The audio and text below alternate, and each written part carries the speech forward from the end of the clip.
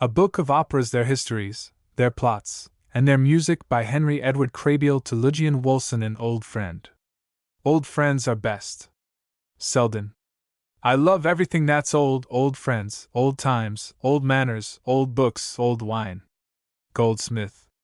Old wood to burn, old wine to drink, old friends to trust, old authors to read.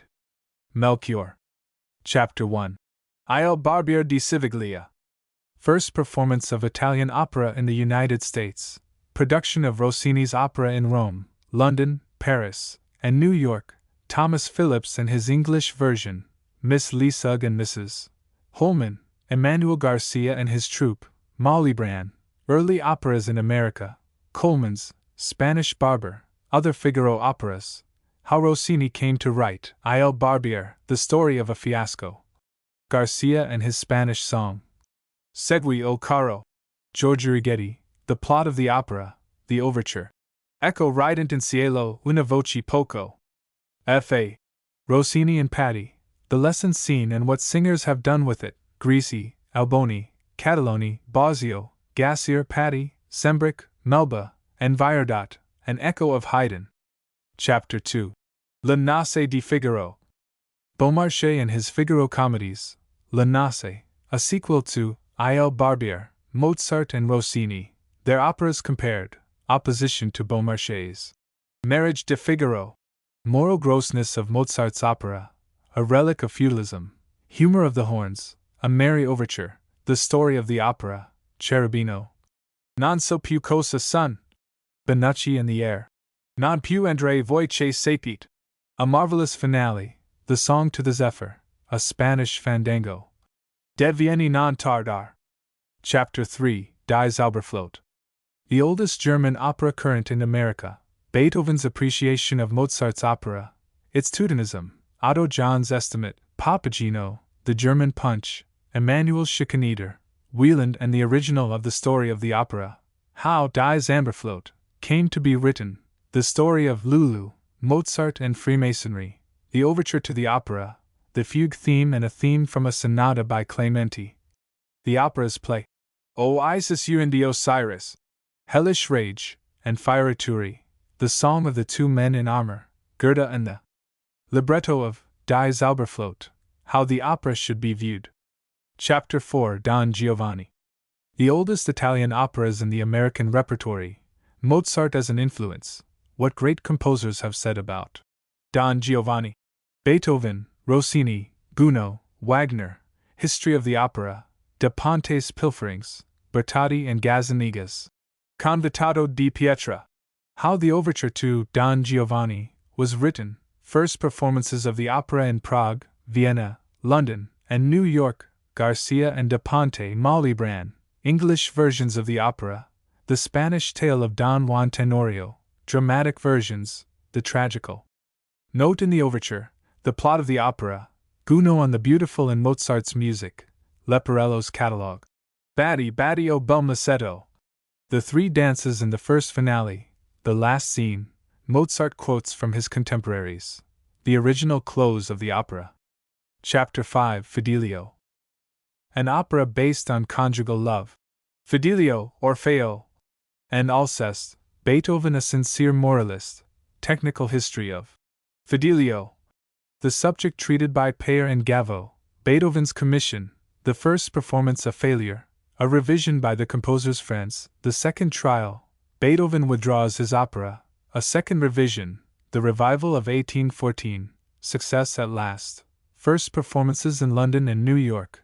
The opera enriched by a ballet. Plot of Fidelio. The first duet. The Canon Quartet. A dramatic trio. Milder Hauptmann and the Great Sheena. Floorstand's air. The trumpet call. The opera's four overtures. Their history. Chapter 6. Faust. The love story in Gounod's opera. Ancient bondsman of the devil. Zoroaster, Democritus, Empedocles, Apollonius, Virgil, Albertus Magnus, Merlin, Paracelsus, Theophilus of Syracuse, the myth-making capacity, Bismarck and the needle-gun, printing, a black art, Johann Fust of Mayence, the veritable Faust, testimony of Luther and Melanchthon, the literary history of Dr. Faustus.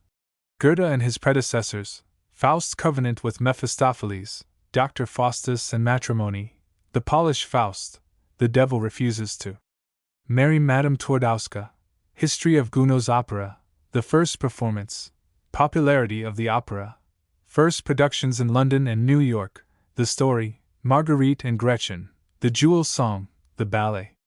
Chapter 7 Mephistophele.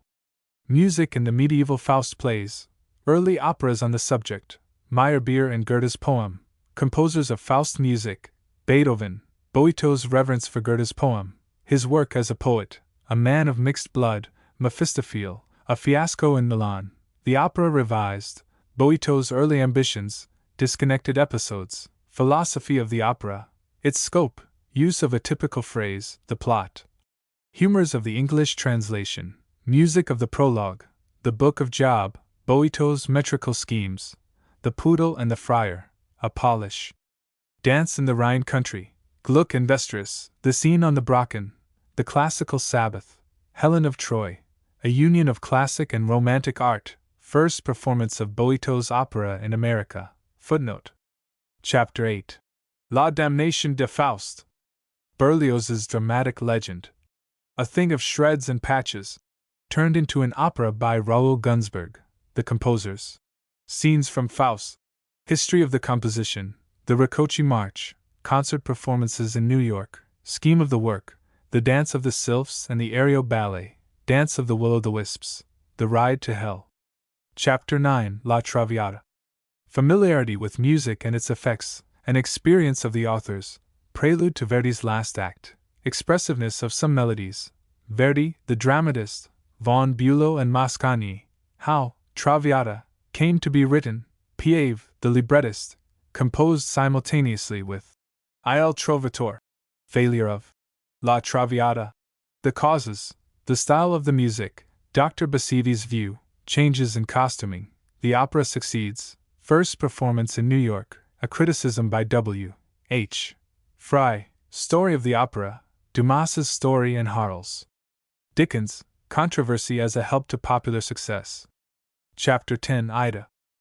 Popular misconceptions concerning the origin of Verdi's opera, the Suez Canal and Cairo Opera House, a pageant opera, local color, the entombment scene, the commission for the opera, the plot and its author, Mariette Bey, his archaeological discoveries at Memphis, Camille Dulacal and Antonio Ghislanzoni, first performance of the opera, unpleasant experiences in Paris, the plot, ancient Memphis, Oriental melodies and local color, an exotic scale, the antique trumpets and their march.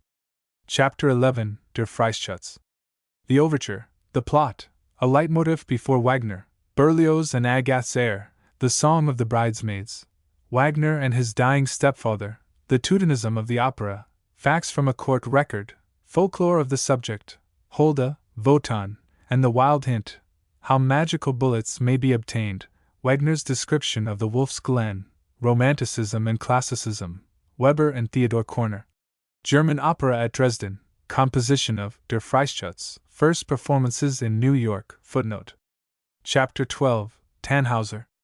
Wagner and Greek ideals, methods of Wagnerian study, the story of the opera, poetical and musical contents of the overture, the Bacchanal, the Tannhauser legend, the historical Tannhauser, the contest of minstrels in the Wartburg, medieval ballads, heroes and their charmers, classical and other parallels, Caves of Venus, the Horselberg in Thuringia, Dame Hulda, the tale of Sir Adalbert.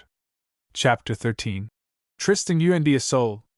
The old legend of Tristram and Isolde, its literary history, ancient elements, Wagner's ethical changes, how the drama came to be written, Frau Wesendonck, Wagner and Dom Pedro of Brazil, first performances in Munich and New York, the prelude, Wagner's poetical exposition, the Song of the Sailor, a symbol of suffering, the death phrase, the shepherd's mournful melody, his merry tune, Tristan's death. Chapter 14 Parsifal. The story, the oracle, the musical symbol of Parsifal, Herzeleid, Kundry, suffering and lamentation, the bells and march, the Eucharistic hymn, the love feast formula, faith, unveiling of the Grail, Klingsor's incantation, the flower maidens, the quest of the Holy Grail, personages and elements of the legend, ethical idea of Wagner's drama, biblical and liturgical elements, Wagner's aim. The Knights Templars, John the Baptist, Herodias, and the Bloody Head, relics of Christ's sufferings, the Holy Grail at Genoa. The sacred lances at Nuremberg in Rome, ancient and medieval parallels of personages, apparatuses, and scenes, Wagner's philosophy, Buddhism, first performances of Parsifal in Bayreuth and New York. Footnote. Chapter 15. Die Meistersinger von Nürnberg. Ridendo castigat mores. Wagner's adherence to classical ideals of tragedy and comedy, the subject of the satire in Die Meistersinger, Wagenseil's book on Nuremberg, plot of the comedy, the Church of St. Catherine in Nuremberg, a relic of the Mastersingers, Master Songs in the Municipal Library, Wagner's Chorus of Mastersingers. Footnote, a poem by Sixtus Beckmesser, the German drama in Nuremberg, Hans Sachs's plays, his Tannhauser tragedy, Tristram and Isolde, the Wittenberg Nightingale, and Walk auf. Wagner's quotation from an authentic master song melody, Romanticism and Classicism, the prelude to Die Meistersinger. Chapter 16. Lohengrin. Wolfram von Eschenbach's story of Lohengrin, other sources of the Lohengrin legend, Der Jüngere Tischel, and Le Chevalier au Cygne. The plot of Wagner's opera, a mixture of myths, relationship of the Figaro operas, contradictions between Lohengrin and Parsifal, the forbidden question, Wagner's love of theatrical effect, the finale of Tannhauser, the law of taboo in Lohengrin, Jupiter and Semele, Cupid and Psyche, the saga of Skeef, King Henry, the Fowler. Chapter 17. Hansel und Gretel. Wagner's influence and his successors, Engelbert Humperdinck, Myths and Fairy Tales, Origin of Hansel und Gretel, First Performances, an application of Wagnerian principles, the prelude, the prayer theme, the countercharm, theme of fulfillment, story of the opera, a relic of an old Christmas song, theme of the witch, the theme of promise, Ring Around a Rosie, the Nusperwalzer. Chapter 1. Il Barbiere di Siviglia.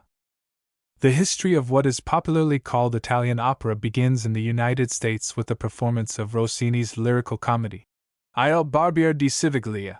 It may, therefore, fittingly take the first place in these operatic studies. The place was the Park Theatre, then situated in Chambers Street, east of Broadway, and the date November 29, 1825. It was not the first performance of Italian opera music in America, however, nor yet of Rossini's merry work. In the early years of the 19th century, New York was almost as fully abreast of the times in the matter of dramatic entertainments as London. New works produced in the English capital were heard in New York as soon as the ships of that day could bring over the books and the actors. Especially was this true of English ballad operas and English transcriptions, or adaptations, of French, German, and Italian operas. New York was 5 months ahead of Paris in making the acquaintance of the operatic version of Beaumarchais' Barbiere de Seville. The first performance of Rossini's opera took place in Rome on February 5, 1816. London heard it in its original form at the King's Theatre on March 10, 1818, with Garcia, the first Count Almaviva, in that part. The opera went off with unbounded applause, says Park, an oboe player, who has left us 2 volumes of entertaining and instructive memoirs, but it did not win the degree of favor enjoyed by the other operas of Rossini then current on the English stage. It dropped out of the repertory of the King's Theatre and was not revived until 1822, a year in which the popularity of Rossini in the British metropolis may be measured by the fact that all but 4 of the operas brought forward that year were composed by him. The first Parisian representation of the opera took place on October 26, 1819. Garcia was again in the cast. By that time, in all likelihood, all of musical New York that could muster up a pucker was already whistling Largo al Factotum, and the beginning of Una voce poco fa. For, on May 17, 1819, Thomas Phillips had brought an English Barbara of Seville forward at a benefit performance for himself at the same Park Theatre at which more than 6 years later the Garcia Company, the first Italian opera troupe to visit the New World, performed it in Italian on the date already mentioned. At Mr. Phillips's performance, the beneficiary sang the part of Almaviva, and Miss Leesug, who afterward became the wife of the comedian Hackett, was the Rosina. On November 21, 1821, there was another performance for Mr. Phillips's benefit, and this time Mrs. Holman took the part of Rosina. Phillips and Holman, brave names these in the dramatic annals of New York and London a little less than a century ago. When will European writers on music begin to realize that musical culture in America is not just now in its beginnings? It was Manuel Garcia's troupe that first performed Il Barbiere di Civiglia in New York, and 4 of the parts in the opera were played by members of his family. Manuel, the father, was the Count, as he had been at the premieres in Rome, London, and Paris. Manuel, son, was the Figaro. He lived to read about 81 years of operatic enterprise in New York, and died at the age of 101 years in London in 1906. Signora Garcia, Mare, was the Berta, and Rosina was sung and played by that cunning pattern of excellent nature, as a writer of the day called her, Signorina Garcia, afterward the famous Molly Bran. The other performers at this representation of the Italian barber were Signor Rosic, Dr. Bartolo, Signor Angrisani, Don Basilio, and Signor Crivelli, the younger, Fiorello. The opera was given 23 times in a season of 79 nights, and the receipts ranged from $1,843 on the opening night and $1,834 on the closing, down to $356 on the 29th night. But neither Phillips nor Garcia was the first to present an operatic version of Beaumarchais' comedy to the American people. French operas by Rousseau, Monsigny, Delairac, and Grétry, which may be said to have composed the staple of the opera houses of Europe in the last decades of the 18th century, were known also in the contemporaneous theaters of Charleston, Baltimore, Philadelphia, and New York. In 1794, the last 3 of these cities enjoyed an opera in 3 acts. The text by Coleman, entitled The Spanish Barber, or The Feudal Precaution. Nothing is said in the announcements of this opera touching the authorship of the music, but it seems to be an inevitable conclusion that it was Paisiello's, composed for St. Petersburg about 1780. There were German barbers in existence at the time composed by Benda, Friedrich Ludwig, Elsperger, and Schultz, but they did not enjoy large popularity in their own country, and Isouard's Barbier was not yet written. Paisiello's opera, on the contrary, was extremely popular throughout Europe. True, he called it The Barber of Seville, not The Spanish Barber, but Coleman's subtitle, The Feudal Precaution, came from the original French title. Rossini also adopted it and purposely avoided the chief title set by Beaumarchais and used by Paisiello, but he was not long permitted to have his way. Thereby hangs the tale of the composition and first failure of his opera, which I must now relate. On December 26, 1815, the first day of the carnival season, Rossini produced his opera, Torvaldo e Dorlisca, at the Teatro Argentina, in Rome, and at the same time signed a contract with Cesarini, the impresario of the theater, to have the first act of a second opera ready on the 20th day of the following January. For this opera Rossini was to receive 400 Roman scudi, the equivalent of about $400, after the first 3 performances, which he was to conduct seated at the pianoforte in the orchestra, as was then the custom. He seems to have agreed to take any libretto submitted by the impresario and approved by the public censor, but there are indications that Sterbini, who was to write the libretto, had already suggested a remodeling of Paisiello's Barber.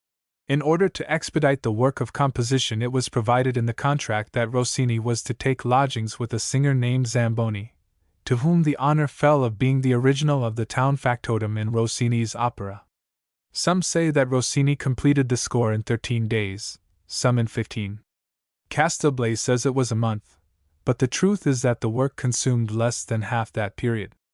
Donizetti, asked if he believed that Rossini had really written the score in 13 days, is reported to have replied, no doubt with a malicious twinkle in his eyes, "It is very possible, he is so lazy."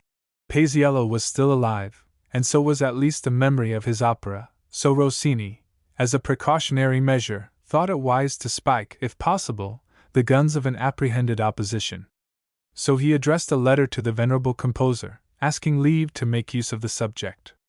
He got permission and then wrote a preface to his libretto, or had Serbini write it for him, in which, while flattering his predecessor, he nevertheless contrived to indicate that he considered the opera of that venerable musician old-fashioned, undramatic, and outdated. Beaumarchais' comedy, entitled The Barber of Seville, or The Useless Precaution, he wrote, is presented at Rome in the form of a comic drama under the title of Almaviva, ossia l'inutile precauzione, in order that the public may be fully convinced of the sentiments of respect and veneration by which the author of the music of this drama is animated with regard to the celebrated Paisiello, who has already treated the subject under its primitive title. Himself invited to undertake this difficult task, the maestro Gioacchino Rossini, in order to avoid the reproach of entering rashly into rivalry with the immortal author who preceded him, expressly required that the Barber of Seville should be entirely versified anew, and also that new situations should be added for the musical pieces which, moreover, are required by the modern theatrical taste. Entirely changed since the time when the renowned Paisiello wrote his work. I have told the story of the fiasco made by Rossini's opera on its first production at the Argentine Theatre on February 5, 1816, in an extended preface to the vocal score of Il Barbiere, published in 1900 by G. Schirmer, and a quotation from that preface will serve here quite as well as a paraphrase, so I quote, with an avowal of gratitude for the privilege to the publishers. Paisiello gave his consent to the use of the subject, believing that the opera of his young rival would assuredly fail. At the same time he wrote to a friend in Rome, asking him to do all in his power to compass a fiasco for the opera. The young composer's enemies were not sluggish. All the whistlers of Italy, says Castelblaze, seemed to have made a rendezvous at the Teatro Argentina on the night set down for the first production. Their malicious intentions were helped along by accidents at the outset of the performance. Details of the story have been preserved for us in an account written by Signora Giorgia Righetti, who sang the part of Rosina on the memorable occasion. Garcia had persuaded Rossini to permit him to sing a Spanish song to his own accompaniment on a guitar under Rosina's balcony in the first act. It would provide the needed local color, he urged. When about to start his song, Garcia found that he had forgotten to tune his guitar. He began to set the pegs in the face of the waiting public. A string broke, and a new one was drawn up amid the titters of the spectators. The song did not please the auditors, who mocked at the singer by humming Spanish fioriture after him. Boisterous laughter broke out when Figaro came on the stage also with a guitar, and Largo al factotum was lost in the din. Another howl of delighted derision went up when Rosina's voice was heard singing within. Segui o caro, de segui così, continue, my dear, continue thus. The audience continued thus. The representative of Rosina was popular, but the fact that she was first heard in a trifling phrase instead of an aria caused disappointment. The duet, between Almaviva and Figaro, was sung amid hisses, shrieks, and shouts. The cavatina, una voce poco fa, got a triple round of applause, however, and Rossini, interpreting the fact as a compliment to the personality of the singer rather than to the music, after bowing to the public, exclaimed, "O natura!" "Thank her," retorted Giorgio Righetti. "But for her you would not have had occasion to rise from your choir." The turmoil began again with the next duet, and the finale was mere dumb show. When the curtain fell, Rossini faced the mob, shrugged his shoulders, and clapped his hands to show his contempt. Only the musicians and singers heard the second act, the din being incessant from beginning to end. Rossini remained imperturbable, and when Giorgio Righetti, Garcia, and Zamboni hastened to his lodgings to offer their condolences as soon as they could don street attire, they found him asleep. The next day he wrote the cavatina, Ecco rident in cielo, to take the place of Garcia's unlucky Spanish song, borrowing the air from his own Aureliano, composed 2 years before, into which it had been incorporated from Ciro, a still earlier work. When night came, he feigned illness so as to escape the task of conducting. By that time his enemies had worn themselves out. The music was heard amid loud plaudits, and in a week the opera had scored a tremendous success. And now for the dramatic and musical contents of Il Barbiere. At the very outset, Rossini opens the door for us to take a glimpse at the changes in musical manner which were wrought by time. He had faulted Paisiello's opera because in parts it had become antiquated, for which reason he had had new situations introduced to meet the modern theatrical taste. But he lived 50 years after Il Barbiere had conquered the world, and never took the trouble to write an overture for it, the one originally composed for the opera having been lost soon after the first production. The overture which leads us into the opera nowadays is all very well in its way and a striking example of how a piece of music may benefit from fortuitous circumstances. Persons with fantastic imaginations have rhapsodized on its appositeness, and professed to hear in it the whispered plottings of the lovers and the merry raillery of Rosina, contrasted with the futile ragings of her gouty guardian. But when Rossini composed this piece of music, its mission was to introduce an adventure of the Emperor Aurelian in Palmyra in the 3rd century of the Christian era. Having served that purpose, it became the prelude to another opera which dealt with Queen Elizabeth of England, a monarch who reigned some 1200 years after Aurelian. Again, before the melody now known as that of Almaviva's Cavatina, which supplanted Garcia's unlucky Spanish song, had burst into the efflorescence which now distinguishes it, it came as a chorus from the mouths of Cyrus and his Persians in ancient Babylon. Truly, the verities of time and place sat lightly on the Italian opera composers of 100 years ago. But the serenade which follows the rising of the curtain preserves a custom more general at the time of Beaumarchais than now, though it is not yet obsolete. Dr. Bartolo, who is guardian of the fascinating Rosina, is in love with her, or at least wishes for reasons not entirely dissociated from her money bags to make her his wife, and therefore keeps her most of the time behind bolts and bars.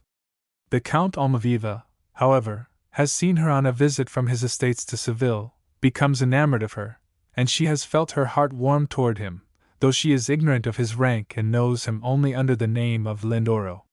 Hoping that it may bring him an opportunity for a glance, mayhap a word with his inamorata, Almaviva follows the advice given by Sir Proteus to Thurio in The Two Gentlemen of Verona. He visits his lady's chamber window, not at night, but at early dawn, with a sweet concert, and to the instruments of Fiorello's musicians' tunes. A deploring dump. It is the Cavatina. Ecco rident in cielo. The musicians, rewarded by Almaviva beyond expectations, are profuse and long-winded in their expression of gratitude, and are gotten rid of with difficulty. The Count has not yet had a glimpse of Rosina, who is in the habit of breathing the morning air from the balcony of her prison house, and is about to despair when Figaro, barber and Seville's factotum, appears trolling a song in which he recites his accomplishments, the universality of his employments, and the great demand for his services. Largo al factotum dello Citta. The Count recognizes him, tells of his vain vigils in front of Rosina's balcony, and so soon as he learns that Figaro is a sort of man of all work to Bartolo, employs him as his go-between. Rosina now appears on the balcony. Almaviva is about to engage her in conversation when Bartolo appears and discovers a billet doux which Rosina had intended to drop into the hand of her Lindoro. He demands to see it, but she explains that it is but a copy of the words of an aria from an opera entitled The Futile Precaution, and drops it from the balcony, as if by accident. She sends Bartolo to recover it, but Almaviva, who had observed the device, secures it, and Bartolo is told by his crafty ward that the wind must have carried it away.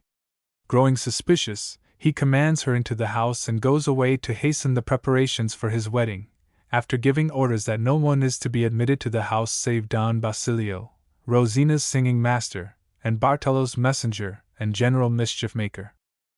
The letter which Rosina had thus slyly conveyed to her unknown lover begged him to contrive means to let her know his name, condition, and intentions respecting herself. Figaro, taking the case in hand at once, suggests that Almaviva publish his answer in a ballad. This the Count does. Southeast il mio nome sapere, protesting the honesty and ardor of his passion, but still concealing his name and station. He is delighted to hear his lady-love's voice bidding him to continue his song. It is the phrase, Segui o caro, de segui così, which sounded so monstrously diverting at the first representation of the opera in Rome. After the second stanza, Rosina essays a longer response, but is interrupted by some of the inmates of the house. Figaro now confides to the Count a scheme by which he is to meet his fair enslaver face to face. He is to assume the role of a drunken soldier who has been billeted upon Dr. Bartolo, a plan that is favored by the fact that a company of soldiers has come to Seville that very day, which is under the command of the Count's cousin. The plan is promptly put into execution.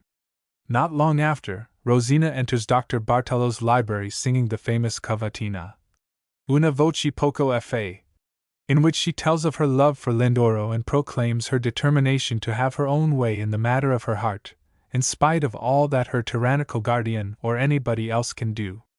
This cavatina has been the showpiece of hundreds of singers ever since it was written. Signora Giorgia Righetti, the first Rosina, was a contralto, and sang the music in the key of E, in which it was written. When it became one of Jenny Lind's display airs, it was transposed to F and tricked out with a great abundance of fioritura. Adelina Patti in her youth used so to overburden its already florid measures with ornament that the story goes that once when she sang it for Rossini, the old master dryly remarked, "A very pretty air. Who composed it?" Figaro enters at the conclusion of Rosina's song, and the two are about to exchange confidences when Bartolo enters with Basilio, who confides to the old doctor his suspicion that the unknown lover of Rosina is the Count Almaviva, and suggests that the latter's presence in Seville be made irksome by a few adroitly spread innuendos against his character. How a calumny, ingeniously published, may grow from a whispered zephyr to a crashing, detonating tempest, Basilio describes in the Buffo air, La Colonia, a marvelous example of the device of crescendo which in this form is one of Rossini's inventions. Bartolo prefers his own plan of compelling his ward to marry him at once. He goes with Basilio to draw up a marriage agreement, and Figaro, who has overheard their talk, acquaints Rosina with its purport. He also tells her that she shall soon see her lover face to face if she will but send him a line by his hands. Thus he secures a letter from her, but learns that the artful minx had written it before he entered. Her ink-stained fingers, the disappearance of a sheet of paper from his writing desk, and the condition of his quill pen convince Bartolo on his return that he is being deceived, and he resolves that henceforth his ward shall be more closely confined than ever. And so he informs her, while she mimics his angry gestures behind his back. In another moment there is a boisterous knocking and shouting at the door, and in comes Almaviva, disguised as a cavalry soldier most obviously in his cups. He manages to make himself known to Rosina, and exchanges letters with her under the very nose of her jailer, affects a fury toward Dr. Bartolo when the latter claims exemption from the billet, and escapes arrest only by secretly making himself known to the officer commanding the soldiers who had been drawn into the house by the disturbance. The sudden and inexplicable change of conduct on the part of the soldiers petrifies Bartolo. He is literally astonished, and Figaro makes him the victim of several laughable pranks before he recovers his wits. Dr. Bartolo's suspicions have been aroused about the soldier, concerning whose identity he makes vain inquiries, but he does not hesitate to admit to his library a seeming music master who announces himself as Don Alonso, come to act as substitute for Don Basilio, who, he says, is ill. Of course it is Almaviva. Soon the ill-natured guardian grows impatient of his garrulity, and Almaviva, to allay his suspicions and gain a sight of his inamorata, gives him a letter written by Rosina to Lindoro, which he says he had found in the Count's lodgings. If he can but see the lady, he hopes by means of the letter to convince her of Lindoro's faithlessness. This device, though it disturbs its inventor, is successful, and Bartolo brings in his ward to receive her music lesson. Here, according to tradition, there stood in the original score a trio which was lost with the overture. Very welcome has this loss appeared to the Rosinas of a later day, for it has enabled them to introduce into the lesson scene music of their own choice, and of course, such as showed their voices and art to the best advantage. Very amusing have been the anachronisms which have resulted from these illustrations of artistic vanity, and diverting are the glimpses which they give of the tastes and sensibilities of great prime don. Grisi and Alboni, stimulated by the example of Catalani, though not in this opera, could think of nothing nobler than to display their skill by singing Rhodes' air and variations, a violin piece. This grew hackneyed, but nevertheless survived till a comparatively late day.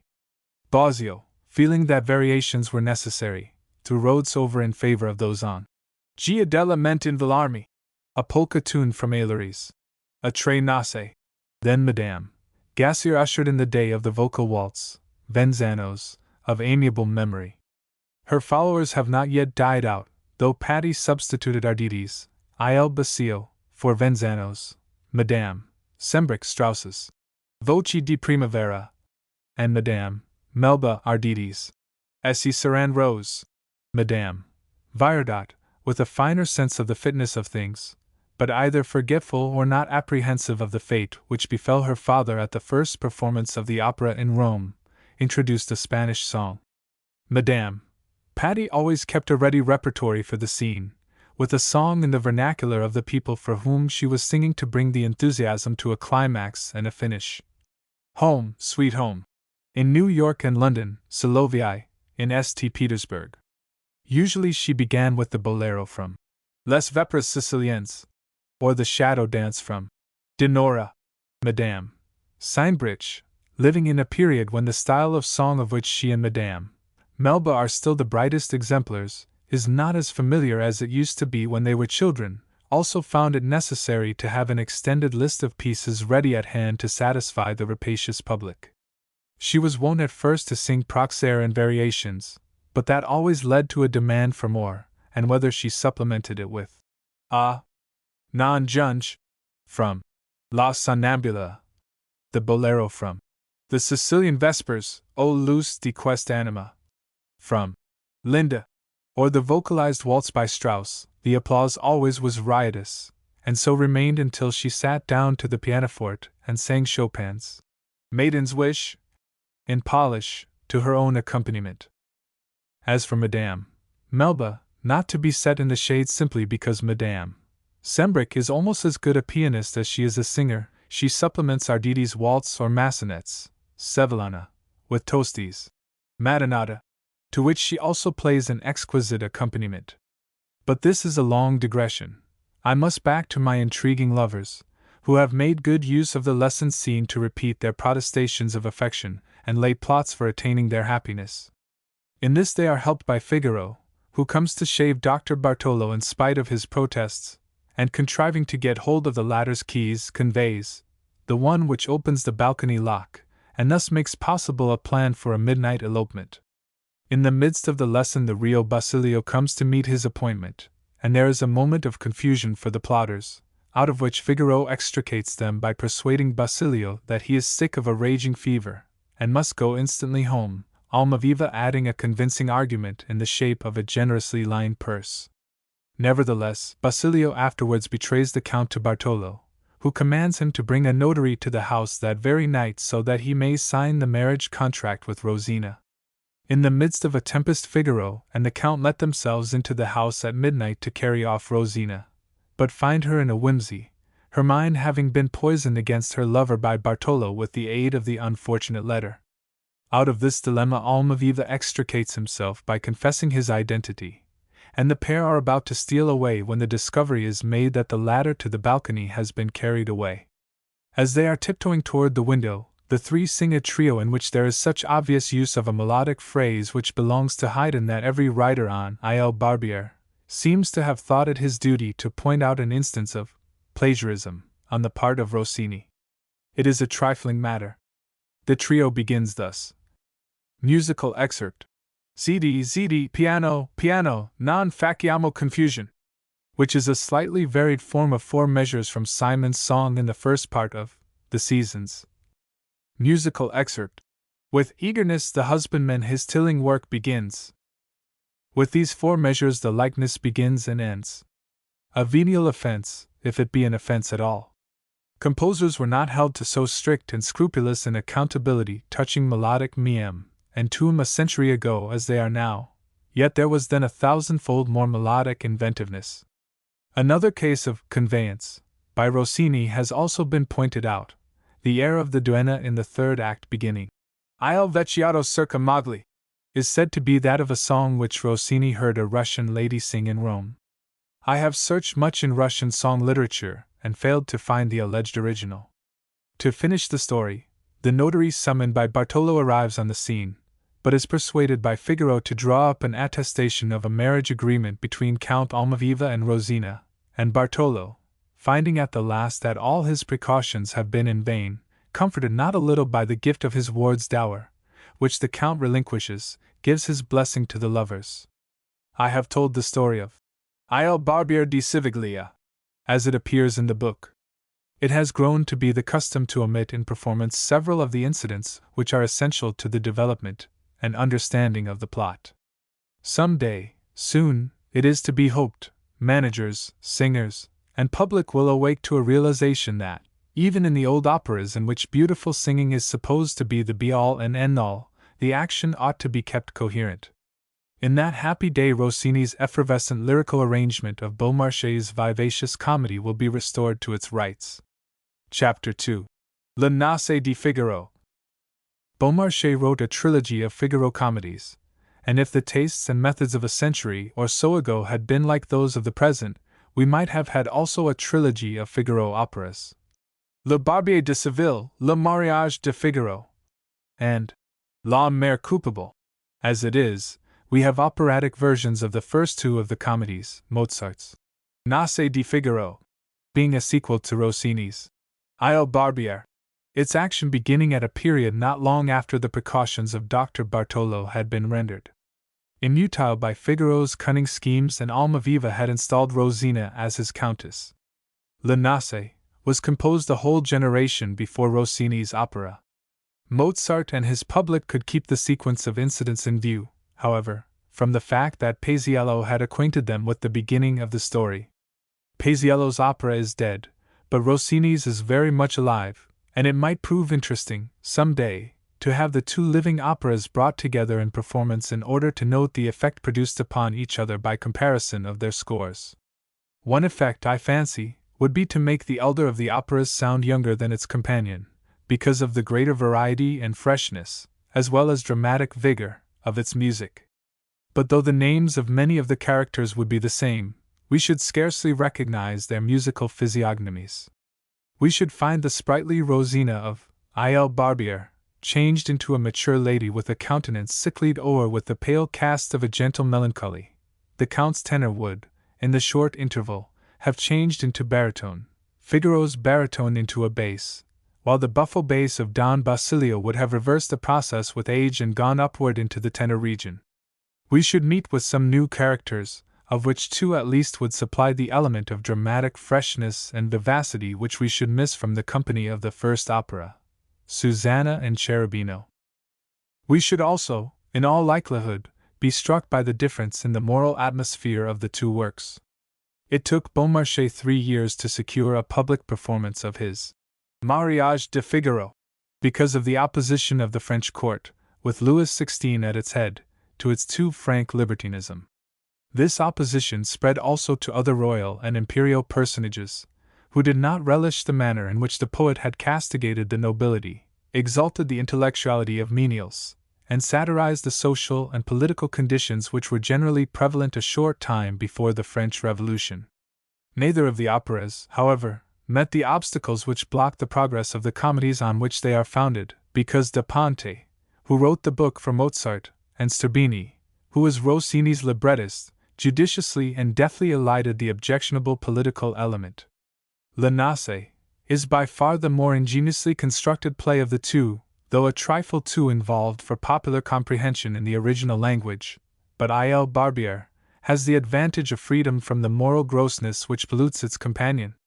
For the unspoiled taste of the better class of opera patrons, there is a livelier as well as a lovelier charm in the story of Almaviva's adventures while outwitting Dr. Bartolo, and carrying off the winsome Rosina to be his countess than in the depiction of his amatory intrigues after marriage. In fact, there is something especially repellent in the Count's lustful pursuit of the bride of the man to whose intellectual resourcefulness he owed the successful outcome of his own wooing. It is, indeed, a fortunate thing for Mozart's music that so few opera-goers understand Italian nowadays. The play is a moral blister, and the less intelligible it is made by excisions in its dialogue, the better, in one respect, for the virtuous sensibilities of its auditors. One point which can be sacrificed without detriment to the music and at only a trifling cost to the comedy, even when it is looked upon from the viewpoint which prevailed in Europe at the period of its creation, is that which Beaumarchais relied on chiefly to add piquancy to the conduct of the Count. Almaviva, we are given to understand, on his marriage with Rosina had voluntarily abandoned an ancient seigneurial right, described by Susanna as cert mes or che il diritto feudale, but is desirous of reviving the practice in the case of the Countess's bewitching maid on the eve of her marriage to his valet. It is this discovery which induces Figaro to invent his scheme for expediting the wedding, and lends a touch of humor to the scene in which Figaro asks that he and his bride enjoy the first fruits of the reform while the villagers lustily hymn the merits of their virtuous lord. But the too frank discussion of the subject with which the dialogue teems might easily be avoided. The opera, like all the old works of the lyrical stage, is in sad need of intelligent revision and thorough study, so that its dramatic as well as its musical beauties may be preserved. There is no lovelier merit in Mozart's music than the depth and tenderness with which the honest love of Susanna for Figaro and the Countess for her lord are published, and it is no demerit that the volatile passion of the adolescent Cherubino and the frolicsome, scintillant, vivacious spirit of the plotters are also given voice. Mozart's music could not be all that it is if it did not enter fully and unreservedly into the spirit of the comedy. It is what it is because whenever the opportunity presented itself, he raised it into the realm of the ideal. Yet Mozart was no Puritan. He swam along gaily and contentedly on the careless current of life as it was lived in Vienna and elsewhere in the closing decades of the 18th century, and was not averse, merely for the fun of the thing, to go even a step beyond his librettist when the chance offered. Here is an instance in point. The plotters have been working a little at cross purposes, each seeking his own advantages, and their plans are about to be put to the test when Figaro temporarily loses confidence in the honesty of Susanna. With his trust in her falls to the ground his faith in all womankind. He rails against the whole sex in the air, beginning a pride un pequegalaci in the last act. Enumerating the moral blemishes of women, he at length seems to be fairly choked by his own spleen, and bursts out at the end with Io resto nal dico, gia ognuno lo sa, the rest I'll not tell you, everybody knows it. The orchestra stops, all but the horns, which with the phrase musical excerpt, aided by a traditional gesture, the singer's forefingers pointing upward from his forehead, complete his meaning. It is a pity that the air is often omitted, for it is eloquent in the exposition of the spirit of the comedy. The merriest of opera overtures introduces Le Nozze di Figaro, and puts the listener at once into a frolicsome mood. It seems to be the most careless of little pieces, drawing none of its material from the music of the play, making light of some of the formulas which demanded respect at the time. There is no free fantasia, laughing and singing its innocent life out in less than 5 minutes as if it were breathing an atmosphere of pure oxygen. It romps, it does not reflect or feel. Motion is its business, not emotion. It has no concern with the deep and gentle feelings of the play, but only with its frolic. The spirit of playful torment, the disposition of a pretty tease, speaks out of its second subject. Musical excerpt. And one may, if one wishes, hear the voice of only half-serious admonition in the phrase of the basses, which the violins echo as if in mockery. Musical excerpt. But, on the whole, the overture does not ask for analysis or interpretation. It is satisfied to express untrammeled joy in existence. The curtain is withdrawn, and we discover the lovers preparing for their wedding. Figaro is taking the dimensions of a room, and the first motive of a duet illustrates his measured paces. Susanna is trimming a hat, and her happiness and her complacent satisfaction with her handiwork are published in the second motive, whose innocent joy explodes in scintillant semi-quavers in the fiddles at the third measure. His labors ended, Figaro joins Susanna in her utterances of joy. But there is a fly in the ointment. Why has Figaro been so busily measuring the room? To test its fitness as their chamber, for the Count has assigned it to them, though it is one of the best rooms in the palace. He points out its convenient location. Duet. Essi a castle, madama. so near the room of the Countess that her maid can easily answer the din-din of her bell, and near enough to the room of the Count that his don would never sound in vain should he wish to send his valet on an errand. Altogether too convenient, explains Susanna. Some fine day the Count's don might mean a 3-mile journey for the valet, and then the devil would fetch the dear Count to her side in 3 paces. Has he not been making love violently to her for a space, sending Don Basilio to give her singing lessons and to urge her to accept his suit? Did Figaro imagine it was because of his own pretty face that the Count had promised her so handsome a dowry? Figaro had pressed such a flattering unction to his soul, but now recalls, with not a little jealous perturbation, that the Count had planned to take him with him to London, where he was to go on a mission of state. He as ambassador, Figaro as a courier, and Susanna as ambassadress in secret. Is that your game, my lord? Then I'll set the pace for your dancing with my guitar. Cavatina. Esse vol baller. Almaviva's obedient valet disappears, and presto! In his place we see our old friend, the cunning, resourceful barber and town factotum of the earlier days, who shall hatch out a plot to confound his master and shield his love from persecution. First of all, he must hasten the wedding. He sets about this at once, but all unconscious of the fact that Dr. Bartolo has never forgiven nor forgotten the part he played in robbing him of his ward Rosina. He comes now to let us know that he is seeking revenge against Figaro and at the same time, as he hopes, rid himself of his old housekeeper, Marcellina, to whom he is bound by an obligation that is becoming irksome.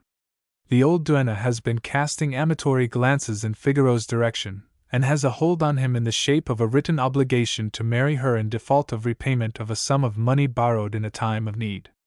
She enlists Bartolo as adviser, and he agrees to lay the matter before the Count.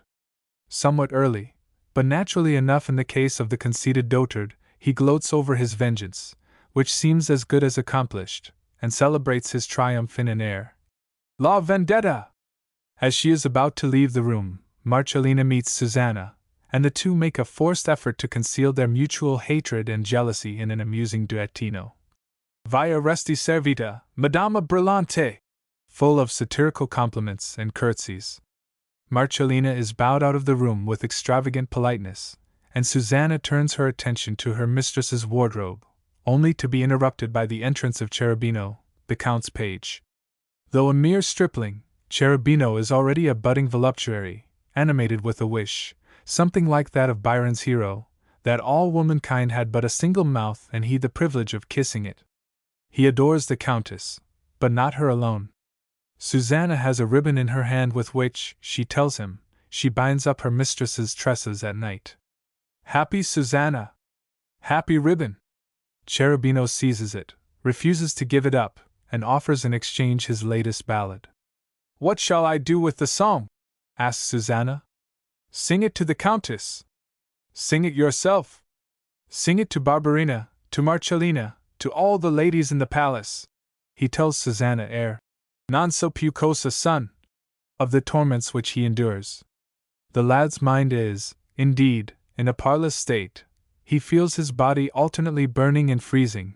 The mere sight of a maiden sends the blood to his cheeks, and he needs must sigh whenever he hears her voice, sleeping and waking, by lakeside, in the shadow of the woods, on the mountain, by stream and fountain. His thoughts are only of love and its sweet pains. It is quite impossible to describe the eloquence with which Mozart's music expresses the feverish unrest, the turmoil, and the longing which filled the lad's soul. Otto John has attempted it, and I shall quote his effort. The vibration of sentiment, never amounting to actual passion, the mingled anguish and delight of the longing which can never be satisfied, are expressed with a power of beauty raising them out of the domain of mere sensuality. Very remarkable is the simplicity of the means by which this extraordinary effect is attained. A violin accompaniment passage, not unusual in itself, keeps up the restless movement. The harmonies make no striking progressions, strong emphasis and accents are sparingly used, and yet the soft flow of the music is made suggestive of the consuming glow of passion. The instrumentation is here of a very peculiar effect and quite a novel coloring. The stringed instruments are muted, and clarinets occur for the first time, and very prominently, both alone and in combination with the horns and bassoons. Cherubino's philandering with Susanna is interrupted by the Count, who comes with protestations of love, which the page hears from a hiding place behind a large armchair, where Susanna, in her embarrassment, had hastily concealed him on the Count's entrance. The Count's philandering, in turn, is interrupted by Basilio, whose voice is heard long enough before his entrance to permit the Count also to seek a hiding place. He, too, gets behind the chair, while Cherubino, screened by Susanna's skirts, ensconces himself in the seat, and finds cover under one of the Countess's gowns which Susanna hurriedly throws over him. Don Basilio comes in search of the Count, but promptly begins his pleas in behalf of his master. Receiving nothing but indignant rejoinders, he twits Susanna with loving the lad, and more than intimates that Cherubino is in love with the Countess. Why else does he devour her with his eyes when serving her at table? And had he not composed a canzonetta for her? Far be it from him, however, to add a word to what everybody says. Everybody says what? Demands the Count, discovering himself. A trio follows. Cosa sento! The Count, though in a rage, preserves a dignified behavior and orders the instant dismissal of the page from the palace. Susanna is overwhelmed with confusion, and plainly betrays her agitation. She swoons, and her companions are about to place her in the armchair when she realizes a danger and recovers consciousness. Don Basilio cringes before the Count, but is maliciously delighted at the turn which affairs have taken. The Count is stern. Cherubino had once before incurred his displeasure by poaching in his preserves. He had visited Barberina, the pretty daughter of his gardener, and found the door bolted. The maid appeared confused, and he, seeking an explanation, drew the cover from the table and found the page hiding under. He illustrates his action by lifting the gown thrown over the chair, and there is the page again. This, then, is the reason of Susanna's seeming prudery. The page, her lover. He accuses Susanna, who asserts her innocence, and truthfully says that Cherubino had come to ask her to procure the Countess's intercession in his behalf, when his entrance had thrown them both into such confusion that Cherubino had concealed himself. Where? Behind the armchair. But the Count himself had hidden there. True, but a moment before the page had slipped around and into the chair. Then he had heard all that the Count had said to Susanna? Cherubino says he had tried his best not to overhear anything. Figaro is sent for and enters with the villagers, who hymn the virtues of their lord. To the Count's question as to the meaning of the demonstration, Figaro explains that it is an expression of their gratitude for the Count's surrender of seigneurial rights, and that his subjects wish him to celebrate the occasion by bestowing the hand of Susanna on Figaro at once, and himself placing the bridal veil upon her brow. The Count sees through Figaro's trick, but believing it will be frustrated by Marcellina's appeal, he promises to honor the bride, as requested, in due season. Cherubino has begged for the Count's forgiveness, and Susanna has urged his youth in extenuation of his fault. Reminded that the lad knows of his pursuit of Susanna, the Count modifies his sentence of dismissal from his service to banishment to Seville as an officer in his regiment. Figaro playfully inducts him into the new existence. The air, Non più André, in which this is done, is in vigorous march rhythm. Benucci, the original Figaro in Vienna, had a superbly sonorous voice, and Michael Kelly, the English tenor, who sang the two roles of Don Basilio and Don Curzio, tells us how thrillingly he sang the song at the first rehearsal with the full band. Mozart was on the stage in a crimson pelisse and cocked hat trimmed with gold lace, giving the time to the orchestra. Figaro gave the song with the greatest animation and power of voice. I was standing close to Mozart, says Kelly, who, sotto voce, was repeating, Bravo, bravo, Benucci, and when Benucci came to the fine passage, Cherubino, alla vittoria, alla gloria milita, which he gave out with stentorian lungs, the effect was electricity itself, for the whole of the performers on the stage, and those in the orchestra, as if actuated by one feeling of delight, vociferated, Bravo, bravo, maestro! Viva, viva, grande Mozart! Those in the orchestra I thought would never have ceased applauding by beating the bows of their violins against the music desks. The little man acknowledged by repeated obeisances his thanks for the distinguished mark of enthusiastic applause bestowed upon him. This ends the first act. At the opening of the second, the Countess asks our sympathy because of the unhappiness caused by her errant husband. Cavatina. Por d'amor. She prays the god of love to restore her to his affections. Susanna entering, the Countess asks her to continue her tale of the Count's pursuit of her. There is nothing to add, says the maid. The Count wooed as noblemen woo women of her class, with money. Figaro appears to tell that the Count is aiding Marcellina in her scheme and of the trick which he has devised to circumvent him. He had sent Basilio to his lordship with a letter warning him that the Countess had made an appointment to meet a lover at the ball to be given in the evening. This would fan the fires of his jealousy, and so enrage him that he would forget his designs against Susanna until she was safely married, when he would discover that he had been outwitted. In the meantime, while he is reflecting on the fact that two could play at the game, Susanna is to apprise the Count that she will meet him in the garden in the evening. Cherubino, whose departure to Seville had been delayed for the purpose, is to meet the Count disguised as Susanna, and the Countess, appearing on the scene, is to unmask him. The Count is supposed to have gone a-hunting, and the plotters have 2 hours for preparation. Figaro leaves them to find Cherubino, that he may be put into petticoats. When the page comes, the Countess first insists on hearing the song which he had given to Susanna, and Cherubino, stammering and blushing at first, sings it to Susanna's guitar. Canzoni. Voce sapit. Again I call upon Otto John for a description of the music. Cherubino is not here directly expressing his feelings, he is depicting them in a romance, and he is in the presence of the Countess, toward whom he glances with all the bashfulness of boyish passion. The song is in ballad form, to suit the situation, the voice executing the clear, lovely melody, while the stringed instruments carry on a simple accompaniment pizzicato, to imitate the guitar. This delicate outline is, however, shaded and animated in a wonderful degree by solo wind instruments. Without being absolutely necessary for the progress of the melodies and the completeness of the harmonies, they supply the delicate touches of detail, reading between the lines of the romance, as it were, what is passing in the heart of the singer. We know not whether to admire most the gracefulness of the melodies, the delicacy of the disposition of the parts, the charm of the tone coloring, or the tenderness of the expression. The whole is of entrancing beauty. Susanna finds that she and Cherubino are of the same height, and begins to array him in garments belonging to her, first locking the door against possible intruders.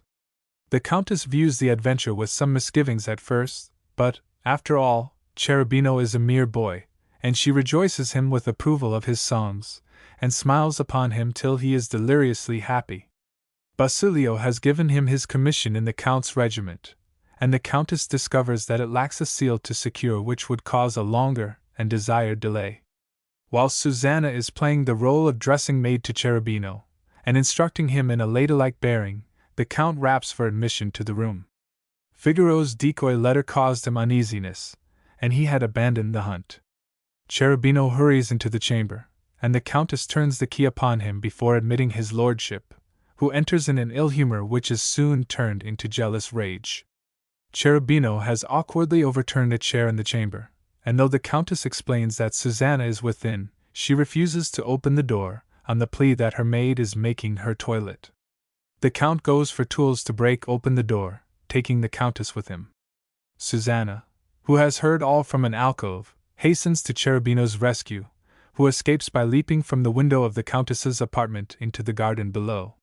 Susanna takes his place in the chamber. Then begins the most marvelously ingenious and beautiful finale in the whole literature of opera.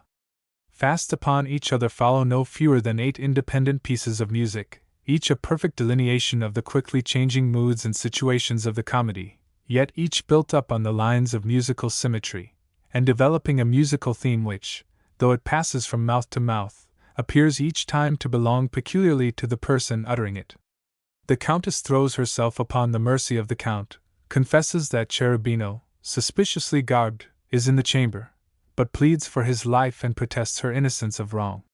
She gives the key to her enraged husband, who draws his sword, unlocks the door, and commands the page to stand forth.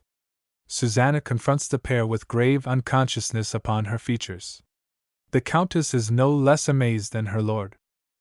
The Count goes into the chamber to search for the page, giving Susanna a chance to explain, and the nimble-witted women are ready for him when he comes back confused, confounded, and ready to ask forgiveness of his wife, who becomes tearful and accusing, telling him at length that the story of the page's presence was all an invention to test him. But the letter giving word of the assignation? Written by Figaro. He then shall be punished. Forgiveness is deserved only by those willing to forgive. All is well, and the Countess gives her hand to be kissed by her lord. Enters Figaro with joyous music to announce that all's ready for the wedding, trumpets sounding, pipes tootling, peasants singing and dancing. The Count throws a damper upon his exuberant spirits. How about that letter? In spite of the efforts of the Countess and Susanna to make him confess its authorship, Figaro stoutly insists that he knows nothing of it. The Count summons Marcellina, but before she arrives, the drunken gardener Antonio appears to tell the Count that someone had leaped out of the salon window and damaged his plants and pots. Confusion overwhelms the women. But Figaro's wits are at work. He laughs loudly and accuses Antonio of being too tipsy to know what had happened. The gardener sticks to his story and is about to describe the man who came like a bolt from the window, when Figaro says it was he made the leap. He was waiting in the salon to see Susanna, he explains, when he heard the Count's footsteps, and fearing to meet him because of the decoy letter, he had jumped from the window and got a sprained ankle, which he offers in evidence. The orchestra changes key and tempo, and begins a new inquisition with pitiless reiteration. Musical excerpt. Antonio produces Cherubino's commission. These, then, are your papers? The Count takes the commission, opens it, and the Countess recognizes it. With whispers and signs the women let Figaro know what it is, and he is ready with the explanation that the page had left the paper with him. Why? It lacked. The women come again to his rescue. It lacked the seal. The Count tears up the paper in his rage at being foiled again. But his allies are at hand, in the persons of Marcellina, Bartolo, and Basilio, who appear with the accusing contract signed by Figaro. The Count takes the case under advisement, and the act ends with Figaro's enemies sure of triumph and his friends dismayed. The third act plays in a large hall of the palace decorated for the wedding. In a duet, Crudel, Perci Finora, the Count renews his addresses to Susanna. She, to help along the plot to unmask him, consents to meet him in the garden. A wonderful grace rests upon the music of the duet, which Mozart's genius makes more illuminative than the words.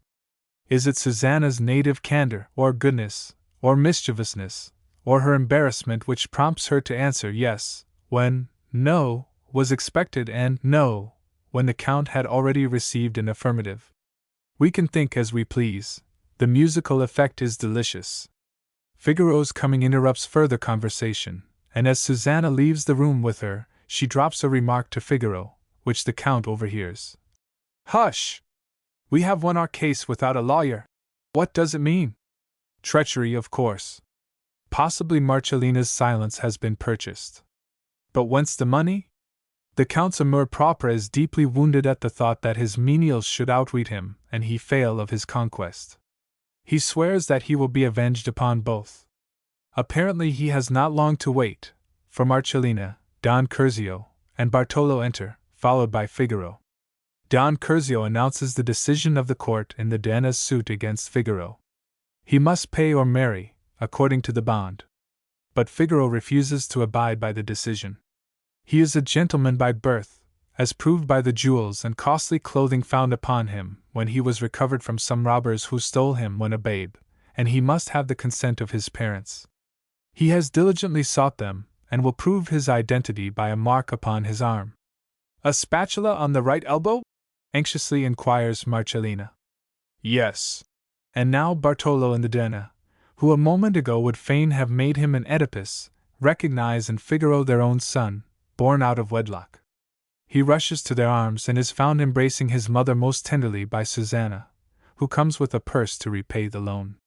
She flies into a passion and boxes Figaro's ears before the situation is explained, and she is made as happy by the unexpected denouement as the Count and Don Curzio are miserable. Bartolo resolves that there shall be a double wedding. He will do tardy justice to Marcellina. Now we see the Countess again in her lamentable mood, mourning the loss of her husband's love. Aria. Dove sono. Susanna comes to tell of her appointment with the Count.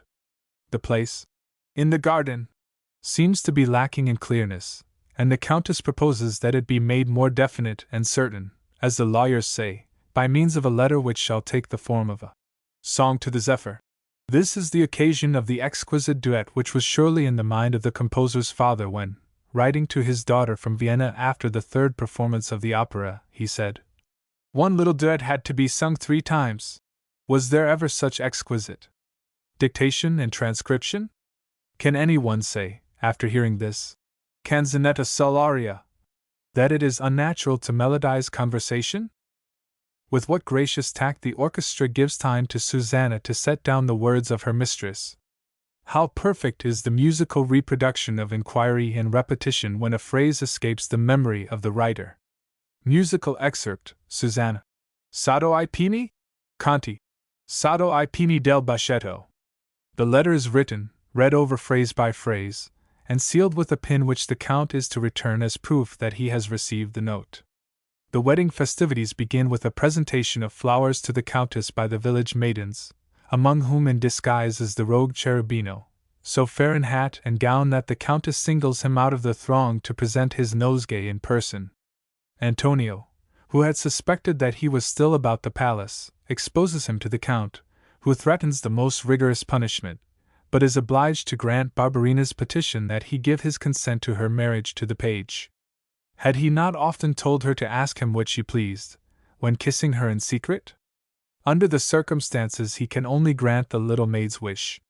During the dance which follows, it is a Spanish fandango which seems to have been popular in Vienna at the time, for Gluck had already made use of the same melody in his ballet, Don Juan. Susanna kneels before the Count to have him place the wreath, or veil, upon her head, and slyly slips the canzonetta sul aria into his hands. He pricks his finger with the pin, drops it, but on reading the postscript picks it up, so that he may return it to the writer as a sign of understanding. In the evening Barberina, who has been commissioned to carry the pin to her cousin Susanna, loses it again, and her lamentation, "Elho perdida," with its childish sobs while hunting it, is one of the little gems of the opera. From her Figaro learns that the letter which he had seen the Count read during the dance was from Susanna, and becomes furiously jealous. In an air, which has already been described, he rails against man's credulity and woman's faithlessness. The time is come to unmask the Count. The Countess and Susanna have exchanged dresses, and now come into the garden. Left alone, Susanna gives voice to her longing and love for Figaro, though the situation makes it seem to be for the Count, in the air which has won great favor in the concert room. De vieni non tardar. Here some of Otto John's words are again appropriate. Mozart was right to let the feelings of the loving maiden shine forth in all their depth and purity, for Susanna has none but her Figaro in her mind, and the sentiments she expresses are her true ones. Figaro, in his hiding place, listening and suspecting her of awaiting the Count's arrival, throws a cross light on the situation, which, however, only receives its full dramatic signification by reason of the truth of Susanna's expression of feeling. Susanna, without her sensual charm, is inconceivable, and a tinge of sensuality is an essential element of her nature, but Mozart has transfigured it into a noble purity which may fitly be compared with the grandest achievements of Greek sculpture. Cherubino, watched from different places of concealment by the Count, Figaro, and Susanna, appears, and seeing the Countess, whom he takes for Susanna, confounds not her alone, but also the Count and Figaro, by his ardent addresses to her. He attempts to kiss her, but the Count steps forward and interposes his cheek. The Count attempts to box Cherubino's ears, but Figaro, slipping forward at the moment, receives the blow instead. Confusion is at its height. The Count makes love to his wife, thinking she is Susanna, promises her a dowry, and places a ring on her finger. Seeing torches approaching, they withdraw into deeper darkness. Susanna shows herself, and Figaro, who takes her for the Countess, acquaints her of the Count's doings which he has just witnessed. Susanna betrays herself, and Figaro resolves to punish her for her masquerading. He makes love to her with extravagant pathos until interrupted by a slap in the face. Susanna's patience had become exhausted, and her temper got the better of her judgment. Figaro laughs at her ill humor and confesses his trick, but renews his sham love-making when he sees the Count returning. The latter calls for lights, and seizes Figaro and his retainers. In the presence of all, he is put to shame by the disclosures of the personality of the Countess and Susanna. He falls on his knees, asks forgiveness, receives it, and all ends happily. Chapter 3: Die Zauberflöte. Mozart's Zauberflöte, the magic flute, is the oldest German opera holding a place on the American stage, though not quite 118 years old. But so far as my memory and records go, it has had but 4 performances in the original tongue in New York in a whole generation. There have been a few representations in English within this time and a considerable number in Italian, our operatic institutions being quick, as a rule, to put it upon the stage whenever they have at command a soprano ligero with a voice of sufficient range and flexibility to meet the demands of the extraordinary music which Mozart wrote for the Queen of Night to oblige his voluble-throated sister-in-law, Madame Hofer, who was the original representative of that character. The same operatic conditions having prevailed in New York and London for many years, it is not strange that English-speaking people have come to associate the magic flute with the Italian rather than the German repertory. Yet we have the dictum of Beethoven that it is Mozart's greatest opera, because in it his genius showed itself in so large a variety of musical forms, ranging from ditties in the folk song style to figurated chorale and fugue, and more particularly because in it Mozart first disclosed himself as a German composer. By this Beethoven did not mean that Mozart had not written music before for a German libretto, but that he had never written German music before in an opera. The distinction is one more easily observed by Germans and critical historians than by the ordinary frequenters of our opera houses. Die Zauberflöte has a special charm for people of German blood, which is both admirable and amiable. Its magnificent choruses are sung by men, and Germany is the home of the Männersang. Among the opera's songs are echoes of the Volkslied, ditties which seem to have been caught up in the German nurseries or plucked off the lips of the itinerant German balladist. Its emotional music is heartfelt, warm, ingenuous, and in form and spirit free from the artificiality of Italian opera as it was in Mozart's day and as it continued to be for a long time thereafter. It was this last virtue which gave the opera its largest importance in the eyes of Otto John, Mozart's biographer. In it, he said, for the first time all the resources of cultivated art were brought to bear with the freedom of genius upon a genuine German opera. In his Italian operas, Mozart had adopted the traditions of a long period of development, and by virtue of his original genius had brought them to a climax and a conclusion. But in Die Zauberflöte, he stepped across the threshold of the future and unlocked the sanctuary of national art for his countrymen. In this view every critical historian can concur, no matter what his tastes or where his home. But it is less easy for an English, French, or Italian critic than a German to pardon the incongruities, incoherences, and silly buffooneries which mar the opera. Some of the disturbing elements are dear to the Teutonic heart. Papageno, for instance, is but a slightly metamorphosed Kasperl, a jack pudding, Hanswurst, twice removed, and Kasperl is as intimately bound up in the German nature as his cousin Punch in the English. Kasperl is, indeed, directly responsible for Die Zauberflöte. At the end of the 18th century there was in Vienna a singular individual named Emanuel Schikaneder, a jack of all trades so far as public amusements were concerned, musician, singer, actor, playwright, and manager. There can be no doubt but that he was a sad scalawag and ribald rogue, with as few moral scruples as ever burdened a purveyor of popular amusements. But he had some personal traits which endeared him to Mozart, and a degree of intellectuality which won him a fairly respectable place among the writers for the stage at the turn of the century.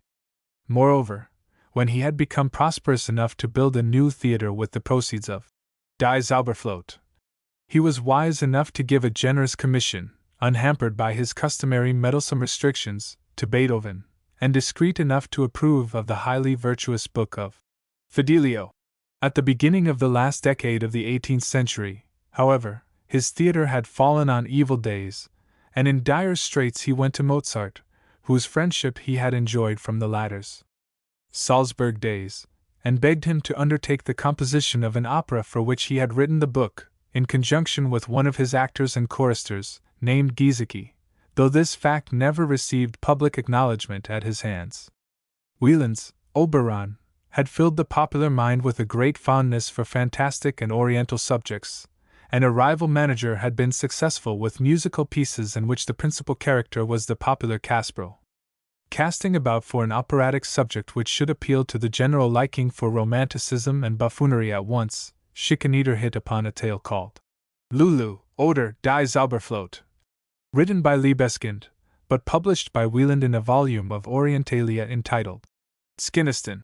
He had got pretty deep in his work when a rival manager brought out an adaptation of the same story, with music by Wenzelmüller.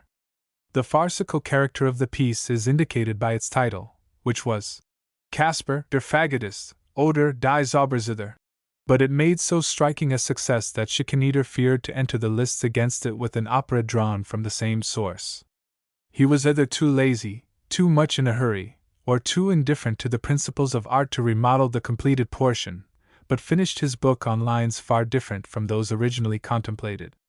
The transformation thus accomplished brought about all the blemishes of Die Zauberflöte, but also gave occasion for the sublime music with which Mozart transfigured some of the scenes.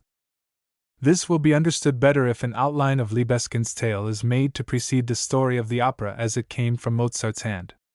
A wicked magician, Dilsinghuin, has robbed the radiant fairy, Periphyrium, of her daughter, Sidi, and carried off a magic talisman. The magician keeps the damsel in confinement, and persecutes her with amatory advances which she is able to resist through a power which is to support her so long as her heart is untouched by love.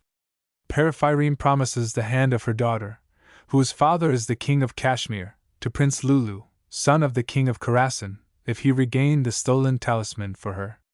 To do this, however, is given only to one who has never felt the divine passion. Lulu undertakes the adventure, and as aids the fairy gives him a magic flute and a ring. The tone of the flute will win the hearts of all who hear it. By turning the ring, the wearer is enabled to assume any form desired at will. By throwing it away, he may summon the fairy herself to his aid. The prince assumes the form of an old man, and, like Orpheus, softens the nature of the wild beasts that he meets in the forest. He even melts the heart of the magician himself, who admits him to his castle. Once he is within its walls, the inmates all yield to the charm of his magical music, not excepting the lovely prisoner. At a banquet he throws the magician and his companions into a deep sleep, and possesses himself of the talisman. It is a gold fire steel, every spark struck from which becomes a powerful spirit whose service is at the command of the possessor. With the help of genii, struck from the magical implement, and the fairy whom he summons at the last, Prince Lulu overcomes all the obstacles placed in his way. Discomfited, the magician flies away as an owl. Periphyrium destroys the castle and carries the lovers in a cloud chariot to her own palace. Their royal fathers give their blessings, and Prince Lulu and Princess Sidi are joined in wedlock. Following in a general way the lines of this story, but supplying the comic element by the creation of Papageno, who is Casper in a habiliment of feathers, Schikaneder had already got his hero into the castle of the wicked magician in quest of the daughter of the Queen of Night, in whose character there was not yet a trace of maleficence, when the success of his rival's earlier presentation of the story gave him pause. Now there came to him, or to his literary colleague, a conceit which fired the imagination of Mozart and added an element to the play which was bound at once to dignify it and create a popular stir that might lead to a triumph. Whence the suggestion came is not known, but its execution, so far as the libretto was concerned, was left to Giesecke.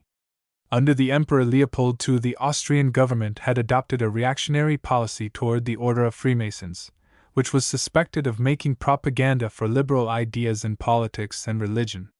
Both Schikaneder and Mozart belonged to the order, Mozart, indeed, being so enthusiastic a devotee that he once confessed to his father his gratitude to God that through Freemasonry he had learned to look upon death as the gateway to true happiness. In continuing the book of the opera, Schikaneder, or Giesecke for him, abruptly transformed the wicked magician into a virtuous sage who had carried off the daughter of a wicked sorceress, the Queen of Night, to save the maiden from the baleful influence of her mother. Instead of seeking to frustrate the efforts of the prince who comes to rescue her, the sage initiates him into the mysteries of Isis, leads him into the paths of virtue and wisdom, tests him by trials, and rewards him at the last by blessing his union with the maiden. The trials of silence, secrecy, and hardihood in passing through the dread elements of fire and water were ancient literary materials. They may be found in the account of the initiation of a neophyte into the mysteries of Isis in Apuleius's Metamorphoses, or The Golden Ass, a romance written in the 2nd century. By placing the scene of the opera in Egypt, the belief of Freemasons that their order originated in that unspeakably ancient land was humored, while the use of some of its symbolism, such as the conflict between light and darkness, and the proclamation of what were believed to be some of its ethical principles could safely be relied upon to delight the knowing and irritate the curiosity of the uninitiated. The change also led to the shabby treatment which woman receives in the opera, while Schikaneder's failure to rewrite the first part accounts for such inconsistencies as the genii who are sent to guide the prince appearing first in the service of the evil principle and afterward as agents of the good. The overture to Die Zauberflöte, because of its firm establishment in our concert rooms, is more widely known than the opera. Two of its salient features have also made it the subject of large discussion among musical analysts, namely, the reiterated chords 3x3, which introduced the second part of the overture. 1. Musical excerpt. And the fugue allegro, constructed with a skill that will never cease to be a wonder to the knowing, built up on the following subject. Musical excerpt. In the chords, which are heard again in the temple scene, at which the hero is admitted as a novice and permitted to begin his probation, the analysts who seek to find as much symbolism as possible in the opera see an allusion to the signals given by knocking at the door of the lodge room. Some such purpose may have in the mind of Mozart when he chose the device, but it was not unique when he applied it. I have found it used in an almost identical manner in the overture to Gunther von Schwarzberg, by Ignaz Holzbauer, a German opera produced in Mannheim 15 years before Die Zauberflöte saw the light of the stage lamps. Mozart knew Holzbauer, who was a really great musician, and admired his music. Connected with the fugue theme there is a more familiar story. In 1781 Clementi, the great pianist and composer, visited Vienna. He made the acquaintance of Haydn, was introduced at court, and Emperor Joseph II brought him and Mozart together in a trial of skill at playing and improvising. Among other things, Clementi played his own sonata in B flat, the first movement of which begins thus. Musical excerpt. The resemblance between this theme and Mozart's fugal subject is too plain to need pointing out. Such likenesses were more common in Mozart's day than they were a century ago. They were more common in Handel's day than in Mozart's. They are almost as common in our day as they were in Handel's, but now we explain them as being the products of unconscious cerebration, whereas in the 18th century they were frank borrowings in which there was no moral obliquity, for originality then lay as much in treatment as in thematic invention, if not more. Come we now to a description of the action of the opera. Tamino, strange to say, a Japanese prince, hunting far, very far, from home, is pursued, after his last arrow has been sped, by a great serpent. He flees, cries for help, and seeing himself already in the clutch of death, falls in a swoon. At the moment of his greatest danger 3 veiled ladies appear on the scene and melodiously and harmoniously unite in slaying the monster. They are smitten, in unison, with the beauty of the unconscious youth whom they have saved, and quarrel prettily among themselves for the privilege of remaining beside him while information of the incident is bearing to the Queen of Night, who lives hard by in a castle. No two being willing that the third shall stay, all 3 go to the Queen, who is their mistress. Tamino's consciousness returning, he discovers that the serpent has been slain, and hails Papageno, who comes upon the scene, as his deliverer. Papageno is a bird-catcher by trade and in the service of the Queen of Night, a happy-go-lucky, talkative fellow, whose thoughts do not go beyond creature comforts.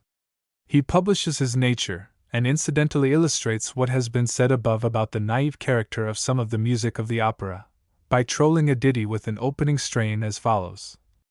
Musical excerpt. Papageno has no scruples about accepting credit and gratitude for the deed performed by the ladies, and though he is the veriest poltroon, he boasts inordinately about the gigantic strength which had enabled him to strangle the serpent. He is punished for his mendacity when the ladies return and place a padlock upon his mouth, closing his lips to the things of which he is most fond, speech and food. To Tamino they give a miniature portrait, which excites him to rapturous song. Dies baldness ist bezaubern schon, or, oh, Kara imagine, as the case may be. Then he learns that the original of the portrait is Pamina, daughter of the Queen of Night, stolen from her mother by a wicked demon, Sarastro. In the true spirit of knight-errantry he vows that he will restore the maid to her mother's arms. There is a burst of thunder, and the Queen appears in such apparel and manner as the exchequer at the theatre and the ingenuity of the stage mechanic are able to provide. When last I saw her, her robe was black, bespangled with stars and glittering gems, and she rode upon the crescent moon. She knows the merits and virtues of the youth, and promises that he shall have Pamina to wife if he succeeds in his adventure. Papageno is commanded to accompany him, and as aids the ladies give to Tamino a magic flute, whose tones shall protect him from every danger, and to Papageno a bell chime of equal potency. These talismans have hundreds of prototypes in the folklore of all peoples. Papageno is loath to accompany the prince, because the magician had once threatened to spit and roast him like the bird he resembled if ever he was caught in his domain, but the magical bells give him comfort and assurance. Meanwhile the padlock has been removed from his lips, with admonitions not to lie more. In the quintet which accompanies these sayings and doings, there is exquisite music, which, it is said, Mozart conceived while playing at billiards. Finally the ladies announce that 3 boys, young, beautiful, pure, and wise, shall guide the pair to the castle of Sarastro. We are next in a room of the castle before the would-be rescuers arrive. Pamina has tried to escape, and is put in chains by her keeper, the more Monostatos. She weeps because of her misery, and repulses the protestations of love with which her jailer plagues her. Papageno enters the room, and he and the jailer run in opposite directions at sight of each other. Papageno frightened by the complexion of the blackamoor, Monostatos terror-stricken at the sight of a man in feathers. Returning, Papageno convinces himself of the identity of Pamina with the daughter of the Queen of Night, tells her of Tamino, who is coming for her with a heart full of love, and promptly they sing of the divine dignity of the marital state. It is the duet, Bei Mannen weiche Liebe fühlen, or La Dove prend amor risetto, familiar to concert rooms, and the melody to some hymnals. A story goes that Mozart had to write this duet 3 or 5 times before it would pass muster in the censorious eyes of Schikaneder. After the opera had made good its success, the duet as we have it today alternated at the performance with a more ornate version, in all likelihood one of the earlier forms in which Mozart cast it. The 3 boys, genii they are, and if I were stage manager they should fly like Peter Pan, lead Tamino into a grove wherein stand 3 temples dedicated respectively to wisdom, nature, and reason. The precinct is sacred. The music tells us that the halo streaming from sustained notes of flutes and clarinets, the muted trumpets, the solemn trombones in softest monotone, the placid undulations of the songs sung by the violins, the muffled, admonitory beats of the kettledrums. The genii leave Tamino after admonishing him to be steadfast, patient, and silent. Conscious of a noble purpose, the hero boldly approaches the Temple of Reason, but before he can enter its portals, is stopped by an imperative injunction from within. Back! He essays the Temple of Nature, and is turned away again by the ominous word. Out of the Temple of Wisdom steps an aged priest, from whom he learns that Sarastro is master within, and that no one is privileged to enter whose heart, like his, harbors hatred and vengeful thoughts. Tamino thinks Sarastro fully deserving of hatred and revenge, and is informed that he had been deceived by a woman, one of the sex. That does little, chatters much. Tamino asks if Pamina lives, but the priest is bound by an oath to say nothing on that subject until the hand of friendship shall lead him to an eternal union within the sanctuary. When shall night vanish and the light appear? Oracular voices answer. Soon, youth, or never! Does Pammina live? The voices. Pammina still lives! Thus comforted, he sings his happiness, filling the pauses in his song with interludes on the flute, bringing to his feet the wild beasts and forest creatures of all sorts. He hears Papagino's syrinx, and at length finds the fowler with Monostatos. But before their joy can have expression, Pammina and the slaves appear and capture them. Papagino recollects him of his magic bells. He plays upon them, and the slaves, willy-nilly, dance themselves out of sight. Scarcely are the lovers free when a solemn strain announces the approach of Sarastro. He comes in a chariot drawn by lions and surrounded by a brave retinue. Pammina kneels to him, confesses her attempt to escape, but explains that it was to free herself from the odious attentions of Monostatos.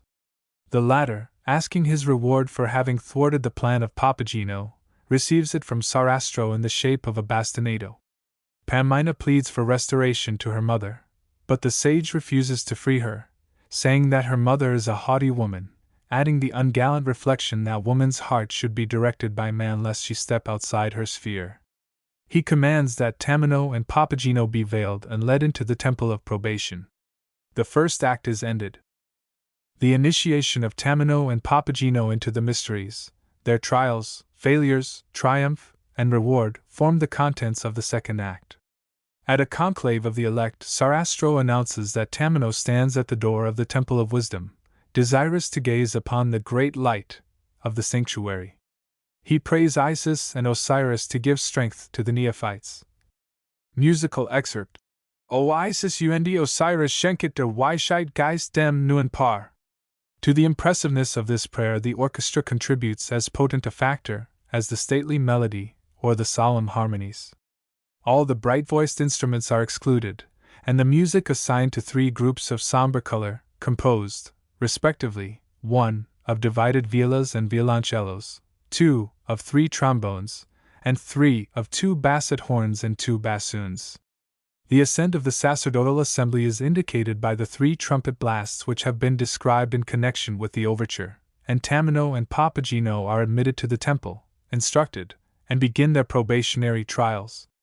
True to the notion of the order, 2 priests warn the neophytes against the wiles of women. Papagino has little inclination to seek wisdom, but enters upon the trials in the hope of winning a wife who shall be like himself in appearance. In the first trial, which is that of silence, the value of the priestly warning just received is at once made apparent. Tamino and Papagino have scarcely been left alone, when the 3 female attendants of the Queen of Night appear and attempt to terrify them with tales of the false nature of the priests, whose recruits, say they, are carried to hell, body and breeches, literally. Mitotund har, i.e., with skin and hair. Papagino becomes terror-stricken and falls to the floor, when voices within proclaim that the sanctity of the temple has been profaned by woman's presence. The ladies flee. The scene changes. Pammina is seen asleep in a bower of roses, silvered over by the light of the moon. Monostatos, deploring the fact that love should be denied him because of his color, though enjoyed by everything else in nature, attempts to steal a kiss. A peal of thunder, and the Queen of Night rises from the ground. She importunes Pammina to free herself and avenge her mother's wrongs by killing Sarastro. To this end she hands her a dagger and pours out the hellish rage, which boils in her heart in a flood of scintillant statiati in the tonal regions where few soprano voices move. Musical excerpt. Monostatos has overheard all. He wrenches the dagger from Pammina, urges her again to accept his love, threatens her with death, and is about to put his threat into execution when Sarastro enters, dismisses the slave, and announces that his revenge upon the Queen of Night shall lie in promoting the happiness of the daughter by securing her union with Tamino. The probationary trials of Tamino and Papagino are continued. The 2 are led into a hall and admonished to remain silent till they hear a trumpet call. Papagino falls to chattering with an old woman, is terrified beyond measure by a thunderclap, and recovers his composure only when the genii bring back the flute and bells and a table of food. Tamino, however, remains steadfast, though Pammina herself comes to him and pleads for a word of love.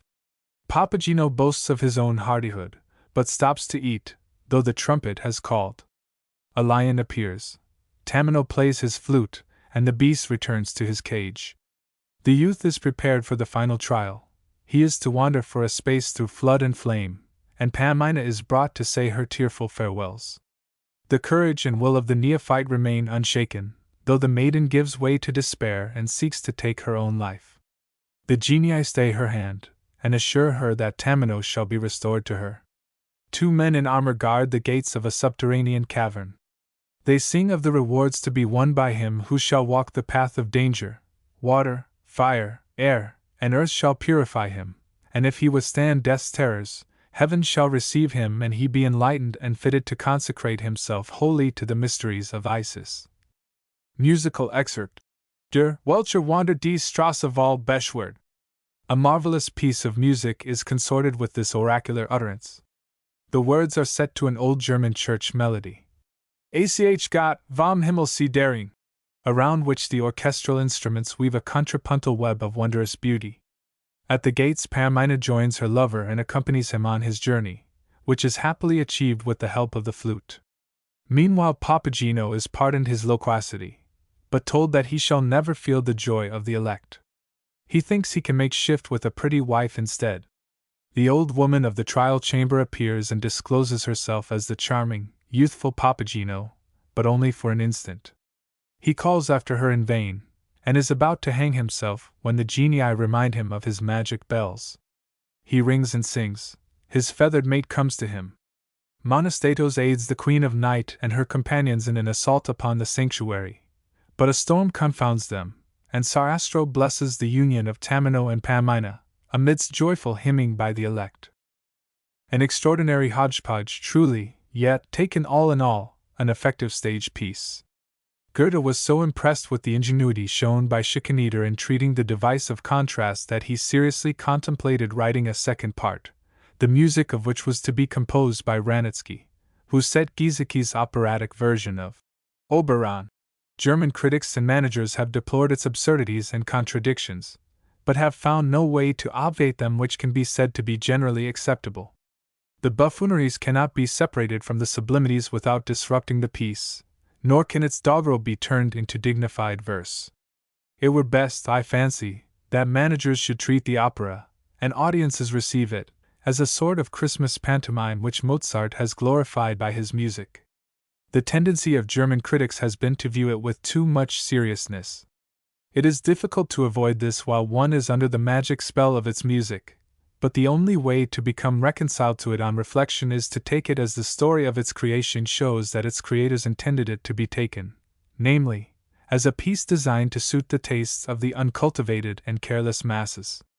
This will explain the singular sacrifice of principle which Mozart made in permitting a mountebank like Schikaneder to pass judgment on his music while he was composing it, to exact that one duet should be composed over 5 times before he would accept it, and even to suggest melodies for some of the numbers.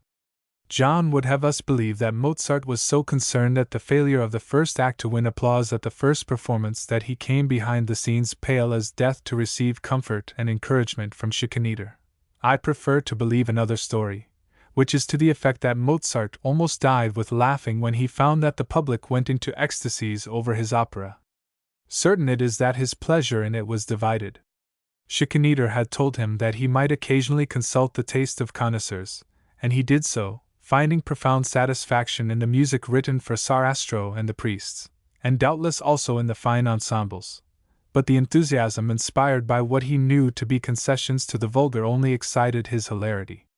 The beautiful in the score is amply explained by Mozart's genius and his marvelous command of the technique of composition. The dignity of the simple idea of a celebration of the mysteries of Isis would have been enough, without the composer's reverence for Freemasonry and its principles, to inspire him for a great achievement when it came to providing a setting for the scenes in which the priests figure. The rest of the music he seems to have written with little regard to coherency or unity of character. His sister-in-law had a voice of extraordinary range and elasticity, hence the 2 display airs. Papageno had to have music in keeping in his character, and Mozart doubtless wrote it with as little serious thought as he did the piece for an organ in a clock, in F minor 4/4, and Andante to a waltz for a little organ. which can be found entered in his autograph catalogue for the last year of his life. In the overture, one of the finest of his instrumental compositions, he returned to a form that had not been in use since the time of Hasse and Graum. In the scene with the two men in armor, he made use of a German chorale sung in octaves as a canto fermo, with counterpoint in the orchestra, a recondite idea which it is difficult to imagine him inventing for this opera. I fancy, not without evidence, that he made the number out of material found in his sketchbook. These things indicate that the depth which the critics with deep diving and bottom-scraping proclivities affect to see in the work is rather the product of imagination than real. Footnotes 1. These chords, played by all the wind instruments of the band, are the chords of the introduction raised to a higher power. Chapter 4 Don Giovanni. In the preceding chapter it was remarked that Mozart's Zauberflöte was the oldest German opera in the current American repertory. Accepting the list of the last 2 decades as a criterion, Don Giovanni is the oldest Italian opera, save one. That one is La Noce di Figaro. And it may, therefore, be said that Mozart's operas mark the beginning of the repertory as it exists at the present time in America. 25 years ago it was possible to hear a few performances of Gluck's, Orfeo, in English and Italian, and its name has continued to figure occasionally ever since in the lists of works put forth by managers when inviting subscriptions for operatic seasons, but that fact can scarcely be said to have kept the opera in the repertory. Our oldest Italian opera is less than 125 years old, and Don Giovanni, only 122, an inconsiderable age for a first-class work of art compared with its companion pieces in literature, painting, and sculpture, yet a highly respectable one for an opera. Music has undergone a greater revolution within the last century than any other art in thrice the period, yet Don Giovanni is as much admired now as it was in the last decade of the 18th century, and indeed, has less prejudice to contend with in the minds of musicians and critics than it had when it was in its infancy, and I confidently believe that to its score and that of La Noce di Figaro, opera writers will soon be turning to learn the methods of dramatic characterization. Pure beauty lives in angelic wedlock with psychological expression in Mozart's dramatic music, and these factors will act as powerful lodestones in bringing composers who are now laboriously and vainly seeking devices for characterization in tricks and devices based on arbitrary formulas back to the gospel of truth and beauty. Wagner has had no successful imitator. His scheme of thematic identification and development, in its union of calculation, reflection, and musical inspiration, is beyond the capacities of those who have come after him.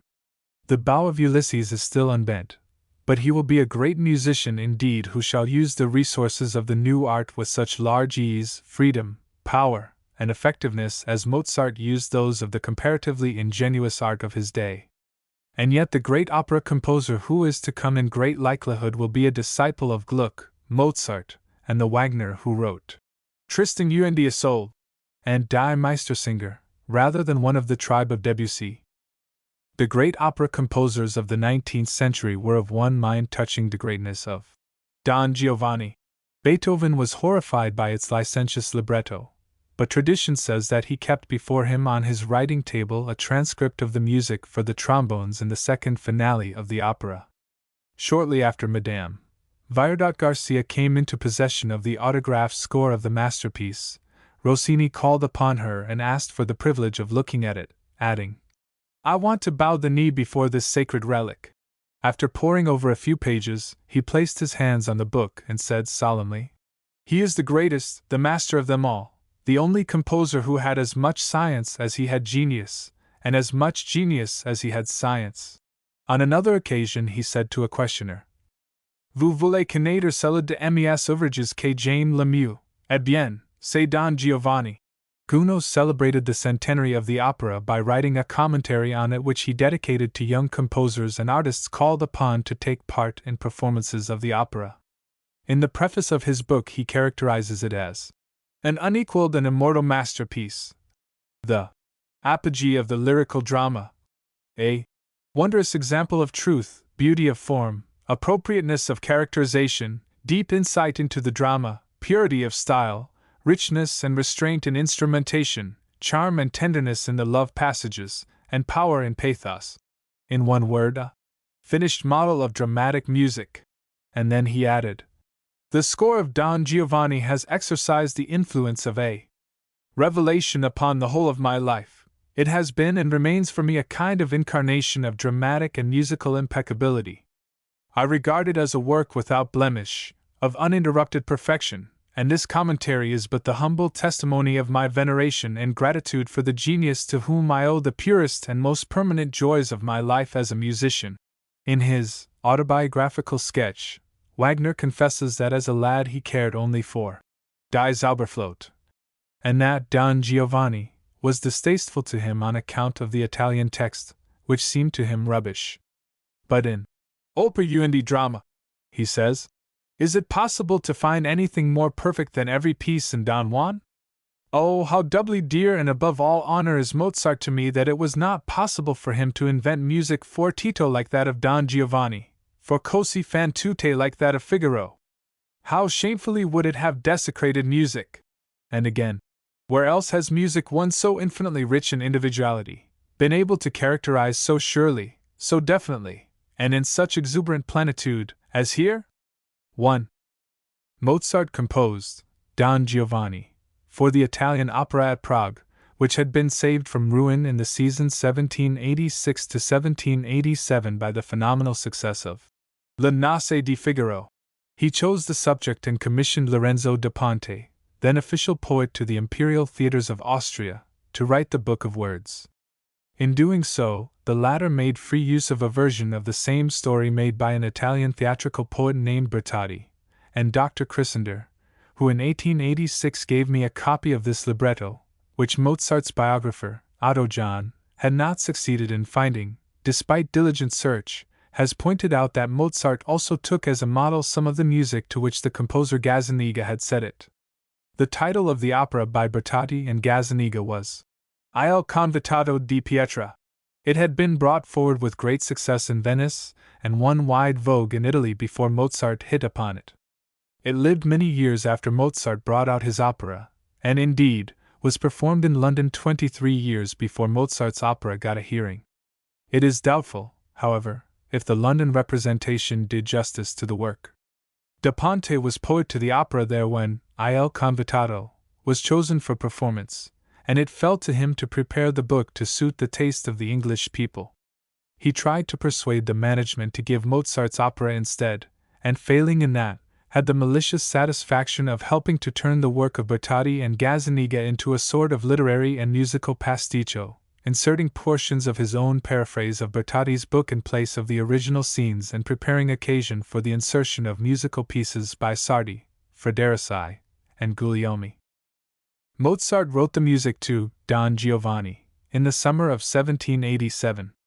Judging by the circumstance that there is no entry in his autograph catalogue between June 24 and August 10 in that year, it would seem that he had devoted the intervening 7 weeks chiefly, if not wholly, to the work. When he went to Prague in September, he carried the unfinished score with him, and worked on it there largely in the summer house of his friends, the Duscheks, who lived in the suburbs of the city. Under date of October 28 he entered the overture in his catalogue. As a matter of fact, it was not finished till the early morn of the next day, which was the day of the first production of the opera. Thereby hangs the familiar tale of how it was composed. On the evening of the day before the performance, pen had not been touched to the overture. Nevertheless, Mozart sat with a group of merry friends until a late hour of the night. Then he went to his hotel and prepared to work. On the table was a glass of punch, and his wife sat beside him, to keep him awake by telling him stories. In spite of all, sleep overcame him, and he was obliged to interrupt his work for several hours. Yet at 7 o'clock in the morning the copyist was sent for, and the overture was ready for him. The tardy work delayed the representation in the evening, and the orchestra had to play the overture at sight. But it was a capital band, and Mozart, who conducted, complimented it before starting into the introduction to the first air. The performance was completely successful, and floated buoyantly on a tide of enthusiasm which set in when Mozart entered the orchestra, and rose higher and higher as the music went on. On May 7, 1788, the opera was given in Vienna, where at first it made a fiasco, though Mozart had inserted new pieces and made other alterations to humor the singers and add to its attractiveness. London heard it first on April 12, 1817, at the King's Theatre, whose finances, which were almost in an exhausted state, it restored to a flourishing condition. In the company which Manuel Garcia brought to New York in 1825 were Carlo Angrisani, who was the Macedo of the first London representation, and Domenico Crivelli, son of the tenor Gaetano Crivelli, who had been the Don Ottavio. Garcia was a tenor with a voice sufficiently deep to enable him to sing the baritone part of Don Giovanni in Paris and at subsequent performances in London. It does not appear that he had contemplated a performance of the opera in New York, but here he met Da Ponte, who had been a resident of the city for 20 years and recently been appointed professor of Italian literature at Columbia College.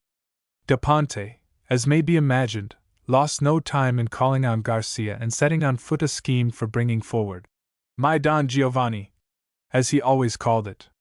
Crivelli was a second-rate tenor, and could not be trusted with the part of Don Ottavio, and a Frenchman named Milan, whom I conclude to have been a violoncello player, afterward identified with the organization of the Philharmonic Society, was engaged for that part. A Madame Barbieri was cast for the part of Donna Anna, Madame Garcia for that of Donna Elvira. Manuel Garcia, Jr., who died in 1906 at the age of 101 years, for that of Leporello, Angrisani for his old role of Macedo, and Maria Garcia, afterward the famous Malibran, for that of Zerlina. The first performance took place on May 23, 1826, in the Park Theatre, and the opera was given 11 times in the season. This success, coupled with the speedily acquired popularity of Garcia's gifted daughter, was probably the reason why an English version of the opera which dominated the New York stage for nearly a quarter of a century soon appeared at the Chatham Theatre. In this version the part of the dissolute Don was played by H. Wallach, uncle of the Lester Wallach so long a theatrical favorite in the American metropolis. As Malibran, the Signorina Garcia took part in many of the English performances of the work, which kept the Italian off the local stage till 1850, when it was revived by Max Maritzek at the Astor Place Opera House. I have intimated that Bertotti's opera book was the prototype of Da Ponte's, but the story is centuries older than either. The Spanish tale of Don Juan Tenorio, who killed an enemy in a duel, insulted his memory by inviting his statue to dinner, and was sent to hell because of his refusal to repent him of his sins, was but a literary form of a legend of considerable antiquity. It seems likely that it was molded into dramatic shape by monks in the Middle Ages. It certainly occupied industriously the minds of playwrights in the 17th and 18th centuries in Spain, Italy, Germany, and England. The most eminent men who treated it at various times were the Spaniard known as Tirza di Molina, the Frenchman Molière, the Italian Goldoni, and the Englishman Thomas Shadwell, whose Libertine Destroyed was brought forward in 1676. Before Mozart, Letellier had used it for a French comic opera, Regini and Gazzaniga for Italian operas, and Gluck for a ballet. But we are concerned now only with the play as Da Ponte and Mozart gave it to us. In the dramatic terminology of the 18th century, Don Giovanni was a dramma giocoso, in the better sense of the phrase, a playful drama, a lyric comedy. Da Ponte conceived it as such, but Mozart gave it so tragical a turn by the awful solemnity with which he infused the scene of the libertine's punishment that already in his day it was felt that the last scene as written and composed to suit the conventional type of a comic opera was an intolerable anticlimax. Mozart sounds a deeply tragical note at the outset of his overture. The introduction is an andante, which he drew from the scene of the opera in which the ghostly statue of the murdered commandant appears to Don Giovanni while he is enjoying the pleasures of the table. Two groups of solemn chords command attention and establish at once the majestic and formidable authority of divine justice, the avenger of crime. 2. They are followed by a series of solemn progressions in stern, sinister, unyielding, merciless, implacable harmonies. They are like the colossal strides of approaching fate, and this awfulness is twice raised to a higher power, first by a searching, syncopated phrase in the violins which hovers loweringly over them, and next by a succession of affrighted minor scales ascending crescendo and descending piano, the change in dynamics beginning abruptly as the crest of each terrifying wave is reached. These wonderful scales begin thus. Musical excerpt. In the last scene of the opera. They were an afterthought of the composers.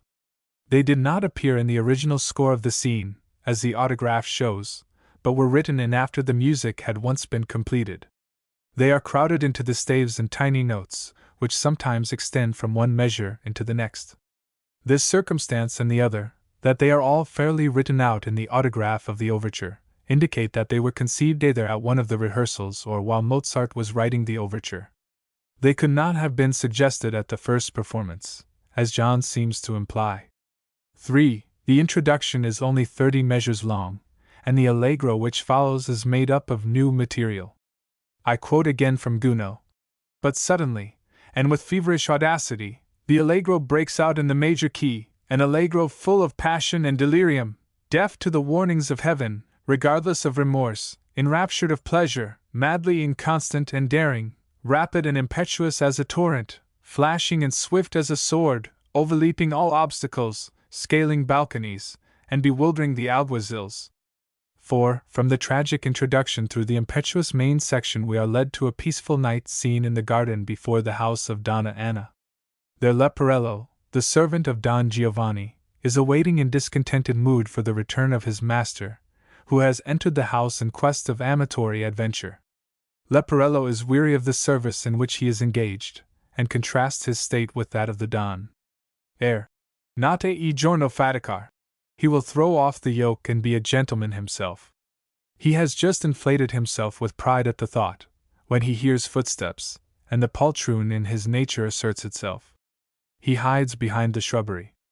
Don Giovanni hurries from the house, concealing his features with his cloak and impeded by Donna Anna, who clings to him, trying to get a look into his face and calling for help. Don Giovanni commands silence and threatens. The commandant, Donna Anna's father, appears with drawn sword and challenges the intruder. Don Giovanni hesitates to draw against so old a man, but the commandant will not parley. They fight. At first the attacks and defenses are deliberate, the music depicts it all with wonderful vividness, but at the last it is thrust and parry, swiftly, mercilessly. The commandant is no match for his powerful young opponent, and falls, dying. A few broken ejaculations, and all is ended. The orchestra sings a slow descending chromatic phrase. As if exhausted by the blood which oozes from the wound, says Gounod. How simple the means of expression! But let the modern composer, with all his apparatus of new harmonies and his multitude of instruments, point out a scene to match it in the entire domain of the lyric drama. Don Giovanni and his lumpish servant, who, with all his coward instincts, cannot help trying his wit at the outcome of the adventure, though his master is in little mood for sportiveness, steal away as they see lights and hear a commotion in the palace. Donna Anna comes back to the garden, bringing her affianced lover, Don Ottavio, whom she had called to the help of her father. She finds the commandant dead, and breaks into agonizing cries and tears. Only an accompanied recitative, but every ejaculation a cry of nature. Gounod is wrought up to an ecstasy by Mozart's declamation and harmonies. He suspends his analysis to make this comment.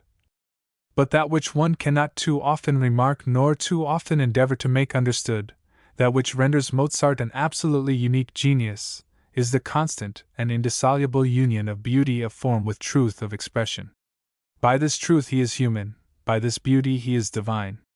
By truth he teaches us, he moves us, we recognize each other in him, and we proclaim thereby that he indeed knows human nature thoroughly, not only in its different passions, but also in the varieties of form and character that those passions may assume. By beauty the real is transfigured, although at the same time it is left entirely recognizable. He elevates it by the magic of a superior language and transports it to that region of serenity and light which constitutes art, wherein intelligence repeats with the tranquility of vision what the heart has experienced in the trouble of passion. Now the union of truth with beauty is art itself. Don Ottavio attempts to console his love, but she is insane with grief and at first repulses him, then pours out her grief and calls upon him to avenge the death of her father. Together they register a vow and call on heaven for retribution. It is morning. Don Giovanni and Leporello are in the highway near Seville.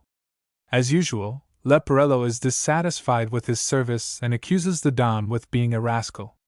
Threats of punishment bring back his servile manner, and Don Giovanni is about to acquaint him of a new conquest, when a lady, Donna Elvira, comes upon the scene. She utters woeful complaints of unhappiness and resentment against one who had won her love, then deceived and deserted her. Ah! Chi mi dice my Don Giovanni. Aflame already, as Leporello remarks, steps forward to console her. He salutes her with soft blandishment in his voice, but to his dismay discovers that she is a noble lady of Burgos and one of the 1,003 Spanish victims recorded in the list which Leporello mockingly reads to her after Don Giovanni, having turned her over to his servant, for an explanation of his conduct in leaving Burgos, has departed unperceived. Leporello is worthy of his master in some things.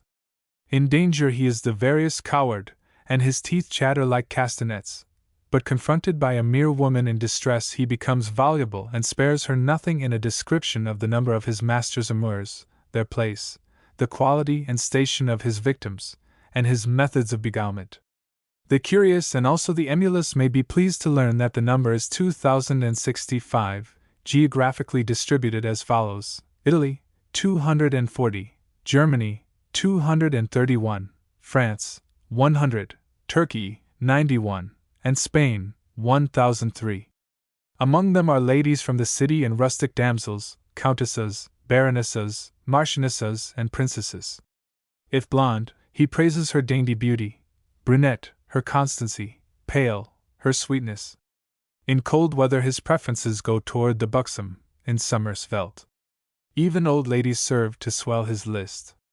Rich or poor, homely or beautiful, all's one to him so long as the being is inside a petticoat. But why go on? Lady, you know his ways. The air, Madamina, is a marvel of malicious humor and musical delineation.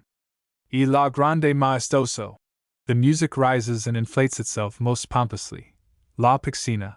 It sinks in quick iteration lower and lower, just as the Italians in describing small things lower their hands toward the ground. The final words, voi sapete quel che fa, scarcely to be interpreted for polite readers, as given by bass singers who have preserved the Italian traditions, with a final through the nose, go to the extreme of allowable suggestiveness, if not a trifle beyond. The insult throws Elvira into a rage, and she resolves to forego her love and seek vengeance instead. Don Giovanni comes upon a party of rustics who are celebrating in advance the wedding of Zerlina and Macedo. The damsel is a somewhat vain, forward, capricious, flirtatious miss, and cannot long withstand such blandishments as the handsome nobleman bestows upon her. Don Giovanni sends the merrymakers to his palace for entertainment, cajoles and threatens Maceto into leaving him alone with Zerlina, and begins his courtship of her. Duet. La si darum la mano. He has about succeeded in his conquest, when Elvira intervenes, warns the maiden, leads her away, and returning, finds Donna Anna and Don Ottavio in conversation with Don Giovanni, whose help in the discovery of the commandant's murderer they are soliciting. Elvira breaks out with denunciations, and Don Giovanni, in a whisper to his companions, proclaims her mad, and leads her off. Departing, he says a word of farewell, and from the tone of his voice Donna Anna recognizes her father's murderer. She tells her lover how the assassin stole into her room at night, attempted her dishonor, and slew her father. She demands his punishment at Don Ottavio's hands, and he, though doubting that a nobleman and a friend could be guilty of such crimes, yet resolves to find out the truth and deliver the guilty man to justice. The Don commands a grand entertainment for Zerlina's wedding party, for, though temporarily foiled, he has not given up the chase. Macedo comes with pretty Zerlina holding on to the sleeve of his coat. The boor is jealous, and Zerlina knows well that he has cause. She protests, she cajoles, he is no match for her. She confesses to having been pleased at my lord's flattery, but he had not touched even the tips of her fingers. If her fault deserves it, he may beat her if he wants to, but then let there be peace between them. The artful minx. Her wheedling is irresistible. Listen to it. Musical excerpt. Batty, batty, o bel Macedo! The most insinuating of melodies floating over an obbligato of the solo violoncello. Like a love charm, as Gounod says. Then the celebration of her victory when she captures one of his hands and knows that he is yielding. Musical excerpt. Pace, pace, o vita mia! A new melody, blither, happier, but always the violoncello murmuring in blissful harmony with the seductive voice and rejoicing in the cunning witcheries which lull Macedo's suspicions to sleep.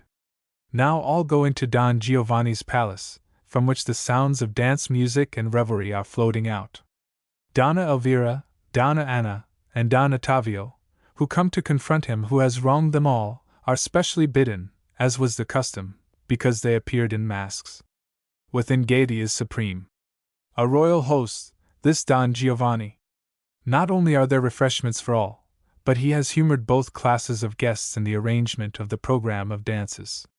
Let there be a minuet, a country dance, and an allemande, he had said to Leporello in that dizzying song of instruction which whirls past our senses like a mad wind. Finch han dal vino. No one so happy as Mozart when it came to providing the music for these dances. Would you connoisseurs in music like counterpoint? We shall give it you.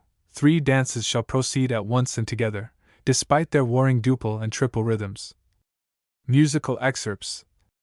Louis Viardot, who wrote a little book describing the autograph of Don Giovanni, says that Mozart wrote in the score where the 3 bands play thus simultaneously the word accordano as a direction to the stage musicians to imitate the action of tuning their instruments before falling in with their music.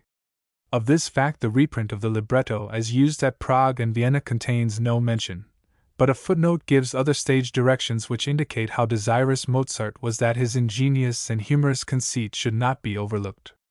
At the point where the minuet, which was the dance of people of quality, is played, he remarked, Don Ottavio dances the minuet with Donna Anna.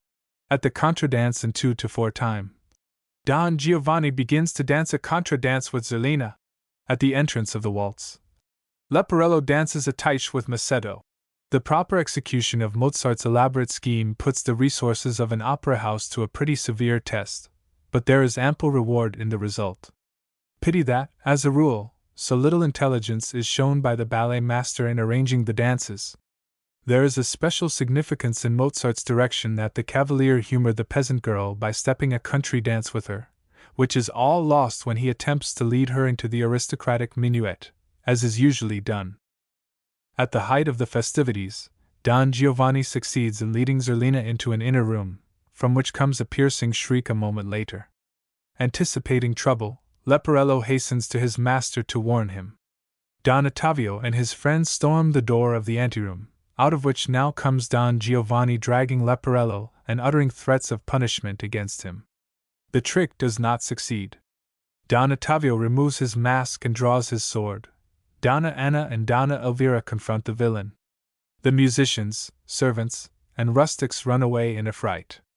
For a moment Don Giovanni loses presence of mind, but, his wits and courage returning, he beats down the sword of Don Ottavio, and with Leporello, makes good his escape. The incidents of the second act move with less rapidity, and until the fateful denouement is reached, on a lower plane of interest than those of the first, which have been narrated. Don Giovanni turns his attentions to the handsome waiting maid of Donna Elvira. To get the mistress out of the way he persuades Leporello to exchange cloaks and hats with him and station himself before her balcony window, while he utters words of tenderness and feigned repentance. The lady listens and descends to the garden, where Leporello receives her with effusive protestations. But Don Giovanni rudely disturbs them, and they run away. Then the libertine, in the habit of his valet, serenades his new charmer. The song, De Vieni alla finestra, is of melting tenderness and gallantry. Words and music float graciously on the evening air in company with a delightfully piquant tune picked out on a mandolin. The maid is drawn to the window, and Don Giovanni is in full expectation of another triumph, when Macedo confronts him with a rabble of peasants, all armed. They are in search of the miscreant who had attempted to outrage Zerlina. Don Giovanni is protected by his disguise. He feigns willingness to help in the hunt, and rids himself of Macedo's companions by sending them on a fool's errand to distant parts of the garden. Then he cunningly possesses himself of Macetto's weapons and belabors him stoutly with his own cudgel. He makes off, and Zerlina, hearing Macetto's cries, hurries in to heal his hurts with pretty endearments. Vedrai carino! Most unaccountably, as it will seem to those who seek for consistency and reason in all parts of the play, all of its actors except Don Giovanni find themselves together in a courtyard, or room, according to the notions of the stage manager. Leporello is trying to escape from Elvira, who still thinks him Don Giovanni, and is first confronted by Macetto and Zerlina and then by Ottavio and Anna. He is still in his master's hat and cloak, and is taken vigorously to task, but discloses his identity when it becomes necessary in order to escape a beating.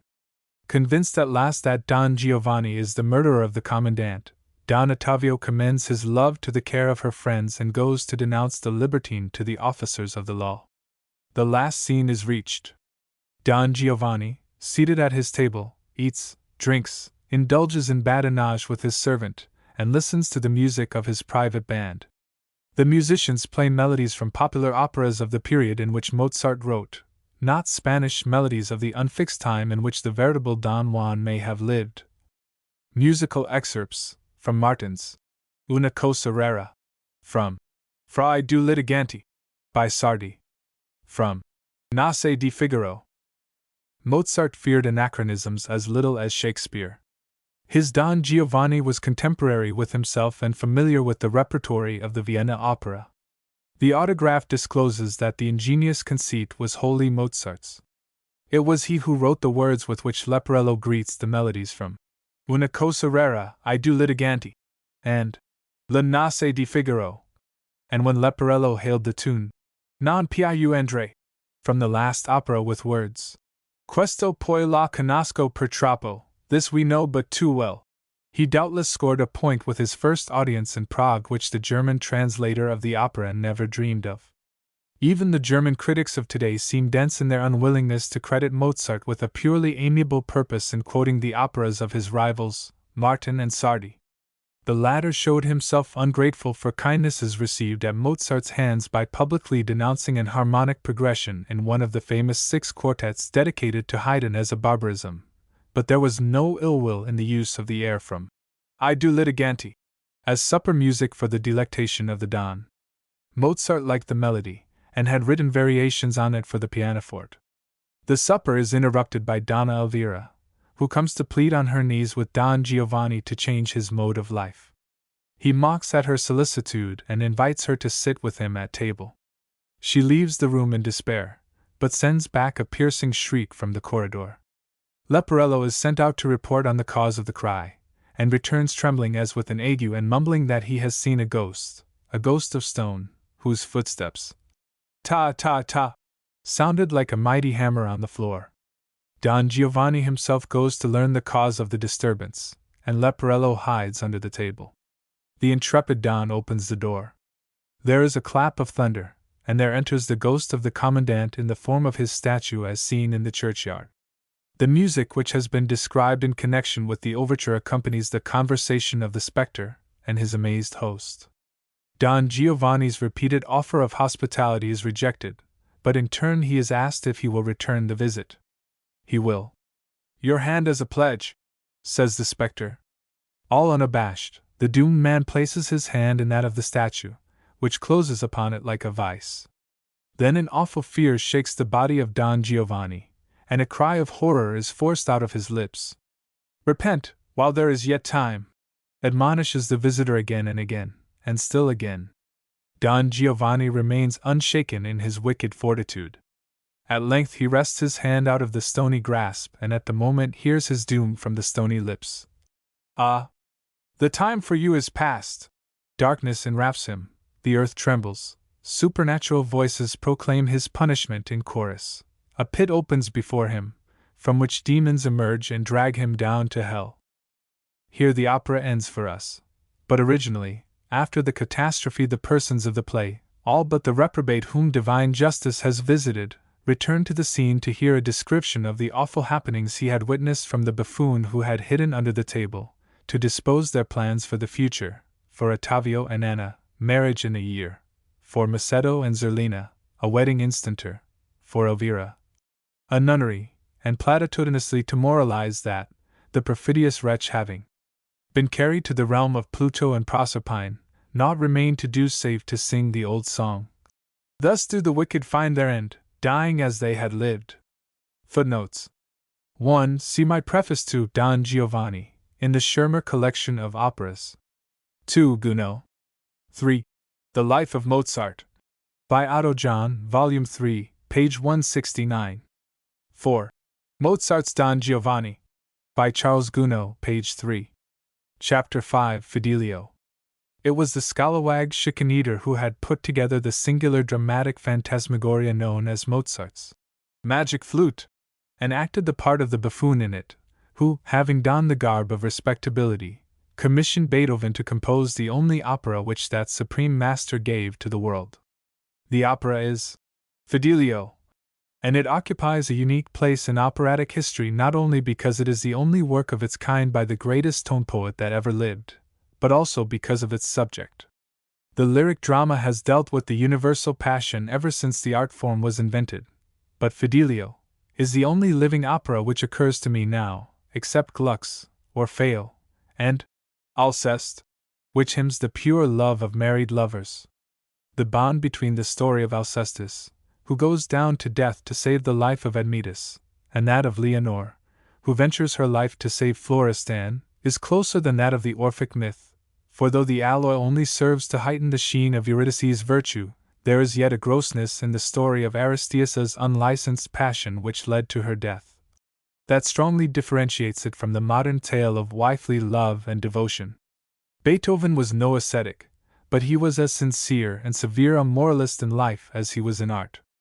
In that most melancholy of human documents, written at Heiligenstadt in October 1802, commonly known as his will, he says to his brothers, "Recommend to your children virtue. It alone can bring happiness, not money. I speak from experience. It was virtue which bore me up in time of trouble. To her, next to my art, I owe thanks for my not having laid violent hands on myself."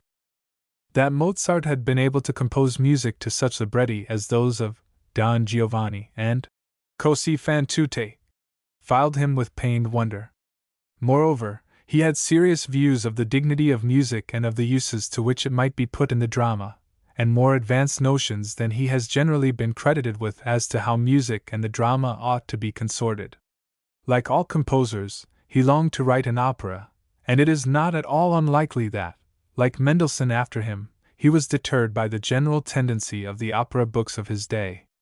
Certain it is that though he received a commission for an opera early in the year 1803, it was not until an opera on the story which is also that of Fidelio had been brought out at Dresden that he made a definitive choice of a subject. The production which may have influenced him was that of Ferdinando Paer's Leonora, ossia l'amor conjugal, which was brought forward at Dresden, where its composer was conductor of the opera, on October 3, 1804. This opera was the immediate predecessor of Beethoven's, but it also had a predecessor in a French opera, Leonore, ou l'amour conjugal, of which the music was composed by Pierre Gaveau, a musician of small but graceful gifts, who had been a tenor singer before he became a composer. This opera had its first performance on February 19, 1798, and may also have been known to Beethoven, or have been brought to his notice while he was casting about for a subject. At any rate, though it was known as early as June 1803 that Beethoven intended to compose an opera for the theatre in Der Wien, and had taken lodgings with his brother Caspar in the theatre building more than 2 months before, it was not until the winter of 1804 that the libretto of Fidelio was placed in his hands.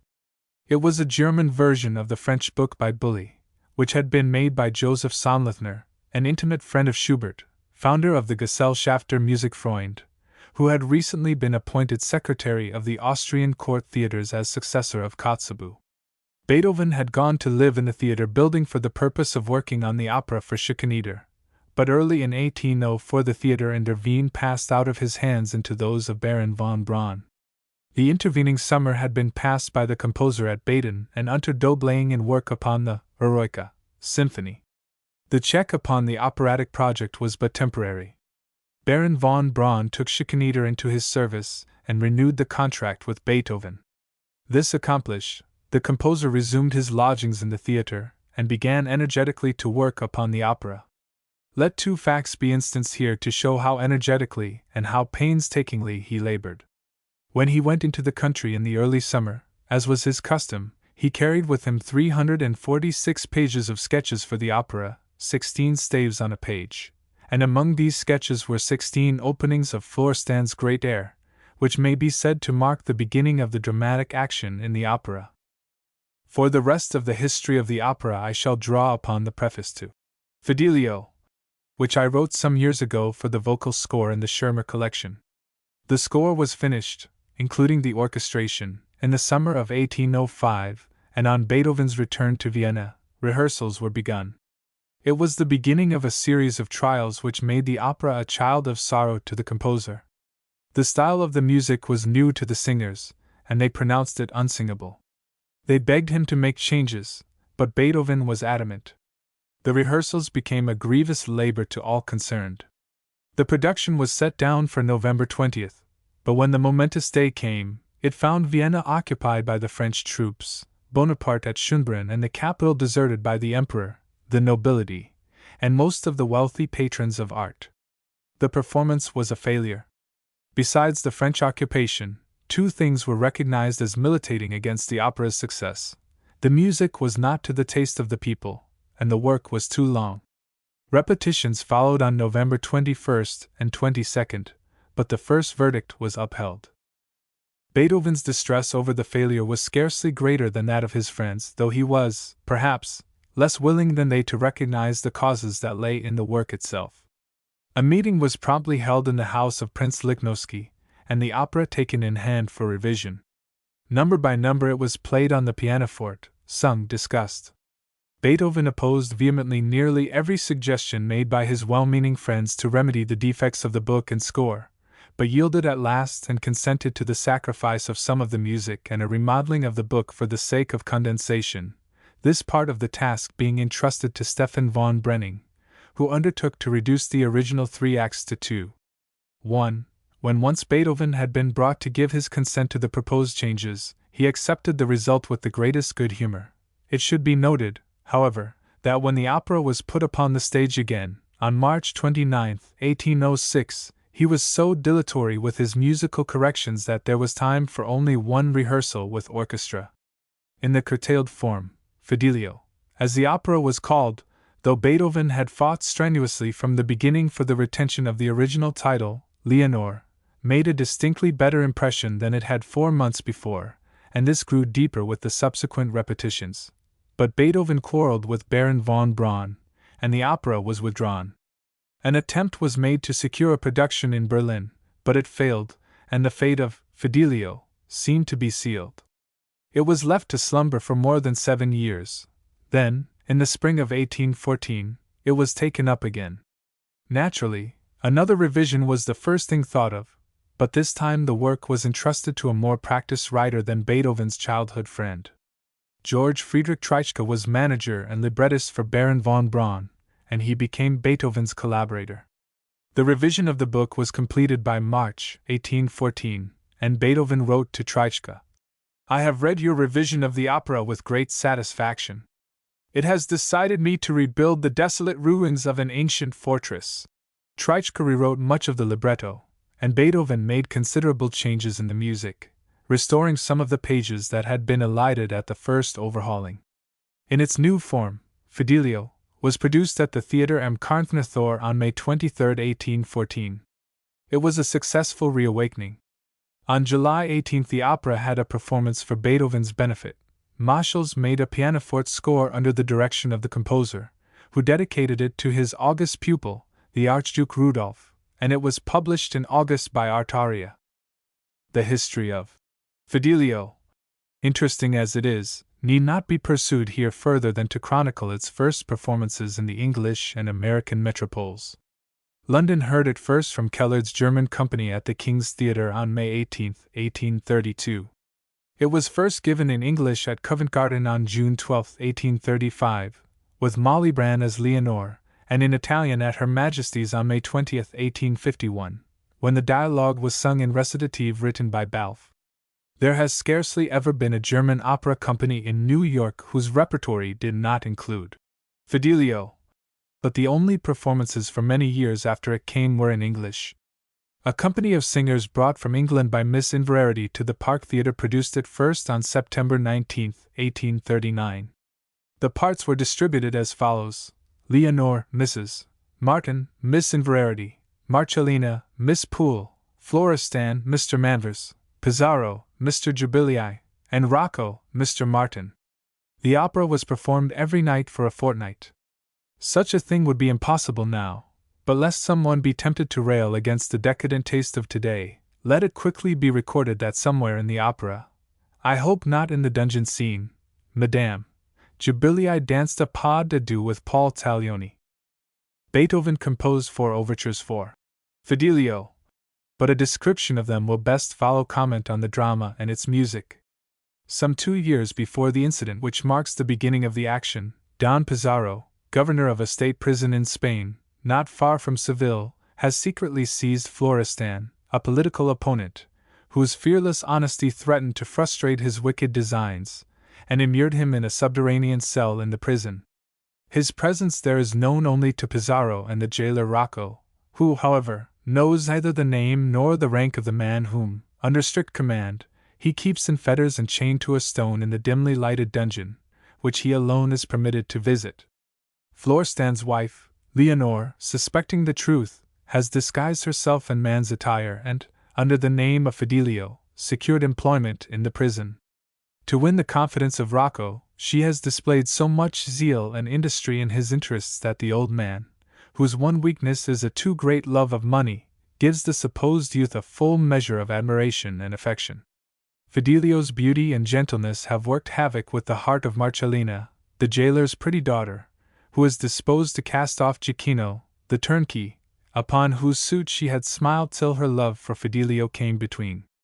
Rocco looks with auspicious eye upon the prospect of having so industrious and thrifty a son-in-law as Fidelio promises to be to comfort his old age.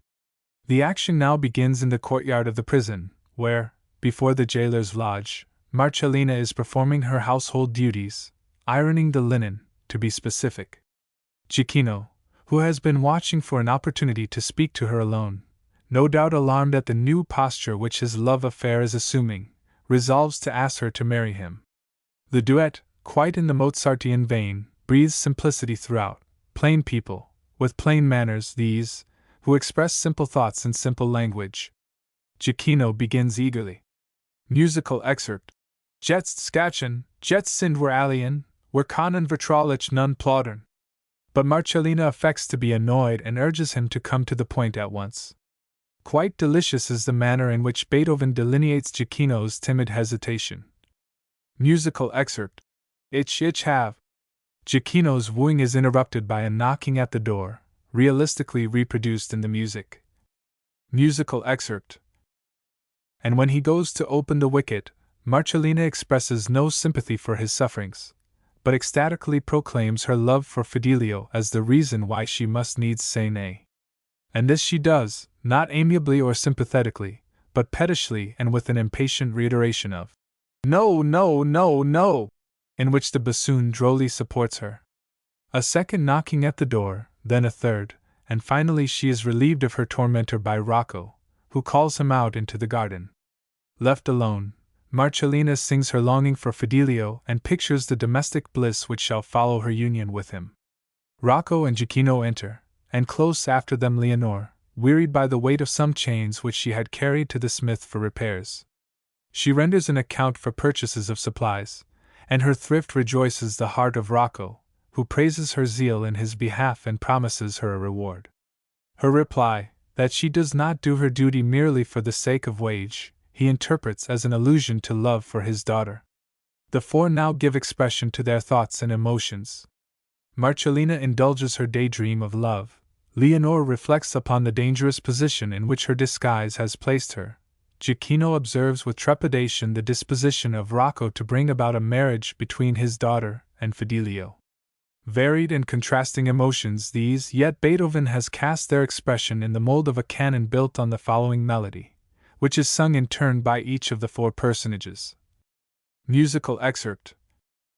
From a strictly musical point of view, the fundamental mood of the four personages has thus the same expression, and this Beethoven justifies by making the original utterance profoundly contemplative, not only by the beautiful subject of the canon, but by the exalted instrumental introduction, one of those uplifting, spiritualized slow movements which are typical of the composer.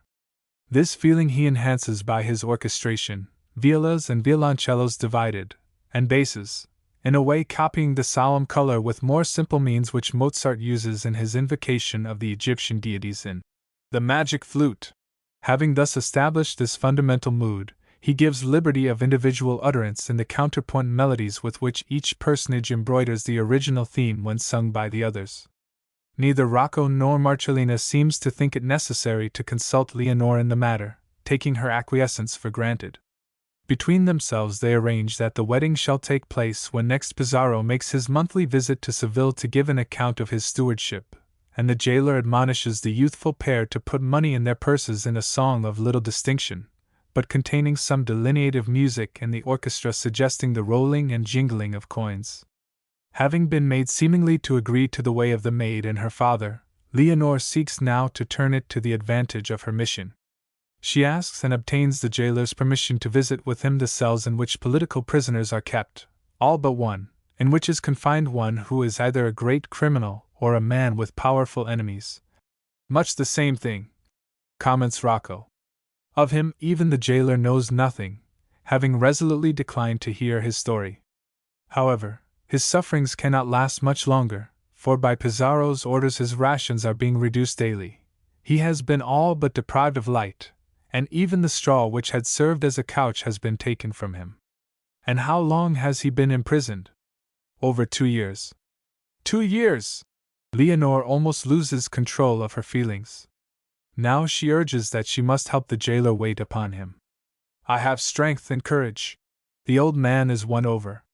He will ask the governor for permission to take Fidelio with him to the secret cells, for he is growing old, and death will soon claim him. The dramatic nerve has been touched with the first allusion to the mysterious the matter, taking her acquiescence for granted. Between themselves they arrange that the wedding shall take place when next Pizarro makes his monthly visit to Seville to give an account of his stewardship, and the jailer admonishes the youthful pair to put money in their purses in a song of little distinction, but containing some delineative music and the orchestra suggesting the rolling and jingling of coins. Having been made seemingly to agree to the way of the maid and her father, Leonore seeks now to turn it to the advantage of her mission. She asks and obtains the jailer's permission to visit with him the cells in which political prisoners are kept, all but one, in which is confined one who is either a great criminal or a man with powerful enemies. Much the same thing, comments Rocco. Of him, even the jailer knows nothing, having resolutely declined to hear his story. However, his sufferings cannot last much longer, for by Pizarro's orders his rations are being reduced daily.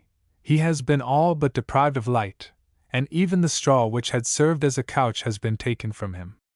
And how long has he been imprisoned? Over 2 years. 2 years! Leonore almost loses control of her feelings. Now she urges that she must help the jailer wait upon him. I have strength and courage. The old man is won over. He will ask the governor for permission to take Fidelio with him to the secret cells, for he is growing old, and death will soon claim him. The dramatic nerve has been touched with the first allusion to the mysterious prisoner who is being slowly tortured to death, and it is thrilling to note how Beethoven's genius, so often said to be purely epical, responds. In the trio which follows, the dialogue which has been outlined first intones a motif which speaks merely of complacency. Musical excerpt. Gott Sanchen, Gott hab immer. No sooner does it reach the lips of Leonore, however, than it becomes the utterance of proud resolve. Musical excerpt. Ich have Muth. And out of it grows a hymn of heroic daring. Marcellina's utterances are all concerned with herself, with an admixture of solicitude for her father, whose lugubrious reflections on his own impending dissolution are gloomily echoed in the music. Musical excerpt. Ich bin ja bald de Graves Butte. A march accompanies the entrance of Pizarro. 2. Pizarro receives his dispatches from Rocco, and from one of the letters learns that the Minister of Justice, having been informed that several victims of arbitrary power are confined in the prisons of which he is governor, is about to set out upon a tour of inspection. Such a visit might disclose the wrong done to Florestan, who is the minister's friend and believed by him to be dead, and Pizarro resolves to shield himself against the consequences of such a discovery by compassing his death. He publishes his resolution in a furious air. Ha! Welch ein Augenblick! In which he gloats over the culmination of his revenge upon his ancient enemy. It is a terrible outpouring of bloodthirsty rage, and I have yet to hear the singer who can cope with its awful accents. Here, surely, Beethoven asks more of the human voice than it is capable of giving. Quick action is necessary. The officer of the guard is ordered to post a trumpeter in the watchtower, with instructions to give a signal the moment a carriage with outriders is seen approaching from Seville. Rocco is summoned, and Pizarro, praising his courage and fidelity to duty, gives him a purse as earnest of riches which are to follow obedience. The old man is ready enough until he learns that what is expected of him is musical excerpt. Morden! Whereupon he revolts, nor is he moved by Pizarro's argument that the deed is demanded by the welfare of the state. Foiled in his plan of hiring an assassin, Pizarro announces that he will deal the blow himself, and commands that a disused cistern be opened to receive the corpse of his victim. The duet which is concerned with these transactions is full of striking effects. The orchestra accompanies Rocco's description of the victim as one who scarcely lives, but seems to float like a shadow, with chords which spread a cold, cadaverous sheen over the words, while the declamation of a blow, and he is dumb, makes illustrative pantomime unnecessary. Leonore has overheard all, and rushes forward on the departure of the men to express her horror at the wicked plot, and proclaim her trust in the guidance and help of love as well as her courageous resolve to follow its impulses and achieve the rescue of the doomed man. The scene and air in which she does this, Abstrulature, whilst du hin, is now a favorite concert piece of all dramatic singers, but when it was written its difficulties seemed appalling to Fräulein Milder, afterward the famous Frau Milderhauptmann, who was the original Leonore. A few years before Haydn had said to her, "My dear child, you have a voice as big as a house," and a few years later she made some of her finest successes with the part, but in the rehearsals she quarreled violently with Beethoven because of the unsingableness of passages in the Adagio, of which, no doubt, this was one. Musical excerpt. Sie words Narration. And when called upon, in 1814, to recreate the part which had been written expressly for her, she refused until Beethoven had consented to modify it. Everything is marvelous in the scena, the mild glow of orchestral color delineating the bow of promise in the recitative, the heart-searching, transfigurating, prayerful loveliness of the slow melody, the obbligato horn parts, the sweep of the final allegro, all stand apart in operatic literature. At Leonore's request, and presuming upon the request which Pizarro had made of him, Rocco permits the prisoners whose cells are above ground to enjoy the light and air of the garden, defending his action later, when taken to task by Pizarro, on the plea that he was obeying established custom in allowing the prisoners a bit of liberty on the name-day of the king. In an undertone he begs his master to save his anger for the man who is doomed to die. Meanwhile Leonore convinces herself that her husband is not among the prisoners who are enjoying the brief respite, and is overjoyed to learn that she is to accompany Rocco that very day to the mysterious subterranean dungeon. With the return of the prisoners to their cells, the first act ends.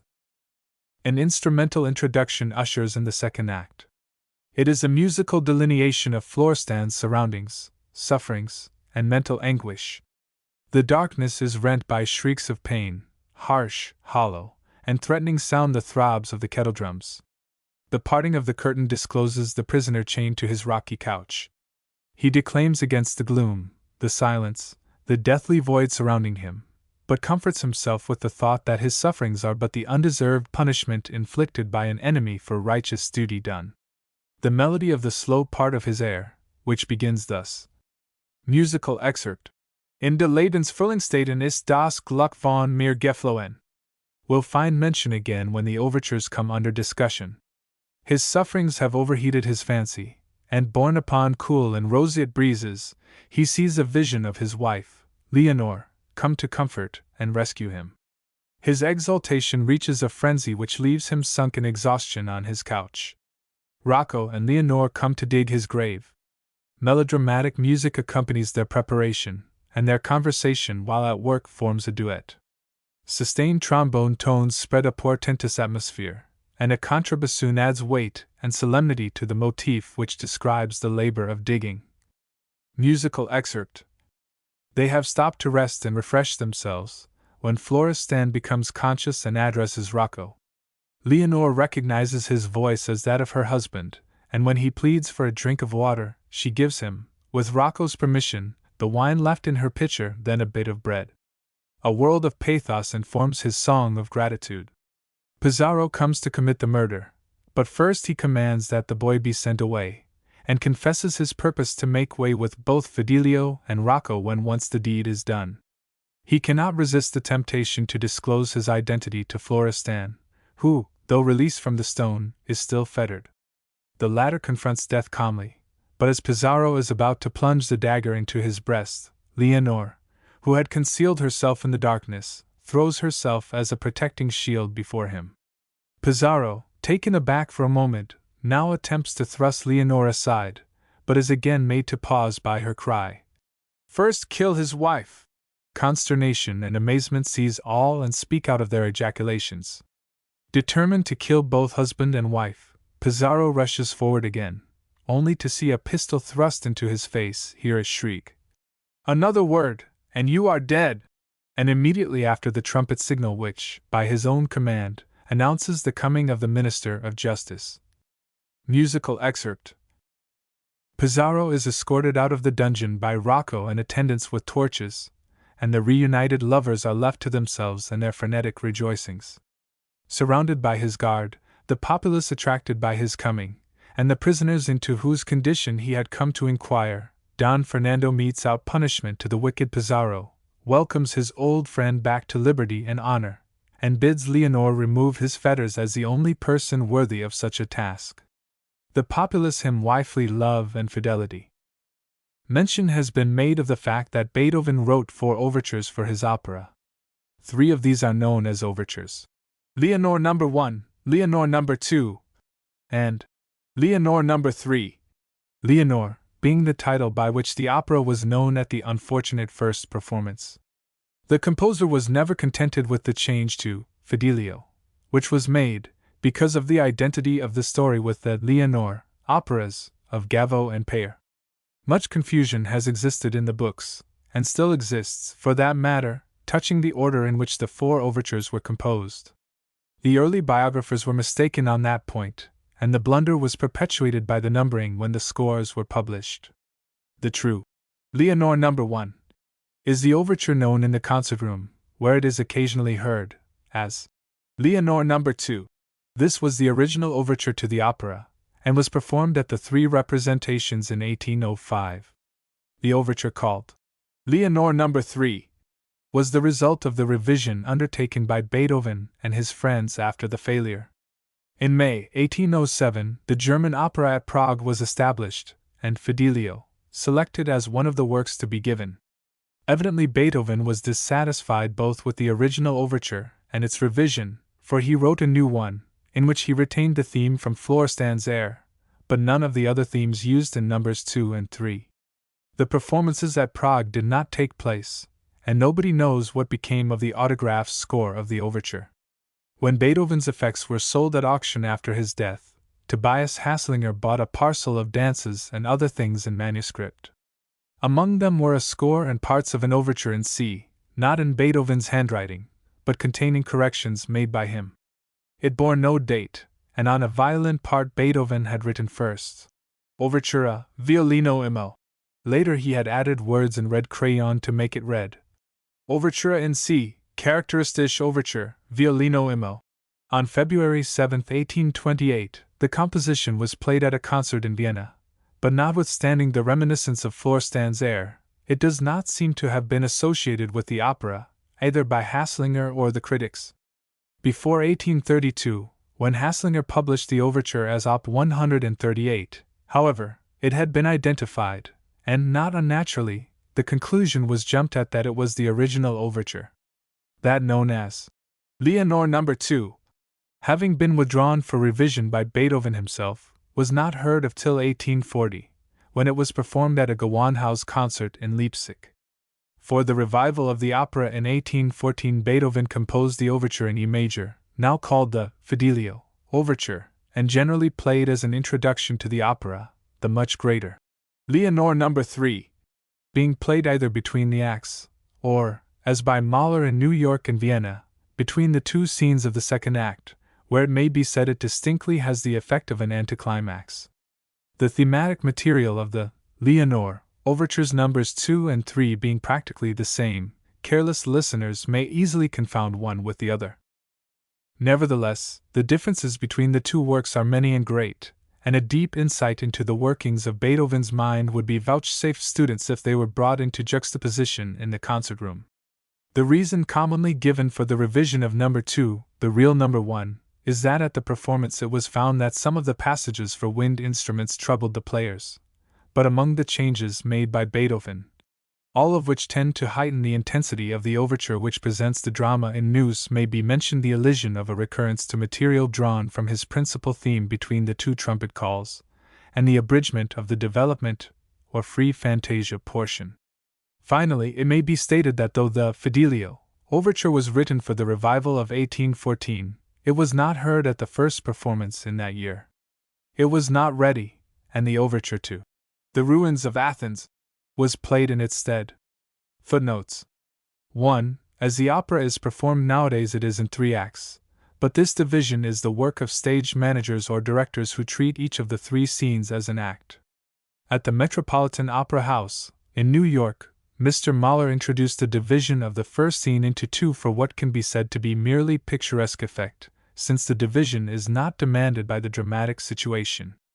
2. In Mr. Mahler's arrangement, this march becomes entr'acte music to permit of a change of scene from the interior of the jailer's lodge to the courtyard of the prison prescribed in the book. Chapter 6 Faust. M. Michel Kerr and Jules Barbier, who made the book for Gounod's opera, Faust, went for their subject to Goethe's dramatic poem. Out of that great work, which had occupied the mind of the German poet for an ordinary lifetime, the French librettists extracted the romance which sufficed them, the story of Gretchen's love for the rejuvenated philosopher, her seduction and death. This romance is wholly the creation of Goethe. It has no place in any of the old legends which are at the bottom of the history of Dr. Faust, or Faustus. Those legends deal with the doings of a magician who has sold his soul to the devil for the accomplishment of some end on which his ambition is set. There are many such legends in medieval literature, and their fundamental thought is older than Christianity.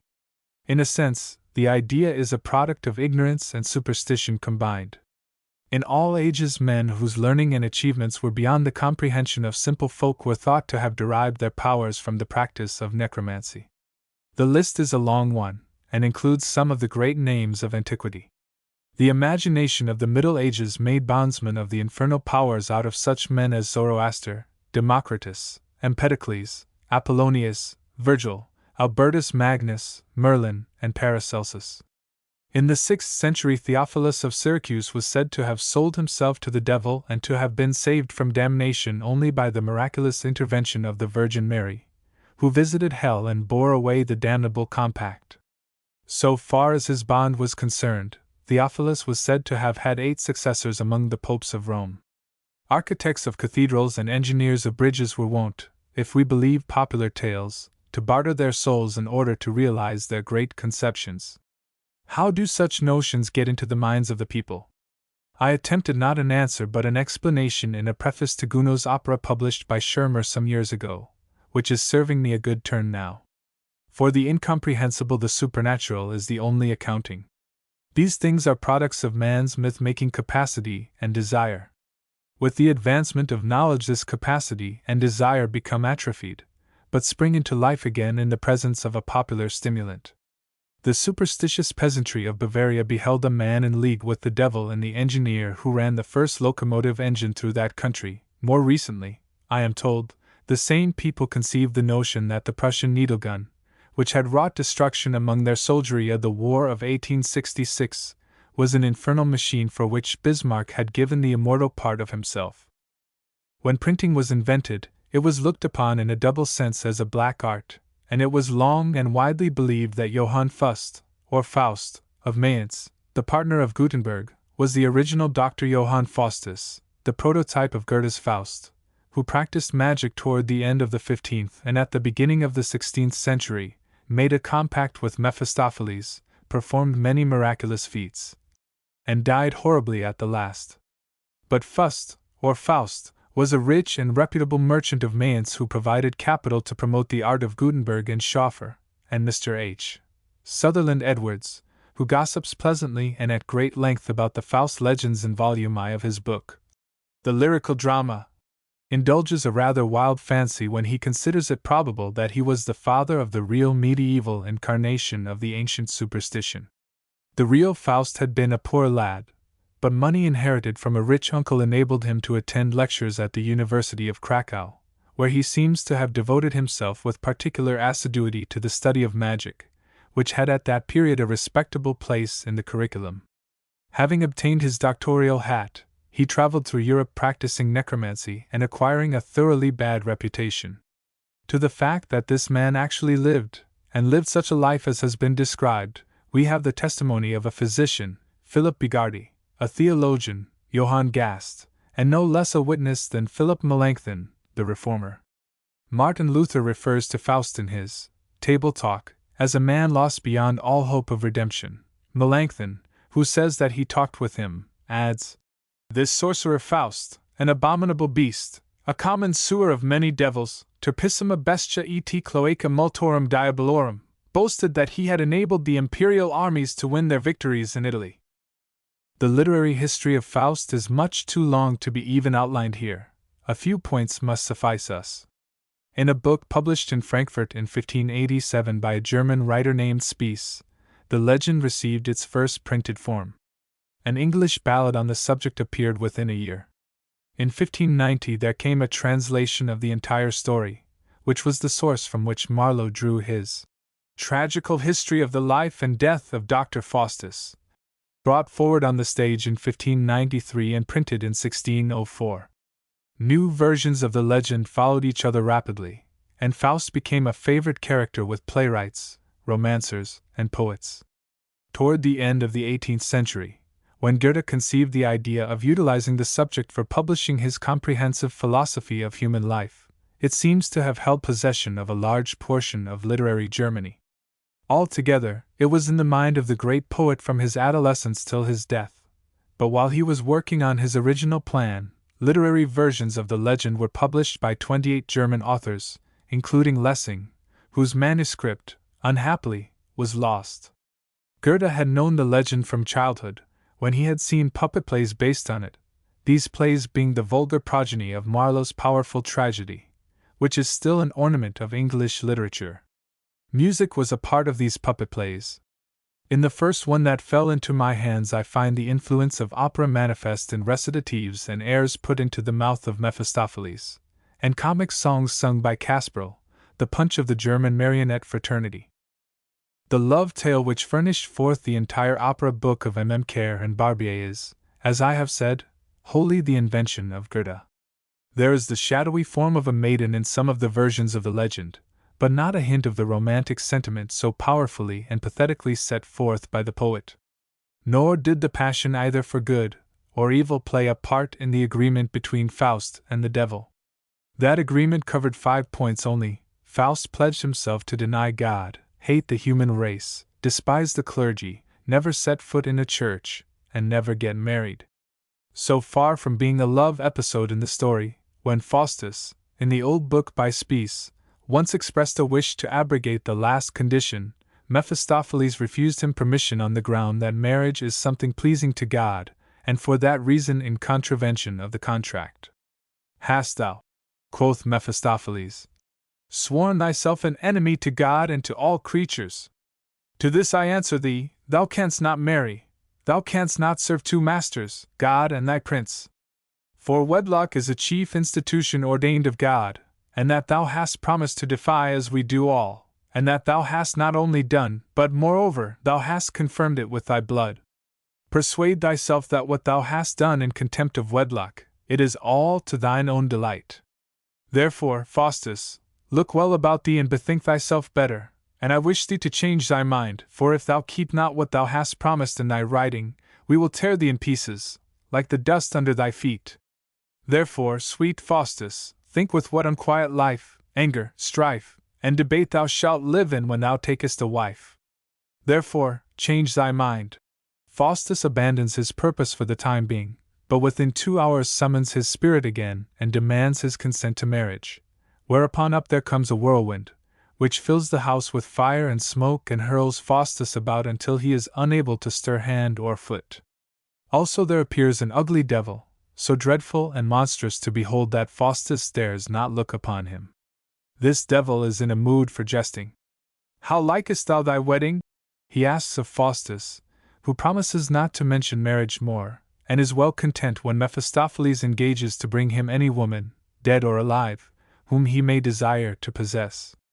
It is in obedience to this promise that Helen of Troy is brought back from the world of shades to be Faustus's paramour. By her he has a son, whom he calls Justus Faustus, but in the end, when Faustus loses his life, mother and child vanish.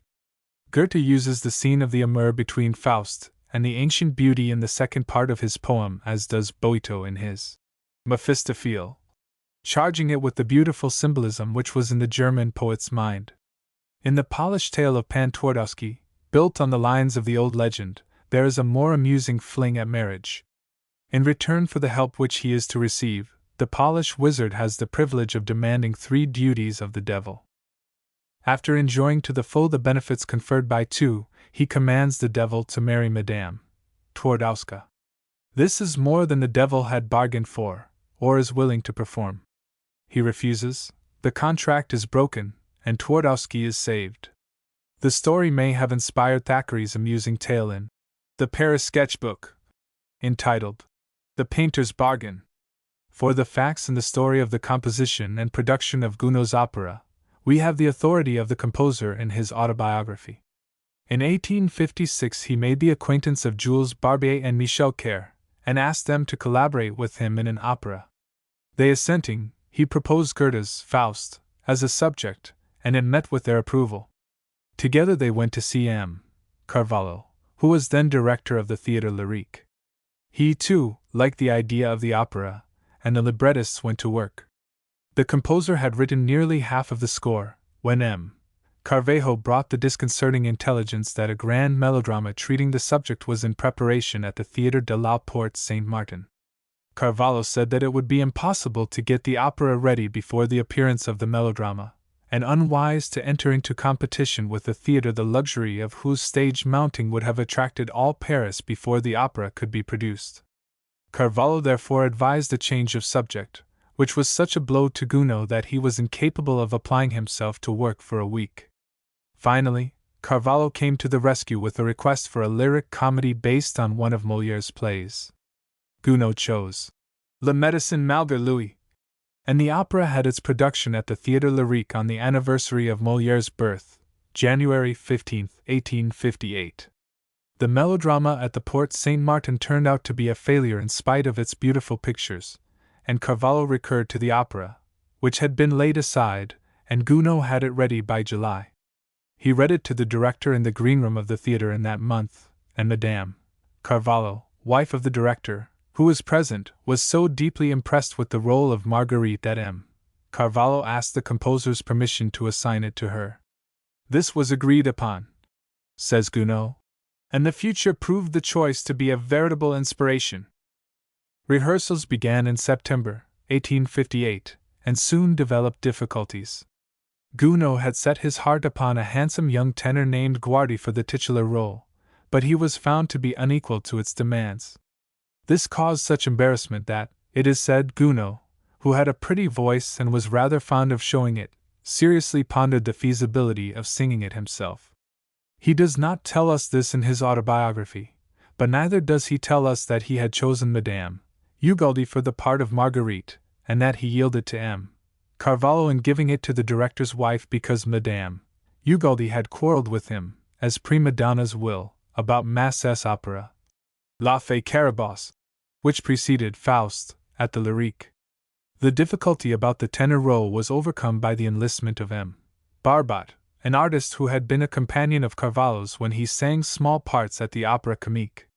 He was now far past his prime, and a pension teacher at the Conservatoire, but Gounod bears witness that he showed himself a great musician in the part of Faust. Of Belenc, who created the part of Mephistopheles, Gounod says that he was an intelligent comedian whose play, physique, and voice lent themselves wonderfully to this fantastic and satanic personage. As for Madame Carvalho, it was the opinion of the composer that, though her masterly qualities of execution and style had already placed her in the front rank of contemporary singers, no role, till Marguerite fell to her lot, had afforded her opportunity to show in such measure the superior phases of her talent, so sure, so refined, so steady, so tranquil, its lyric and pathetic qualities. It was a distinguished audience that listened to the first performance of Faust, on March 19, 1859. Aubert, Berlioz, Ryer, Jules Janin, Perrin, Émile Olivier, and many other men who had made their mark in literature, art, or politics sat in the boxes, and full as many more of equal distinction in the stalls. Among these latter were Delacroix, Vernet, Eugene Giroux, Pasdeloup, Scudo, Hugel, and Jules Levy. The criticism of the journals which followed was, as usual, a blending of censure and praise. Berlioz was favorably inclined toward the work, and with real discrimination put his finger on the monologue at the close of the third act. "Il quel trouble en mon cœur," as the best thing in the score.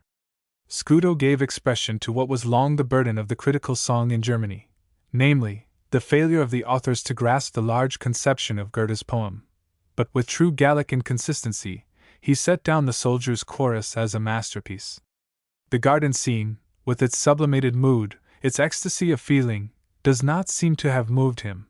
He thought the third act monotonous and too long. There was no demand for the score on the part of the French publishers, but at length Chaudens was persuaded to adventure 10,000 francs, one half of an inheritance, in it. He was at that time an editor on a small scale, as well as a postal official, and the venture put him on the road to fortune. For the English rights Gounod is said to have received only £40, and this only after the energetic championship of Chorley, who made the English translation. The opera was given 37 times at the Theatre Lyrique.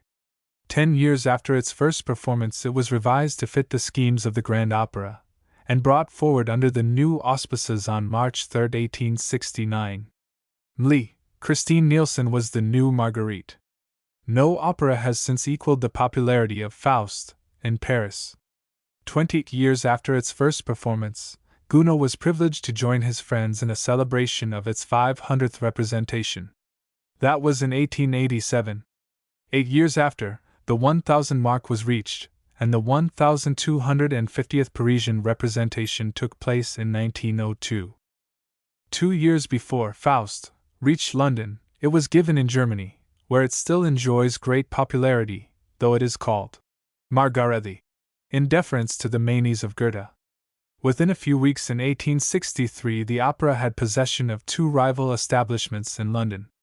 At Her Majesty's Theatre it was given for the first time on June 11th, and at the Royal Italian Opera on July 2nd. On January 23, 1864, it was brought forward in Mr. Chorley's English version at Her Majesty's. The first American representation took place at the Academy of Music, New York, on November 25, 1863, the parts being distributed as follows: Margarita, Miss Clara Louise Kellogg; Sibyl, Miss Henrietta Sulzer; Martha, Miss Fanny Stockton; Faust, Francesco Mazzolini; Mephistopheles, Hannibal Biaggi; Valentine, G. Ippolito; Wagner, D. Coletti. It was sung in Italian, won immediate popularity, and made money for Max Maritzek, who was at once the manager and the conductor of the company. 40 years before an English version of Goethe's tragedy, the first part, of course, had been produced at the Bowery Theatre, with the younger Wallach as Faust and Charles Hill as Mephistopheles. The opera begins, like Goethe's dramatic poem, after the prologue, with the scene in Faust's study. The aged philosopher has grown weary of fruitless inquiry into the mystery of nature and its creator, and longs for death. He has just passed a night in study, and as the morning breaks he salutes it as his last on earth and pledges it in a cup of poison. As he is about to put the cup to his lips, the song of a company of maidens floats in at the window. It tells of the joy of living and loving and the beauty of nature and its inspirations. Faust's hand trembles, strangely, unaccountably. Again he lifts the cup, but only to pause again to listen to a song sung by a company of reapers repairing to the fields, chanting their gratitude to God for the loveliness surrounding them, and invoking His blessing. The sounds madden the despairing philosopher. What would prayer avail him? Would it bring back youth and love and faith? No. Accursed, therefore, be all things good, earth's pleasures, riches, allurements of every sort, the dreams of love, the wild joy of combat, happiness itself, science, religion, prayers, belief, above all, a curse upon the patience with which he had so long endured. He summons Satan to his aid. Mephistopheles answers the call, in the garb of a cavalier. His tone and bearing irritate Faust, who bids him begone. The fiend would know his will, his desires. Gold, glory, power, all shall be his for the asking. But these things are not the heart's desire of Faust. He craves youthfulness, with its desires and delights, its passions and puissance. Mephistopheles promises all, and when he hesitates, inflames his ardor with a vision of the lovely Marguerite seated at her spinning wheel.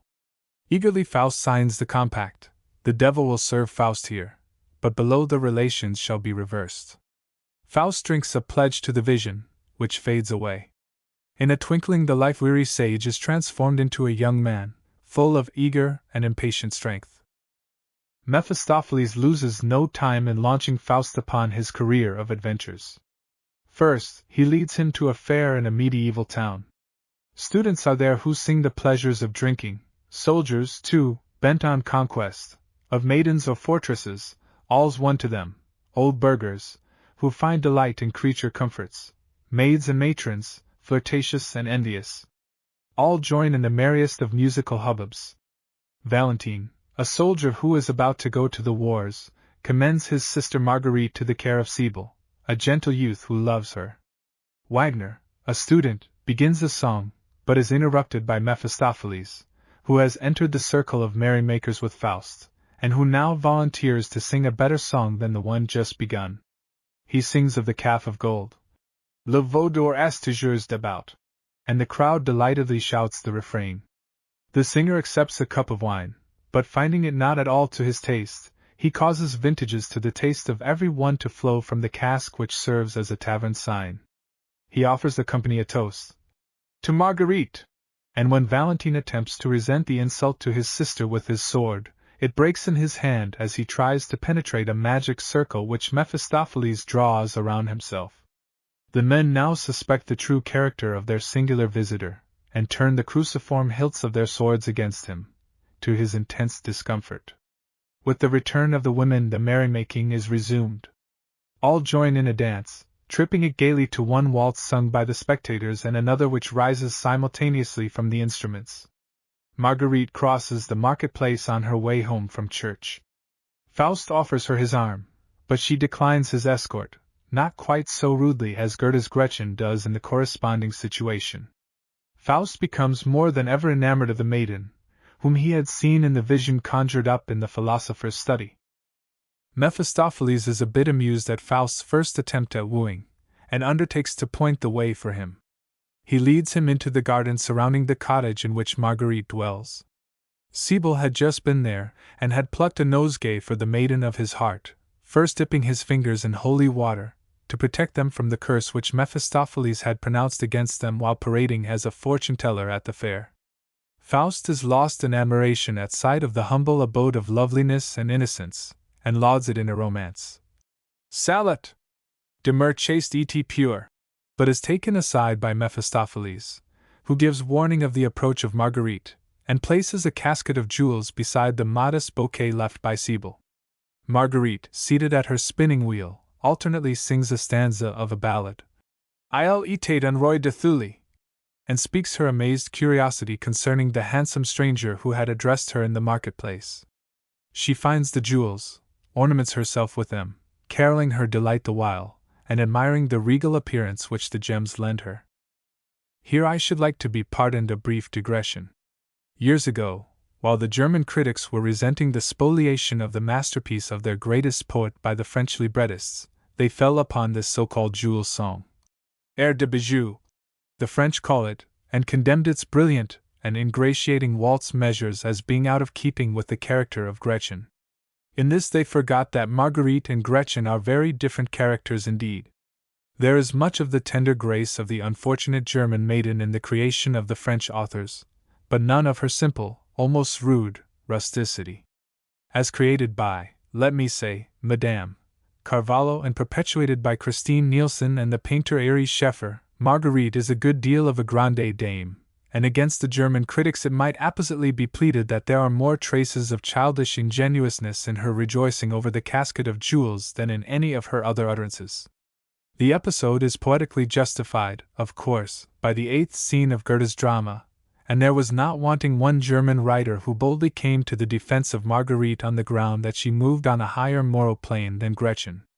The French librettists, while they emptied the character of much of its poetical contents, nevertheless made it in a sense more gentle, and Gounod refined it still more by breathing an ecstasy into all of its music. Goethe's Gretchen, though she rejects Faust's first advances curtly enough to be called impolite, nevertheless ardently returns Faust's kiss on her first meeting with him in the garden, and already at the second, presumably, offers to leave her window open, and accepts the sleeping potion for her mother. It is a sudden, uncontrollable rush of passion to which Marguerite succumbs. Gretchen remains in simple amaze that such a fine gentleman as Faust should find anything to admire in her, even after she has received and returned his first kiss. But Marguerite is exalted, transfigured by the new feelings surging within her. Il aime. Quel trouble en mon cœur. Les eaux chantent. Le vent murmure. Toutes les voix de la nature semblent me répéter en chœur, il t'aime. I resume the story.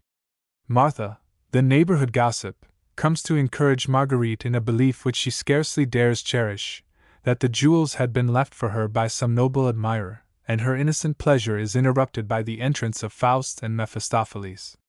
The latter draws Martha away, and Faust woos the maiden with successful ardor. They have indulged in their first embrace, and said their farewells till tomorrow. Faust is about to depart, when Mephistopheles detains him and points to Marguerite, who is burdening the perfumed air with her new ecstasy. He rushes to her, and with a cry of delight she falls into his arms. Goethe's scene at the fountain becomes, in the hands of the French librettists, a scene in the chamber of Marguerite. The deceived maiden is cast down by the jeers and mockings of her erstwhile companions, and comforted by Sibyl. It is now generally omitted. Marguerite has become the talk of the town, and evil reports reach the ear of her brother Valentine on his return from the wars with the victorious soldiery. Valentine confronts Faust and Mephistopheles while the latter is singing a ribald serenade at Marguerite's door. The men fight, and through the machinations of Mephistopheles, Valentine is mortally wounded. He dies denouncing the conduct of Marguerite, and cursing her for having brought death upon him. Marguerite seeks consolation in religious worship, but the fiend is at her elbow even in the holy fane, and his taunts and the accusing chant of a choir of demons interrupt her prayers. The devil reveals himself in his proper, or improper, person at the end, and Marguerite falls in a swoon. The Walpurgis night scene of Goethe furnished the suggestion for the ballet which fills the first 3 scenes of the 5th act, and which was added to the opera when it was remodeled for the Grand Opera in 1869. The scene holds its place in Paris, but is seldom performed elsewhere. A wild scene in the Harz Mountains gives way to an enchanted hale in which are seen the most famous courtesans of ancient history, Phryne, Lais, Aspasia, Cleopatra, and Helen of Troy. The apparition of Marguerite appears to Faust, a red line encircling her neck, like the mark of a headsman's axe. We reach the end. The distraught maiden has slain her child, and now lies in prison upon her pallet of straw, awaiting death. Faust enters and tries to persuade her to fly with him. Her poor mind is all awry and occupies itself only with the scenes of her first meeting and the love-making in the garden. She turns with horror from her lover when she sees his companion, and in an agony of supplication, which rises higher and higher with each reiteration, she implores heaven for pardon. She sinks lifeless to the floor. Mephistopheles pronounces her damned, but a voice from on high proclaims her saved. Celestial voices chant the Easter hymn, Christ is risen, while a band of angels bear her soul heavenward. Chapter 7 Mephistophele. There is no reason to question Gounod's statement that it was he who conceived the idea of writing a Faust opera in collaboration with M. Barbier and Kerr. There was nothing novel in the notion. Music was an integral part of the old puppet plays which dealt with the legend of Dr. Faustus, and Goethe's tragedy calls for musical aid imperatively. A musical pantomime, Harlequin Faustus, was performed in London as early as 1715, and there were Faust operas long before even the first part of Goethe's poem was printed, which was 101 years ago. A composer named Fanti brought out an opera entitled Dr. Faust Zaubergürtel in 1790. C. Hinck used the same material and title at Flushing in 1794, and Ignaz Walter produced a Faust in Hanover in 1797. Goethe's first part had been 5 years in print when Spar composed his Faust, but it is based not on the great German poet's version of the legend, but on the old sources. This opera has still life, though it is fitful and feeble, in Germany, and was produced in London by a German company in 1840 and by an Italian in 1852, when the composer conducted it, but I have never heard of a representation in America. Between Spar's Faust, written in 1813 and performed in 1818, and Boito's Mephistophele, produced in 1868, many French, German, English, Italian, Russian, and Polish Faust operas have come into existence, lived their little lives, and died. Rietz produced a German Faust, founded on Goethe, at Dusseldorf, in 1836, Lynn Painter in Berlin, in 1854, Henry Rowley Bishop's English Faustus was heard in London, in 1827, French versions were Mlie, Angelique Bertin's Faust, Paris, 1831, and M. de Pellert's Brussels, 1834, Italian versions were Fausta, by Donizetti, Madame Pasta and Signor Donzelli sang in it in Naples in 1832. Fausto, by Gordigiano, Florence, 1837, and Il Fausto Arrivo, by Raimondi, Naples, 1837, the Polish. Faust Twardowski is the hero of a Russian opera by Verstowski, Moscow, 1831, and of a Polish opera by J. von Zeitz, Agram, 1880. How often the subject has served for operettas, cantatas, overtures, symphonies, etc., need not be discussed here. Berlioz's dramatic legend, entitled La Damnation de Faust, tricked out with stage pictures by Raoul Gunsberg, was performed as an opera at Monte Carlo in 1903, and in New York at the Metropolitan and Manhattan Opera Houses in the seasons 1906 to 1907 and 1907 to 1908, respectively, but the experiment was unsuccessful, both artistically and financially. I have said that there is no reason to question Gounod's statement that it was he who conceived the idea of writing the opera whose popularity is without parallel in the musical history of the Faust legend. But if I could do so without reflecting upon his character, I should like to believe a story which says that it was Barbier who proposed the subject to Gounod after Meyerbeer, to whom he first suggested it, had declined the collaboration. I should like to believe this, because it is highly honorable to Meyerbeer's artistic character, which has been much maligned by critics and historians of music since Wagner set an example in that direction. Faust. Meyerbeer is reported to have replied to Barbier's invitation. Is the Ark of the Covenant a sanctuary not to be approached with profane music? For the composer who did not hesitate to make an opera out of the massacre of St. Bartholomew, this answer is more than creditable. The Germans, who have either felt or affected great indignation at the want of reverence for their great poet shown by the authors of Faust and Mignon, ought to admire Meyerbeer in a special degree for the moral loftiness of his determination and the dignified beauty of its expression. composers like Kreutzer, Reisiger, Pearson, Lassen, and Prince Radziwill have written incidental music for Goethe's tragedy without reflecting that possibly they were profaning the sanctuary. But Meyerbeer, compared with whom they were pygmies, withheld his hand, and thereby brought himself into sympathetic association with the only musician that ever lived who was completely equipped for so magnificent a task. That musician was Beethoven, to whom Wachtlitz bore a commission for music to Faust, from Breitkopf and Hartel in 1822. The Titan read the proposition and cried out, "Ha! That would be a piece of work!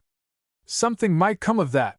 but declined the task because he had the choral symphony and other large plans on his mind. Boito is not a Beethoven nor yet a Meyerbeer, but though he did what neither of them would venture upon when he wrote a Faust opera, he did it with complete and lovely reverence for the creation of the German poet. It is likely that had he had less reverence for his model and more of the stagecraft of his French predecessors, his opera would have had a quicker and greater success than fell to its lot. Of necessity it has suffered by comparison with the opera of Barbier, Kerr, and Gounod, though it was far from Boito's intentions that it should ever be subjected to such a comparison. Boito is rather more poet and dramatist than he is musician. He made the book not only of Mephistophele, but also of Otello and Falstaff, which Verdi composed, La Gioconda, for which Ponchielli wrote the music, and Ero e Leandro, which he turned over to Bottesini, who said it with no success, and to Mancinelli, who said it with little.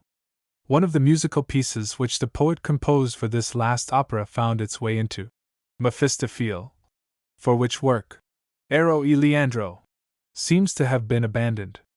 He also translated Wagner's Tristan und Isolde into Italian. Being a poet in the first instance, and having the blood of the northern barbarians as well as the southern Romans in his veins, he was unwilling to treat Goethe's tragedy as the Frenchman had treated it. The tearful tale of the love of the rejuvenated philosopher and the village maiden, with its woeful outcome, did not suffice him. Though he called his opera Mephistophele, not Faust, he drew its scenes, of which only two have to do with Marguerite, or Gretchen, from both parts of Goethe's allegorical and philosophical phantasmagoria. Because he did this, he failed from one point of view. Attempting too much, he accomplished too little. His opera is not a well-knit and consistently developed drama, but a series of episodes, which do not hold together and have significance only for those who know Goethe's dramatic poem in its entirety. It is very likely that, as originally produced, Mephistophele was not such a thing of shreds and patches as it now is. No doubt, it held together better in 1868, when it was ridiculed, whistled, howled, and hissed off the stage of the Teatro La Scala, than it did when it won the admiration of the Italians in Bologna 12 years later. In the interval it had been subjected to a revision, and the first version never having been printed, the critical fraternity became exceedingly voluble after the success in Bologna, one of the debated questions being whether Boito had bettered his work by his voluminous excisions, interpolations, and changes. Faust, now a tenor, was originally a baritone, or had weakly surrendered his better judgment to the taste of the hoi polloi, for the sake of a popular success. It was pretty fighting ground, it is yet, and will remain such so long as the means of comparison remain hidden, and sentimental hero worship is fed by the notion that Boito has refused to permit the opera or operas which he has written since to be either published or performed because the world once refused to recognize his genius. This notion, equally convenient to an indolent man or a colossal egoist, I do not believe that Boito is either, has been nurtured by many pretty stories. But unhappily, we have had nothing to help us to form an opinion of Boito as a creative artist since Mephistophele appeared, except the opera books written for Verdi and Ponchielli and the libretto of Ero e Leandro. Boito's father was an Italian, his mother a Pole. From either one or both he might have inherited the intensity of expression which marks his works, both poetical and musical, but the tendency to philosophical contemplation which characterizes Mephistophele, even in the stunted form in which it is now presented, is surely the fruit of his maternal heritage and his studies in Germany. After completing the routine of the conservatory in Milan, He spent a great deal of time in Paris and the larger German cities, engrossed quite as much in the study of literature as of music. Had he followed his inclinations and the advice of Victor Hugo, who gave him a letter of introduction to Émile de Girardin, he would have become a journalist in Paris instead of the composer of Mephistophele, and the poet of Otello, Falstaff, La Gioconda, and Ero e Leandro. But Girardin was too much occupied with his own affairs to attend to him when Boito presented himself, and after waiting wearily, vainly, and long, he went to Poland, where, for want of something else to do, he sketched the opera Mephistophele, which made its memorable fiasco at Milan in March 1868.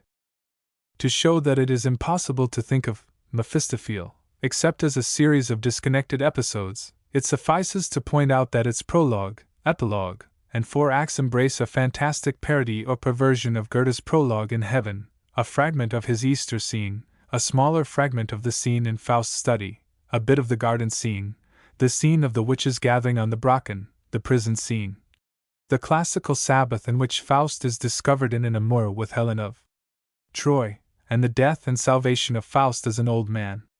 Can anyone who knows that music, even of the modern dramatic type, in which strictly musical forms have given way to as persistent an onward flow as the text itself, must of necessity act as a clog on dramatic action, imagine that such a number and variety of scenes could be combined into a logical, consistent whole, compassed by 4 hours in performance? Certainly not. But Boito is not content to emulate Goethe in his effort to carry his listeners from heaven through the earth to hell. He must needs ask them to follow him in his exposition of Goethe's philosophy and symbolism. Of course, that is impossible during a stage representation, and therefore he exposes the workings of his mind in an essay and notes to his score. From these we may learn, among other things, that the poet-composer conceives Faust as the type of man athirst for knowledge, of whom Solomon was the biblical prototype, Prometheus the mythological, Manfred and Don Quixote the predecessors in modern literature. Also that Mephistopheles is as inexhaustible as a type of evil as Faust is as a type of virtue, and therefore that this picturesque stage devil, with all his conventionality, is akin to the serpent which tempted Eve, the Thucydides of Homer, and Mirabile Dictu, the Falstaff of Shakespeare. The device with which Boito tried to link the scenes of his opera together is musical as well as philosophical. In the book which Barbier and Kerr wrote for Gounod, Faust sells his soul to the devil for a period of sensual pleasure of indefinite duration, and so far as the hero is concerned, the story is left unfinished. All that has been accomplished is the physical ruin of Marguerite. Mephistopheles exults for a moment in contemplation of the destruction, also, of the immortal part of her, but the angelic choir proclaims her salvation. Faust departs hurriedly with Mephistopheles, but whether to his death or in search of new adventures, we do not know. The Germans are, therefore, not so wrong, after all, in calling the opera after the name of the heroine instead of that of the hero. In Boito's book the love story is but an incident. Faust's compact with Mephistophele, as in Goethe's dramatic poem, is the outcome of a wager between Mephistophele and God, under the terms of which the spirit of evil is to be permitted to seduce Faust from righteousness, if he can. Faust's demand of Mephistophele is wrest from his unquiet, inquisitive mind, a solution of the dark problem of his own existence, and that of the world. Finally, one moment of which he can say, "Stay, for thou art lovely." The amour with Margarita does not accomplish this, and so Boito follows Goethe into the conclusion of the second part of his drama, and shows Faust, at the end, an old man about to die. He recalls the loves of Margarita and Helen, but they were insufficient to give him the desired moment of happiness. He sees a vision of a people governed by him, and made happy by wise laws of his creation. He goes into an ecstasy. Mephistophele summons sirens to tempt him, and spreads his cloak for another flight. But the chant of celestial beings falls into Faust's ear, and he speaks the words which terminate the compact. He dies. Mephistophele attempts to seize upon him, but is driven back by a shower of roses dropped by cherubim. The celestial choir chants redeeming love. Thus much for the dramatic exposition.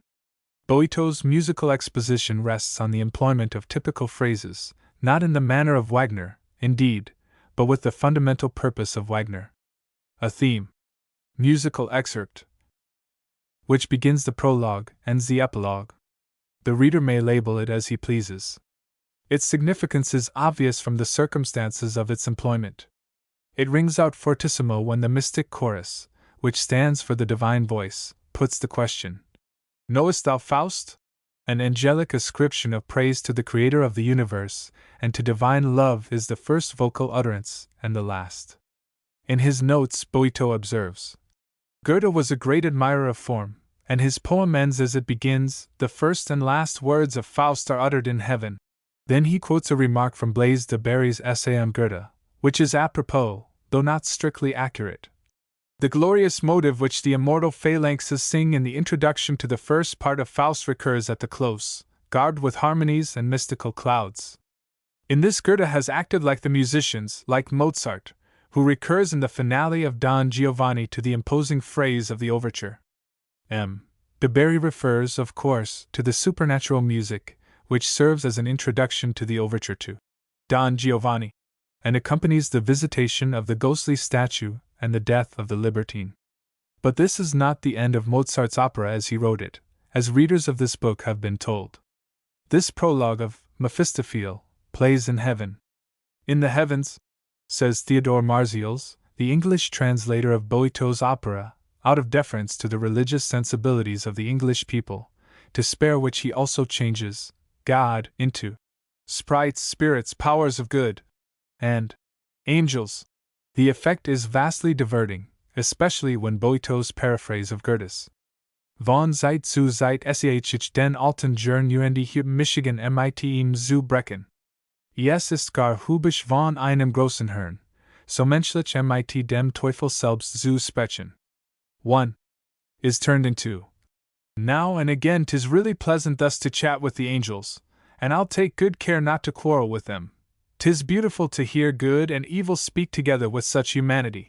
The picture disclosed by the opening of the curtain is a mass of clouds, with Mephistophele, like a dark blot, standing on a corner of his cloak in the shadow.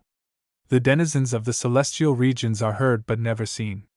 A trumpet sounds the fundamental theme, which is repeated in full harmony after instruments of gentler voice have sung a hymn-like phrase, as follows. Musical excerpt. It is the first period of the Salve Regina, sung by earthly penitents in the finale of the prologue. The canticle is chanted through, its periods separated by reiterations of the fundamental theme. A double chorus acclaims the Lord of angels and saints. A plan, evidently derived from the symphonic form, underlies the prologue as a whole. Prelude and chorus are rounded out by the significant trumpet phrase. One movement is completed. There follows a second movement, an instrumental scherzo, with the first section beginning thus. Musical excerpt. And a trio. Over this music Mephistophele carries on converse with God. He begs to disagree with the sentiments of the angelic hymn. Wandering about the earth, he had observed man and found him in all things contemptible, especially in his vanity begotten by what he called reason. He, the miserable little cricket, vaingloriously jumping out of the grass in an effort to poke his nose among the stars, then falling back to chirp, had almost taken away from the devil all desire to tempt him to evil doings. "Knowest thou Faust?" asks the divine voice, and Mephistophele tells of the philosopher's insatiable thirst for wisdom. Then he offers the wager. The scene, though brief, follows Goethe as closely as Goethe follows the author of the Book of Job. Now, there was a day when the sons of God came to present themselves before the Lord, and Satan came also among them.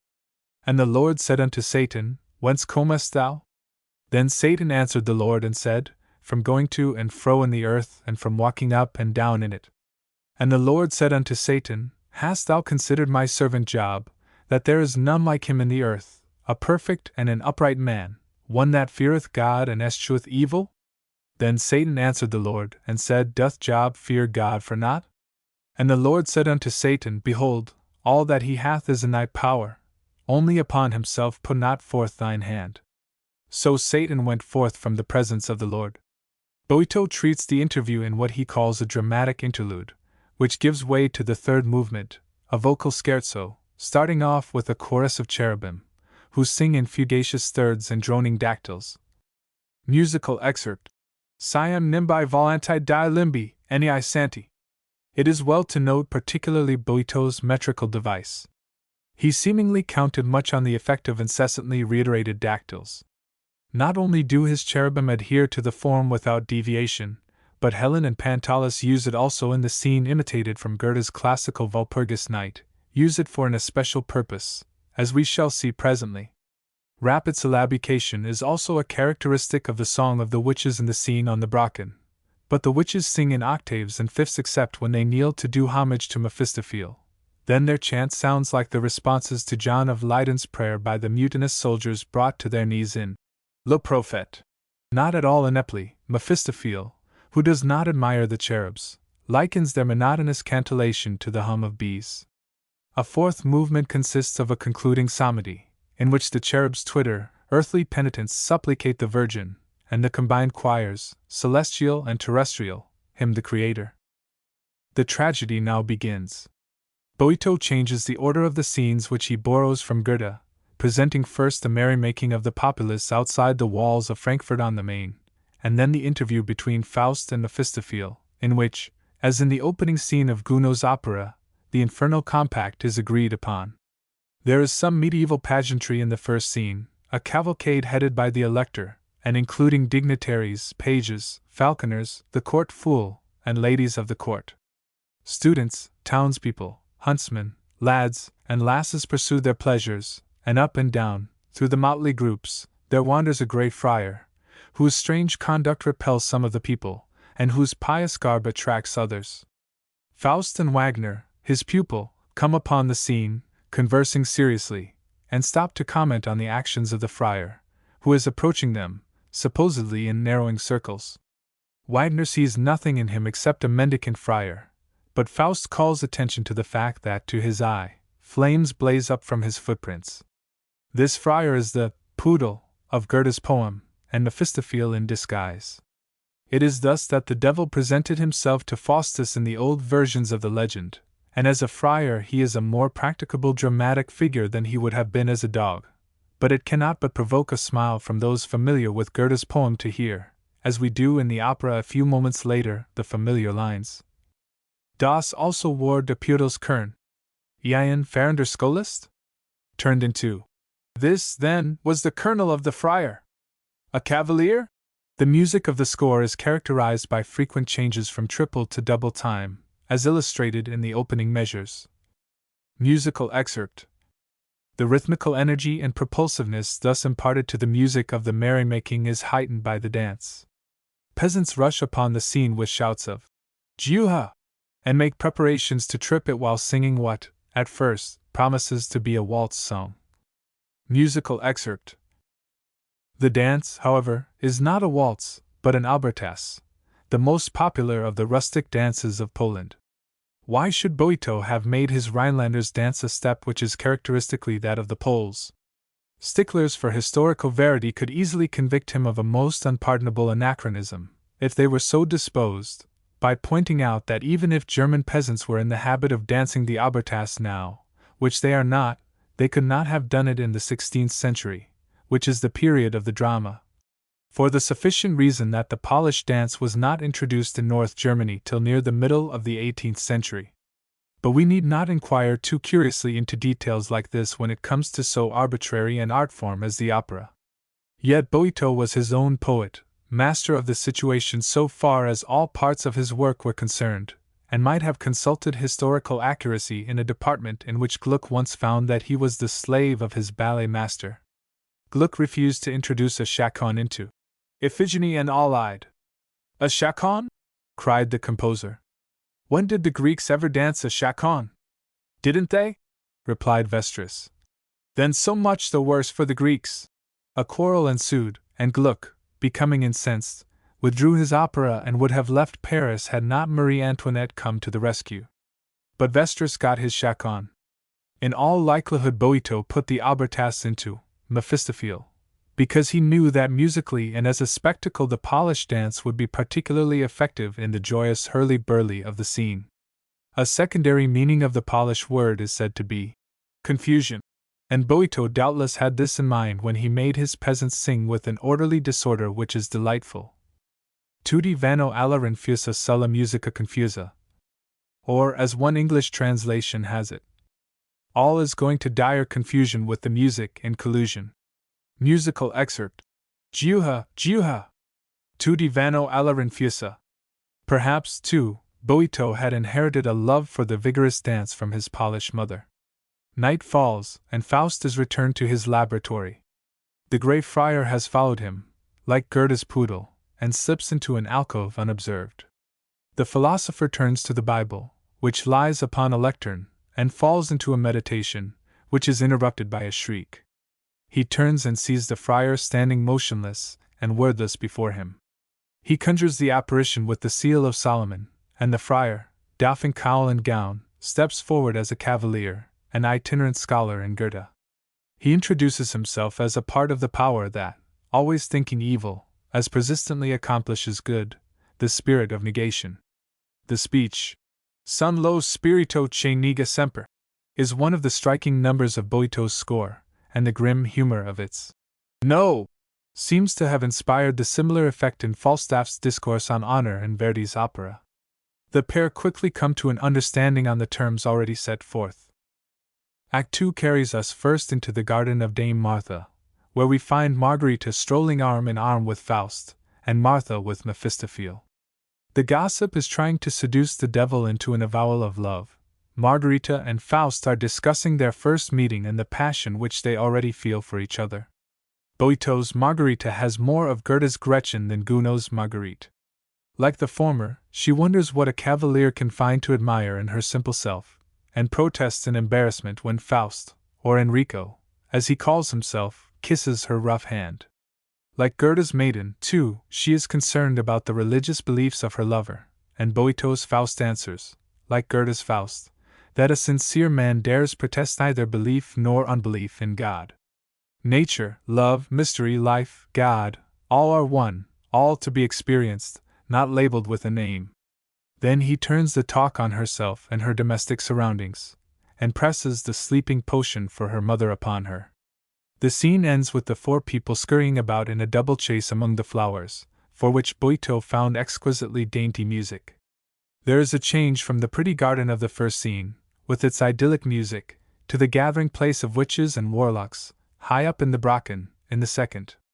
We witness the vile orgies of the bestial crew into whose circles Faust is introduced, and see how Mephistophele is acclaimed king and receives the homage. Here Boito borrows a poetical conceit from Goethe's scene in the witch's kitchen, and makes it a vehicle for a further exposition of the character and philosophy of the devil.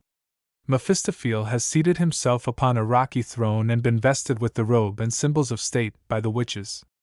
Now they bring to him a crystal globe, which he takes and discourses upon to the following effect. The translation is Theodore T. Barker's. Lo, here is the world. A bright sphere rising, setting, whirling, glancing, round the sun in circles dancing, trembling, toiling, yielding, spoiling, want and plenty by turn enfolded. This world, behold it! On its surface, by time abraded, dwelleth a vile race, defiled, degraded, abject, haughty, cunning, naughty, carrying war and desolation from the top to the foundation of creation. For them Satan has no being, they scorn with laughter a hell hereafter, and heavenly glory as idle story. Powers eternal! I'll join their laugh infernal thinking o'er their deeds diurnal. Ha! Ha! Behold the world! He dashes the globe to pieces on the ground and thereby sets the witches to dancing. To the antics of the vile crew Faust gives no heed. His eyes are fixed upon a vision of Margarita, her feet in fetters, her body emaciated, and a crimson line encircling her throat. His love has come under the headsman's axe. In the Ride to Hell, which concludes Berlioz's Damnation de Faust, the infernal horsemen are greeted with shouts in a language which the mystical Swedenborg says is the speech of the lower regions. Boito also uses an infernal vocabulary. His witches screech, Sabo har sabah, on the authority of le lawyers, les spectres. From the bestiality of the bracken we are plunged at the beginning of the third act into the pathos of Margarita's death. The episode follows the lines laid down by Barbier and Kerr in their paraphrase of Goethe, except that for the sake of the beautiful music of the duet, which Boito borrowed from his unfinished Ero e Leandro, we learn that Margarita had drowned her child. Faust urges her to fly, but her poor mind is all awry. She recalls the scene of their first meeting and of the love-making in Dame Martha's garden, and the earlier music returns, as it does in Gounod's score, and as it was bound to do. At the end she draws back in horror from Faust, after uttering a prayer above the music of the celestial choir, just as the executioner appears. Mephistophel pronounces her damned, but voices from on high proclaim her salvation. The story of Faust and Margarita is ended, but in pursuance of his larger plan, already outlined here, Boito makes use of two scenes from the second part of Goethe's drama to fill a fourth act and epilogue. They tell of the adventure of Faust with Helen of Troy, and of his death and the demon's defeat. The Night of the Classical Sabbath serves a dramatic purpose even less than the scene on the Brocken, but as an intermezzo it has many elements of beauty, and its scheme is profoundly poetical. Unfortunately, we can only attain to a knowledge of the mission of the scene in the study with Goethe's poem in hand and commentaries and Boito's prefatory notes within reach. The picture is full of serene loveliness. We are on the shore of Peneus, in the vale of Tempe. The moon at its zenith sheds its light over the thicket of laurel and oleanders, and floods a Doric temple on the left. Helen of Troy and Pantalus, surrounded by a group of sirens, praise the beauty of nature in an exquisite duet, which flows on as placidly as the burnished stream. Faust lies sleeping upon a flowery bank, and in his dreams calls upon Helen in the intervals of her song. Helen and Pantalus depart, and Faust is ushered in by Mephistophel. He is clad in his proper medieval garb, in strong contrast to the classic robes of the denizens of the valley in Thessaly. Mephistophel suggests to Faust that they now separate. The land of antique fable has no charm for him.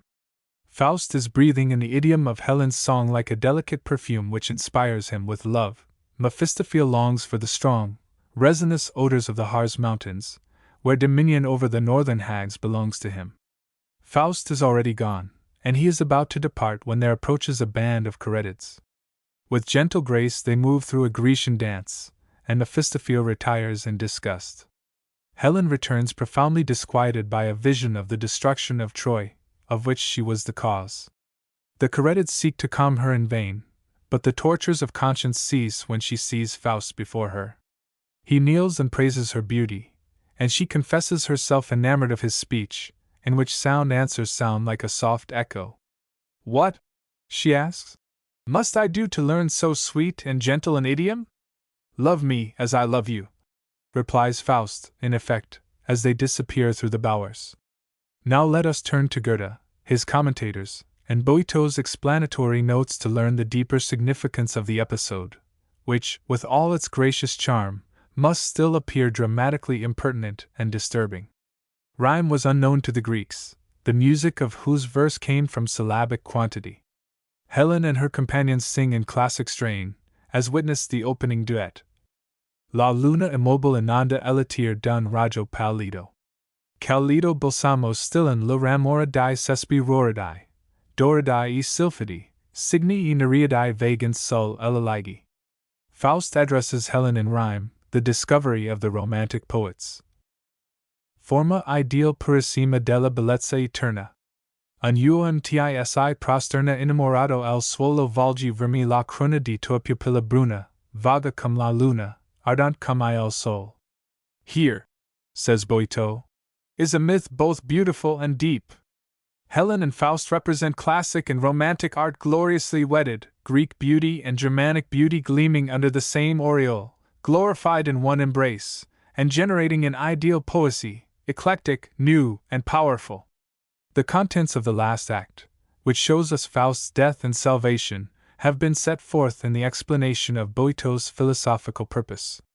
An expository note may, however, profitably be added in the poet-composer's own words.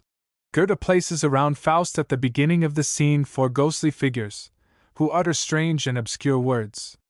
What Goethe has placed on the stage we place in the orchestra, submitting sounds instead of words, in order to render more incorporeal and impalpable the hallucinations that trouble Faust on the brink of death. The ghostly figures referred to by Boito are the four grey women of Goethe: want, guilt, care, and necessity. Boito thinks like a symphonist, and his purpose is profoundly poetical, but its appreciation asks more than the ordinary opera-goer is willing or able to give. 2. Footnotes. 1. I like, at times, to hear the ancient's word, and have a care to be most civil. It's really kind of such a noble lord so humbly to gossip with the devil. Bayard Taylor's translation. 2. Mephistophele had its first performance in New York at the Academy of Music on November 24, 1880. Lee. Valeria was the Margarita and Elena, Miss Annie Louise carried the Marta and Pantalus, Signor Campanini Faust, and Signor Navarra Mephistophele. Signor Arditi conducted. The first representation of the opera at the Metropolitan Opera House took place on December 5, 1883, when, with one exception, the cast was the same as at the first performance in London, at Her Majesty's Theatre, on July 6, 1880, namely, Nielsen as Margarita and Elena, Trebelli as Marta and Pantalus, Campanini as Faust and Mirabella as Mephistophele. In London Nannetti enacted the demon. Cleofonte Campanini, then Maestro di Cembalo at the Metropolitan Opera House, conducted the performance. Chapter 8. La Damnation de Faust. In an operatic form, Berlioz's Damnation de Faust had its first representation in New York at the Metropolitan Opera House on December 7, 1906. Despite its high imagination, its melodic charm, its vivid and varied colors, its frequent flights toward ideal realms, its accents of passion, its splendid picturesqueness, it presented itself as a thing of shreds and patches. It was, indeed, conceived as such, and though Berlioz tried by various devices to give it entity, he failed. When he gave it to the world, he called it a dramatic legend, a term which may mean much or little as one chooses to consider it, but I can recall no word of his which indicates that he ever thought that it was fit for the stage. It was Raoul Gunsberg, director of the opera at Monte Carlo, who, in 1903, conceived the notion of a theatrical representation of the legend and tricked it out with pictures and a few attempts at action. Most of these attempts are futile and work injury to the music, as will presently appear, but in a few instances they were successful, indeed very successful. Of course, if Berlioz had wanted to make an opera out of Goethe's drama, he could have done so. He would then have anticipated Gounod and Boito, and possibly have achieved one of those popular successes for which he hungered. But he was in his soul a poet, in his heart a symphonist, and intellectually, as many futile efforts proved, incapable of producing a piece for the boards. When the Faust subject first seized upon his imagination, he knew it only in a prose translation of Goethe's poem made by Gerald de Nerval. In his Memoirs, he tells us how it fascinated him. He carried it about with him, reading it incessantly and eagerly at dinner, in the streets, in the theatre. In the prose translation there were a few fragments of songs. These he set to music and published under the title Huitziens de Faust, at his own expense. Marx, the Berlin critic, saw the music and wrote the composer a letter full of encouragement. But Berlioz soon saw grave defects in his work and withdrew it from circulation, destroying all the copies which he could lay hands on.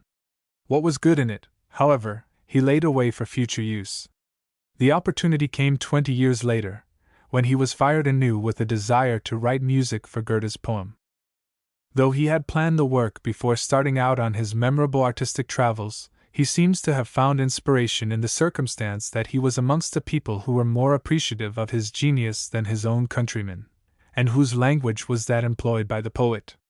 Not more than 1/6 of his 8 scenes had consisted of settings of the translations of M. de Nerval. A few scenes had been prepared by M. Gaudinier from notes provided by the composer. The rest of the book Berlioz wrote himself, now paraphrasing the original poet, now going to him only for a suggestion. As was the case with Wagner, words and music frequently presented themselves to him simultaneously. Traveling from town to town, conducting rehearsals and concerts, he wrote whenever and wherever he could, one number in an inn at Passau, the Elba scene and the dance of the Sylphs at Vienna, The peasant's song by gaslight in a shop one night when he had lost his way in Pest, the Angels' Chorus in Marguerite's Apotheosis at Prague, getting up in the middle of the night to write it down, the song of the students. Jam knock stell out of the lamina pundit, of which the words are also Berlioz's at Breslau. He finished the work in Rouen and Paris, at home, at his café, in the gardens of the Tuileries, even on a stone in the Boulevard du Temple. While in Vienna he made an orchestral transcription of the famous Rakoczy March, in one night, he says, though this is scarcely credible, since the time would hardly suffice to write down the notes alone. The march made an extraordinary stir at the concert in Pest when he produced it, and this led him to incorporate it, with an introduction, into his legend, a proceeding which he justified as a piece of poetical license. He thought that he was entitled to put his hero in any part of the world and in any situation that he pleased. This incident serves to indicate how lightly all dramatic fetish sat upon Berlioz while La Damnation was in his mind, and how little it occurred to him that any one would ever make the attempt to place his scenes upon the stage. In the case of the Hungarian March, this has been done only at the sacrifice of Berlioz's poetical conceit to which the introductory text and music were fitted, but of this more presently. As Berlioz constructed the dramatic legend, it belonged to no musical category. It was either a symphony with vocal parts like his Romeo et Juliet, which has symphonic elements in some of its sections, nor a cantata, nor an oratorio. It is possible that this fact was long an obstacle to its production. Even in New York, where, on its introduction, it created the profoundest sensation ever witnessed in a local concert room, it was performed 14 times with the choral parts sung by the Oratorio Society before that organization admitted it into its lists. And now to tell how the work was fitted to the uses of the lyric theater. Nothing can be plainer to persons familiar with the work in its original form than that no amount of ingenuity can ever give the scenes of the dramatic legend continuity or coherency. Boito, in his opera, was unwilling to content himself with the episode of the amour between Faust and Marguerite. He wanted to bring out the fundamental ethical idea of the poet, and he went so far as to attempt the prologue in heaven, the classical Sabbath, and the death of Faust with the contest for his soul. Berlioz had no scruples of any kind. He chose his scenes from Goethe's poem, changed them at will, and interpolated an incident simply to account for the Hungarian March. Connection with each other the scenes have not, and some of the best music belongs wholly in the realm of the ideal. At the outset, Berlioz conceived Faust alone on a vast field in Hungary in spring. He comments on the beauties of nature and praises the benison of solitude. His ruminations are interrupted by a dance of peasants, and the passage of an army to the music of the Rakoczy March. This scene M. Gunsberg changes to a picture of a medieval interior in which Faust soliloquizes, and a view through the window of a castle with a sally port. Under the windows the peasants dance, and out of the huge gateway come the soldiery and march off to battle. At the climax of the music which drove the people of Pest wild at its first performance, so that Berlioz confessed that he himself shuddered and felt the hair bristling on his head, when in a long crescendo fugue fragments of the march theme keep reappearing, interrupted by drumbeats like distant cannonading, Gunsberg's battalions halt, and there is a solemn benediction of the standards. Then, to the peroration, the soldiers run, not as if eager to get into battle, but as if in inglorious retreat. The second scene reproduces the corresponding incident in Gounod's opera, Faust in his study, life-weary and despondent. He is about to drink a cup of poison when the rear wall of the study rolls up and discloses the interior of a church with a kneeling congregation which chants the Easter canticle. Christ is risen! Here is one of the fine choral numbers of the work for which concert, not operatic, conditions are essential. The next scene, however, is of the opera operatic, and from that point of view the most perfect in the work. It discloses the revel of students, citizens, and soldiers in Auerbach's cellar. Brander sings the song of the rat which by good living had developed a paunch, like Dr. Luther's, but died of poison laid by the cook. The drinkers shout a boisterous refrain after each stanza, and supplement the last with a mock solemn requiescat in pace, amen. The phrase suggests new merriment to Brander, who calls for a fugue on the amen, and the roisters improvise one on the theme of the rat song, which calls out hearty commendation from Mephistopheles, and a reward in the shape of the Song of the Flea, a delightful piece of grotesquerie with its accompaniment suggestive of the skipping of the pestiferous little insect which is the subject of the song. The next scene is the triumph of M. Gunsberg, though for it he is indebted to Miss Lois Fuller, and the inventor of the aerial ballet. In the conceit of Berlioz, Faust lies asleep on the bushy banks of the Elbe. Mephistopheles summons gnomes and sylphs to fill his mind with lovely fancies. They do their work so well as to entrance, not only Faust, but all who hear their strains. The instrumental ballet is a fairy waltz, a filmy musical fabric, seemingly woven of moonbeams and dewy cobwebs, over a pedal point on the muted violoncellos, ending with drum taps and harmonics from the harp, one of the daintiest and most original orchestral effects imaginable. So dainty is the device, indeed, that one would think that nothing could come between it and the ears of the transported listeners without ruining the ethereal creation. But M. Gunsberg's fancy has accomplished the miraculous. Out of the river bank he constructs a floral bower rich as the magical garden of Klingsor. Sylphs circle around the sleeper and throw themselves into graceful attitudes while the song is sounding. Then, to the music of the elfin waltz, others enter who have, seemingly, cast off the gross weight which holds mortals in contact with the earth. With robes a-flutter like wings, they dart upwards and remain suspended in midair at will or float in and out of the transporting picture. To Faust is also presented a vision of Marguerite. The next 5 scenes in Berlioz's score are connected by M. Gunsberg and forced to act in sequence for the sake of the stage set, in which a picture of Marguerite's chamber is presented in the conventional fashion made necessary by the exigency of showing an exterior and interior at the same time, as in the last act of Rigoletto.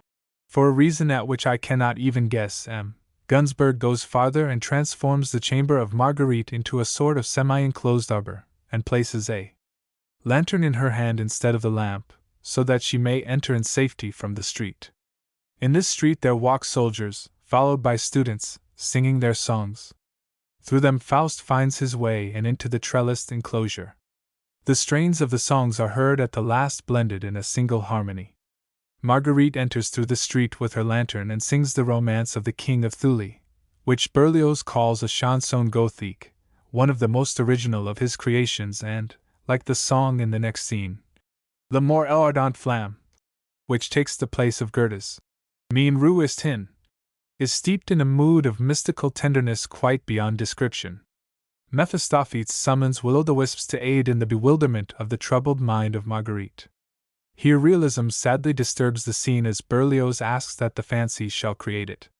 The customary dancing lights of the stage are supplemented with electrical effects which are beautiful, if not new.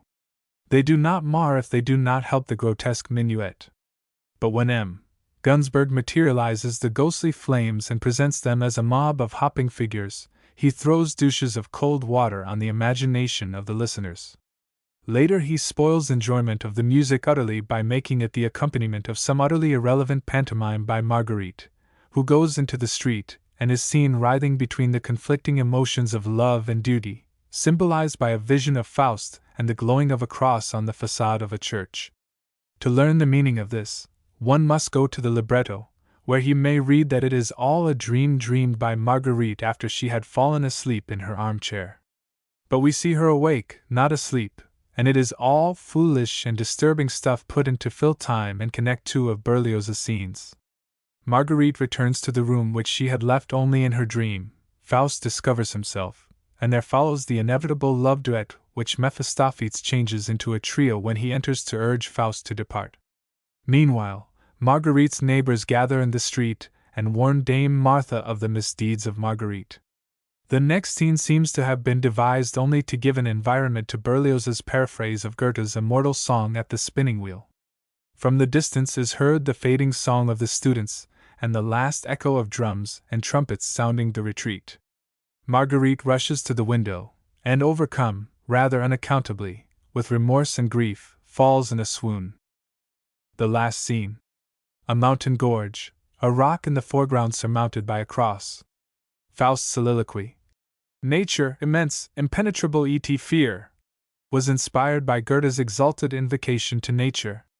Faust signs the compact, Mephistopheles summons the infernal steeds, Vortex and Giaour, and the ride to hell begins. Women and children at the foot of the cross supplicate the prayers of Mary, Magdalene, and Margaret. The cross disappears in a fearful crash of sound, the supplicants flee, and a moving panorama shows the visions which are supposed to meet the gaze of the riders: birds of night, dangling skeletons, a hideous and bestial phantasmagoria at the end of which Faust is delivered to the flames. The picture changes, and above the roofs of the sleeping town appears a vision of angels welcoming Marguerite. Chapter 9: La Traviata. In music, the saying that familiarity breeds contempt is true only of compositions of a low order. In the case of compositions of the highest order, familiarity generally breeds ever-growing admiration. In this category, new compositions are slowly received. They make their way to popular appreciation only by repeated performances. It is true that the people like best the songs as well as the symphonies which they know best. But even this rule has its exceptions. It is possible to grow indifferent to even high excellence because of constant association with it. Especially is this true when the form, that is, the manner of expression, has grown antiquated. Then, not expecting to find the kind of quality to which our tastes are inclined, we do not look for it, and though it may be present, it frequently passes unnoticed. The meritorious old is, therefore, just as much subject to non-appreciation as the meritorious new. Let me cite an instance. Once upon a time, duty called me to the two opera houses of New York on the same evening. At the first, I listened to some of the hot-blooded music of an Italian composer of the so-called school of Verismo. Thence I went to the second. Verdi's Traviata was performing. I entered the room just as the orchestra began the prelude to the last act.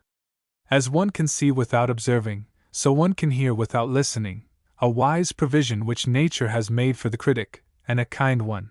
I had heard that music so often during a generation of time devoted to musical journalism that I had long since quit listening to it. But now my jaded faculties were arrested by a new quality in the prelude. I had always admired the composer of Rigoletto, Il Trovatore, and Traviata, and I loved and revered the author of Ida, Otello, and Falstaff. I had toddled along breathlessly in the trail made by his 7-league boots during the last 35 years of his career. But as I listened, I found myself wondering that I had not noticed before that his modernity had begun before I had commenced to realize even what maternity meant, more than half a century ago, for La Traviata was composed in 1853. The quivering atmosphere of Violetta's sickroom seemed almost visible as the pathetic bit of hymn-like music rose upward from the divided vials of the orchestra like a cloud of incense which gathered itself together and floated along with the pathetic song of the solo violin. The work of palliating the character of the courtesan had begun, and on it went with each recurrence of the sad, sweet phrase as it punctuated the conversation between Violetta and her maid, until memory of her moral grossness was swallowed up in pity for her suffering. Conventional song forms returned when poet and composer gave voice to the dying woman's lament for the happiness that was past and her agony of fear when she felt the touch of death's icy hand. But where is melody more truthfully eloquent than in Addio del passato and Gran Dio? Morir so Giovanni? Is it within the power of instruments, no matter how great their number, or harmony with all the poignancy which it has acquired through the ingenious use of dissonance, or of broken phrase floating on an instrumental flood, to be more dramatically expressive than are these songs? Yet they are, in a way, uncompromisingly formal, architectural, strophic, and conventionally Verdian in their repetition of rhythmical motives and their melodic formularies. This introduction to the third act recalls the introduction to the first, which also begins with the hymn-like phrase, and sets the keynote of pathos which is sounded at every dramatic climax, though pages of hurdy-gurdy tune and unmeaning music intervene.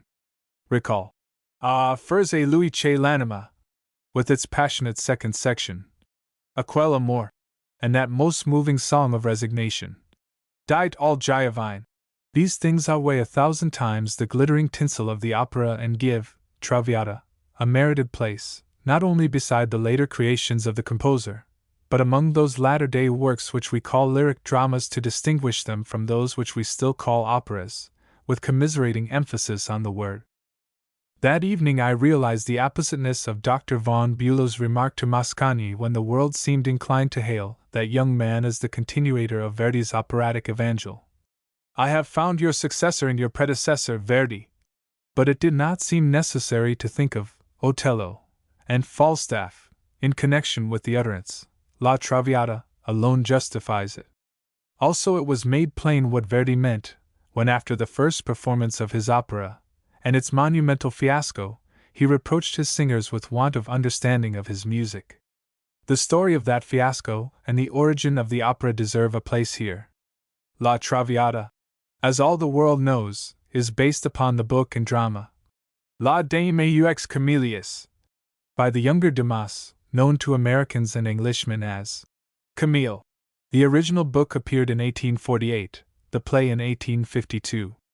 Verdi witnessed a performance of the play when it was new.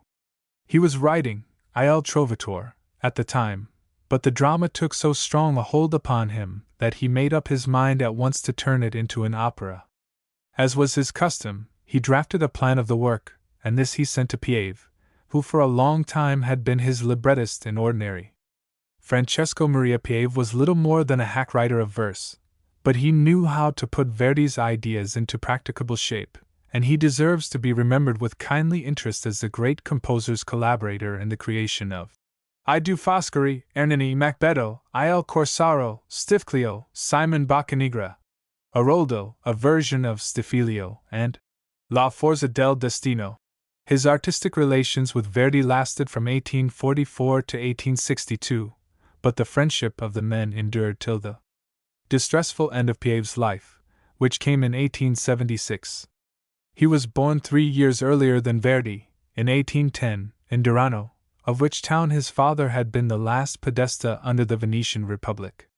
He went mad some years before he died, and thenceforward lived off Verdi's bounty, the warm-hearted composer not only giving him a pension, but also caring for his daughter after his death. In 1853 Verdi's creative genius was at flood tide.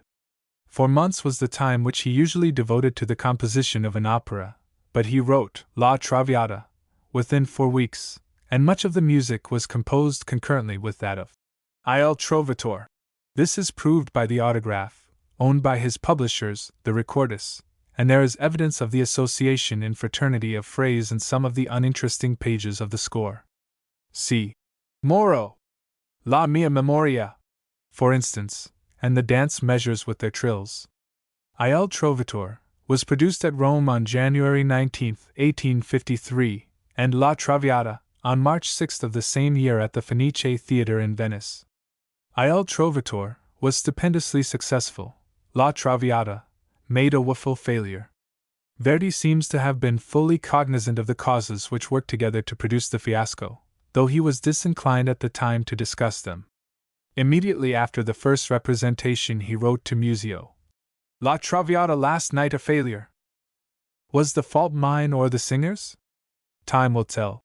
To Vincenzo Lucardi, sculptor, professor at the Academy of San Luca in Rome, one of his most intimate friends, he wrote after the second performance.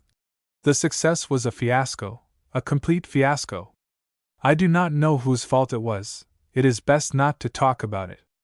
I shall tell you nothing about the music, and permit me to say nothing about the performers. Plainly, he did not hold the singers guiltless. Verisi, the baritone, who was entrusted with the part of the elder Germont, had been disaffected, because he thought it beneath his dignity. Nevertheless, he went to the composer and offered his condolences at the fiasco. Verdi wanted none of his sympathy. Condole with yourself and your companions who have not understood my music, was his somewhat ungracious rejoinder. No doubt the singers felt some embarrassment in the presence of music which to them seemed new and strange in a degree which we cannot appreciate now. Abramo Basivi, an Italian critic, who wrote a book of studies on Verdi's operas, following the fashion set by Lenz in his book on Beethoven, divides the operas which he had written up to the critic's time into examples of 3 styles, the early operas marking his first manner and Louisa Miller, the beginning of his second. In La Traviata, he says Verdi discovered a third manner, resembling in some things the style of French opéra comique. This style of music, he says, although it has not been tried on the stage in Italy, is, however, not unknown in private circles. In these latter years we have seen Luigi Gordigiani and Fabio Campana making themselves known principally in this style of music, called da camera. Verdi, with his Traviata, has transported this chamber music onto the stage, to which the subject he has chosen still lends itself, and with happy success. We meet with more simplicity in this work than in the others of the same composer, especially as regards the orchestra, where the quartet of stringed instruments is almost always predominant. The parlanti occupy a great part of the score. We meet with several of those airs which repeat under the form of verses. And finally, the principal vocal subjects are for the most part developed in short binary and ternary movements, and have not, in general, the extension which the Italian style demands. Campana and Gordigiani were prolific composers of romanzas and canzonettas of a popular type. Their works are drawing-room music, very innocuous, very sentimental, very insignificant, and very far from the conception of chamber music generally prevalent now. How they could have been thought to have influenced so virile a composer as Verdi, it is difficult to see. But musical critics enjoy a wide latitude of observation. In all likelihood there was nothing more in Dr. Bassivi's mind than the strophic structure of Di Provenza, the song style of some of the other arias to which attention has been called, and the circumstance that these, the most striking numbers in the score, mark the points of deepest feeling. In this respect, indeed, there is some relationship between La Traviata and Der Freischütz, though this is an observation which will probably appear as far-fetched to some of my critics as Dr. Bassivi's does to me. There were other reasons of a more obvious and external nature for the failure of La Traviata on its first production. Lodovico Graziani, the tenor, who filled the role of Alfredo, was hoarse, and could not do justice to the music. Signora Salvini Donatelli, the Violetta of the occasion, was afflicted with an amplitude of person which destroyed the illusion of the death scene and turned its pathos into absurdity. The spectacle of a lady of mature years and more than generous integumental upholstery dying of consumption was more than the Venetian sense of humor could endure with equanimity. The opera ended with shrieks of laughter instead of the lacrymal flood which the music and the dramatic situation called for. This spirit of irreverence had been promoted, moreover, by the fact that the people of the play wore conventional modern clothes. The lure of realism was not strong in the lyric theaters half a century ago, when laces and frills, top boots and plumed hats, helped to confine the fancy to the realm of idealism in which it was believed opera ought to move. The first result of the fiasco was a revision of the costumes and stage furniture, by which simple expedient Mr. Dumas's Marguerite Gautier was changed from a courtesan of the time of Louis Philippe to one of the period of Louis XIV. It is an amusing illustration of how the whirligig of time brings its revenges that the spirit of verismo, masquerading as a desire for historical accuracy, has restored the period of the Dumas book, that is, restored it in name, but not in fact, with the result, in New York and London at least, of making the dress of the opera more absurd than ever. Violetta, exercising the right which was conquered by the prima donna generations ago, appears always garbed in the very latest style, whether she be wearing one of her two ball dresses or her simple afternoon gown. For aught that I know, the latest fad in woman's dress may also be hidden in the dainty folds of the robe de chambre in which she dies. The elder Germont has for 2 years appeared before the New York public as a well-to-do country gentleman of Provence might have appeared 60 years ago, but his son has thrown all sartorial scruples to the wind, and wears the white waistcoat and swallowtail of today. The Venetians were allowed a year to get over the effects of the first representations of La Traviata, and then the opera was brought forward again with the new costumes. Now it succeeded and set out upon the conquest of the world. It reached London on May 24, St. Petersburg on November 1, New York on December 3, and Paris on December 6, all in the same year, 1856. The first Violetta in New York was Madame Anna Lagrange, the first Alfredo Signor Brignoli, and the first Germont Paris Signor Amadeo. There had been a destructive competition between Max Maritzek's Italian company at the Academy of Music and a German company at Niblo's Garden. The regular Italian season had come to an end with a quarrel between Maritzek and the directors of the Academy. The troupe prepared to embark for Havana, but before doing so gave a brief season under the style of the La Grange Opera Company, and brought forward the new opera on December 3rd, 3 days before the Parisians were privileged to hear it. The musical critic of the Tribune at the time was Mr. W. H.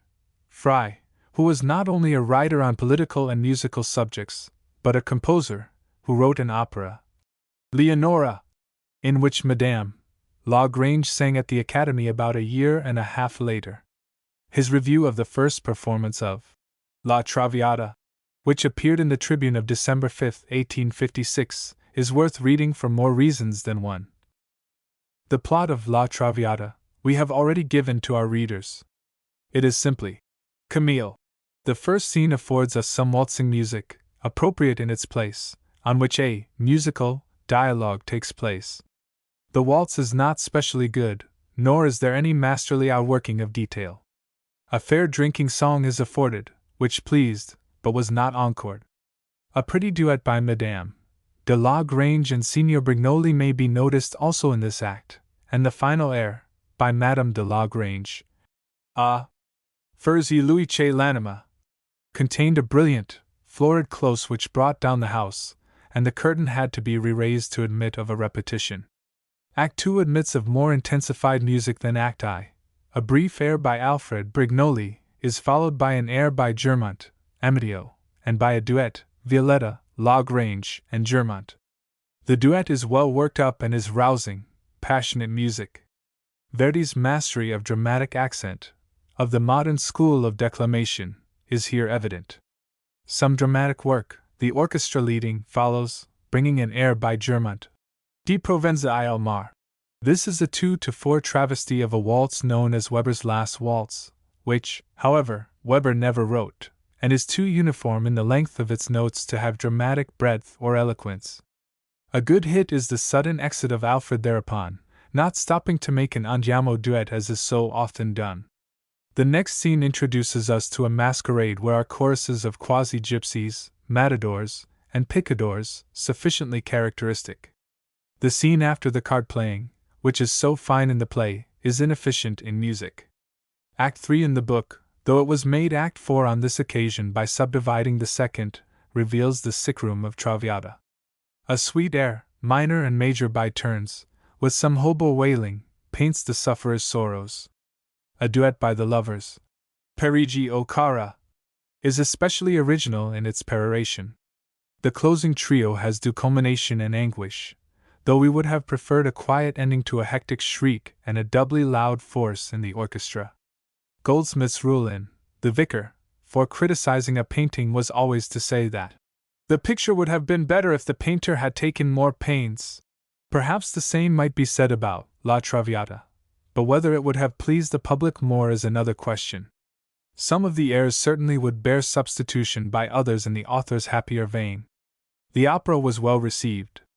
3 times the singers were called before the curtain. The piece was well put on the stage. Madame La Grange never looked so well. Her toilet was charming. The principal incidents of Dumas's play are reproduced with general fidelity in the opera. In the first act there are scenes of gaiety in the house of Violetta, dancing, feasting, and love-making. Among the devotees of the courtesan is Alfredo Germont, a young man of respectable Provençal family. He joins in the merriment, singing a drinking song with Violetta, but his devotion to her is unlike that of his companions. He loves her sincerely, passionately, and his protestations awaken in her sensations never felt before. For a moment, she indulges in a daydream of honest affection, but banishes it with the reflection that the only life for which she is fitted is one devoted to the pleasures of the moment, the mad revels rounding out each day, and asking no care of the moment. But at the last the voice of Alfredo floats in at the window, burdening the air and her heart with an echo of the longing to which she had given expression in her brief moment of thoughtfulness. She yields to Alfredo's solicitations and a strangely new emotion, and abandons her dissolute life to live with him alone. In the second act the pair are found housed in a country villa not far from Paris. From the maid Alfredo learns that Violetta has sold her property in the city, house, horses, carriages, and all, in order to meet the expenses of the rural establishment. Conscience smitten, he hurries to Paris to prevent the sacrifice, but in his absence Violetta is called upon to make a much greater.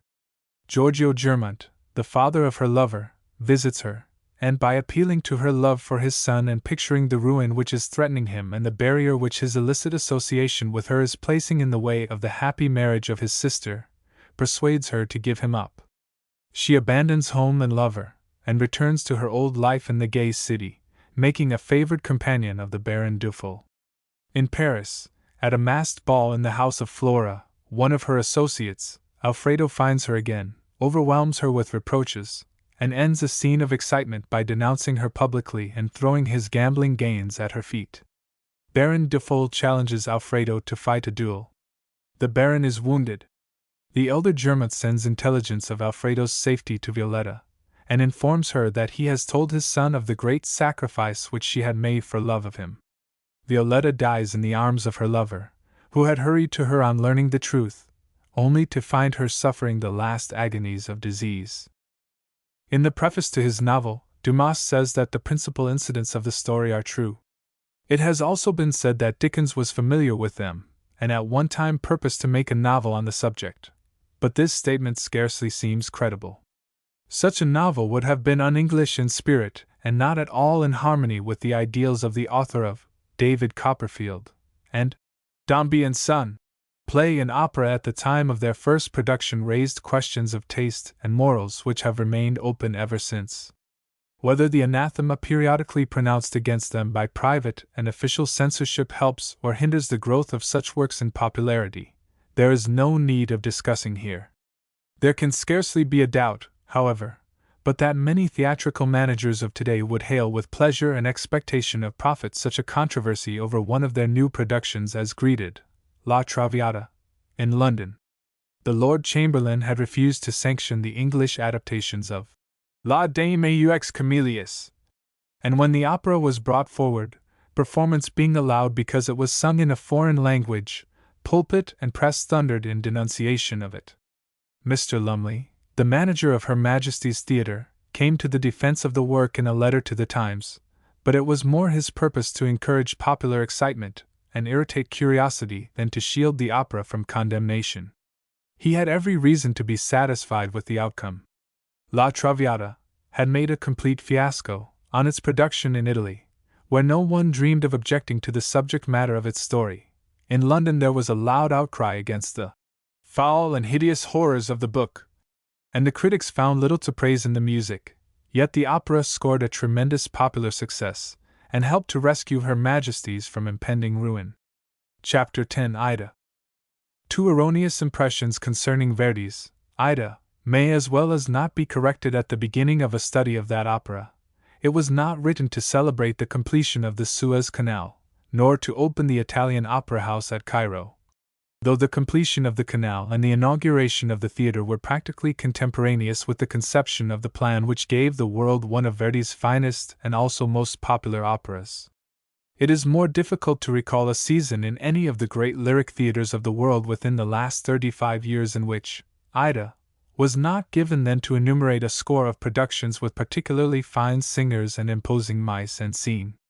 With it Verdi ought to have won a large measure of gratitude from singers and impresarios as well as the fortune which it brought him. For though, like all really fine works, it rewards effort and money bestowed upon it with corresponding and proportionate generosity, it does not depend for its effectiveness on extraordinary vocal outfit or scenic apparel. Fairly well sung and acted and respectably dressed, it always wins the sympathies and warms the enthusiasm of an audience the world over. It is seldom thought of as a conventional opera, and yet it is full of conventionalities which do not obtrude themselves simply because there is so much that is individual about its music and its pictures, particularly its pictures.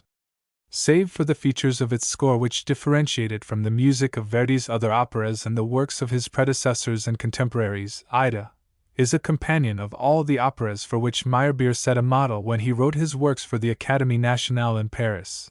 The great pageant operas like Le Prophète Lohengrin and Goldmark's Queen of Sheba. With the last it shares one element which brings it into relationship also with a number of much younger and less significant works, operas like Mascagni's Iris, Puccini's Madama Butterfly, and Giordano's Siberia. In the score of Aida, there is a slight infusion of that local color which is lavishly employed in decorating its externals. The pomp and pageantry of the drama are Egyptian and ancient. The play's natural and artificial environment is Egyptian and ancient. 2 bits of its music are Oriental, possibly Egyptian, and not impossibly ancient. But in everything else, Aida is an Italian opera.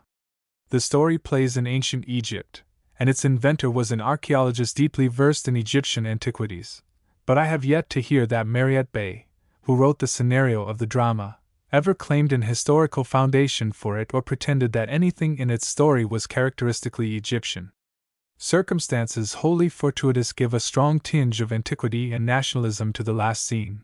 But if the ancient Egyptians were more addicted than any other people to burying malefactors alive, the fact is not of record, and the picture as we have it in the opera was not conceived by Mariette Bey, but by Verdi while working hand in hand with the original author of the libretto, which, though designed for an Italian performance, was first written in French prose. The Italian theatre in Cairo was built by the Khedive, Ismail Pasha, and opened in November 1869. It is extremely likely that the thought of the advantage which would accrue to the house, could it be opened with a new piece by the greatest of living Italian opera composers, had entered the mind of the Khedive or his advisers, but it does not seem to have occurred to them in time to ensure such a work for the opening.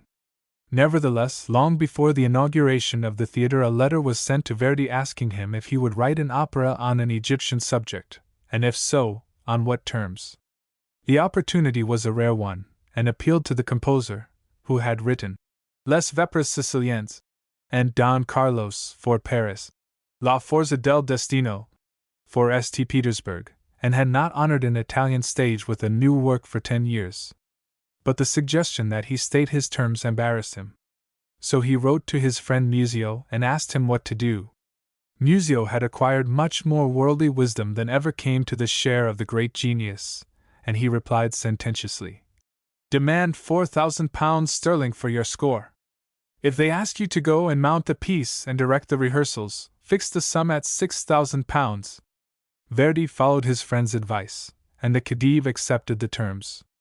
At first the opera people in Cairo thought they wanted only the score which carried with it the right of performance, but soon they concluded that they wanted also the presence of the composer, and made him, in vain, munificent offers of money, distinctions, and titles. His real reason for not going to prepare the opera and direct the first performance was a dread of the voyage. To a friend he wrote that he feared that if he went to Cairo they would make a mummy of him. Under the terms of the agreement the Khedive sent him 50,000 francs at once, and deposited the balance of 50,000 francs in a bank, to be paid over to the composer on delivery of the score. The story of Aida came from Mariette Bey, who was then director of the Egyptian Museum at Boulak. Auguste Edouard Mariette was a Frenchman who, while an attaché of the Louvre, in 1850, had gone on a scientific expedition to Egypt for the French government, and had discovered the Temple of Serapis at Memphis. It was an enormous structure of granite and alabaster, containing within its enclosure the sarcophagi of the bulls of Apis, from the 19th dynasty to the time of the Roman supremacy. After his return to Paris, he was appointed in 1855 assistant conservator of the Egyptian Museum in the Louvre, and after some further years of service, he went to Egypt again, where he received the title of Bey and an appointment as director of the museum at Boulak. Bayard Taylor visited him in 1851 and 1874, and wrote an account of his explorations and the marvelous collection of antiquities which he had in his care. Mariette wrote the plot of Aida, which was sent to Verdi, and at once excited his liveliest interest. Camille du Locle, who had had a hand in making the books of Les Vepres Siciliens and Don Carlos, and who was also the librettist of Ryer's Salammbô, went to Verdi's home in Italy, and under the eye of the composer wrote out the drama in French prose. It was he who gave the world the information that the idea of the double scene in the last act was conceived by Verdi, who, he says, took a large share in the work. The drama, thus completed, was translated into Italian verse by Antonio Ghislanzoni, who at the time was editor of the Gazzetta Musicale, a journal published in Milan. In his early life, Ghislanzoni was a baritone singer. He was a devoted friend and admirer of Verdi's, to whom he paid a glowing tribute in his book entitled Reminiscences Artistisch. He died some 15 or 16 years ago, and some of his last verses were translations of Tennyson's poems. The Khedive expected to hear his opera by the end of 1870, but there came an extraordinary disturbance of the plan, the cause being nothing less than the war between France and Germany. The scenery and costumes, which had been made after designs by French artists, were shut up in Paris. At length, on December 24, 1871, the opera had its first performance at Cairo. Considering the sensation which the work created, it seems strange that it remained the exclusive possession of Cairo and a few Italian cities so long as it did, but a personal equation stood in the way of a performance at the Grand Opera, where it properly belonged.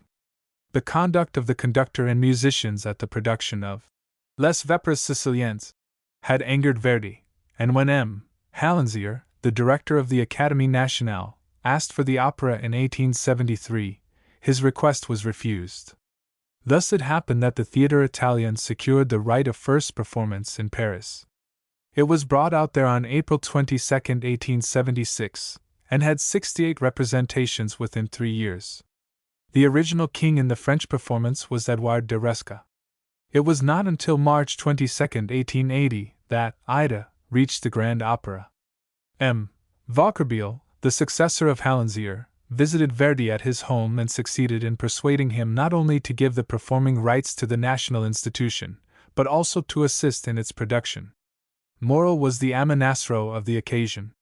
The composer was greatly fêted, and at a dinner given in his honor by President Grevy was made a Grand Officer of the National Order of the Legion of Honor. The opening scene of the opera is laid at Memphis, a fact which justifies the utmost grandeur in the stage furniture, and is explained by Mariette's interest in that place. It was he who helped moderns to realize the ancient magnificence of the city described by Diodorus. It was the first capital of the United Kingdom of Upper and Lower Egypt, the chief seat of religion and learning, the site of the temples of Ta, Isis, Serapis, Phra, and the sacred bull Apis.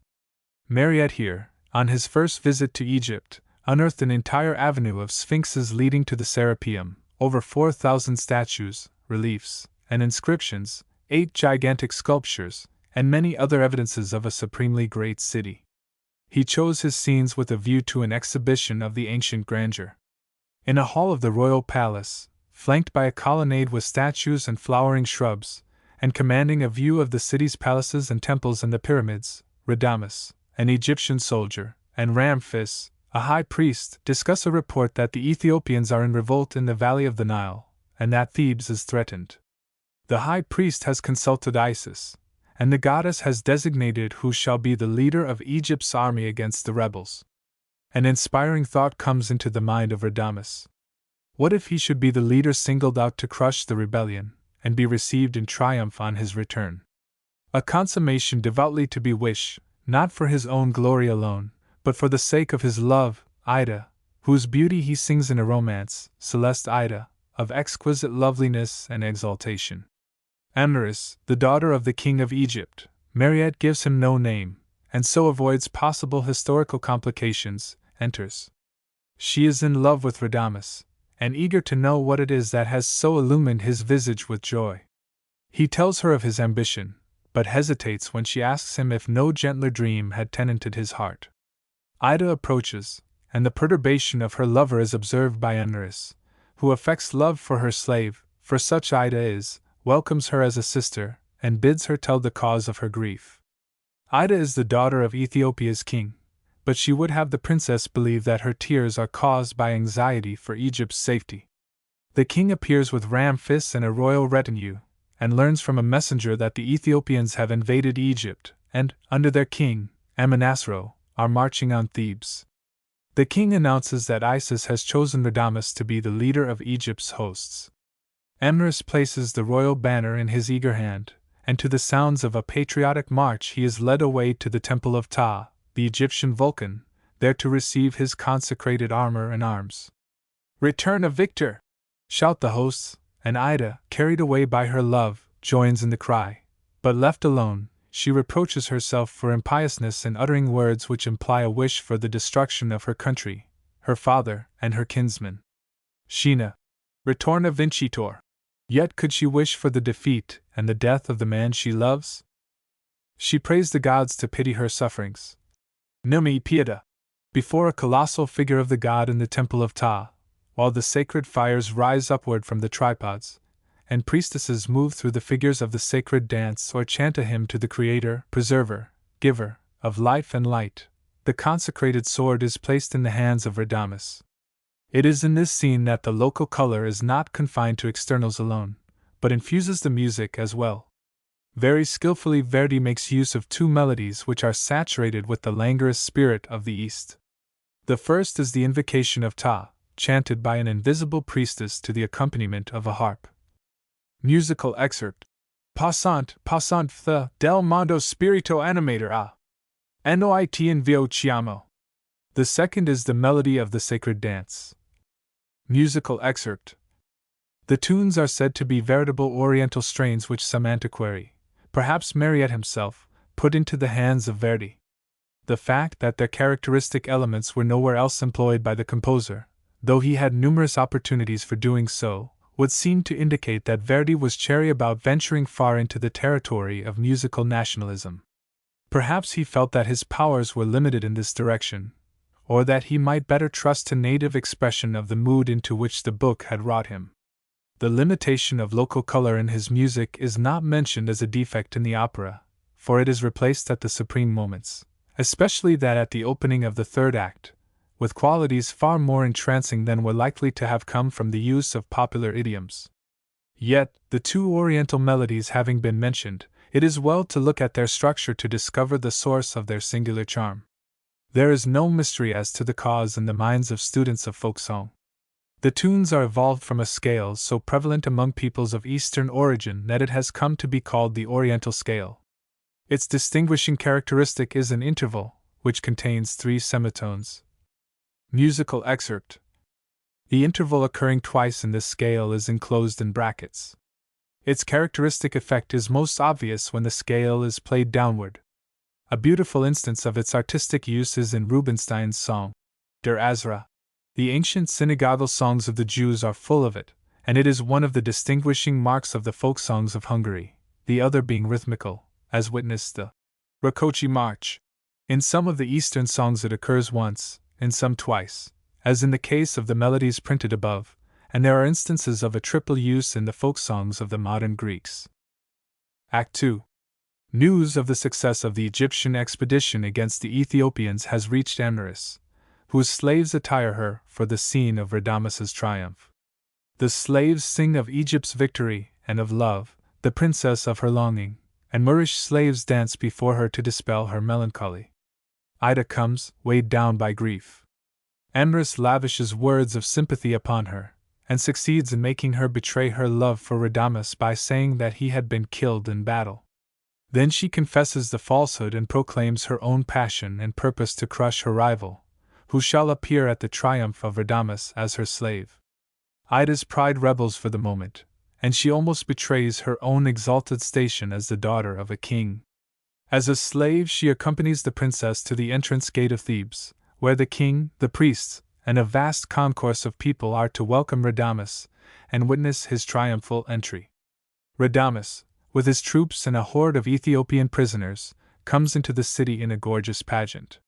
The procession is headed by 2 groups of trumpeters, who play a march melody, the stirring effect of which is greatly enhanced by the characteristic tone quality of the long, straight instruments which they use. Musical excerpt. A word about these trumpets. In shape, they recall antique instruments, and the brilliancy of their tone is due partly to the caliber of their straight tubes and partly to the fact that nearly all the tones used are open, that is, natural harmonics of the fundamental tones of the tubes. There is an anachronism in the circumstance that they are provided with valves, which were not invented until some thousands of years after the period of the drama, but only one of the valves is used. The first trumpets are in the key of A flat and the second B natural, a peculiarly stirring effect being produced by the sudden shifting of the key of the march when the second group of trumpeters enters on the scene. The king greets Radames with an embrace, bids him receive the wreath of victory from the hands of his daughter and ask whatever boon he will as a reward for his services. He asks, first, that the prisoners be brought before the king. Among them Ida recognizes her father, who is disguised as an officer of the Ethiopian army. The two are in each other's arms in a moment, but only long enough for Amonasro to caution his daughter not to betray him. He bravely confesses that he had fought for king and country, and pleads for clemency for the prisoners.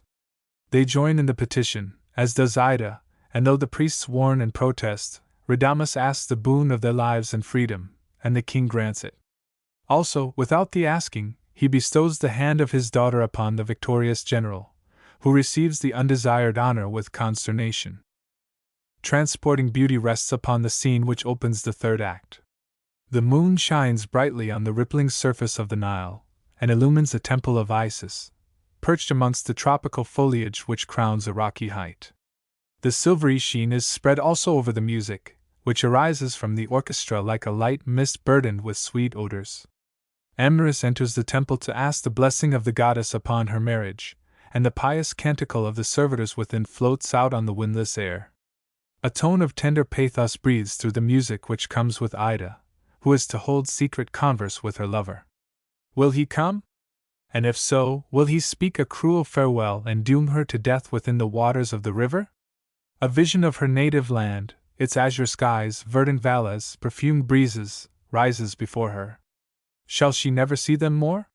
Her father comes upon her.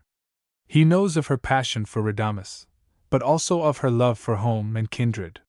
He puts added hues into the picture with which her heavy fancy had dallied, and then beclouds it all with an account of homes and temples profaned, maidens ravished, grandsires, mothers, children, slain by the oppressor. Will she aid in the deliverance? She can by learning from her lover by which path the Egyptians will against the Ethiopians, who are still in the field, though their king is taken. That she will not do. But Amonasro breaks down her resolution. Hers will be the responsibility for torrents of blood, the destruction of cities, the devastation of her country. No longer his daughter she, but a slave of the pharaohs. Her lover comes. She affects to repulse him because of his betrothal to Amneris, but he protests his fidelity, and discloses his plan. The Ethiopians are in revolt again. Again he will defeat them, and returning again in triumph, he will tell the king of his love for her and thereafter live in the walks of peace. But Ida tells him that the vengeance of Amneris will pursue her, and urges him to fly with her. Reluctantly he consents, and she, with apparent innocence, asks by which path they shall escape the soldiery. Through the gorge of Napata. 'Twill be unpeopled till tomorrow, for it has been chosen as the route by which the Egyptian advance shall be made. Exulting, Amonasro rushes from his place of concealment. At the gorge of Napata will he place his troops, he the king of Ethiopia. Radames has betrayed his country. Amneris comes out of the temple, and Amonasro is about to poignard her when Radames throws himself between. To the high priest, Ramphis, he yields himself and his sword. Amonasro drags Ida away with him. We reach the last act of the drama. Radames is to be tried for treason in having betrayed a secret of war to his country's enemy. Amneris fain would save him were he to renounce Ida and accept her love. She offers on such terms to intercede for him with her father, the king. From her Radames learns that Ida escaped the guards who slew her father. He is resolute to die rather than prove faithless to her, and is led away to the subterranean trial chamber. Amneris, crouched without, hears the accusing voices of the priests, and the awful silence which follows each accusation, for Radames refuses to answer the charges. The priests pronounce sentence, burial alive. Amneris hurls curses after them, but they depart, muttering, "Death to the traitor!" Radames is immured in a vault beneath the temple of Vulcan, whose sacred priestesses move in solemn steps above, while he gropes in the darkness below.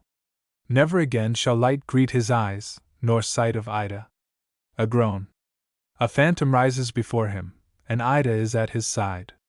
She had foreseen the doom of her lover, and entered the tomb before him to die in his arms. Together they say their farewell to the vale of tears, and their streaming eyes have a prevision of heaven. Above in the temple a figure, shrouded in black, kneels upon the stone which seals the vault and implores Isis to cease her resentment and give her adored one peace.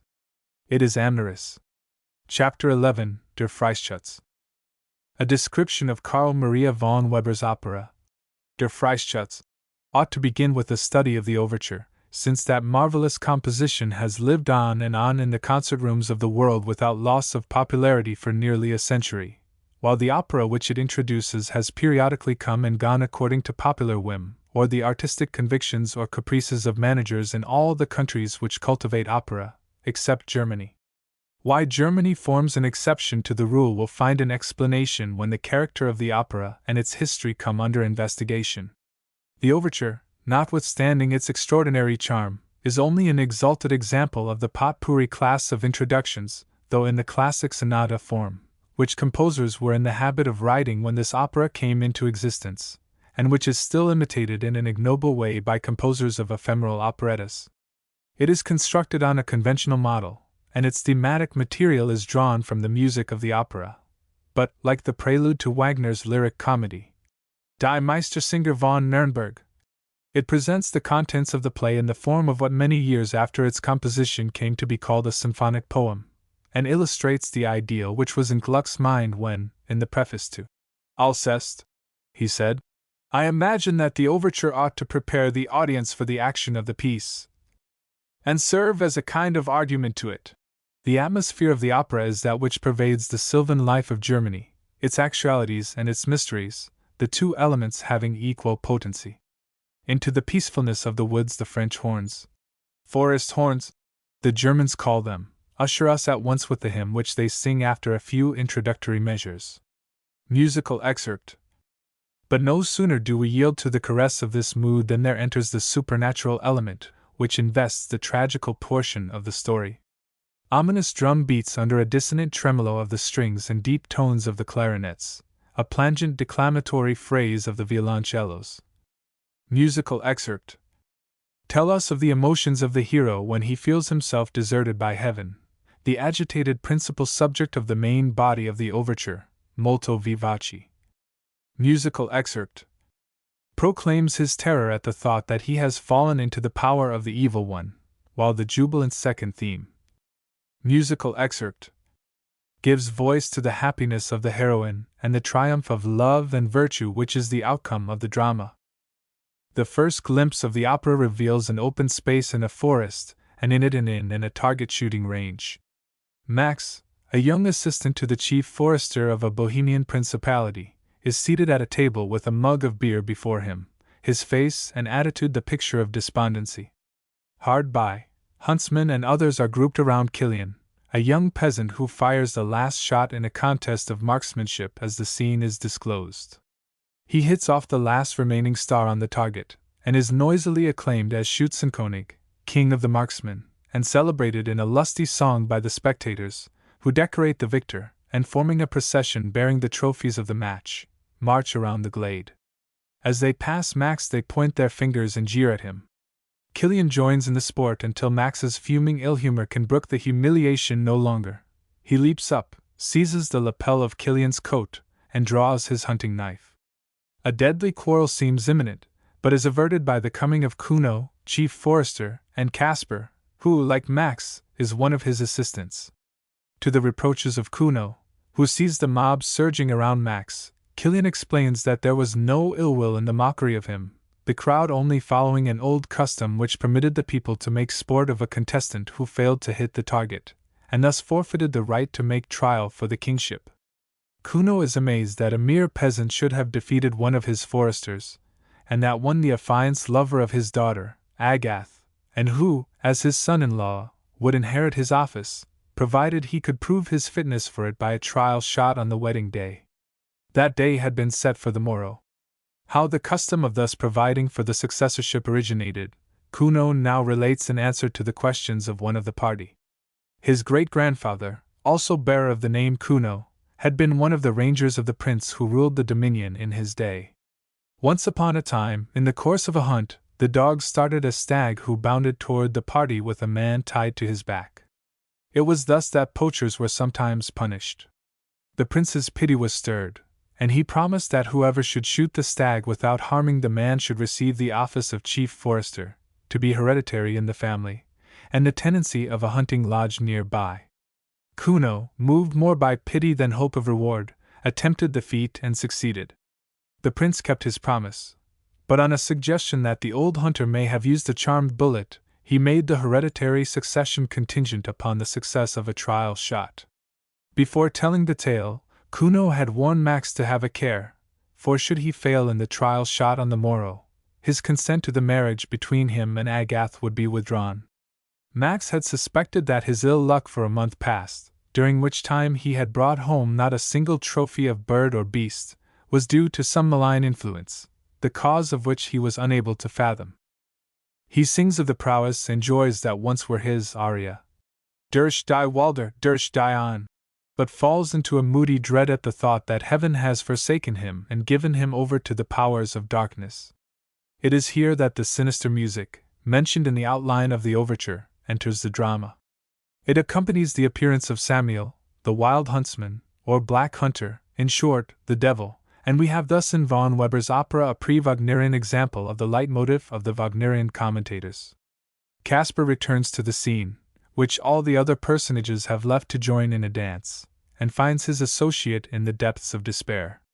He plies Max with wine, and affecting sympathy with him in his misfortunes, gradually insinuates that there is a means of ensuring success on the morrow.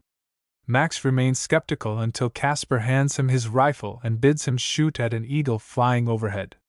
The bird is plainly out of rifle range, a mere black dot against the twilight sky, but Max, scarcely aiming, touches the trigger and an eagle of gigantic size comes hurtling through the air and falls at his feet. Max is convinced that there is a sure way to win his bride on the morrow. He asks Caspar if he has more bullets like the one just spent. No, that was the hunter's last, but more might be obtained, provided the effort be made that very night. The moment was propitious. It was the second of 3 days in which the sun was in the constellation of the Archer. At midnight there would occur an eclipse of the moon. What a fortunate coincidence that all the omens should be fair at so momentous a juncture of Max's affairs. The fear of losing his bride overcomes Max's scruples. He agrees to meet the tempter in the Wolf's Glen, a spot of evil repute, at midnight, and at least witness the casting of more of the charmed bullets. At the moment when Max's shot brought down the eagle, a portrait of the original Kuno fell from the wall of the cottage occupied by his descendant, and when the second act begins, we see Enchen, a cousin of Agath's, putting it back in its place. Enchen is inclined to be playful and roguish, and serves as a pretty foil to the sentimental Agath. She playfully scolds the nail which she is hammering into the wall again for so rudely dropping the old ranger to the floor, and seeks to dispel the melancholy which has obsessed her cousin by singing songs about the bad companionship of the blues and the humors of courtship. She succeeds, in a measure, and Agath confesses that she had felt a premonition of danger ever since a pious hermit, to whom she had gone for counsel in the course of the day, had warned her of the imminency of a calamity which he could not describe.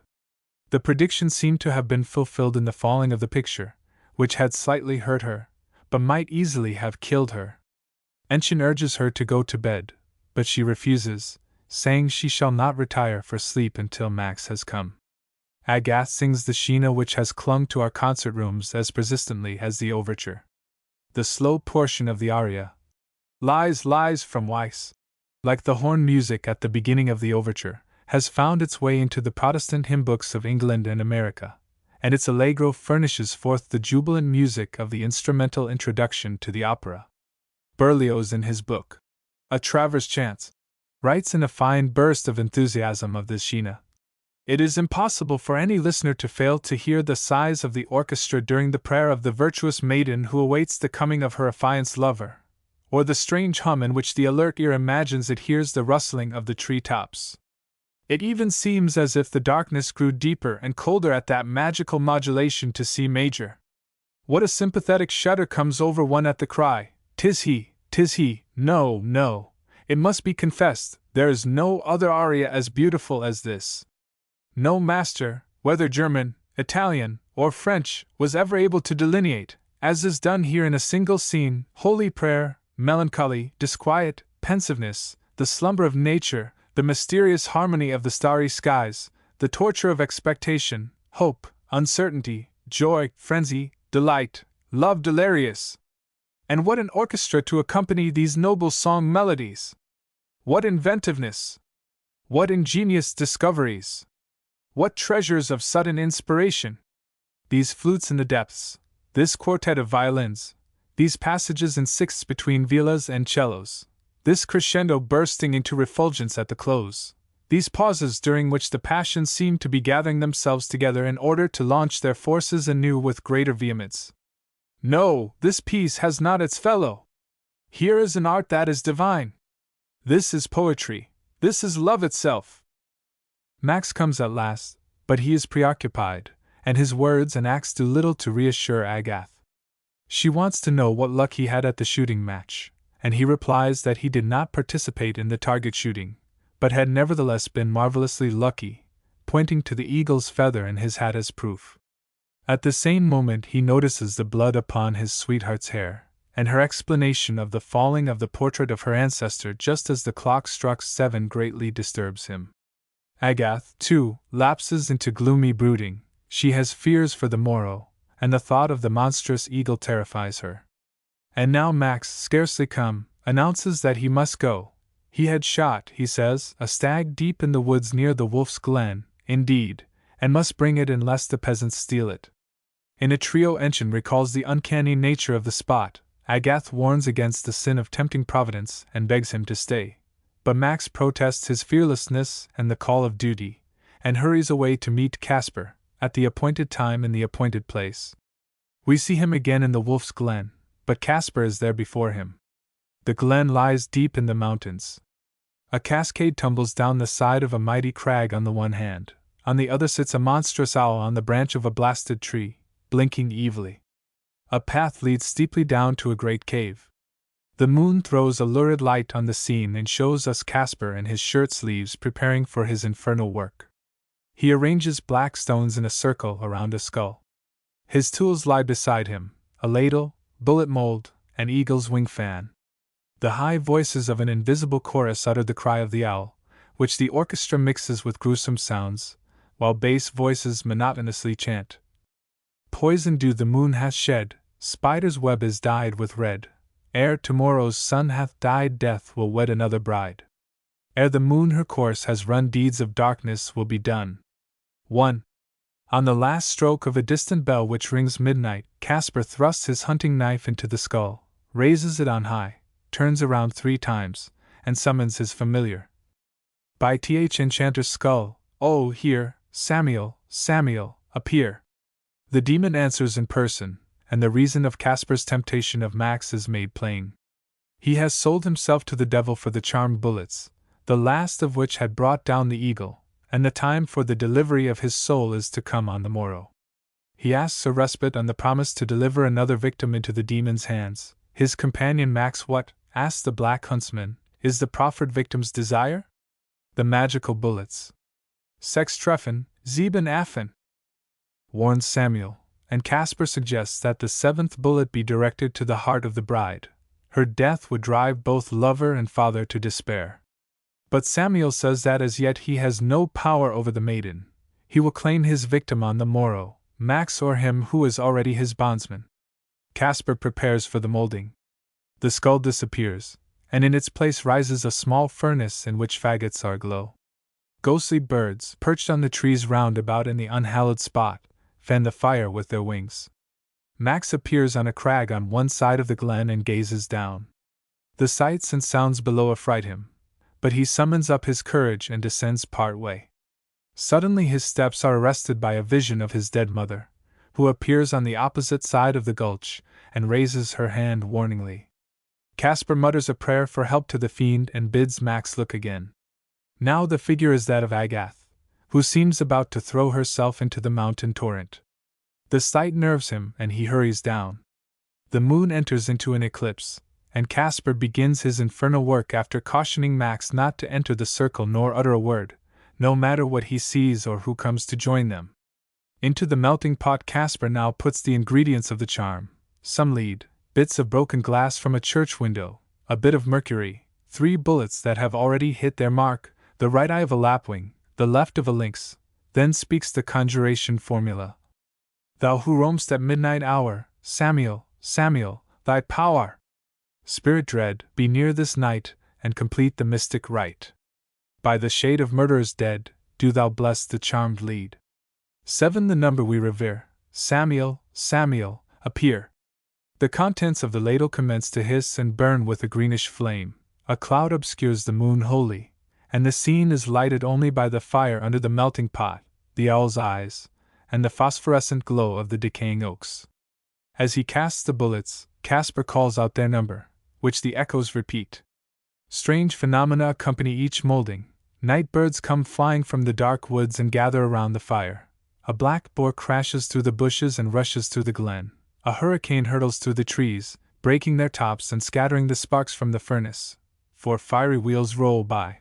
The wild hunt dashes through the air. Thunder, lightning, and hail fill the air. Flames dart from the earth, and meteors fall from the sky. At the last the black hunter himself appears, and grasps at Max's hand. The forester crosses himself and falls to the earth, where Caspar already lies stretched out unconscious. Samuel disappears, and the tempest abates. Max raises himself convulsively, and finds his companion still lying on the ground face downward. At the beginning of the third act the wedding day has dawned. It finds Agath kneeling in prayer robed for the wedding. She sings a cavatina, Unob die Wolken si Everhall, which proclaims her trust in Providence. Ensign twits her for having wept, but bride's tears and morning rain, either does for long remain. Agath has been tortured by a dream, and Enahen volunteers to interpret it. The bride had dreamt that she had been transformed into a white dove and was flying from tree to tree when Max discharged his gun at her. She fell stricken, but immediately afterward was her own proper self again, and saw a monstrous black bird of prey wallowing in its blood. Ensign explains all as reflexes of the incidents of the previous night: the work on the white bridal dress, the terrible black feather on Max's hat, and merrily tells a ghostly tale of a nocturnal visitor to her sainted aunt which turned out to be the watchdog. Enter the bridesmaids with their song. Musical excerpt. Were Winden diar den Jungfernkranz mit Veilchenblauer Seed. Nearly 3 generations of Germans have sung this song. It has accompanied them literally from the cradle to the grave. When Ludwig Geyer, Richard Wagner's stepfather, lay dying, the lad, then 7 years old, was told to play the little piece in a room adjoining the sick chamber. The dying man had been concerned about the future of his stepson. He listened. What if he should have talent for music? Long years after the mother told this story, and the son, when he became famous as a composer, repeated it in one of his autobiographical writings, and told with what awe his childish eyes had looked on the composer as he passed by the door on the way to and from the theater. Evil omens pursue Agath even on her bridal morn. The bridesmaids are still singing to her when Ensign brings a box which she thinks contains the bridal wreath. All fall back in dismay when out comes a funeral wreath of black. Even Ensign's high spirits are checked for a moment, but she finds an explanation. Old Kuno has tumbled from the wall a second time, but she herself assumes the blame. The nail was rusty, and she not an adept with the hammer. The action now hastens to its close. Prince Ottokar, with his retainers, is present at the festival at which Max is to justify Kuno's choice of him as a son-in-law. The choice meets with the prince's approval. The moment approaches for the trial shot, and Max stands looking at the last of his charmed bullets, which seems to weigh with ominous heaviness in his hand. He had taken 4 of the 7 and Caspar 3. Of the 4 he had spent 3 in unnecessary shots, but he hopes that Caspar has kept his. Of course Caspar has done nothing of the kind. It is suggested that Max shoot at once, not awaiting the arrival of his betrothed, lest the sight of her make him nervous. The prince points to a white dove as the mark, and Max lifts his gun. At the moment Agath rushes forward, crying, "Do not shoot, I am the dove!" The bird flies toward a tree which Caspar, impatient for the coming of his purposed victim, had climbed. Max follows it with his gun and pulls the trigger. Agath and Caspar both fall to the ground. The holy man of the woods raises Agath, who is unhurt, but Caspar dies with curses for everything upon his lips. The devil has cared for his own and claimed his forfeit. Ottokar orders his corpse thrown amongst the carrion in the Wolf's Glen and turns to Max for an explanation. He confesses his wrong and is ordered out of the prince's dominion, but on the intercession of Kuno, Agath, and the hermit the sentence is commuted to a year of probation, at the end of which time he shall marry his love. But the traditional trial shot is abolished. Though there are a dozen different points of view from which Weber's opera, Der Freischütz, is of fascinating interest, it is almost impossible for any one except a German to understand fully what the opera means now to the people from whose loins the composer sprung, and quite impossible to realize what it meant to them at the time of its production. Der Freischütz is spoken of in all the handbooks as a national opera. There are others to which the term might correctly and appropriately be applied: German, French, Italian, Bohemian, Hungarian, Russian. But there never was an opera, and there is no likelihood that there ever will be one, so intimately bound up with the loves, feelings, sentiments, emotions, superstitions, social customs, and racial characteristics of a people as this is with the loves, feelings, sentiments, emotions, superstitions, social customs, and racial characteristics of the Germans. In all its elements as well as in its history, it is inextricably intertwined with the fibers of German nationality. It could not have been written at another time than it was. It could not have been written by any other composer living at that time. It could not have been conceived by any artist not saturated with Germanism. It is possible to argue oneself into a belief of these things, but only the German can feel them. Yet there is no investigator of comparative mythology and religion who ought not to go to the story of the opera to find an illustration of one of the pervasive laws of his science.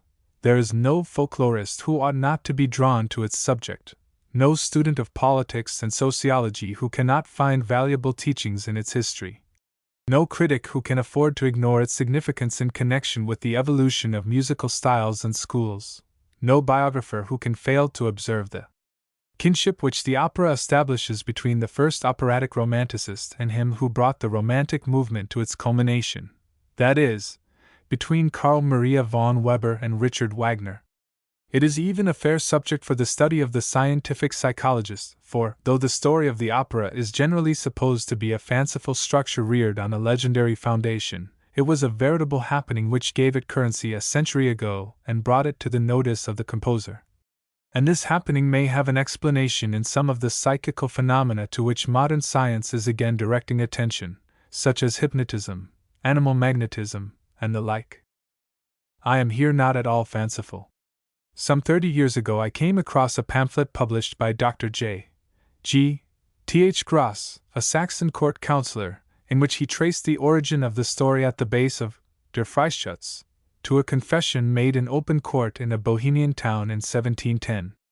Gross found the story in a book entitled Monatlich unter Redungen aus dem Reich der Geister, published in Leipzig in 1730, the author of which stated that he had drawn the following statement of facts from judicial records. In 1710, in a town in Bohemia, George Schmid, a clerk, 18 years old, who was a passionate lover of target shooting, was persuaded by a hunter to join in an enterprise for molding charmed bullets on July 30th, the same being St. Abden's Day. The hunter promised to aid the young man in casting 63 bullets, of which 60 were to hit infallibly and 3 to miss just as certainly. The two men provided themselves with coals, molds, etc., and betook themselves at nightfall to a crossroads. There the hunter drew a circle with his knife and placed mysterious characters, the meaning of which his companion did not know, around the edge. This done, he told the clerk to step within the ring, take off his clothing, and make denial of God and the Holy Trinity. The bullets, said the hunter, must all be cast between 11 o'clock and midnight, or the clerk would fall into the clutches of the devil. At 11 o'clock the dead coals began to glow of their own accord, and the two men began the molding, although all manner of ghostly apparitions tried to hinder them.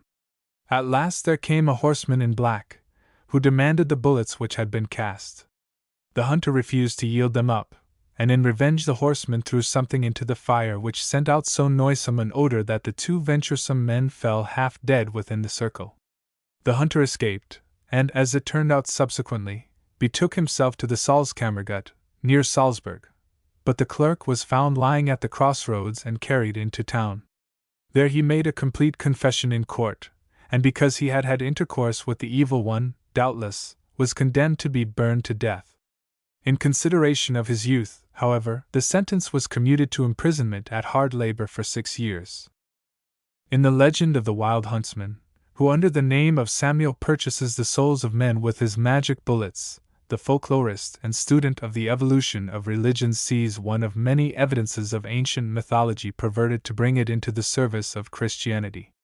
Originally, the Wild Huntsman was Odin, or Wotan.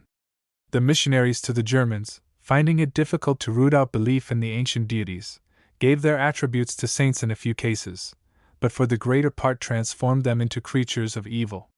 It was thus that Frau Halle, or Hulda, became a wicked Venus, as we shall see in the next chapter. The little spotted beetle which English and American children call ladybug or ladybird, that is, the bug or bird of Our Lady, the Germans Marienkäferchen, and the French La Bête du Bon Dieu, was sacred to Hulda, and though the name of the Virgin Mary was bestowed upon it in the long ago, it still remains a love oracle, as the little ones know who bid it.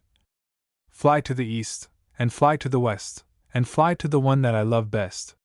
It was the noise of Wotan's hunting train which the ancient Germans heard when the storms of winter howled and whistled through the deep woods of the Northland, but in time it came to be the noise of the wild hunt. In Thuringia, the route headed by Frau Hulda and the Wild Huntsman issues in the Yuletide from the cave in the Horselberg, which is the scene of Tannhauser's adventure with Venus in Wagner's opera, and Hulda is the mother of many of the uncanny creatures which strike terror to the souls of the unlucky huntsmen who chance to espy them. From the story drawn from the records of the Bohemian law court, it is plain that to make a compact with the Wild Huntsman was a much more gruesome and ceremonious proceeding than that which took place between Faust and the evil one in the operas of Gounod and Boito. In both these instances a scratch of the pen sufficed, and the deliberations which preceded the agreement were conducted in a decorous and businesslike manner. But to invoke Samuel and obtain his gifts was a body, mind, and nerve-wracking business. In some particulars the details differed a little from those testified to by the Bohemian clerk. In the first place, the devil's customer had to repair to a crossroads of a Friday between midnight and 1 o'clock when the moon was in an eclipse and the sun in Sagittarius. If in such a place and at such a time he drew a circle around himself with his hunting spear and called, "Samuel!"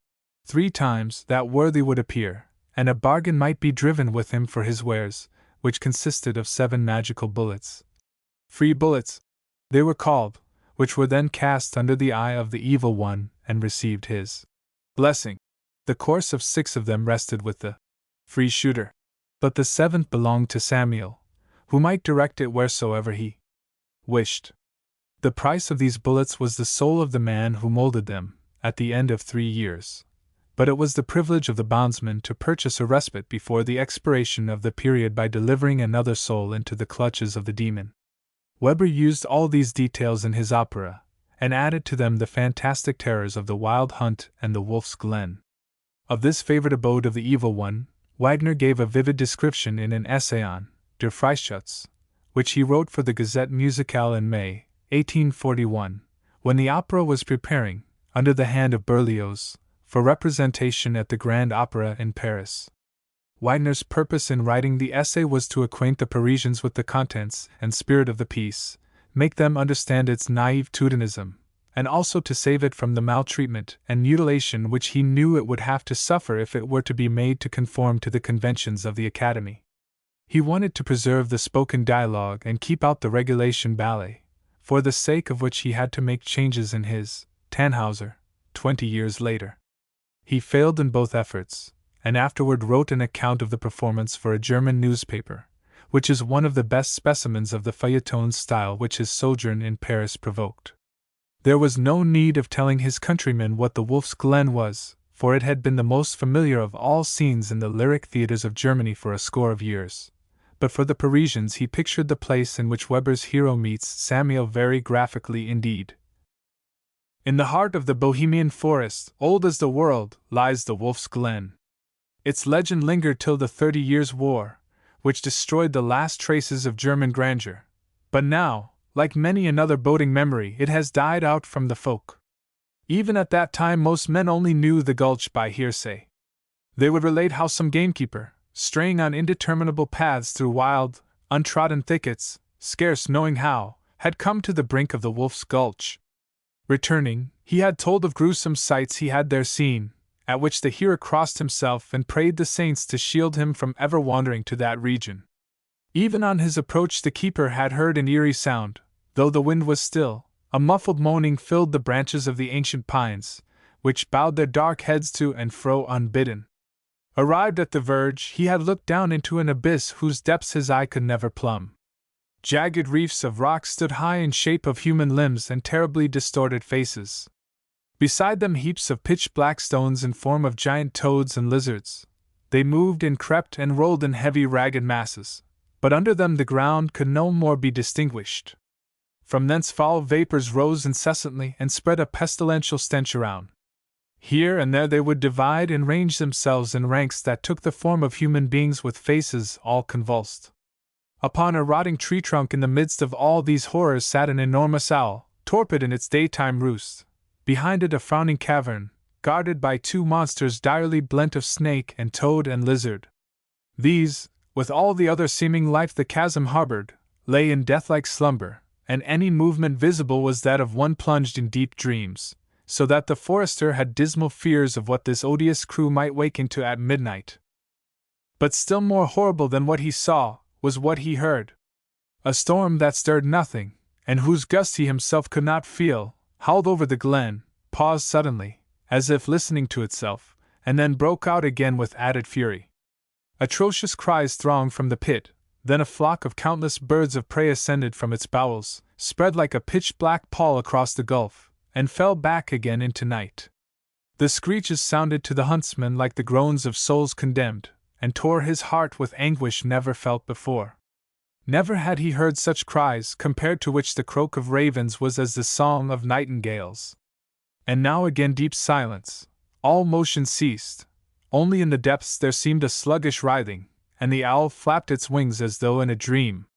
The most undaunted huntsman, the best acquainted with the wood's nocturnal terrors, fled like a timid roe in speechless agony, and heedless where his footsteps bore him, ran breathless to the nearest hut, the nearest cabin, to meet some human soul to whom to tell his horrible adventure, yet ne'er could find words in which to frame it. 2. So much for the folklore and mythology of Der Freischütz, the element which makes it not only a national but also the chiefest of romantic operas. We are grown careless in our use of musical terms, or else it would not be necessary to devote words to an explanation of what is meant by romantic in this case. We hear a great deal about romanticism as contradistinguished from classicism, but it is seldom that we have the line of demarcation between the two tendencies or schools drawn for us. Classical composers, I am inclined to think, are composers of the first rank who have developed music to its highest perfection on its formal side in obedience to long and widely accepted laws, preferring aesthetic beauty over emotional content, or, at any rate, refusing to sacrifice form to characteristic expression. Romantic composers would then be those who have sought their ideals in other directions and striven to give them expression irrespective of the restrictions and limitations of form, composers who, in short, prefer content to manner.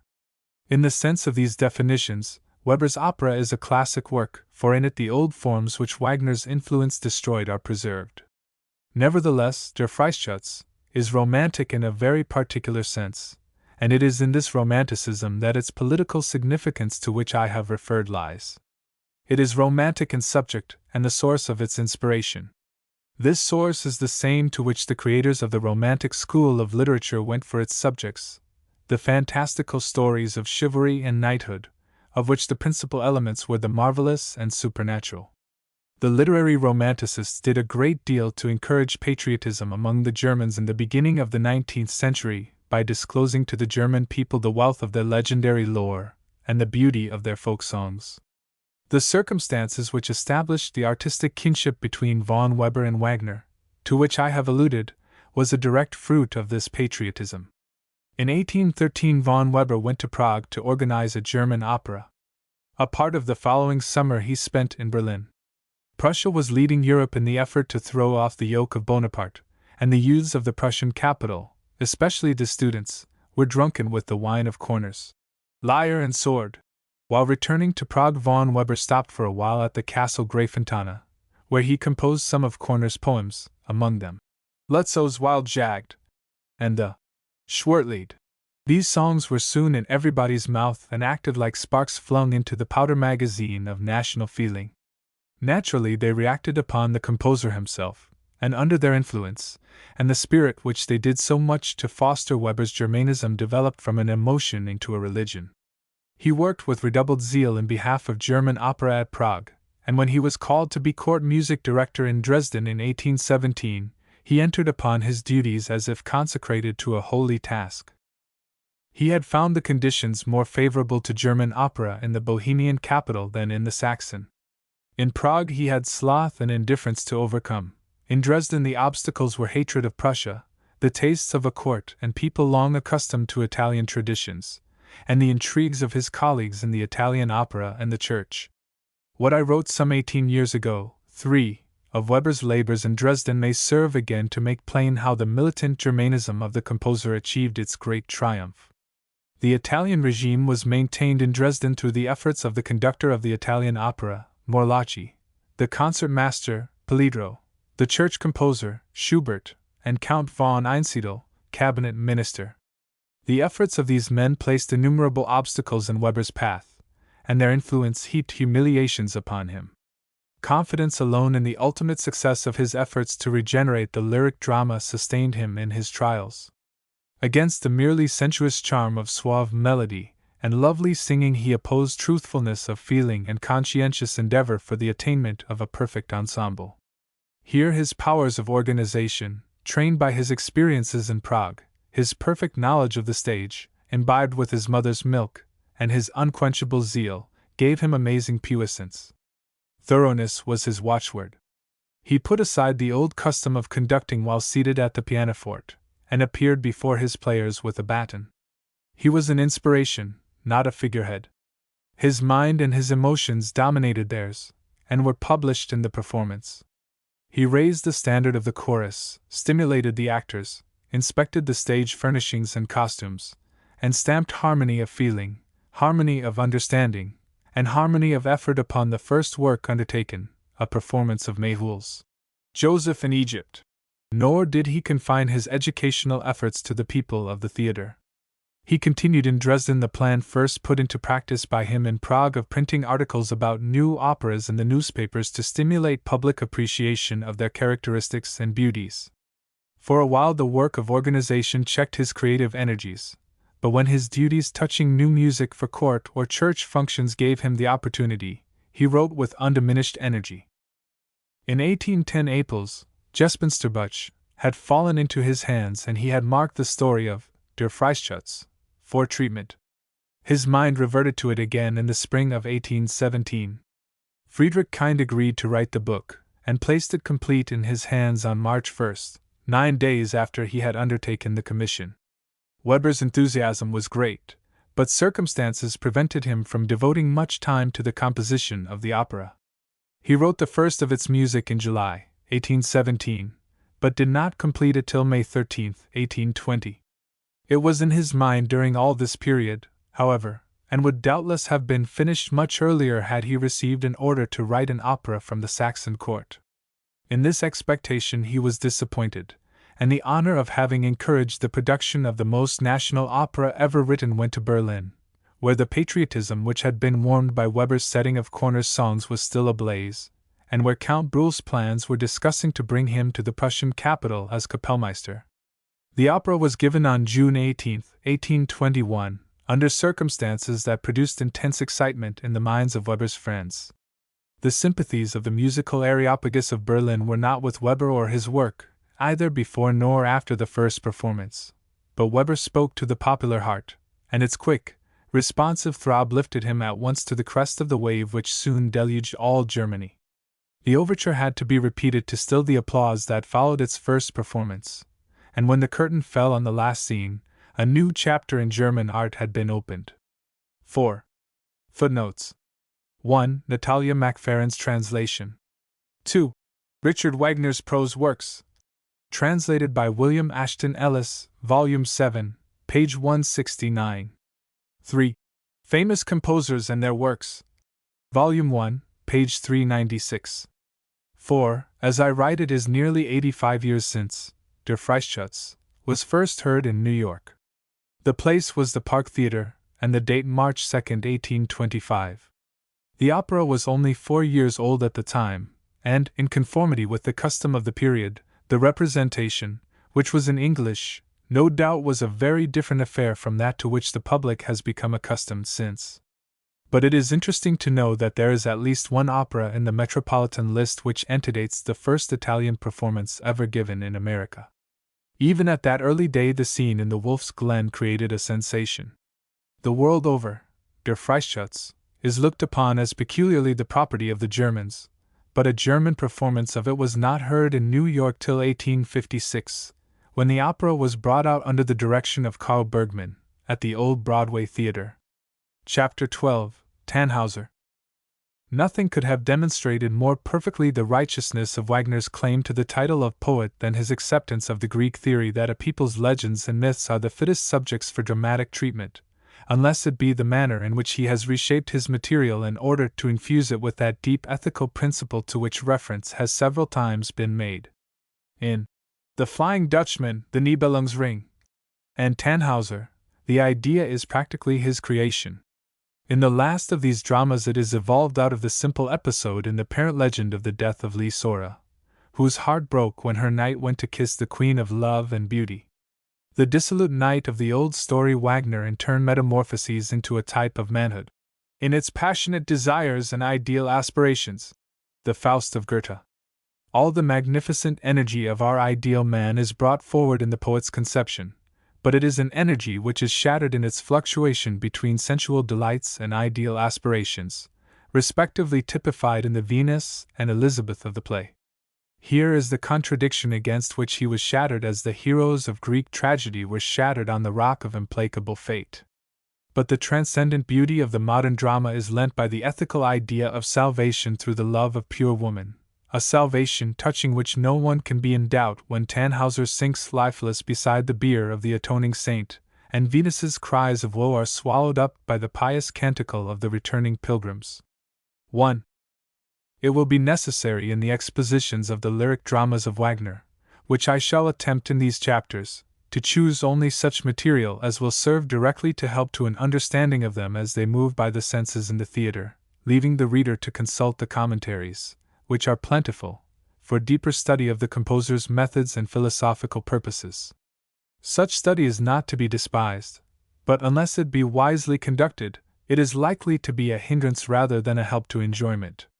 It is a too common error of musical amateurs to devote their attention to the forms and names of the phrases out of which Wagner constructs his musical fabric, especially that of his later dramas. This tendency has been humored, even in the case of the earlier operas, by pedants, who have given names to the themes which the composer used, though he had not yet begun to apply the system of symbolization which marks his works, beginning with Tristan und Isolde. It has been done with Tannhauser, though it is, to all intents and purposes, an opera of the conventional type, and not what is called a music drama. The reminiscent use of themes is much older than Wagner. It is well to familiarize oneself with the characteristic elements of a score, but, as I have urged in the book quoted above, if we confine our study of Wagner to the forms of the musical motives and the names which have arbitrarily been given to them, we shall at the last have enriched our minds with a thematic catalogue, and nothing else. It is better to know nothing about these names, and content ourselves with simple, sensuous enjoyment, than to spend our time at the theatre answering the baldest of all the riddles of Wagner's orchestra. What am I playing now? In the studies of Wagner's works I shall point to some of the most significant phrases in the music in connection with significant occurrences in the play, but I shall seldom, if ever, analyze the motival construction in the style of the Woolsegen handbooks. There are texts in the prefatory excerpt for a discussion of Tannhauser, from all the points of view which might make such a discussion interesting and profitable. There is no doubt in my mind that it is the poet-composer's noblest tragedy and, from a literary point of view, his most artistic. It is laid out on such a broad, simple, and symmetrical plan that its dramatic contents can be set forth in a few paragraphs, and we can easily forego a detailed description of its scenes. A knightly minstrel, who has taken part in one of the tournaments of song which tradition says used to be held at the court of the Landgrave of Thuringia in the early part of the 13th century, has, by his song and bearing, won the heart of Elizabeth, niece of the Landgrave. Unmindful of his great good fortune, he has found his way to the court held by the goddess of love within the hollow of the Horselberg, which lies across the valley and over against the Wartburg. Dame Venus herself becomes enamored of the knight, who calls himself Tannhauser, and for a year and a day he remains at her side and in her arms. At length, mind and senses surfeited, a longing seizes him for the world which he has abandoned, for the refreshing sights and sounds of earth, and even for its pains. Dame Venus seeks to detain him, but he is resolute to leave her and her realm.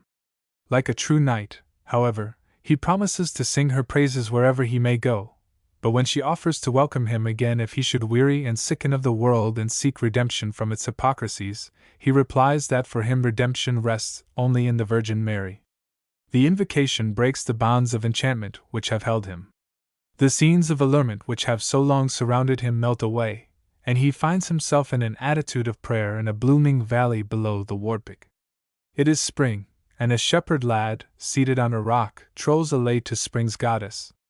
A troop of pilgrims passing by on their way to Rome suggest by their canticle the need of absolution from the burden of sin which rests upon him, but before he can join them, the Landgrave and a hunting party come upon him. He is recognized by his erstwhile companions in song, and consents to return to the castle on being told by one of the minstrels, Wolfram von Essenbach, that his song had vanquished not only them, but the heart of the saintly Elizabeth as well. In the Wartburg Tannhauser meets the maiden whose heart he has won just after she has apostrophized the walls which had echoed his voice, and from him she learns the meaning of the strange emotion which fills her in his presence. Again minstrels gather before a company of great nobles for a contest in the Hall of Song. Love is to be the theme, and the hand of Elizabeth the reward of the victor. Spiritual love is hymned by Tannhauser's companions. Wolfram von Eschenbach likens it to a pure fountain from which only high and sacred feelings can flow. Tannhauser questions the right of those who have not experienced the passion as he has felt it to define the nature of love. Goaded by the taunts and threats of rude Beitolf, he bursts forth in a praise of Venus. The assembly is in commotion. Swords are drawn. Sacrilege must be punished. Death confronts the impiously daring minstrel. But Elizabeth, whose heart has been mortally pierced by his words, interposes to save him. She has been stricken, but what is that to his danger of everlasting damnation? Would they rob his soul of its eternal welfare? The knight, indifferent to a score of swords, is crushed by such unselfish devotion, and humbly accepts the Landgrave's clemency, which spares his life that he may join a younger band of pilgrims and seek absolution at Rome.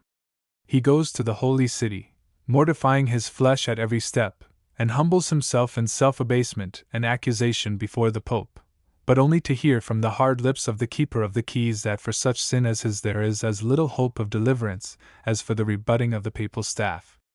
The elder pilgrims return in the fall of the year, and Elizabeth eagerly seeks among them for the face of the knight whose soul and body she had tried to save. He is not among them. Gently she puts aside the proffered help of Wolfram, whose unselfish love is ever with her, climbs the hill to the castle, and dies. Famished and footsore, Tannhauser staggers after the band of pilgrims who have returned to their homes with sins forgiven. His greeting of Wolfram is harsh, but the good minstrel's sympathy constrains him to tell the story of his vain pilgrimage. Salvation forfeited, naught is left for him but to seek surcease of suffering in the arms of Venus. Again he sees her grotto streaming with roseate light and hears her alluring voice. He rushes forward toward the scene of enchantment, but Wolfram utters again the name of her who is now pleading for him before the judgment seat of God himself, and he reels back. A funeral cortege descends from the castle. With an agonized cry, "Holy Elizabeth, pray for me!" Tannhauser sinks lifeless beside the bier just as the band of younger pilgrims comes from Rome bearing the crozier of the Pope clothed in fresh verdure. They hymn the miracle of redemption. Wagner has himself told us what fancies he is willing shall flit through the minds of listeners to the overture to his opera. It was performed at a concert under his direction while he was a political refugee at Zurich, and for the program of the concert he wrote a synopsis of its musical and poetical contents, which I shall give here in the translation made by William Ashton Ellis, but with the beginnings of the themes which are referred to reproduced in musical notes. To begin with, the orchestra leads before us the Pilgrim's Chant alone. Musical excerpt. It draws near, then swells into a mighty outpour and passes, finally, away. Evenfall, last echo of the chant. As night breaks, magic sights and sounds appear, the whirlings of a fearsomely voluptuous dance are seen. Musical excerpt. These are the Venusberg seductive spells that show themselves at dead of night to those whose breasts are fired by daring of the senses. Attracted by the tempting show, a shapely human form draws nigh. 'Tis Tannhauser, love's minstrel. He sounds his jubilant song of love. Musical excerpt. In joyous challenge, as though to force the wanton witchery to do his bidding. Wild cries of riot answer him, the rosy cloud grows denser round him, entrancing perfumes hem him in and steal away his senses. In the most seductive of half-lights his wonder-seeing eye beholds a female form indicable. He hears a voice that sweetly murmurs out the siren call, which promises contentment of the darer's wildest wishes. Musical excerpt. Venus herself it is, this woman who appears to him. Then the heart and senses burn within him, a fierce, devouring passion fires the blood in all his veins. With irresistible constraint it thrusts him nearer. Before the goddess's self he steps with that canticle of love triumphant, and now he sings it in ecstatic praise of her. As though at wizard spell of his, the wonders of the Venusberg unroll their brightest fill before him. Tumultuous shouts and savage cries of joy mount up on every hand. In drunken glee bacchantes drive their raging dance and drag Tannhauser to the warm caresses of love's goddess, who throws her glowing arms around the mortal, drowned with bliss, and bears him where no step dare tread, to the realm of being no more. A scurry, like the sound of the wild hunt, and speedily the storm is laid. Merely a wanton where still pulses in the breeze, a wave of weird voluptuousness, like the sensuous breath of unblessed love, still soughs above the spot where impious charms had shed their raptures and over which the night now broods once more. But dawn begins to break. Already from afar is heard again the pilgrim's chant. As this chant draws closer and closer, as the day drives farther back the night, that whir and soughing of the air, which had erewhile sounded like the eerie cry of souls condemned, now rises to ever gladder waves, so that when the sun ascends at last in splendor and the pilgrim's chant proclaims in ecstasy to all the world, to all that live and move thereon, salvation won, this wave itself swells out the tidings of sublimest joy. 'Tis the carol of the Venusberg itself redeemed from curse of impiousness, this cry we hear amid the hymn of God. So wells and leaps each pulse of life in chorus of redemption, and both dissevered elements, both soul and senses, God and nature, unite in the atoning kiss of hallowed love. This description of the poetical contents of the overture to Tannhauser applies to the ordinary form of the introduction to the opera which was used, and still is in many cases, until Wagner revised the opera for performance in Paris in 1861. The traditions of French opera called for a ballet in the third act.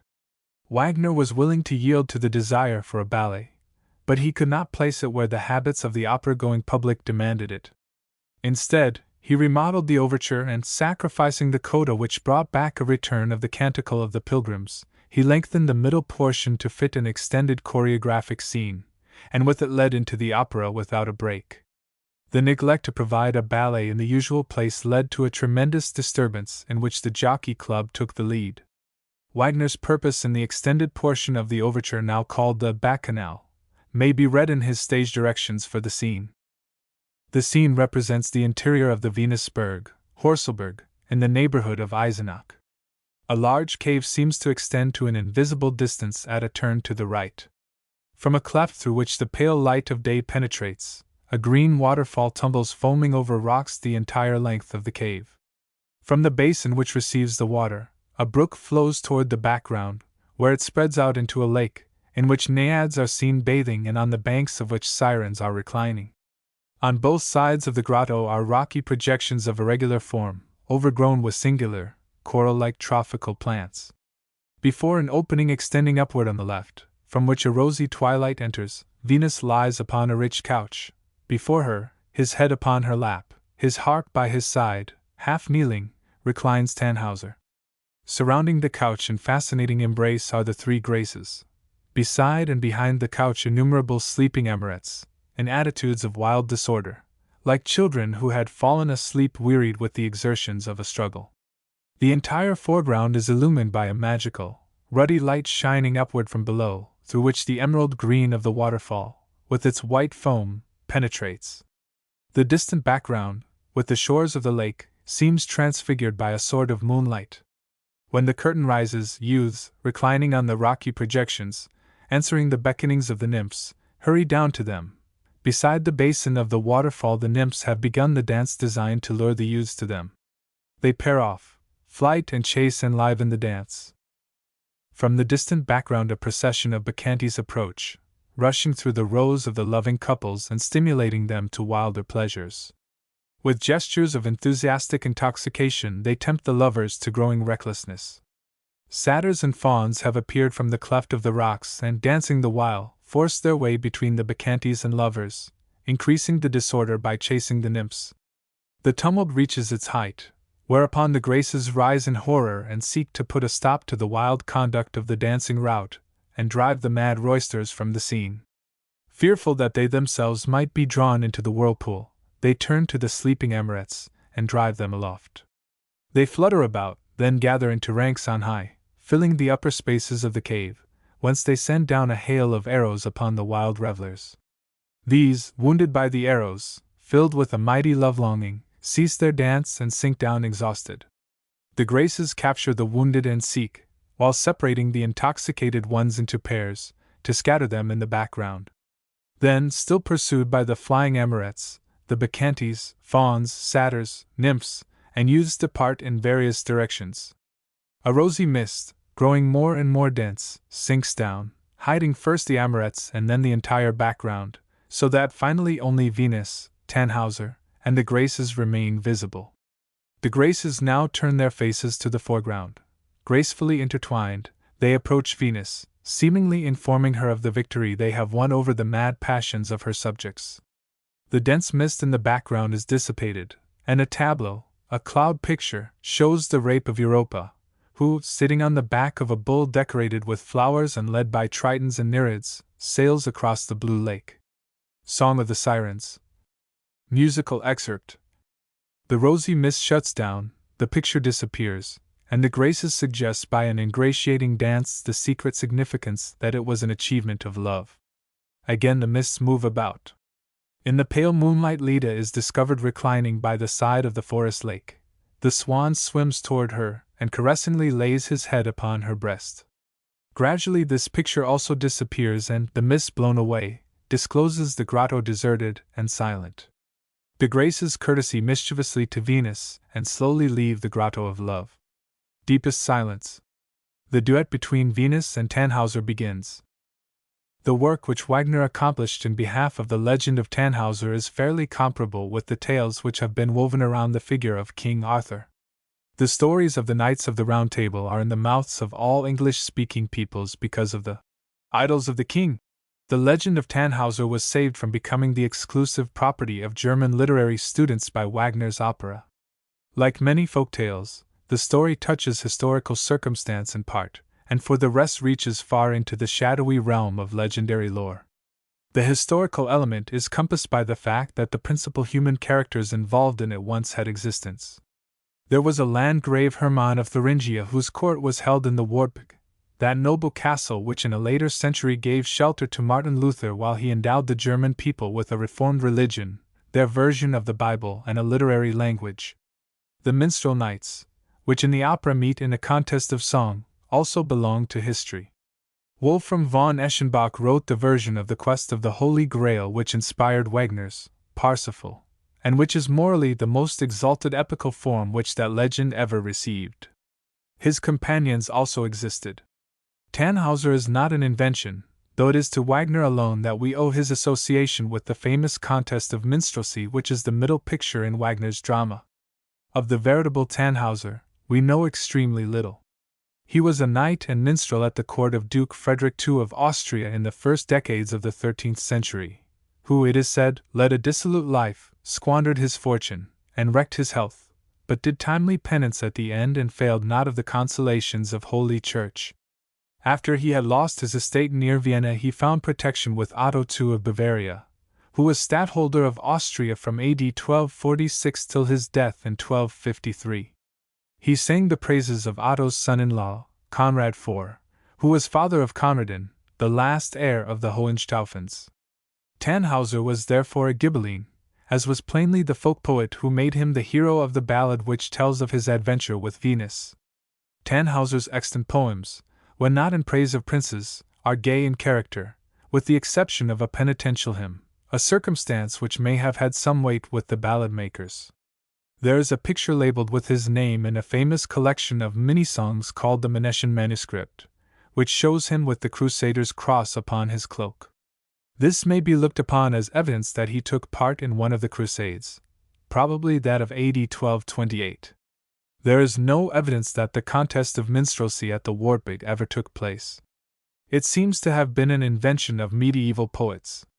The Menetian manuscript is embellished with a picture of the principal personages connected with the story. They are Landgrave Hermann, the Landgravine Sophia, Wolfram von Eschenbach, Reimar der Alte, Heinrich von Risbach, Beitrolf, Heinrich von Ofterdingen, and Klingser. The subject discussed by the minstrels was scholastic, and Ofterdingen, to save his life, sought help of Klingser, who was a magician and the reputed nephew of Virgilius of Naples, and the Landgravian threw her cloak around him when he was hardest pressed. This incident, its ethical significance marvelously enhanced, is the culmination of Wagner's second act. Instead of the historical Sophia, however, we have in the opera Hermann's niece, Elizabeth, a creation of the poets, though modeled apparently after the sainted Elizabeth of Hungary, who, however, had scarcely opened her eyes upon the world in the Wartburg at the date ascribed to the contest, i.e. AD 1206. Wagner has given the role played by Heinrich von Ofterdingen, also Efterdingen, to Tannhauser apparently on the strength of an essay which appeared about the time that he took up the study of the medieval legends of Germany, which identified the two men. Ofterdingen himself is now thought to be a creation of some poet's fancy, but the large part devoted to his adventure in the old poem which tells of the contest of minstrelsy led the medieval poets to attribute many great literary deeds to him, one of them nothing less than the authorship of the Nibelungenlied.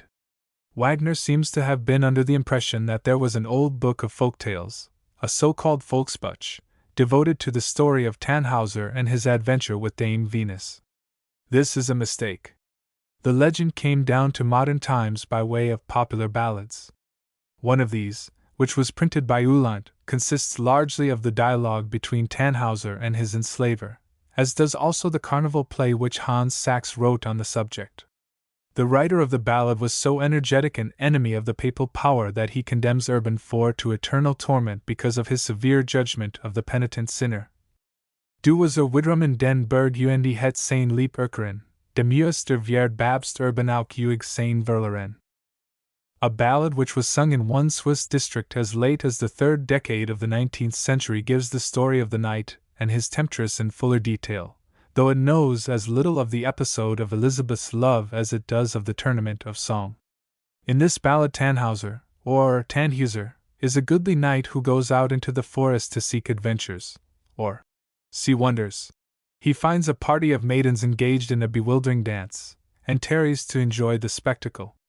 Frau Freen, or, as we would write it now, Freya, the Norse Venus whose memory we perpetuate in our Friday, seeks to persuade him to remain with her, promising to give him her youngest daughter to wife. The knight remains, but will not mate with the maiden, for he has seen the devil lurking in her brown eyes and learned that once in her toils he will be lost forever. Lying under Frau Freen's fig tree, at length, he dreams that he must quit his sinful life.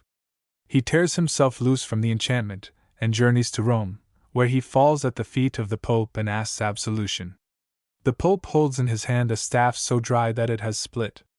Your sins are as little likely to be forgiven as this staff is to green, is his harsh judgment. Tannhauser kneels before the altar, extends his arms, and asks mercy of Christ, then leaves the church in despair and is lost to view.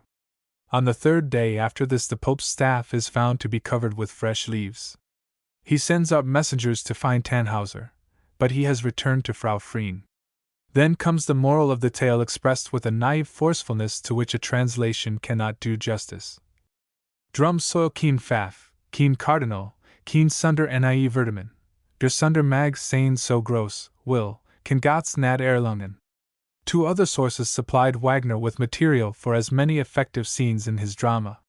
From E. T. A. Hoffmann's Der Kampf der Sänger, he got the second scene of the first act, the hunt and the gathering in the valley below Wartburg, from Ludwig Tieck's Der Getreue Eckhart und der Tannhauser, the narrative of the minstrel's pilgrimage to Rome. Students of comparative mythology and folklore will have no difficulty in seeing in the legend of Tannhauser one of the many tales of the association during a period of enchantment of men and elves. Parallels between the theater and apparatus of these tales extend back into remote antiquity. The Grotto of Venus, in which Tannhauser steeps himself with sensuality, is but a German variant of the Garden of Delight, in which the heroes of antiquity met their fair enslavers. It is Ogygia, the delightful island, where Ulysses met Calypso. It is that Avalon in which King Arthur was healed of his wounds by his fairy sister Morgane. The crozier which bursts into green in token of Tannhauser's forgiveness has prototypes in the lances which, when planted in the ground by Charlemagne's warriors, were transformed overnight into a leafy forest, in the javelins of Polydore, of which Virgil tells us in the Aeneid, in the staff of St. Christopher, which grew into a tree after he had carried the Christ child across the river, in the staff which put on leaves in the hands of Joseph, wherefore the Virgin Mary gave him her hand in marriage, in the rod of Aaron, which, when laid up among others in the tabernacle, brought forth buds and bloomed blossoms and yielded almonds. There are many parallels in classic story and folklore of the incident of Tannhauser's sojourn with Venus. I mention but a few. There are the episodes of Ulysses and Calypso, Ulysses and Circe, Numa and Egeria, Rinaldo and Armida, Prince Ahmed and Peribene.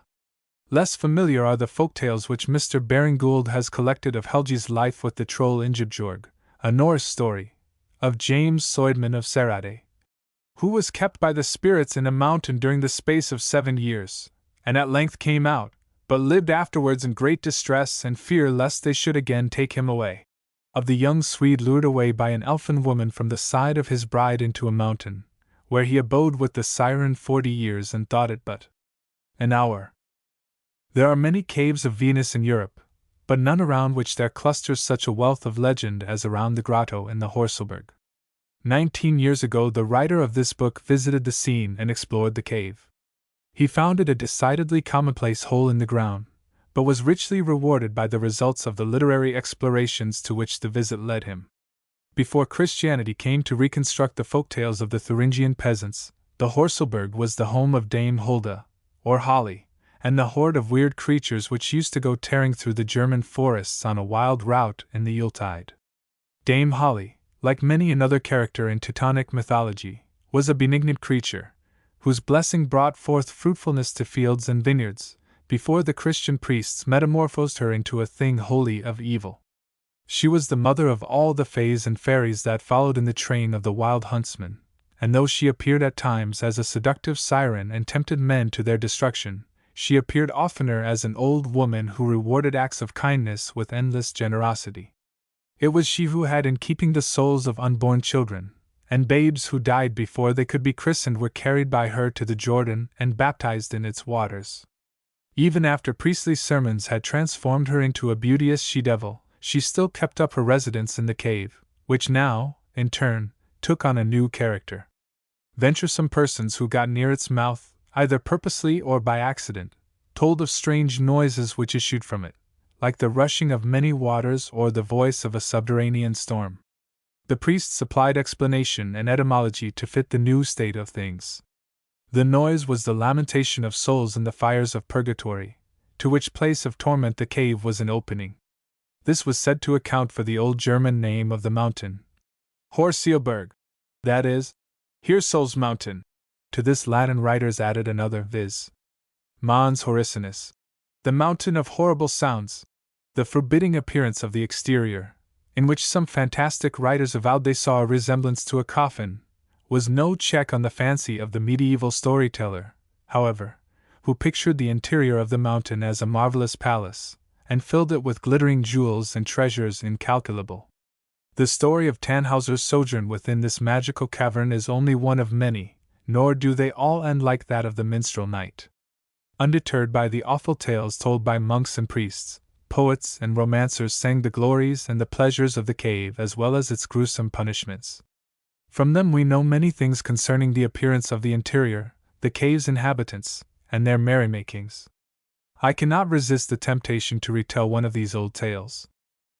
Adalbert, Knight of Thuringia, was one of those who experienced the delights of the cave of Venus, yet, unlike Tannhauser in the original legend, was saved at the last. He met faithful Eckhart at the mouth of the cave, who warned him not to enter, but entrancing music sounded within, and he was powerless to resist. He entered. 3 maidens came forward to meet him. They were airily clad, flowers were twisted in their brown locks, and they waved branches before them as they smiled and beckoned and sang a song of spring's awakening. What could Sir Adalbert do but follow when they glanced coyly over their white shoulders and led the way through a narrow passage into a garden surrounded with rose bushes in bloom, and filled with golden-haired maidens, lovelier than the flowers, who wandered about hand in hand and sang with sirens' voices. In the middle of the rose-hedged garden stood a red gate, which bore in bold letters this legend: Here Dame Venus holds court. The gatekeeper was the fairest of the maidens, and her fingers were busy weaving a garland of roses, but she stopped her work long enough to smile a welcome to Sir Adalbert.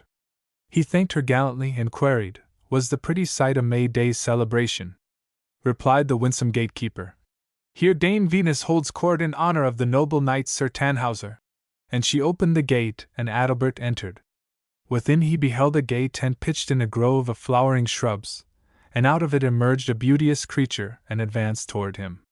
Her robe was rose color, adorned with strings of pearls and festooned with fragrant blossoms. A crown which glistened with gems rested lightly on her head.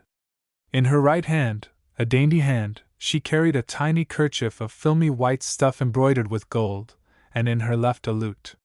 She sate herself down on a golden chair, bent her head over her left shoulder. A dreamy, tender light came into her eyes, and her rosy fingers sought the strings of her lute, strings of gold. Would she sing? Just then one of the maidens approached her, lisped musically into her ear, and pointed to the approaching knight. Almost imperceptibly, but oh, so graciously, the lips of the vision moved. As if in obedience to a command, the maiden approached, and said in rhythmical cadence, Greetings, Sir Knight, from Dame Venus, who sends you message that all who love gaming and fair women are welcome at her court. She gave him her hand to escort him, and when the knight pressed her fingers in gratitude he felt a gentle pressure in return. The knight approached the dazzling queen of the palace and fell upon his knee, but she gave him her hand and she bade him arise, which he did after he had kissed her fingers. And she called to a maiden, who fetched a golden horn filled to the brim with wine and handed it to the knight. Empty the goblet, like a true knight, to the health of all fair women who love and are beloved, said the queen. Sir Adalbert smiled obedience. To love, fair lady, he said, and drank the wine at a draught. And thus he became a captive and a slave. Long did he sojourn within the magic realm, in loving dalliance with Venus and her maidens, until one day a hermit entered the cave in the absence of the queen and bore him back to the outer world, where penance and deeds of piety restored him to moral health and saved him from the fate of Tannhauser. Footnotes 1. Studies in the Wagnerian Drama, by H. E. Krehbiel, pages 35-36. Chapter 13. Tristan und Isolde. A vassal is sent to woo a beauteous princess for his lord. While he is bringing her home, the two, by accident, drink a love potion, and ever thereafter their hearts are fettered together. In the midday of delirious joy, in the midnight of deepest woe, their thoughts are only of each other, for each other. Meanwhile the princess has become the vassal's queen. Then the wicked love of the pair is discovered, and the knight is obliged to seek safety in a foreign land. There, strange note this to our ears, he marries another princess whose name is like that of his love, save for the addition with the white hand. But when wounded unto death he sends across the water for her who is still his true love, that she come and be his healer. The ship which is sent to bring her is to bear white sails on its return if successful in the mission, black, if not. Day after day the knight waits for the coming of his love while the lamp of his life burns lower and lower. At length the sails of the ship appear on the distant horizon. The knight is now himself too weak to look. White or black? He asks of his wife. Black, replies she, jealousy prompting the falsehood, and the knight's heartstrings snap in twain just as his love steps over the threshold of his chamber. Oh, the pity of it! For with the lady is her lord, who, having learned the story of the fateful potion, has come to unite the lovers. Then the queen, too, dies, and the remorseful king buries the lovers in a common grave, from whose caressing sods spring a rosebush and a vine and intertwine so curiously that none may separate them. 1. Upon the ancient legend which has thus been outlined, Wagner reared his great tragedy entitled Tristan und Isolde. Whence the story came nobody can tell. It is a part of the great treasure preserved from remotest antiquity by itinerant singers and storytellers, and committed to writing by poets of the Middle Ages.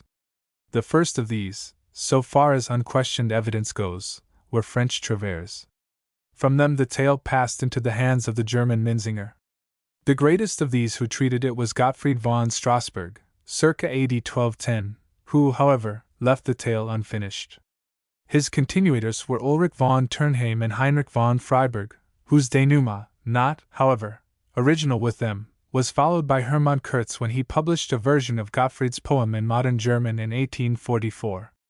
This, unquestionably, was the version which fell into Wagner's hands when, in the Dresden period, 1843 to 1849, he devoted himself assiduously to the study of Teutonic legend and mythology. In English the romance has an equally honorable literary record.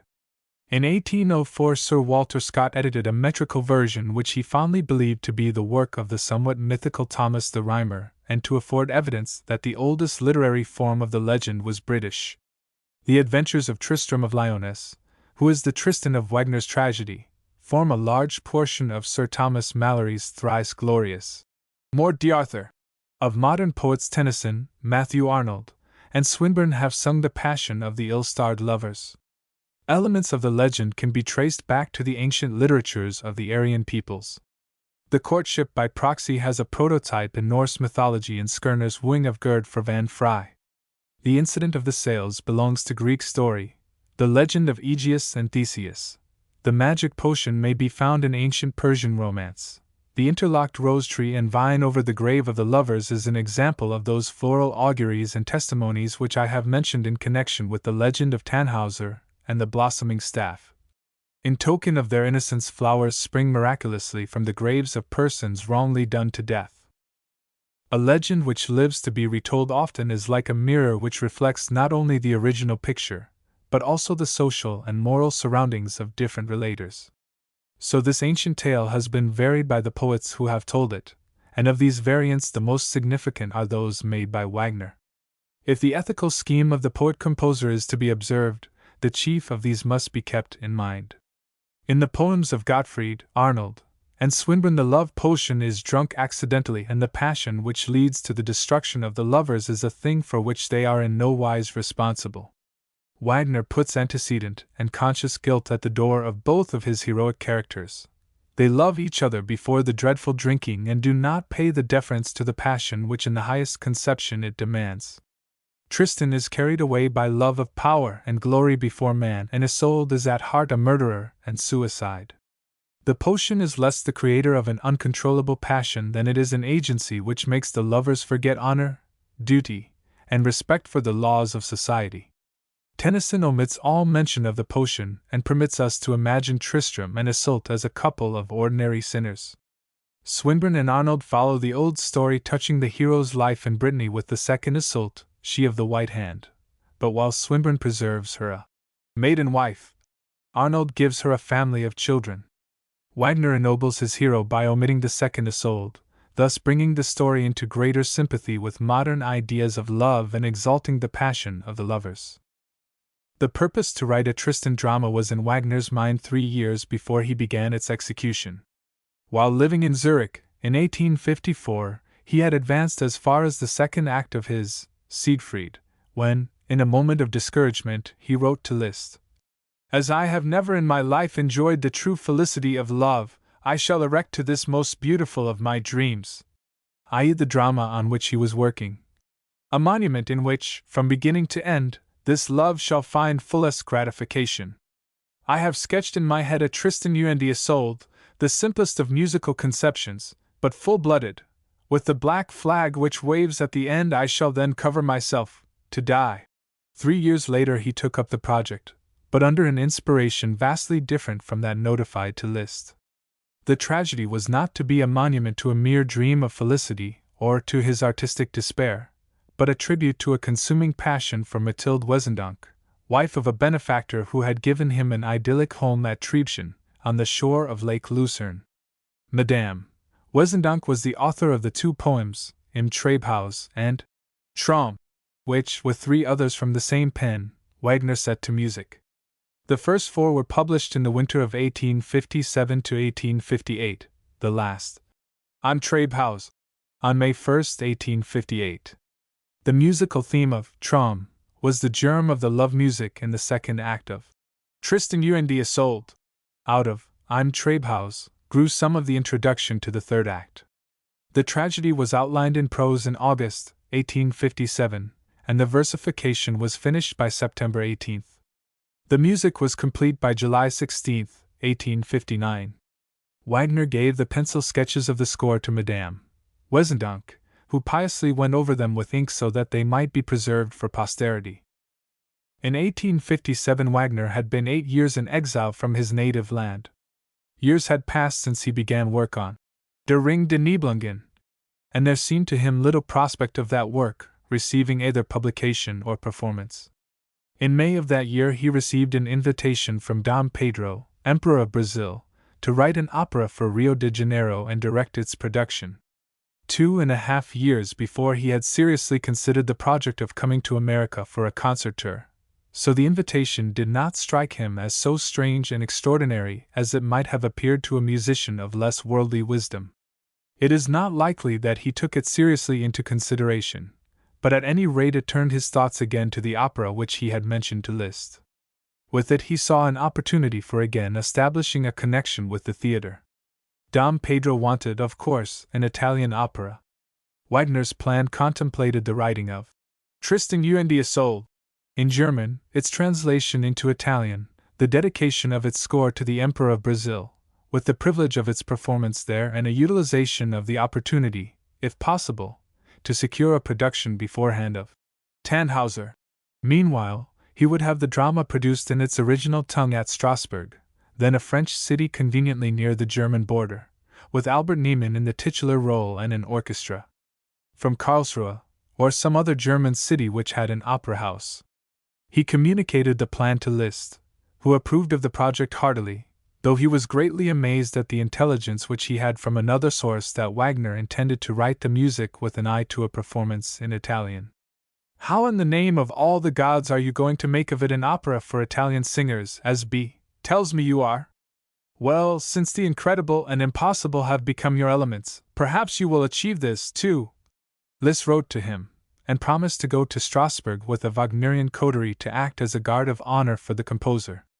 Nothing came of either plan. Inspired by his love for Mathilde Wesendonck, Wagner wrote the opera and succeeded in selling the score to Breitkopf and Hartel for the equivalent of $800.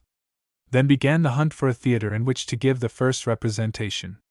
Edouard de Vrien urged Karlsruhe, where he was director, but Wagner wanted to supervise the production, and this was impossible in a theater of Germany so long as the decree of banishment for participation in the Saxon rebellion hung over his head.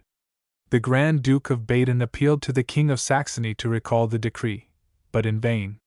Wagner went to Paris and Brussels, but had to content himself with giving concerts. Weimar, Prague, and Hanover were considered in order, and at length Wagner turned to Vienna. There the opera was accepted for representation at the court opera, but after 54 rehearsals between November 1862 and March 1863, it was abandoned as impossible. The next year saw the turning point in Wagner's career. Ludwig of Bavaria invited him to come to Munich, the political ban was removed, and Tristan und Isolde had its first performance, to the joy of the composer and a host of his friends, on June 10, 1865, at the Royal Court Theatre of the Bavarian capital, under the direction of Hans von Bülow. The roles of Tristan and Isolde were in the hands of Ludwig Schnorr von Karelsfeld and his wife.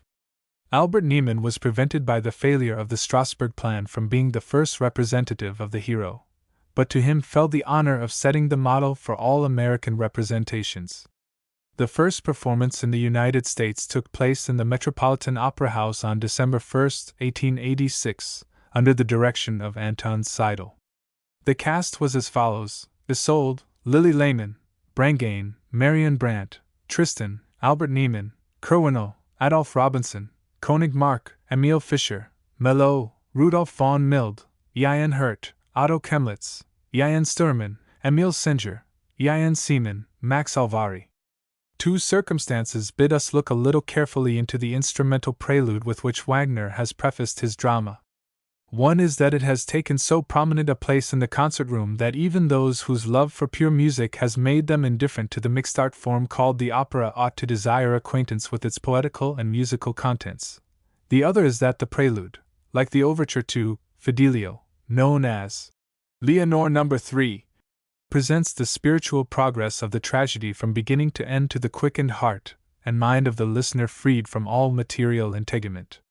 To do this, it makes use of the themes which are most significant in the development of the psychology of the drama, which is far and away its most important element, for the pictures are not many, and the visible action is slight. Listening to the music without thought of the drama, and therefore, with no purpose of associating it with the specific conceptions which later have exposition in the text, we can hear in this prelude an expression of an ardent longing, a consuming hunger, which doth make the meat it feeds on. A desire that cannot be quenched, yet will not despair. Then, at the lowest ebb of the sweet agony, an ecstasy of hope, a wildly blissful contemplation of a promise of reward. If I depart here for a brief space from my announced purpose not to analyze the music in the manner of the Wagnerian commentators, it will be only because the themes of the prelude are the most pregnant of those employed in the working out of the drama, because their specific significance in the purpose of the composer is plainly set forth by their association with scenes and words, and because they are most admirably fitted by structure and emotional content to express the things attributed to them. The most important of the themes is that with which the prelude begins. Musical excerpt. Note that it is two-voiced and that one voice ascends chromatically, that is, in half steps, and the other descends in the same manner. In the aspiring voice there is an expression of longing, in the descending, of suffering and dejection. We therefore may look upon it as a symbol of the lovers and their passion in a dual aspect. After an exposition of this theme there enters another. Musical excerpt, followed immediately by musical excerpt. In the play, the first of these two is associated with the character of the hero, the second with the glance which Tristan cast upon Isolde when she was about to kill him, the glance which inspired the love of the princess. Two modifications of the principal theme provide nearly all the rest of the material used in the building up of the prelude. The first is a diminution of the motif compassed by the second and third measures, which by reiteration develops the climax of the piece. Musical excerpt. The second is a harmonized inversion of the same short figure, preceded by a jubilantly ascending scale. Musical excerpt. This is the expression of the ecstasy of hope, the wildly blissful contemplation of a promise of reward of which I have spoken. Wagner tells us what the thing hoped for, the joy contemplated in expectation, is, not only in the drama, but also in an exposition of the contents of the prelude made for concert purposes. He deserves that it shall be known, and I reproduce it in the translation of William Ashton Ellis. After rehearsing the legend down to the drinking of the fateful philtre, he says, "The musician who chose this theme for the prelude to his love drama, as he felt that he was now in the boundless realm of the very element of music, could only have one care: how he should set bounds to his fancy, for the exhaustion of the theme was impossible. Thus he took, once for all, this insatiable desire. In long-drawn accents it surges up, from its first timid confession, its softest attraction, through sobbing sighs, hope and pain, laments and wishes, delight and torment, up to the mightiest onslaught, the most powerful endeavor to find the breach which shall open to the heart the path to the ocean of the endless joy of love. In vain! Its power spent, the heart sinks back to thirst with desire unfulfilled, as each fruition only brings forth seeds of fresh desire, till, at last, in the depths of its exhaustion, the starting eye sees the glimmering of the highest bliss of attainment. It is the ecstasy of dying, of the surrender of being, of the final redemption into that wondrous realm from which we wander farthest when we strive to take it by force. Shall we call this death? Is it not rather the wonder world of night, out of which, so says the story, the ivy and the vine sprang forth in tight embrace o'er the tomb of Tristan and Isolde? If we place ourselves in spirit among the personages of Wagner's play, we shall find ourselves at the parting of the curtain which hangs between the real and the mimic world, on board a medieval ship, within a few hours' sail of Cornwall, whither Tristan is bearing Isolde to be the wife of his King Mark. The cheery song of a sailor who, unseen, at the masthead, sings to the winds which are blowing him away from his wild Irish sweetheart, floats down to us. It has a refreshing and buoyant lilt, this song, with something of the sea breeze in it, and yet something, as it is sung, which emphasizes the loneliness of the singer. Musical excerpt. Frisch wet der Wind der Heimat zu, mein Irish kind, will wireless do. An innocent song, the strain of which, more decorous than any modern chanty, inspires the sailors as they pull at the ropes, and gives voice to the delights of the peaceful voyage. Musical excerpt. Yet it stirs up a tempest in the soul of Isolde. She is the daughter of an Irish queen, a sorceress, and she now deplores the degeneracy of her race and its former potency. Once her ancestors could command wind and wave, but now they can brew only balsamic potions. Wildly she invokes the elements to dash the ship to pieces, and when her maid Brangane seeks to know the cause of her tumultuous disquiet, she tells the story of her love for Tristan and of its disgraceful requital. He had come to Ireland's queen to be healed of a wound received in battle. He had killed his enemy, and that enemy was Morold, Isolde's betrothed.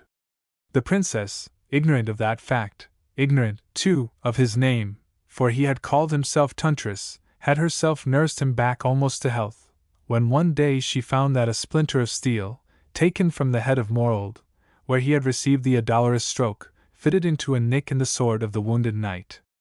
At her mercy lay the slayer of her affianced husband. She raised the sword to take revenge, when his look fell upon her. In a twinkling her heart was empty of hate, and filled instead with love. Now, instead of requiting her love, Tristan is taking her to Cornwall to deliver her to a loveless marriage to Cornwall's weary king. It will be well to note in this narrative how the description of Tristan's sufferings are set to a descending chromatic passage, like the second voice of the principal theme already described.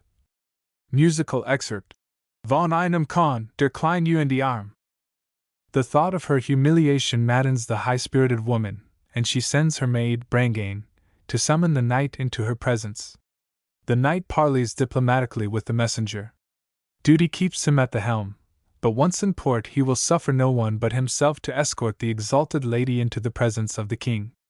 At the last the maid is forced to deliver the command in the imperious words used by her mistress.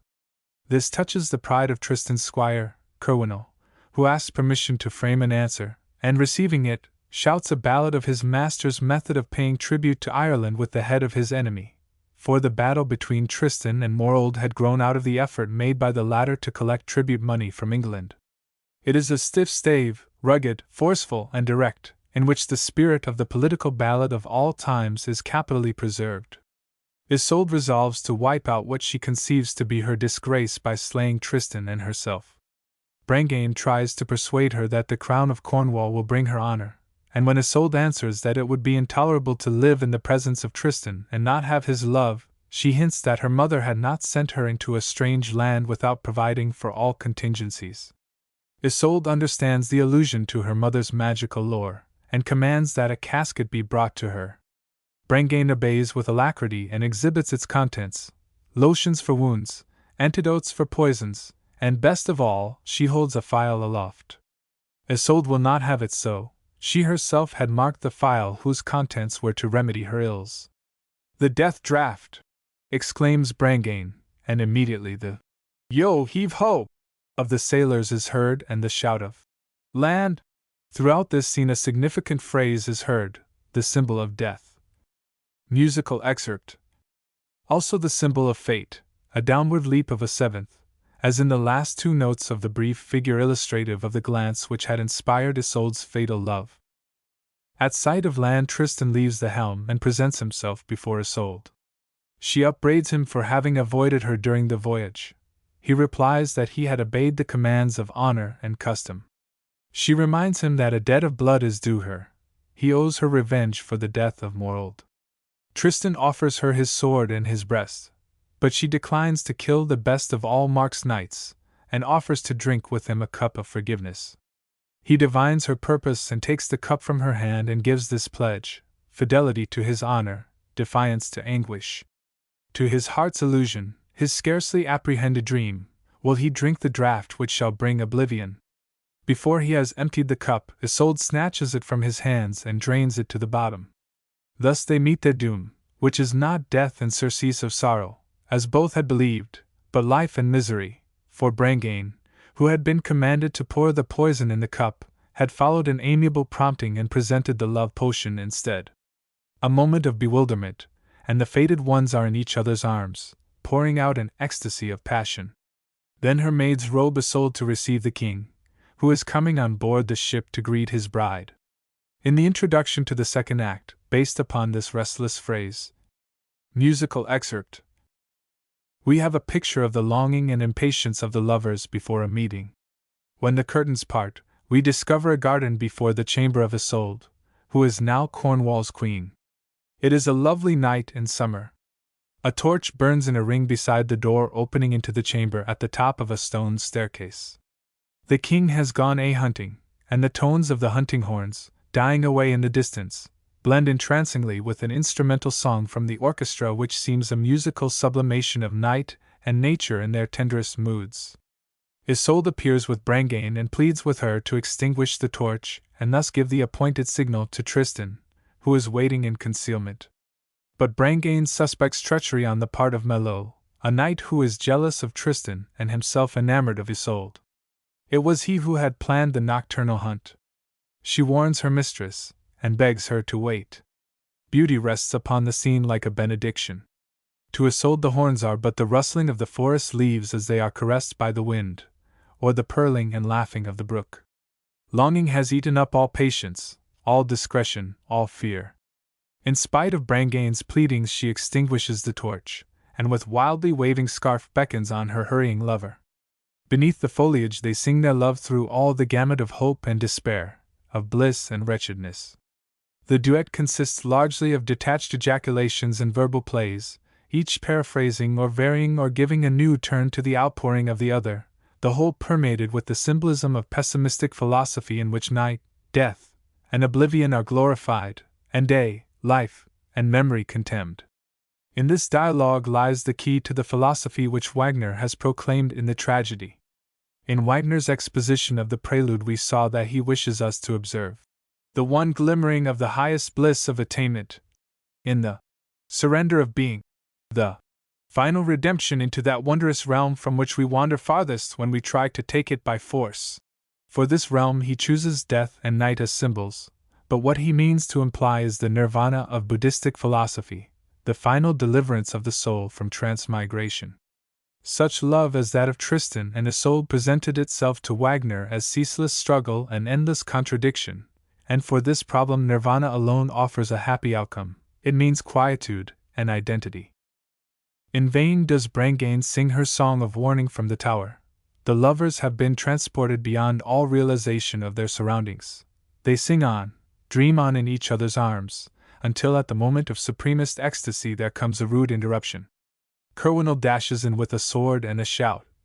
Save thyself, Tristan! The king, Melot, and courtiers at his heels. Day, symbol of all that is fatal to their love, has dawned. Tristan is silent, though Mark bewails the treachery of his nephew and his friend. From the words of the heart-torn king we learn that he had been forced into the marriage with Isolde by the disturbed state of his kingdom, and had not consented to it until Tristan, whose purpose it was thus to quiet the jealous anger of the barons, had threatened to depart from Cornwall unless the king revoked his purpose to make him his successor, and took unto himself a wife. Tristan's answer to the sorrowful upbraidings of his royal uncle is to obtain a promise from Isolde to follow him into the wondrous realm of night. Then, seeing that Mark does not wield the sword of retribution, he makes a feint of attacking Melot, but permits the treacherous knight to reach him with his sword. He falls wounded unto death. The last act has been reached. The dignified, reserved knight of the first act, the impassioned lover of the second, is now a dream-haunted, longing, despairing, dying man, lying under a lime tree in the yard of his ancestral castle in Brittany, wasting his last bit of strength in feverish fancies and ardent yearnings touching Isolde. Kerwinel has sent for her. Will she come? A shepherd tells of vain watches for the sight of a sail by playing a mournful melody on his pipe. Musical excerpt. Oh, the heart hunger of the hero! The longing! Will she never come? The fever is consuming him, and his heated brain breeds fancies which one moment lift him above all memories of pain, and the next bring him to the verge of madness. Cooling breezes waft him again toward Ireland, whose princess healed the wound struck by Morold, then ripped it up again with the avenging sword with its telltale nick. From her hands he took the drink whose poison sears his heart. Accursed the cup and accursed the hand that brewed it. Will the shepherd never change his doleful strain? Ah, Isolde, how beautiful you are! The ship, the ship! It must be in sight. Kerwinel, have you no eyes? Isolde's ship! A merry tune bursts from the shepherd's pipe. Musical excerpt. It is the ship. What flag flies at the peak? The flag of All's well! Now the ship disappears behind a cliff. There the breakers are treacherous. Who is at the helm? Friend or foe? Melot's accomplice? Are you, too, a traitor, Kerwinel? Tristan's strength is unequal to the excitement of the moment. His mind becomes dazed. He hears Isolde's voice, and his wandering fancy transforms it into the torch whose extinction once summoned him to her side. Do I hear the light? He staggers to his feet and tears the bandages from his wound. Ha! My blood! Flow merrily now! She who opened the wound is here to heal it. Life endures but for one embrace, one glance, one word. Isolde! While Isolde lies mortally stricken upon Tristan's corpse, Mark and his train arrive upon a second ship. Brangæna has told the secret of the love draught, and the king has come to unite the lovers. But his purpose is not known, and faithful Kerwinel receives his death blow while trying to hold the castle against Mark's men. He dies at Tristan's side. Isolde, unconscious of all these happenings, sings out her broken heart, and expires. And ere her ear might hear, her heart had heard, nor sought she sign for witness of the word, but came and stood above him, newly dead, and felt his death upon her, and her head bowed, as to reach the spring that slakes all drouth, and their four lips became one silent mouth. 2. Footnotes 1. Studies in the Wagnerian Drama by H. E. Crabeel. 2. Swinburne. Tristram of Lyonesse. Chapter 14. Parsifal. A lad, hotfoot in pursuit of a wild swan which one of his arrows has pierced, finds himself in a forest glade on the side of a mountain. There he meets a body of knights and esquires in attendance on a king who is suffering from a wound. The knights are a body of men whose mission it is to succor suffering innocents wherever they may find it. They dwell in a magnificent castle on the summit of the mountain, within whose walls they assemble every day to contemplate and adore a miraculous vessel from which they obtain both physical and spiritual sustenance. In order to enjoy the benefits which flow from this talisman, they are required to preserve their bodies in ascetic purity. Their king has fallen from this estate and been grievously wounded in an encounter with a magician, who, having failed in his ambition to enter the order of knighthood, had built a castle over against that of the king, where, by practice of the black art, and with the help of sirens and a sorceress, he seeks the ruin of the pure and celestial soldiery. In his hands is a lance which once belonged to the knights, but which he had wrested from their king and with which he had given the dolorous stroke from which the king is suffering. The healing of the king can be wrought only by a touch of the lance which struck the wound, and this lance can be regained only by one able to withstand the sensual temptations with which the evil-minded sorcerer has surrounded himself in his magical castle. An oracle, that had spoken from a vision, which one day shone about the talisman, had said that this deliverer fool, an innocent simpleton, pity had made knowing. Musical excerpt. Der Schmitleid was send, der Rein Thor, har sein den it Schurker. The oracle. For this hero king and knights are waiting and longing, since neither lotions nor baths nor ointments can bring relief, though they be of the rarest potency and brought from all the ends of the earth. The lad who thus finds himself in this worshipful but woeful company is himself of noble and knightly lineage. This we learn from the recital of his history, but also from the bright, incisive, militant, chivalresque music associated with him. Musical excerpt, the symbol of Parsifal. But he has been reared in a wilderness, far from courts and the institutions of chivalry and in ignorance of the world lying beyond his forest boundaries.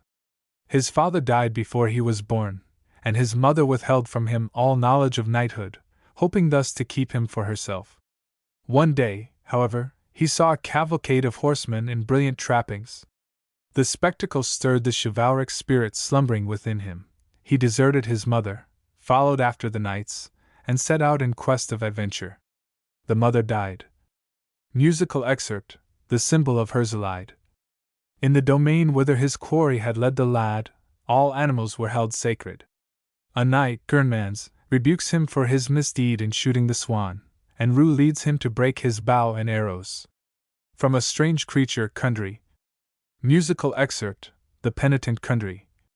In the service of the knights he learns of the death of his mother, who had perished for love of him and grief over his desertion. He is questioned about himself, but is singularly ignorant of everything, even of his own name. Hoping that the lad may prove to be the guileless fool to whom knowledge was to come through pity, the knight escorts him to the temple, which is the sanctuary of the talisman whose adoration is the daily occupation of the brotherhood. They walk out of the forest, and find themselves in a rocky defile of the mountain.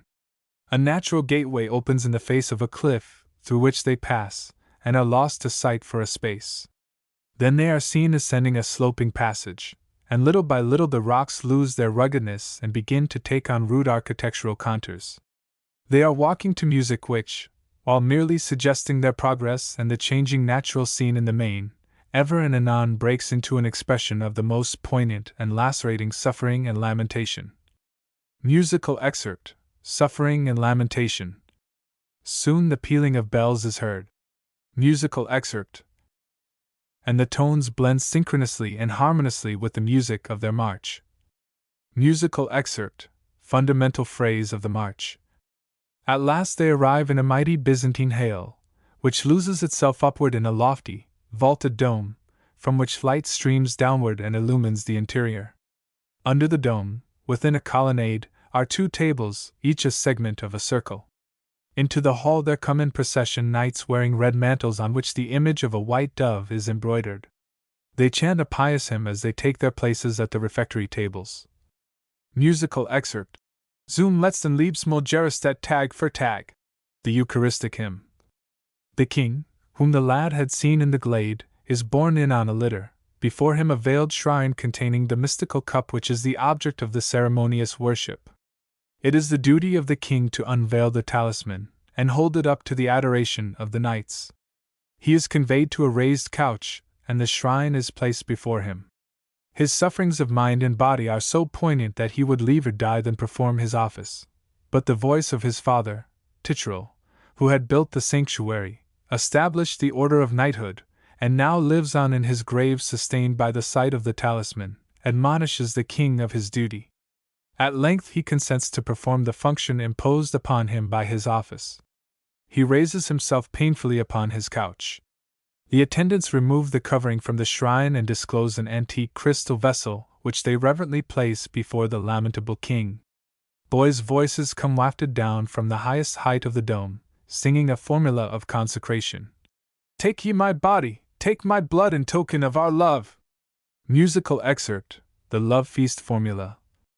A dazzling ray of light flashes down from above and falls into the cup, which now glows with a reddish-purple luster and sheds a soft radiance around. The knights have sunk upon their knees. The king lifts the luminous chalice, moves it gently from side to side, and thus blesses the bread and wine provided for the refection of the knights. Meanwhile, celestial voices proclaim the words of the oracle to musical strains that are pregnant with mysterious suggestion. Another choir sturdily, firmly, ecstatically hymns the power of faith. Musical excerpt, the symbol of faith. And, at the end, an impressive antiphon, starting with the knights, ascends higher and higher, and calling in gradually the voices of invisible singers in the middle height, becomes metamorphosed into an angelic canticle as it takes its flight to the summit. It is the voice of aspiration, the musical symbol of the talisman which directs the thoughts and desires of its worshippers ever upward. Musical excerpt, the symbol of the Holy Grail. The lad disappoints his guide. He understands nothing of the solemn happenings which he has witnessed, nor does he ask their meaning, though his own heart had been lacerated with pain at sight of the king's sufferings. He is driven from the sanctuary with contumely. He wanders forth in quest of further adventures and enters the magical gardens surrounding the castle of the sorcerer. A number of knights who are sent against him he puts to rout. Now the magician summons lovely women, clad in the habiliments of flowers, to seduce him with their charms. Musical excerpt, Klingsar's incantation. They sing and play about him with winsome wheedlings and cajoleries, with insinuating blandishments and dainty flatteries, with pretty petulancies and delectable quarrelings. Musical excerpt, Calm, calm, Holdernade, the seductive song of the flower maidens. But they fail of their purpose, as does also an unwilling siren whom the magician invokes with powerful conjurations. It is Kundry, who is half Magdalene, half wicked sorceress, a messenger in the service of the pious knights, and as such hideous of aspect, a tool in the hands of the magician, and as such supernaturally beautiful. It was to her charms that the suffering king had yielded. To win the youth she tells him the story of his mother's death and gives to him her last message and a kiss. At the touch of her impure lips a flood of passion, hitherto unfelt, pours through the veins of the lad, and in its surge comes understanding of the suffering and woe which he had witnessed in the castle on the mountain. Also a sense of his own remissness. Compassionate pity brings enlightenment, and he thrusts back the woman who is seeking to destroy him. Finding that the wiles of his tool have availed him naught, the wicked magician himself appears to give battle, for he, too, knows the oracle and fears the coming of the king's deliverer and the loss of the weapon which he hopes will yet enable him to achieve the mystical talisman. He hurls the lance at the youth, but it remains suspended in midair. The lad seizes it, makes the sign of the cross, speaks some words of exorcism, and garden, castle, damsels, all the works of enchantment disappear. Now the young hero is conscious of a mission. He must find again the abode of the knights and their ailing king, and bring to them surcease of suffering. After long and grievous wanderings he is again directed to the castle. Grief and despair have overwhelmed the knights, whose king, unable longer to endure the torture in which he has lived, has definitively refused to perform his holy office. In consequence, his father, no longer the recipient of supernatural sustenance, has died, and the king longs to follow him. The hero touches the wound in the side of the king with the sacred spear, ends his dolors, and is hailed as king in his place. The temptress, who has followed him as a penitent, freed from a curse which had rested upon her for ages, goes to a blissful and eternal rest. Such is the story of Wagner's Parsifal. It is the purpose of this book to help the musical layman who loves lyric drama to enjoyment. Criticism might do this, but a purpose of simple exposition has already been proclaimed, and shall be adhered to lest some reader think that he is being led too far afield. In this case the exposition shall take the form of a marshalling of the elements of the story in two aspects, religious and legendary. careful readers of English literature will have had no difficulty in recognizing in it a story of the quest of the Holy Grail. Tennyson will have taught them that the hero is that Sir Percivale whom Arthur and his knighthood called the Pure. That the talismanic vessel is the cup itself from which our Lord drank at the last sad supper with his own. That the lance which struck and healed the grievous wound in the side of the king is the spear with which the side of the Christ was pierced on Calvary. It is also obvious that the king, whose name is Amfortas, that is, the powerless one, is a symbol of humanity suffering from the wounds of slavery to desire, that the heroic act of Parsifal, as Wagner calls him, which brings release to the king and his knights, is renunciation of desire, prompted by pity, compassion, fellow-suffering, and that this gentle emotion it was that had inspired knowledge simultaneously of a great need and a means of deliverance.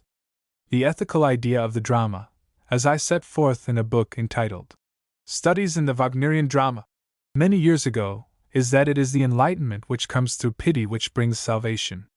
The allusion is to the redemption of mankind by the sufferings and compassionate death of Christ, and that stupendous tragedy is the prefiguration of the mimic drama which Wagner has constructed. The spectacle to which he invites us, and with which he hoped to impress us and move us to an acceptance of the lesson underlying his play, is the adoration of the Holy Grail, cast in the form of a mimicry of the Last Supper, bedizened with some of the glittering pageantry of medieval knighthood and romance. In the minds of many persons it is a profanation to make a stage spectacle out of religious things, and it has been urged that Parsifal is not only religious but specifically Christian, not only Christian but filled with parodies of elements which are partly liturgical, partly biblical. In narrating the incidents of the play I have purposely avoided all allusions to the things which have been matters of controversy. It is possible to look upon Parsifal as a sort of glorified fairy tale, and to this end I purpose to subject its elements to inquiry, and shall therefore go a bit more into detail.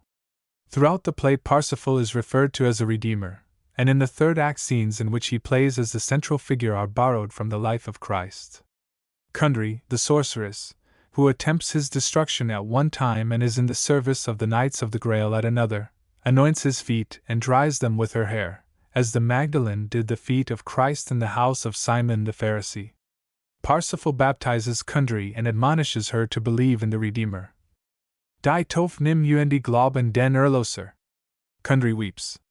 Unto the woman who was a sinner and wept at his feet Christ said, Thy sins are forgiven. Thy faith hath saved thee. Go in peace. At the elevation of the Grail by Parsifal after the healing of Amfortas a dove descends from the dome and hovers over the new king's head. What saith the Scripture?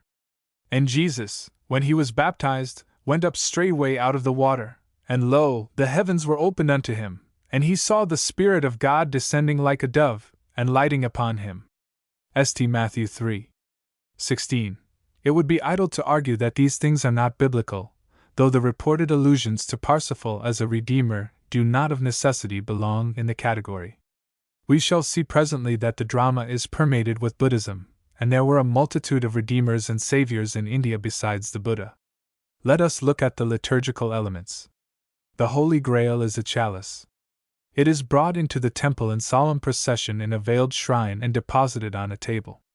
Thus, also, the chalice, within its pall, is brought in at the sacrament of the Mass and placed on the altar before the celebrant. In the drama boys' voices sing in the invisible heights. Neemt hin mijn bloed unsere Liebe willen. Neemt hin meinem Leib auf das mein gedenkt. Is there a purpose resemblance here to the words of consecration in the Mass? Accipite, et manjicate ex hoc omnes. Hoc est enim corpus meum.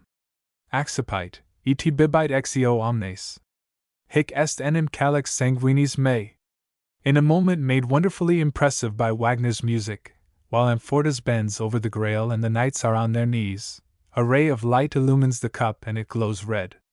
Amfortas lifts it high, gently sways it from side to side, and blesses the bread and wine which youthful servitors have placed beside each knight on the table.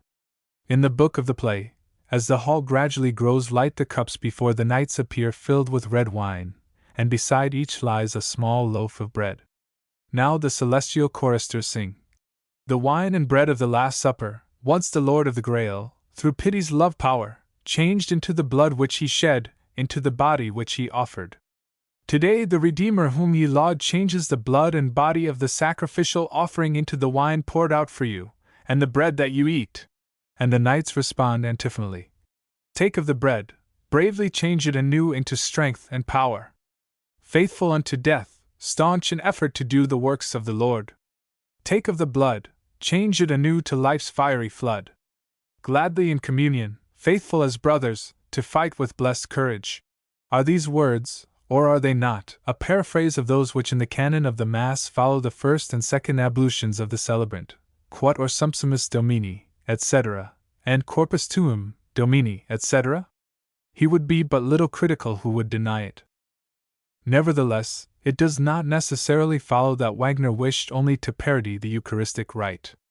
He wanted to create a ceremonial which should be beautiful, solemn, and moving, which should be an appropriate accompaniment to the adoration of a mystical relic, which should, in a large sense, be neither Catholic, Protestant, nor Buddhistic, which should symbolize a conception of atonement older than Christianity, older than Buddhism, older than all records of the human imagination.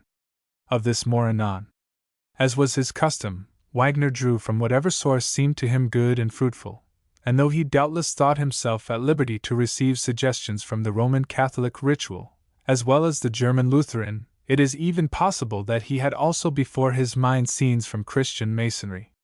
This possibility was once suggested by Mr. F. C. Burnin, who took the idea from the last scene of the first act only, and does not seem to have known how many connections the Grail legend had with medieval Freemasonry or Templarism.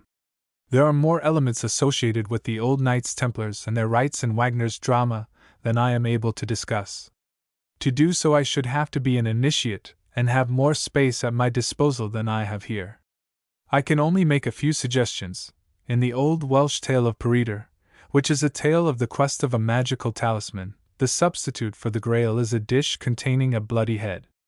That head in time, as the legend passed through the imaginations of poets and romances, became the head of John the Baptist, and there was a belief in the Middle Ages that the Knights Templars worshipped a bloody head.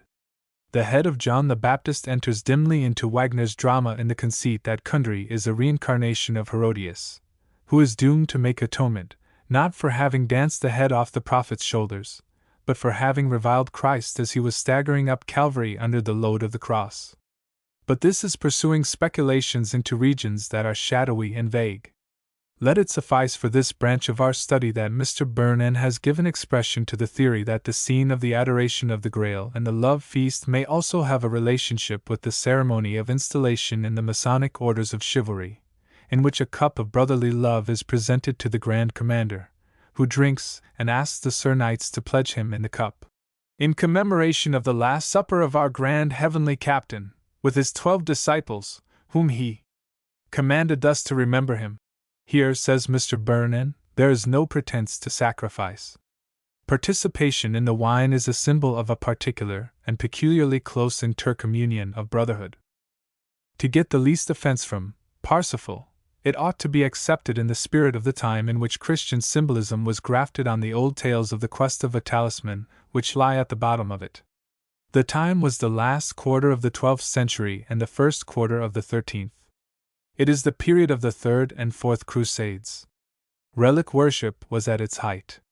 Less than 100 years before, in 1101, the Genoese crusaders had brought back from the Holy Land as a part of the spoils of Caesarea, which they were helpful in capturing under Baldwin, a three-cornered dish, which was said to be the veritable dish used at the Last Supper of Christ and his apostles. The belief that it was cut out of a solid emerald drew Bonaparte's attention to it, and he carried it away to Paris in 1806 and had it examined. It proved to be nothing but glass, and he graciously gave it back to Genoa in 1814. There it still reposes in the church of St. John, but it is no longer an object of worship, though it might fairly excite a feeling of veneration. For 372 years Nuremberg possessed what the devout believed to be the lance of Longinus, with which the side of Christ was opened. The relic, like most objects of its kind, the Holy Coat, for instance, had a rival which, after inspiring victory at the siege of Antioch, found its way to Paris with the most sacred relics, for which Louis IX built the lovely Sainte-Chapelle. Now it is in the Basilica of the Vatican, at Rome. The Nuremberg relic, however, enjoyed the advantage of historical priority. It is doubly interesting, or rather was so, because it was one of Wagner's historical characters who added it to the imperial treasure of the Holy Roman Empire. This was none other than Henry the Fowler, the king who is righteous in judgment and tuneful of speech in the opera. Lohengrin. Henry, so runs the story, wrested the lance from the Burgundian king, Rudolph III, sometime about AD 929.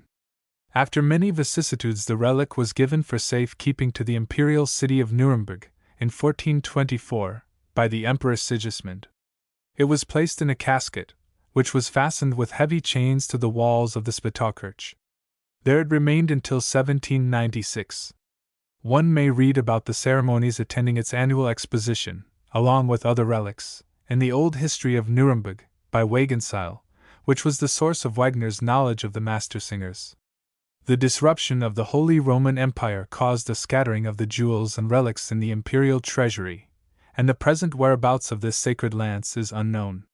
The casket and chains, however, are preserved in the Germanic Museum at Nuremberg to this day, and there have been seen, doubtless, by many who are reading these lines. There is nothing in Parsifal, neither personage nor incident nor thing, no principle of conduct, which did not live in legendary tales and philosophical systems long before Christianity existed as a universal religion. The hero in his first estate was born, bred, went out in search of adventure, rescued the suffering, and righted wrong, just as Krishna, Perseus, Theseus, Oedipus, Romulus, Remus, Siegfried, and Wolf Dietrich did before him. He is an Aryan legendary and mythical hero type that has existed for ages. The talismanic cup and spear are equally ancient, they have figured in legend from time immemorial. The incidents of their quest, the agonies wrought by their sight, their mission as inviters of sympathetic interest, and the failure of a hero to achieve a work of succor because of failure to show pity, are all elements in Celtic quester and quest stories, which antedate Christianity. Kundry, the loathly damsel in Siren, has her prototypes in classic fable and romantic tale. Read the Old English ballad of The Marriage of Sir Gawain. So has the magic castle of Klingster, surrounded by its beautiful garden. It is all the things which I enumerated in the chapter devoted to Tannhauser. It is also the underworld, where prevails the law of taboo. Thou must, or thou shalt not. Whither Psyche went on her errand for Venus and came back scot-free, where Peritheus and Theseus remained grown to a rocky seat till Hercules came to release them with mighty wrench and a loss of their bodily integrity. The sacred lance which shines red with blood after it has by its touch healed the wound of Amfortas is the bleeding spear which was a symbol of righteous vengeance unperformed in the old bardic day of Britain. It became the lance of Longinus which pierced the side of Christ when Christian symbolism was applied to the ancient Arthurian legends, and you may read in Mallory's Morte d'Arthur how a dolorous stroke dealt with it by Balin opened a wound in the side of King Pellam from which he suffered many years, till Galahad healed him in the quest of the Sangreal by touching the wound with the blood which flowed from the spear. These are the folklore elements in Wagner's Parsifal. It is plain that they might have been wrought into a drama substantially like that which was the poet-composer's last gift to art without loss of either dignity or beauty. Then his drama would have been like a glorified fairy play, imposing and of gracious loveliness, and there would have been nothing to quarrel about. But Wagner was a philosopher of a sort, and a sincere believer in the idea that the theatre might be made to occupy the same place in the modern world that it did in the classic. It was to replace the church and teach by direct preachments as well as allegory the philosophical notions which he thought essential to the salvation of humanity. For the chief of these he went to that system of philosophy which rests on the idea that the world is to be redeemed by negation of the will to live, the conquering of all desire, that the highest happiness is the achievement of nirvana, nothingness. This conception finds its highest expression in the quietism and indifferentism of the old Brahmanic religion, if such it can be called, in which holiness was to be obtained by speculative contemplation, which seems to me the quintessence of selfishness. In the reformed Brahmanism called Buddhism, there appeared along with the old principle of self-erasure a compassionate sympathy for others. Asceticism was not put aside, but regulated and ordered, wrought into a communal system.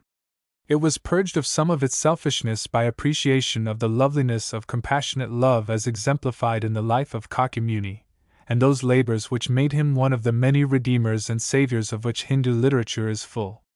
Something of this was evidently in the mind of Wagner, as long ago as 1857, when, working on Tristan und Isolde, he for a while harbored the idea of bringing Parzival, as he would have called him then, into the presence of the dying Tristan to comfort him with a sermon on the happiness of renunciation. Long before Wagner had sketched a tragedy entitled Jesus of Nazareth, the hero of which was to be a human philosopher who preached the saving grace of love and sought to redeem his time and people from the domination of conventional law, the offspring of selfishness.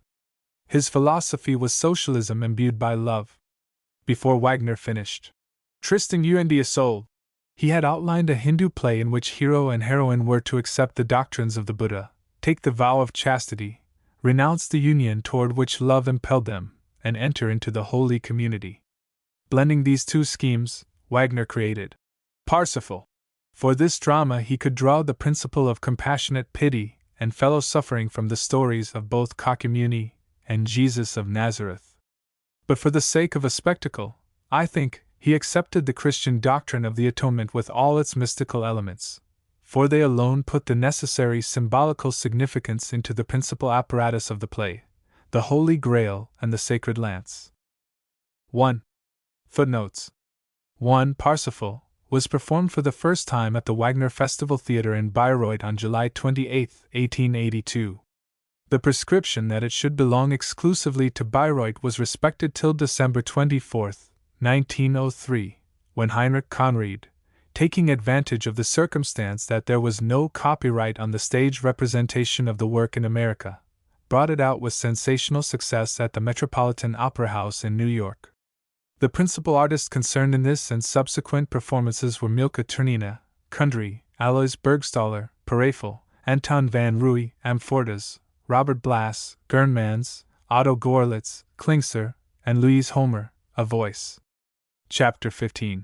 Die Meistersinger von Nürnberg. The best definition of the true purpose of comedy which I know is that it is to chastise manners with a smile, ridendo castigat mores, and it has no better exemplification in the literature of opera than Wagner's Die Meistersinger von Nürnberg.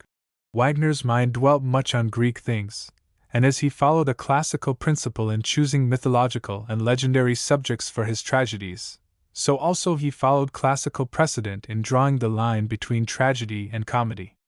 Tannhauser, Tristan und Isolde, Der Ring der Nibelungen, Parsifal, and in a lesser degree, Lohengrin, are examples of the old tragedy type. To them the restrictions of time and space do not apply. They deal with large passions, and their heroes are gods or godlike men who are shattered against the rock of immutable law, the fate of the ancient tragedians. His only significant essay in the field of comedy was made in Die Meistersinger, and this is as faithful to the old conception of comedy as the dramas mentioned are to that of tragedy. It deals with the manners, vices, and follies of the common people, and therefore, it has local environment and illustrates a period in history. It was conceived as a satyr play following a tragedy, Tannhauser, and though there can be no doubt that it was designed to teach a lesson in art, it nevertheless aims primarily to amuse, and only secondarily to instruct and correct. Moreover, even the most cutting of its satirical lashes are administered with a smile. As a picture of the social life of a quaint German city 3.5 centuries ago, its vividness and truthfulness are beyond all praise. It is worthy to stand beside the best dramas of the world, and has no equal in operatic literature. The food for its satire, too, is most admirably chosen, for no feature of the social life of that place and period is more amiably absurd than the efforts of the handicraftsmen and tradespeople, with their prosaic surroundings, to keep alive by dint of pedantic formularies the spirit of minstrelsy, which had a natural stimulus in the chivalric life of the troubadours and minzingers of whom the master singers thought themselves the direct and legitimate successors. In its delineation of the pompous doings of the master singers, Wagner is true to the letter. He has vitalized the dry record to be found in old Wagenseil's book on Nuremberg, 1, and intensified the vivid description of a master singer's meeting which the curious may read in August Hagen's novel, Norica. His studies have been marvelously exact and careful, and he has put Wagenseil's book under literal and liberal contribution, as will appear after a while.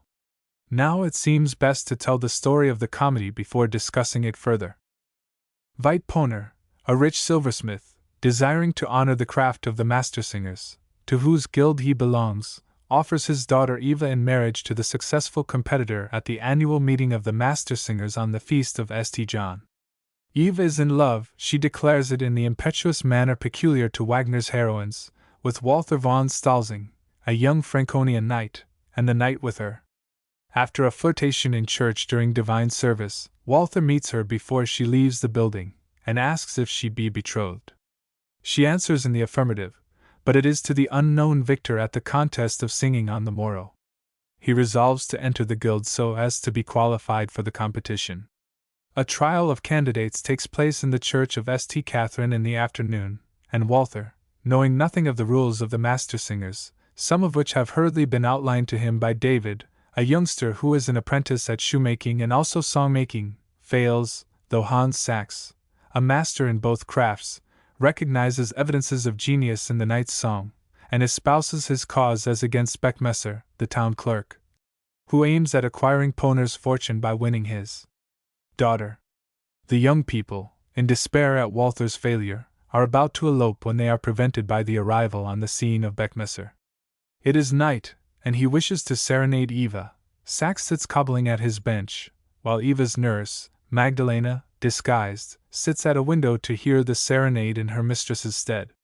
Sachs interrupts the serenader, who is an ill-natured clown, by lustily shouting a song in which he seeks also to give warning of knowledge of her intentions to Eva, whose departure with the knight had been interrupted by the cobbler when he came out of his shop to work in the cool of the evening.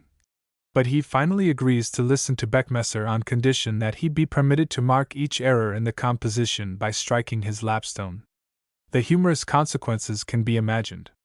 Beckmesser becomes enraged at Sachs, sings more and more falsely, until Sachs is occupied in beating a veritable tattoo on his lapstone. To add to Beckmesser's discomfiture, David, Sachs's apprentice and Magdalena's sweetheart, thinking the serenade intended for his love, begins to belabor the singer with a chub. Neighbors join in the brawl, which proceeds right merrily until interrupted by the horn of a night watchman. The dignity and vigor of Wagner's poetical fancy are attested by the marvelous shows of the act. The tremendous hubbub of the street brawl is at its height, and the business of the act is at an end. The coming of the watchman, who has evidently been aroused by the noise, is foretold by his horn. The crowd is seized with a panic. All the brawlers disappear behind doors. The sleepy watchman stares about him in amazement, rubs his eyes, sings the monotonous chant which publishes the hour of the night, continues on his round, and the moon shines on a quiet street in Nuremberg as the curtain falls. In the third act Walther, who had been taken into his house by Sachs and spent the night there, sings a recital of a dream, and Sachs, struck by its beauty, transcribes it, punctuating it with bits of comments and advice. Beckmesser, entering Sachs's shop when the cobbler poet is out for a moment, finds the song, concludes that it is Sachs's own composition, and appropriates it. Sachs, discovering the theft, gives the song to Beckmesser, who secures a promise from Sachs not to betray him, and resolves to sing it at the competition. The festival is celebrated in a meadow on the banks of the Pegnitz River, between Fürth and Nuremberg. It begins with a gathering of all the guilds of Nuremberg, each division in the procession entering to characteristic music, a real masterpiece, whether viewed as spectacle, poetry, or music. The competition begins, and Beckmesser makes a monstrously stupid parody of Walther's song. He is hooted at and ridiculed, and becoming enraged, charges the authorship of the song on Sachs, who coolly retorts that it is a good song when correctly sung. To prove his words he calls on Walther to sing it. The knight complies, the master singers are delighted, and Poner rewards the singer with Eva's hand. Sachs, at the request of the presiding officer of the guild, also offers him the medal as the insignia of membership in the Guild of Mastersingers. Walther's experience with the pedantry which had condemned him the day before, when he had sung as impulse, love, and youthful ardor had prompted, leads him to decline the distinction. But the old poet discourses on the respect due to the masters and their work as the guarantee of the permanence of German art, and persuades him to enter the Guild of Mastersingers. Die Meistersinger is photographic in many of its scenes, personages, and incidents. But so far as the stage pictures which we are accustomed to see in the opera houses of New York and the European capitals are concerned, this statement must be taken with a great deal of allowance, owing to the fact that opera directors, stage managers, scene painters, and costumers are blithely indifferent to the verities of history. I have never seen a mimic reproduction of the Church of St. Catherine on any stage, yet the church stands today with its walls intact as they were at the time in which the comedy is supposed to play. This time is fixed by the fact that its principal character, Hans Sachs, is represented as a widower who might himself be a suitor for Eva's hand. Now the veritable Sachs was a widower in the summer of the year 1560. I visited Nuremberg in 1886 in search of relics of the Mastersingers, and had no little difficulty in finding the church. It had not been put to its original purposes for more than 100 years, and there seemed to be but few people in Nuremberg who knew of its existence. It has been many things since it became secularized: a painter's academy, drawing school, military hospital, warehouse, concert hall, and no doubt, a score of other things. When I found it with the aid of the police, it was the paint shop and scenic storeroom of the municipal theater. It is a small building, utterly unpretentious of exterior and interior, innocent of architectural beauty, hidden away in the middle of a block of lowly buildings used as dwellings, carpenter shops, and the like. That Wagner never visited it is plain from the fact that though he makes it the scene of one act of his comedy, as he had to do to be historically accurate, his stage directions could not possibly be accommodated to its architecture. In 1891 Mr. Louis Loeb, the American artist, whose early death in the summer of 1909 is widely mourned, visited the spot and made drawings for me of the exterior and interior of the church as it looked then. The church was built in the last half-decade of the 13th century, and on its water-stained walls, when I visited it, there were still to be seen faint traces of the frescoes which once adorned it, and were painted in the 14th, 15th, and 16th centuries, but they were ruined beyond hope of restoration. In the Germanic Museum I found a wooden tablet dating back to 1581, painted by one Franz Hein. It preserves portraits of 4 distinguished members of the Mastersingers Guild. There is a middle panel occupied by 2 pictures, the upper showing King David, the patron saint of the guild, so forgetful of chronology as to be praying before a crucifix, the lower a meeting of the Mastersingers. Over the heads of the assemblage is a representative of the medallion with which the victor in a contest used to be decorated, as we see in the last scene of Wagner's comedy. One of these decorations was given to the guild by Sachs and was in use for a whole century. At the end of that time it had become so worn that Wagenseil replaced it with another. Church and tablet are the only relics of the Mastersingers left in Nuremberg which may be called personal. I had expected to find autobiographic manuscripts of Sachs, but in this was disappointed. There is a volume of master songs in the poet cobbler's handwriting in the Royal Library of Berlin, and one of these is the composition of the veritable Sixtus Beckmesser, but most of the Sachs manuscripts are in Twickau. In the Bibliotheca Norica Williana, incorporated with the Municipal Library of Nuremberg, there are several volumes of Mastersingers songs purchased from an old Mastersinger some 135 years ago, and from these the students may learn the structure and spirit of the master songs of the period of the opera as well as earlier and later periods. Though he will find all the instruction he needs in any dozen or 20 of the 4275 master songs written by Hans Sachs. The manuscript books known serve to prove one thing which needed not to have called up a doubt. In them are poems from all of the Mastersingers who make up the meeting which condemns Walther in St. Catherine's Church. Wagner has adhered to the record. 2. The most interesting of Sixtus Beckmesser's compositions is A New Year's Song, preserved in the handwriting of Sachs in the Royal Library at Berlin. This I have translated in order to show the form of the old master songs as described by the apprentice, David, in Wagner's comedy, and also to prove, so far as a somewhat free translation can, that the veritable Beckmesser was not the stupid dunce that Wagner, for purposes of his own, and tempted, doubtless, by the humor which he found in the name, represented him to be. In fact, I am strongly tempted to believe that, with the exception of Sachs himself, Beckmesser was the best of the master singers of the Nuremberg school. A New Year's Song by Sixtus Beckmesser. First, Stoll, joy Christian thoughts employ this day doth say the book of old that we should hold the faith foretold. For naught doth doubt afford. The patriarchs with one accord lived hoping that the Lord would rout the wicked horde. Thus saith the word to all believers given. Second, Stoll, God counsel held, triune, when soon the boon the Son foresaw, fulfilled the law that we might draw salvation's prize. God then an angel sent cross moor and fen, 'twas Gabriel, heaven's denizen, to Mary, purest maid mongst men. He greeted her with blessings sent from heaven. The Abjah sang, thus spake the angel graciously. The Lord with thee, thou blessed she, the Lord's voice saith, which breathes thy breath, that men have earned eternal death. Faith saves alone from sin's subjection, for while weak Eve God's anger waked, 'twas, Ave, thine the blessed election to give the world peace and protection, most blessed gift to mortals ever given.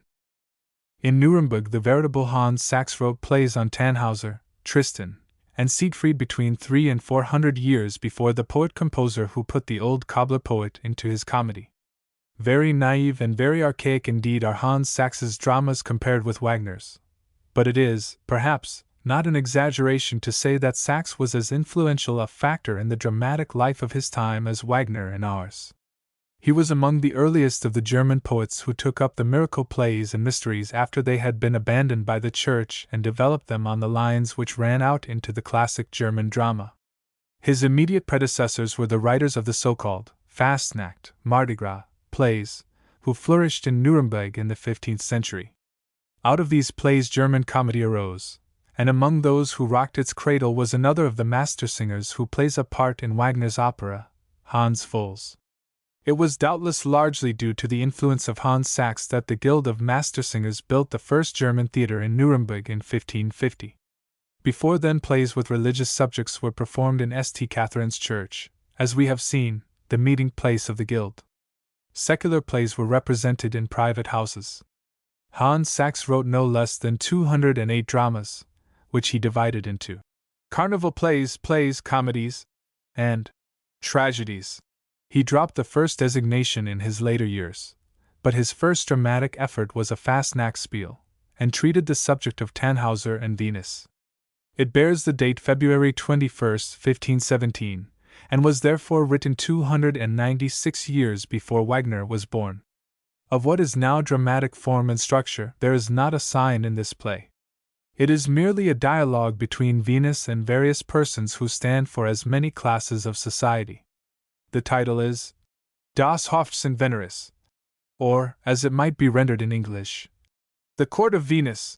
The characters are a herald, faithful Eckhart, Tannhauser, sick, Dame Venus, a knight, physician, citizen, peasant, soldier, gambler, drunkard, maid, and wife.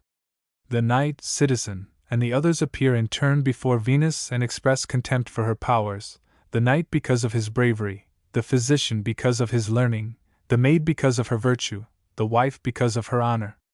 Faithful Eckhart, a character that figures in many Thuringian legends, especially in tales of the Wild Hunt, warns each person in turn to beware of Venus. The latter listens to each boast and lets loose an arrow.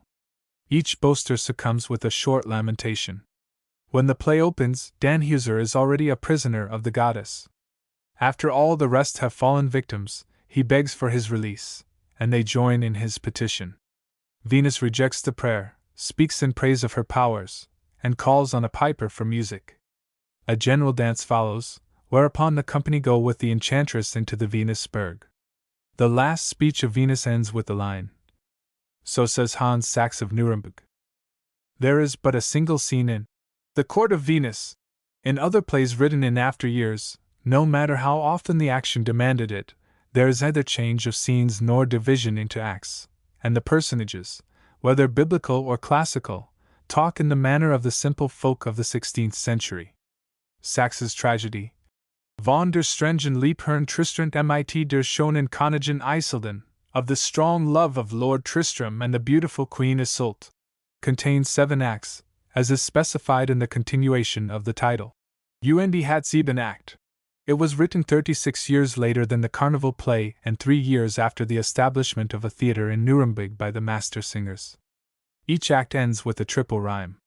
Though Sachs uses stage directions somewhat freely compared with the other dramatists of the period, the personages all speak in the same manner, and time and space are annihilated in the action most bewilderingly. Thus, no sooner does Herr Tristram volunteer to meet Moholderheld to settle the question of Kernwelschlands, tribute to Erland, than the two are at hammer and tongs on an island in the ocean. All the other incidents of the old legends follow as fast as they are mentioned. Tristram saves his head in Ireland when discovered as the slayer of Mohold by ridding the country of a dragon, and is repeatedly convicted of treachery and taken back into confidence by Konig Marx, as one may read in Sir Thomas Malory's Mort d'Arthur. Sachs follows an old conclusion of the story and gives Tristram a second Isolde to wife, and she tells the lie about the sails. The first Isolde dies of a broken heart at the sight of her lover's bier, and the herald in a speech draws the moral of the tale. Aus dem so last ich trullig warnen, o Mensch, vor solcher Liebe garnen, und spar dein Lieb bis in die, dan hab ich ein Lieb und kein me. Diesel blieb ist mit gat und Ehren, die well damit fruchtbar zu mehren. Da sie jeet got selbst eilwegen sein nad gediehen und malden siegen. Das steht Lieb und true auf welchem ehrlichen stand, das wünscht Hans Sachs. One of the most thrilling scenes in Die Meistersinger is the greeting of Hans Sachs by the populace when the hero enters with the Master Singers Guild at the festival of St. John, the chorus. Walk auf! Es nahe gen den Tag. Here there is another illustration of Wagner's adherence to the verities of history, or rather, of his employment of them. The words of the uplifting choral song are not Wagner's, but were written by the old cobbler poet himself. Wagner's stage people apply them to their idol, but Sachs uttered them in praise of Martin Luther. They formed the beginning of his poem entitled The Wittenberg Nightingale, which was printed in 1523. To the old history of Nuremberg written by Wagenseil, Wagner went for other things besides the theatre and personages of his play. From it he got the rules which governed the meeting of the master singers, like that which follows the religious service in the church of St. Catherine in the first act, and the singular names of the melodies to which, according to David, the candidates for master singers' honors were in the habit of improvising their songs. In one instance he made a draft on an authentic master singer melody. The march which is used throughout the comedy to symbolize the guild begins as follows. Musical excerpt. Here we have an exact quotation from the beginning of the first Gesetz in the long tone of Heinrich Muglin, which was a tune that every candidate for membership in the guild had to be able to sing. The old song is given in full in Wagenseil's book, and on the next page I have reproduced a portion of this song in facsimile, so that my readers can observe the accuracy of Wagner's quotation and form an idea of the nature of the poetic frenzy which used to fill the master singers, as well as enjoy the ornamental passages, called Blumen, in the old regulations, and compare them with the Feireturi of Beckmesser's Serenade. There is no doubt in my mind but that Wagner's purpose in Die Meistersinger was to celebrate the triumph of the natural, poetical impulse, stimulated by healthy emotion and communion with nature, over pedantry and hidebound conservatism. In the larger study of the opera made in another place, I have attempted to show that the contest is in reality the one which is always waging between the principles of Romanticism and Classicism, a contest which is essentially friendly and necessary to progress.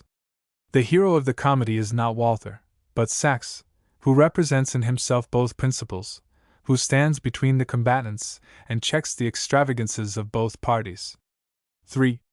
Like Beethoven in his Leonore overtures written for the opera Fidelio, Wagner constructs the symphonic introduction to his comedy so as to indicate the elements of his dramatic story, their progress in the development of the play, and finally, the outcome. The melodies are of two sorts conforming to the two parties into which the personages of the play can be divided, and like those parties, the melodies are broadly distinguished by external physiognomy and emotional essence. Most easily recognized are the two broad march tunes typical of the master singers and their pageantry.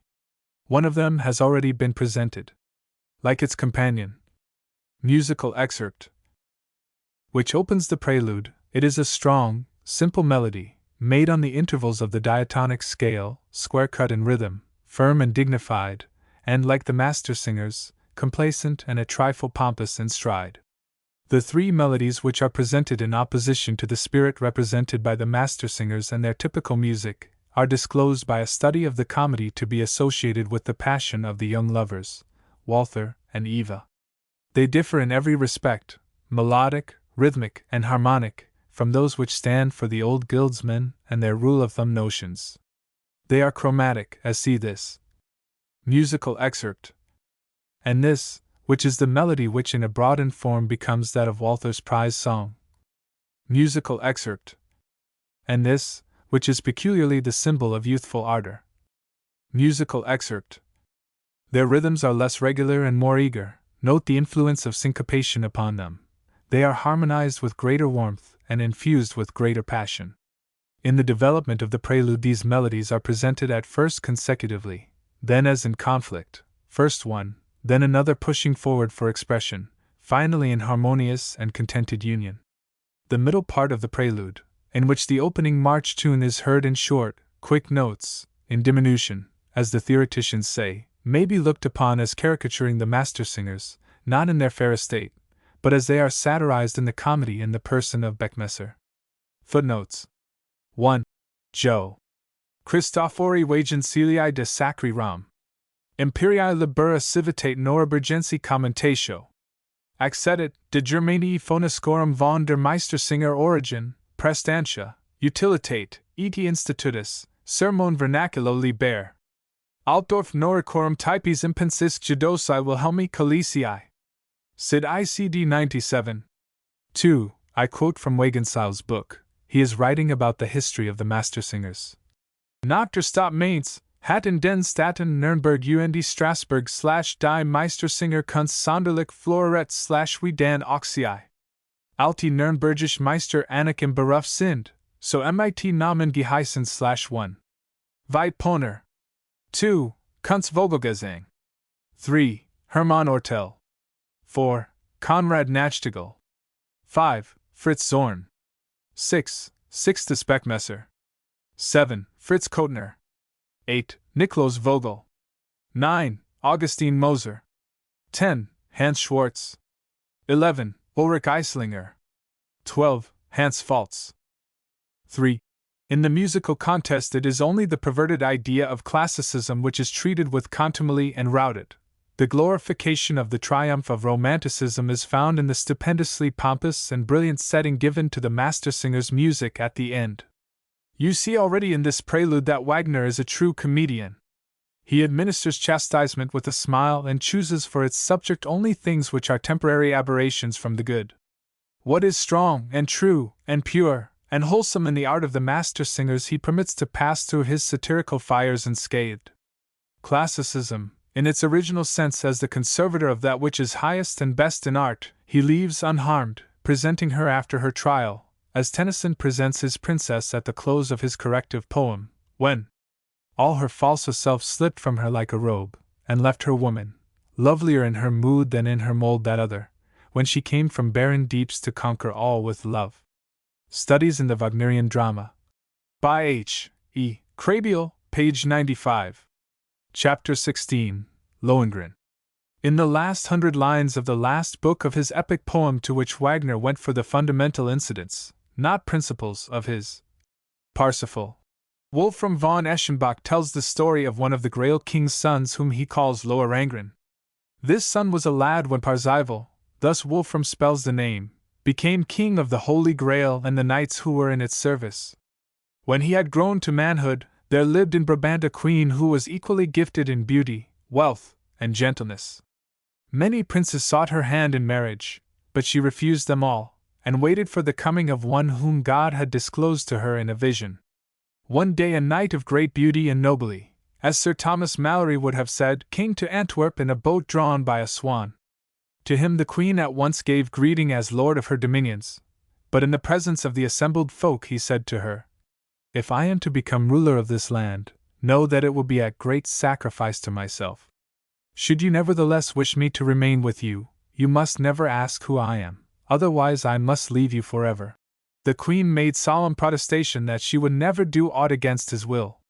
Then her marriage with the stranger knight was celebrated, and they abode together long in happiness and honor. But at the last the queen was led to put the fatal question.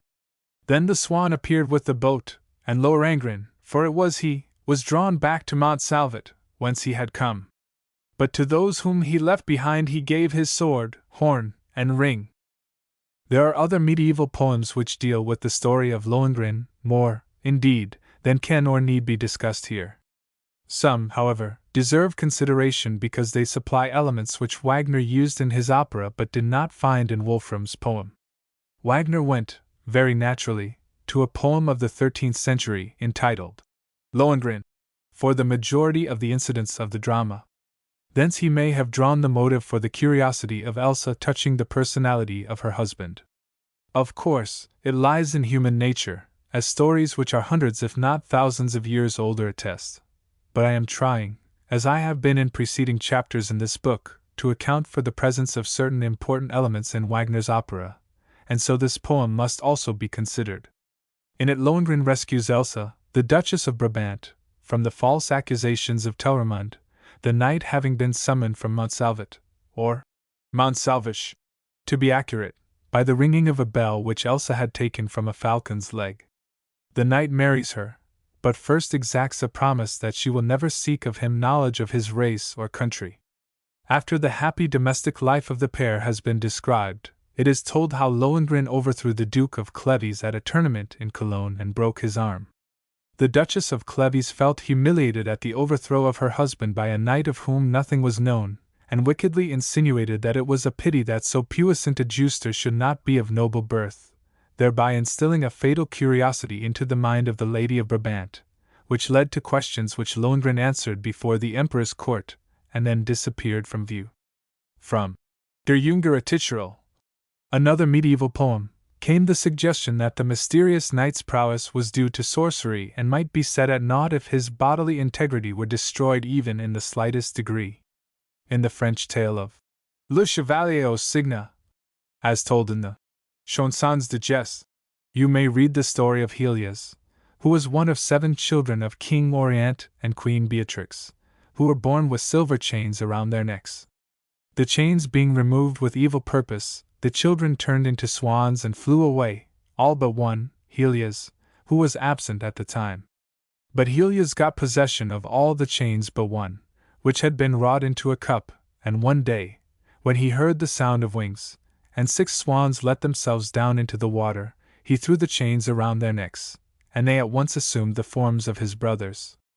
Also how, one day, Helias, from the window of his palace, saw a swan drawing a boat, and how he donned his armor, took a golden horn, and was drawn away to Nimwegen, where Emperor Otto was holding court. There he found that the Count of Blankenborg had accused his sister-in-law, the Duchess of Bouillon, of having poisoned her husband, and had laid claim to the duchy. There was to be a trial by ordeal of battle, and while the Duchess waited for the coming of a champion, lo! There was the sound of a horn, and Helias came down the river in a boat drawn by a swan, undertook the cause of the innocent lady, slew her accuser, and married her daughter. For long she was a good and faithful wife, and bore him a child who became the mother of Godfrey de Bouillon, Baldwin de Seburg, and Eustace de Boulogne. But one day she asked of her lord his name and race. Then he bade her repair to Nimwegen, and commending her and her daughter to the care of the emperor, he departed thence in a swan-drawn boat, and was never seen more.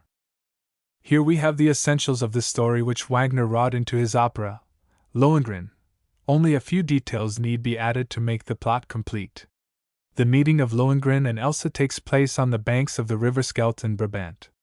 The king has come to ask the help of the Brabantians against the Huns, who are invading Germany. He finds Brabant in a disturbed state. The throne is vacant. Count Frederick of Telramund, who has his eyes upon it, had offered his hand in marriage to Elsa, who, with her brother, Gottfried, had been left in his care on the death of their father, but had met with a refusal. He had then married Ortrud, a Frisian princess. She is the last of a royal line, but a pagan, and practices sorcery. To promote the ambition of herself and her husband, she has changed Gottfried into a swan by throwing a magical chain about his neck, and persuaded Telramund to accuse Elsa of having murdered the boy in the hope of enjoying the throne together with a secret lover. The king summons Elsa to answer the charge and decrees trial by ordeal of battle.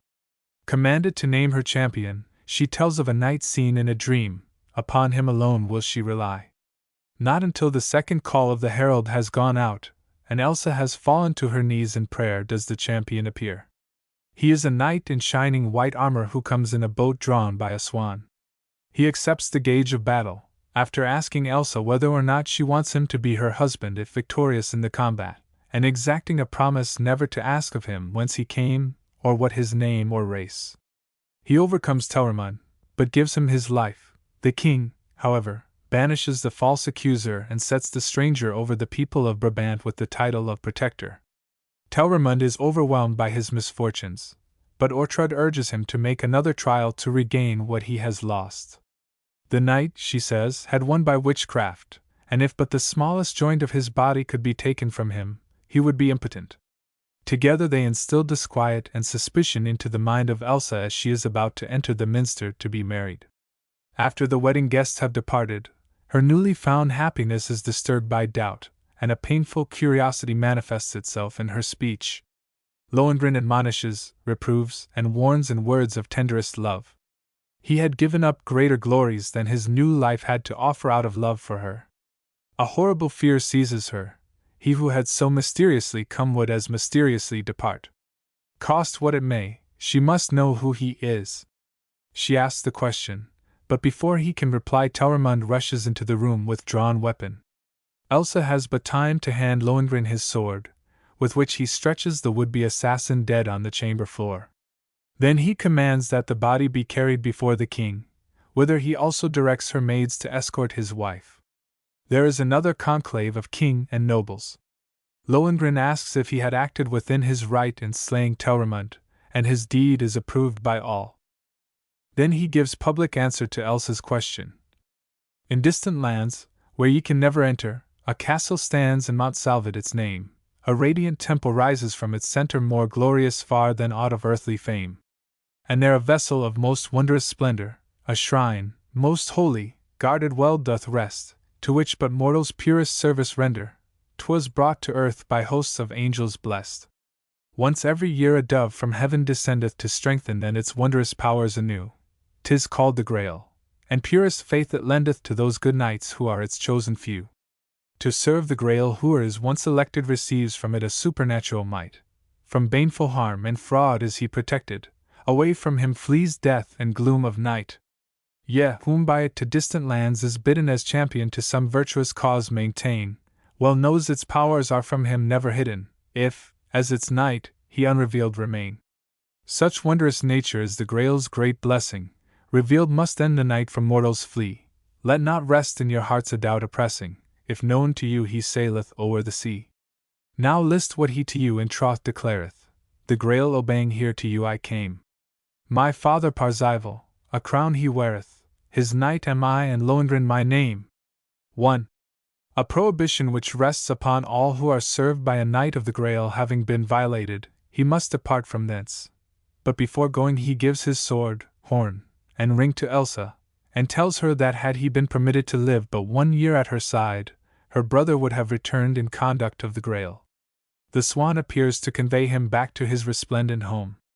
Ortrud recognizes the chain around its neck and gloats over her triumph, but Lohengrin hears her shout. He sinks on his knees in silent prayer. As he rises, a white dove floats downward toward the boat. Lohengrin detaches the chain from the neck of the swan. The bird disappears, and in its place stands Gottfried, released from the spell put upon him by the sorceress. The dove draws the boat with its celestial passenger away, and Elsa sinks lifeless into the arms of her brother. In this story of Lohengrin there is an admixture of several elements, which once had no association. It is the story of an adventure of a knight of the Holy Grail, also a story involving the old principle of taboo, and one of many stories of the transformation of a human being into a swan, or a swan into a human being. This swan myth is one of the most widely spread of all transformation tales. It may even be found in the folk stories of the American Indians. To discuss this feature would carry one too far afield, and I have a different purpose in view. The two Figaro operas, the discussion of which opened this book, were composed by different men, and a generation of time separated their production. The opera which deals with the second chapter of the adventures of Seville's factotum was composed first, and is the greater work of the two, yet we have seen how pleasantly they can be associated with each other, and no doubt many who admire them have felt with me the wish that some musician with sufficient skill and the needful reverence would try the experiment of remodeling the two and knitting their bonds closer by giving identity of voice to the personages who figure in both. The Wagnerian list presents something like a parallel, and it would be a pleasant thing if two of the modern poet-composers' dramas which have community of subject could be brought into similar association, so that one might be performed as a sequel to the other. The operas are Lohengrin and Parsifal. A generation also lies between them, and they ought to bear a relationship to each other something like that existing between Le Nasse di Figaro and Il Barbiere di Civiglia. Indeed, the bond ought to be closer, for one man wrote books and music as well of the Grail dramas, whereas different librettists and different composers created the Figaro comedies. But it will never be possible to bring Wagner's most popular opera and his stage consecrating play into logical union, notwithstanding that both deal with the legend of the Holy Grail and that the hero of one proclaims himself to be the son of the hero of the other. Wagner cast a loving glance at the older child of his brain when he quoted some of the swan music of Lohengrin in Parsifal, but he built an insurmountable wall between them when he forsook the sane and simple ideas which inspired him in writing Lohengrin for the complicated fabric of medieval Christianity and Buddhism which he strove to set forth in Parsifal. In 1847 Wagner was willing to look at the hero of the quest of the Holy Grail whom we call Percival through the eyes of his later guide, Wolfram von Eschenbach.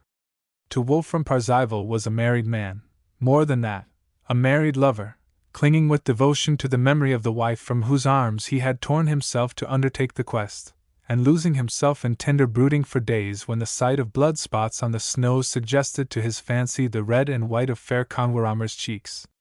30 years later Wagner could only conceive of his Grail hero as a celibate and an ascetic. Lohengrin glories in the fact that he is the son of him who wears the crown of the Grail, but Parsifal disowns his son. This is one instance of the incoherency of the two Grail dramas. There is another, and by this second departure from the old legends which furnished forth his subject, Wagner made Lohengrin and Parsifal forever irreconcilable. The whole fabric of the older opera rests on the forbidden question. Enna salas du Michigan befragen, nach wissen sorg tragen, war ich kem der Fahrt, nach wie mein nam die art. 2. So impressed was Wagner with the significance of this dramatic motive 60 years ago, that he gave it a musical setting which still stands as the finest of all his many illustrations of the principle of fundamental or typical phrases in dramatic music. Musical excerpt. Enna sols du Michigan befragen. And no wonder. No matter where he turned in his studies of the Grail legend, he was confronted by the fact that it was by asking a question that the seeker after the Grail was to release the ailing king, whom he found in the castle in which the talismans were preserved, from his sufferings. In the Welsh tale of Peredur and the French romances the question went only to the meaning of the talismans. But this did not suffice Wolfram von Eschenbach, who in many ways raised the ethical standard of the Grail legend. He changed the question so as to make it a sign of affectionate and compassionate interest on the part of the questioner. It was no longer, "What mean the bloody head and the bleeding lance?" but, "What ails thee, uncle?" Wagner was fond, a little over-fond, indeed, of appealing to the public over the heads of the critics, of going to the jury rather than the judge, when asking for appreciation of his dramas. But nothing is plainer to the close student than that he was never wholly willing to credit the public with possession of that high imaginativeness to which his dramas more than those of any other composer make appeal. His first conception of the finale of Tannhauser, for instance, was beautiful, poetical, and reasonable, For the sake of a spectacle, he reconstructed it after the original production and plunged it into indefensible confusion and absurdity. A desire to abstain as much as possible from criticism, that not being the purpose of this book, led me to avoid mention of this circumstance in the exposition of Tannhauser, but I find that I must now set it forth, though briefly. In the original form of the opera there was no funeral procession, and no death of the hero beside the bier of the atoning saint. The scene between Tannhauser and Wolfram was interrupted by the tolling of a bell in the castle to indicate the death of Elizabeth, and the appearance of a glow of rose-colored light across the valley to suggest the presence of Venus. By bringing the corpse of Elizabeth on the stage so that Tannhauser might die by its side, Wagner was guilty of worse than an anachronism. The time which elapses in the drama between Elizabeth's departure from the scene and her return as a corpse is just as long as the song which Wolfram sings in which he apostrophizes her as his Holder Abendstern, just as long and not a moment longer. There is no question here of poetical license, for Wolfram sings the apostrophe after her retreating figure, and the last chord of his postlude is interrupted by Tannhauser's words, Ich hort Harfenschlag. Yet we are asked to assume that in the brief interim Elizabeth has ascended the mountain to the Wartburg, died, been prepared for burial, and brought back to the valley as the central object of a stately funeral. It would have been much wiser to have left the death of Elizabeth to the imagination of the public than to have made the scene ridiculous. But Wagner was afraid to do that, lest his purpose be overlooked. He was a master of theatrical craft, and though he could write a tragedy like Tristan und Isolde, with little regard for external action, he was quite unwilling to miss so effective a theatrical effect as the death of Tannhauser beside Elizabeth's bier. After all, he did not trust the public, whose judgment he affected to place above that of his critics, and for this reason, while he was willing to call up memories of his earlier opera by quoting some of its music in Parsifal, he ignored the question which plays so important a role in Lohengrin, and made the healing of amphoras depend upon a touch of the talismanic spear, a device which came into the Grail story from pagan sources, as I have already pointed out. Now, why was the questioning of Lohengrin forbidden? Wolfram von Eschenbach tells us, and his explanation sufficed Wagner when he made his first studies of the Grail legends as a preparation for Lohengrin. It was the Holy Grail itself which pronounced the taboo. An inscription appeared on the talisman one day commanding that whenever a knight of the Grail went into foreign lands to assume rule over a people, he was to admonish them not to question him concerning his name and race. Should the question be put, he was to leave them at once. And the reason? While der Gut amphoras so lang in bittern Schmerzen lag, und in die Frage lang mied, ist in alles Fragen laid, all de Grails dienst Jesselin wallen sich nicht mehr Fragen lassen. The same explanation is made in the medieval poem Lohengrin. We are not called upon to admire the logic of Wolfram and the Knights of the Grail, but nothing could be plainer than this. The sufferings of amphoras having been woefully prolonged by Parzival's failure to ask the healing question, the Knights of the Grail were thereafter required by their oracular guide to prohibit all questioning of themselves under penalty of forfeiture of their puissant help. When Wagner wrote his last drama, he was presented with a dilemma. Should he remain consistent and adhere to the question as a dramatic motive, or dare the charge of inconsistency for the sake of that bit of spectacular apparatus, the sacred lance? He chose inconsistency in the show, and emphasized the element of relic worship to such a degree as to make his drama foreign to the intellectual and religious habits of the time in which he wrote. But this did not disturb him, for he knew that beauty addresses itself to the emotions rather than the intellect, and that his philosophical message of the redeeming power of loving compassion would find entrance to the hearts of the people over all the obstacles that reason might interpose. Yet he destroyed all the poetical bonds which ought or might have existed between Parsifal and Lohengrin. It was Wagner who created the contradiction which puts his operas in opposition by his substitution of the sacred lance as a dramatic motive for the question. But poets had long before taken the privilege of juggling with two elements of ancient myths and folktales which are blended in the story of Lohengrin. Originally there was no relationship between the Knight of the Holy Grail and the Swan Knight, and there is no telling when the fusion of the tales was made. But the element of the forbidden question is of unspeakable antiquity, and survives in the law of taboo which exists among savages today. When Wagner discussed his opera in his Communication to My Friends, he pointed out the resemblance between the story of Lohengrin and the myth of Zeus and Semele. Its philosophical essence he proclaimed to be humanity's feeling of the necessity of love. Elsa was the woman who drew Lohengrin from the sunny heights to the depths of earth's warm heart. Thus yearned he for woman, for the human heart. And thus did he step down from out his loneliness of sterile bliss when he heard this woman's cry for succor, this heart cry from humanity below.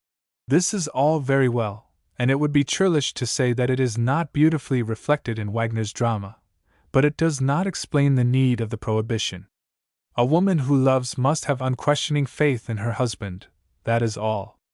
But there are two ancient myths which show that the taboo was conceived as a necessary ingredient of the association of divine men with human women.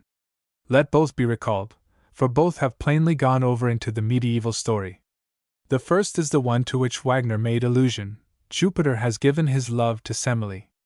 Wickedly prompted by the jealous Juno, Semele asks her august lover to grant her a wish. He promises that she shall have her desire, and confirms his words with the irrevocable oath, swearing by the Stygian flood. Semele asks him then to appear to her in all his celestial splendor.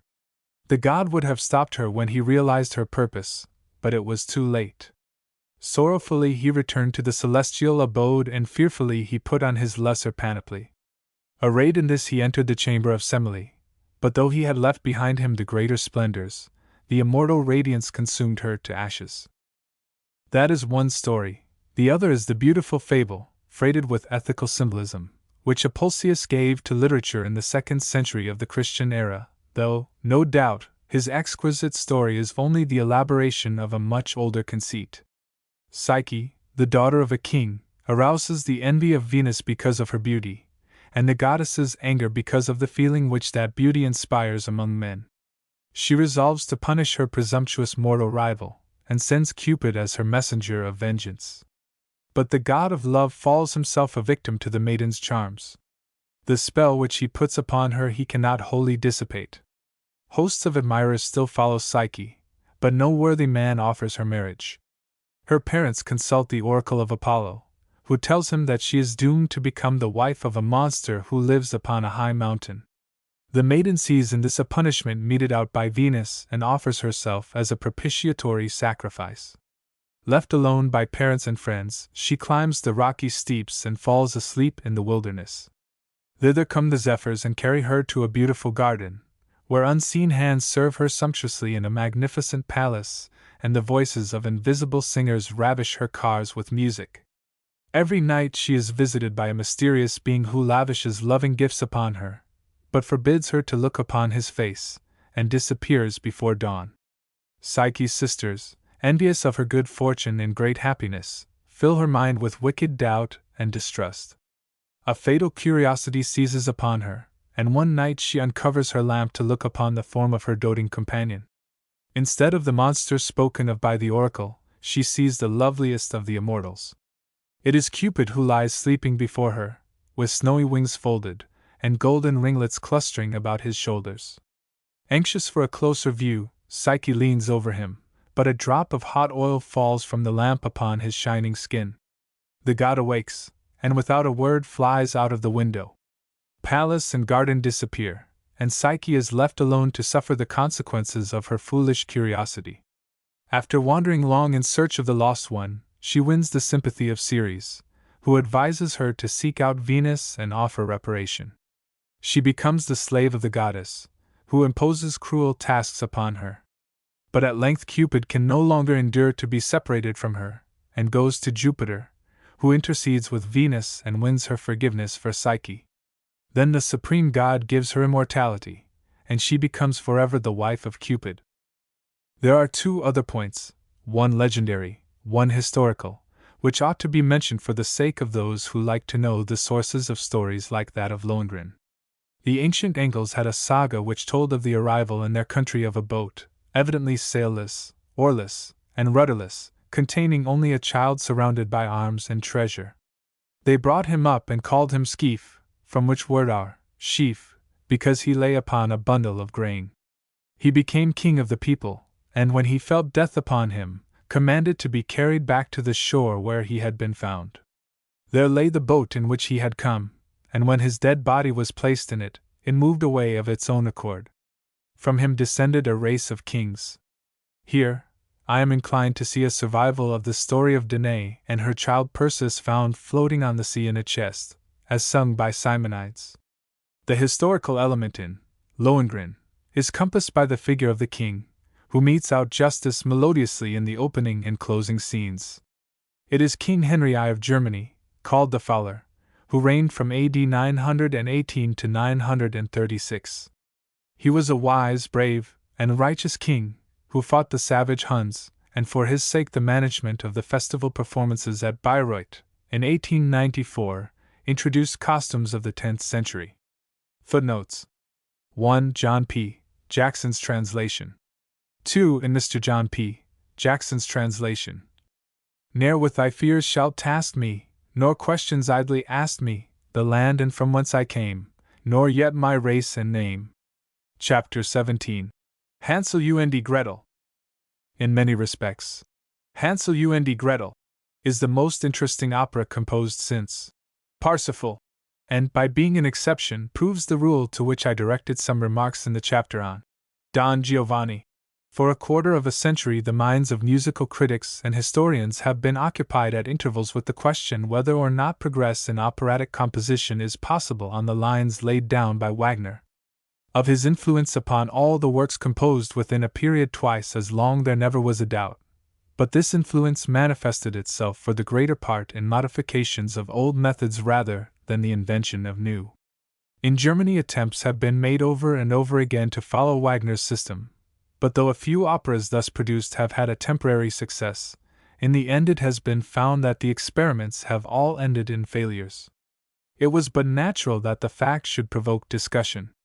If no one could write successfully in Wagner's manner, was there a future for the lyric drama outside of a return to the style which he had striven to overthrow? If there was no such future, was the fact not proof of the failure of the Wagnerian movement as a creative force? The question was frequently answered in a spirit antagonistic to Wagner, but many of the answers were over-hasty and short-sighted. It needed only that one should come who had thoroughly assimilated Wagner's methods and had the genius to apply them in a spirit of individuality, to demonstrate that it was possible to continue the production of lyric dramas without returning to the hackneyed manner of the opposing school. The composer who did this was Engelbert Humperdinck, and it is particularly noteworthy that his demonstration acquired its most convincing force from the circumstance that instead of seeking his material in the myths of antiquity, as Wagner did, he found them in the nursery. While emphasizing this fact, however, it is well not to forget that in turning to the literature of folklore for an operatic subject, Humperdinck was only carrying out one of the principles for which Wagner contended. The marches of a people are quite as much a reflex of their intellectual, moral, and emotional life as their heroic legends and myths. In fact, they are frequently only the fragments of stories which, when they were created, were embodiments of the most profound and impressive religious conceptions of which the people were capable. The degeneration of the sun god of our Teutonic forefathers into the Hans of Grimm's tale, who could not learn to shiver and shake through the Sinfjodel of the Volsunga saga, and the Siegfried of the Nibelungenlied, is so obvious that it needs no commentary. Neither should the translation of Brynhild into Dornrösken, the sleeping beauty of our children's tales. The progress illustrated in these examples is that from myth to Märchen, and Humperdinck in writing his fairy opera, or nursery opera if you will, paid tribute to German nationality in the same coin that Wagner did when he created his Ring of the Nibelung. Everything about Hansel and Gretel is charming to those who can feel their hearts warm toward the family life and folklore of Germany, of which we are, or ought to be, inheritors. The opera originated, like Thackeray's delightful fireside pantomime for great and small children, The Rose and the Ring. The composer has a sister, Frau Adelheid Wett, wife of a physician in Cologne. She, without any particular thought of literary activity, had been in the habit of writing little plays for production within the family circle. For these plays her brother provided the music. In this way grew the first dramatic version of the story of Hansel and Gretel, which, Everybody who has had a German nurse or has read Grimm's fairy tales tells the adventures of two children, a brother and sister, who, driven into the woods, fell into the toils of the crust witch, Nusperhex, who enticed little boys and girls into her house, built of gingerbread and sweetmeats, and there ate them up. The original performers of the principal characters in the play were the daughters of Frau Wett. Charmed with the effect of the fanciful little comedy, Herr Humperdinck suggested its expansion into a piece of theatrical dimensions, and the opera was the result. It was brought forward for the first time in public on December 23, 1893, in Weimar, and created so profound an impression that it speedily took possession of all the principal theaters of Germany, crossed the Channel into England, made its way into Holland, Belgium, and Italy, and reached America within 2 years. Its first performance in New York was in an English version at Daly's Theatre on October 8, 1895. There were drawbacks in the representation which prevented a success, but after it had been incorporated in the German repertory of the Metropolitan Opera House in the season of 1895 to 1896, it became as much of a permanency as any opera in the list. Humperdinck has built up the musical structure of Hansel und Gretel in the Wagnerian manner, but has done it with so much fluency and deftness that a musical layman might listen to it from beginning to end without suspecting the fact, save from the occasional employment of what may be called Wagnerian idioms. The little work is replete with melodies which, though original, bear a strong family resemblance to two little songs which the children sing at the beginning of the first and second acts, and which are veritable nursery songs in Germany. These ditties and the principal melodies consorted with them contribute characteristic motifs out of which the orchestral part is constructed, and these motifs are developed in accordance with an interrelated scheme every bit as logical and consistent as the scheme at the bottom of Tristan und Isolde. As in that stupendous musical tragedy, the orchestra takes the part played by the chorus in Greek tragedy, so in Hansel und Gretel, it unfolds the thoughts, motives, and purposes of the personages of the play and lays bare the simple mysteries of the plot and counterplot. The careless happiness of the children, the apprehension of the parents, promise and fulfillment, enchantment and disenchantment, all these things are expounded by the orchestra in a fine flood of music, highly ingenious in contrapuntal texture, rich in instrumental color, full of rhythmical life, on the surface of which the idyllic play floats buoyantly, like a water lily which starts and slides upon the level in little puffs of wind, though anchored to the bottom. It is necessary, because the music is so beautiful and also because the piece, like the Leonore, overtures of Beethoven and the Meistersinger, prelude of Wagner, of which, indeed, it is a pretty frank imitation, is a sort of epitome of the play, to spend some time with the prelude to Hansel und Gretel. After I have done this, I shall say what I have to say about the typical phrases of the score as they are reached, and shall leave to the reader the agreeable labor of discovering the logical scheme underlying their introduction and development. The prelude is built out of a few themes which are associated with some of the most significant elements of the play. Not one of them is a personal label, as is widely, but erroneously, supposed to be the case in Wagner's dramas. They stand for dramatic ideas and agencies, and when these are passed in review, as it is purposed shall be done presently, it will be found that not the sinister but the amiable features of the story have been chosen for celebration in the overture. Here, too, in what may be called the ethical meaning of the prelude, Humperdinck has followed the example of Wagner in the prelude to his comedy. Simply for the sake of identification, hereafter names will be attached to the themes out of which the prelude is constructed and which come from the chief melodic factors of the opera. The most important of these is the melody sung by the horns at the beginning. Musical excerpt. Let it be called the prayer theme, for the melody is that of the prayer which the little ones utter before laying themselves down to sleep in the wood. The melody seems to be associated throughout the opera with the idea of divine guardianship, and is first heard in the first scene, when Hansel, having complained of hunger, Gretel gently chides him and holds out comfort in the words, here I use the English version of the opera. When past bearing is our grief, God, the Lord, will send relief. Humperdinck's splendid contrapuntal skill shows itself in a most varied use of this theme.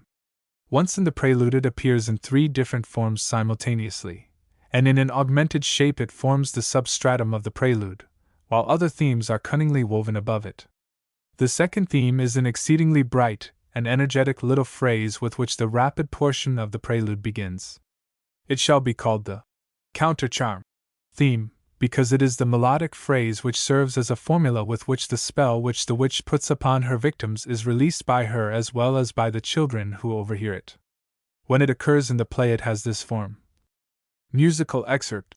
Hocus pocus elder bush. Words and music come from the mouth of Gretel when she releases Hansel from the spell in the third act, and from that of Hansel when he performs the same office for the gingerbread children. After two phrases of minor significance, there comes the theme of fulfillment, so called because of its association with the answer to the prayer for protection in the woods. Thus it forms part of the dawn music at the beginning of the third act when the children are awakened by the dew man. It makes up the original part of the song of this dawn fairy and is the melody to which Hansel and Gretel sing their explanation to the wondering gingerbread children. The angels whispered in dreams to us in silent night what this happy day has brought to light. Musical excerpt. There is a fourth theme, the theme of rejoicing, which is the inspiration of the dance which the gingerbread children execute around Hansel and Gretel to celebrate their release from the enchantment put upon them by the wicked witch. At the parting of the curtain we see the interior of the hut of a poor broom maker. Specimens of his handiwork hang upon the walls. A tiny window beside the door in the background shows a glimpse of the forest beyond. Hansel and Gretel are at work, he making brooms, she knitting. Gretel sings an old German folk song, beginning thus. Musical excerpt. Susi liebe Susi was raschelt im Stroh? All the melodies in this act have a strong family resemblance, but this song, a cradle song of the long ago, is the only one not composed by Humperdinck. Miss Constance Back has failed, in her English translation, to reproduce the quaint sentiment of the old song, which calls attention to the fact that all geese are shoeless. It is not for want of leather, the shoemaker has that in plenty, but he has no lasts, and so the poor things must needs go barefoot. The song invites a curious historical note. Susi and sauce were common expressions in the cradle songs which used to be sung to the Christ child in the German churches at Christmas when the decadent nativity plays, now dwarfed to a mere tableau of the manger, the holy parents, and the adoring shepherds and magi, were still cultivated. From the old custom termed Kinderwegen, which remained in the German Protestant Church centuries after the Reformation, Luther borrowed the refrain, Susanen, for one of his Christmas chorales. The beginning of the little song which Gretel sings used to be, Sauce lieben in, which, of course, is Luther's Susanen. The song dominates the whole of the first act. Out of portions of its melody grows a large part of the instrumental accompaniment to the melodious recitative in which the dialogue is carried on.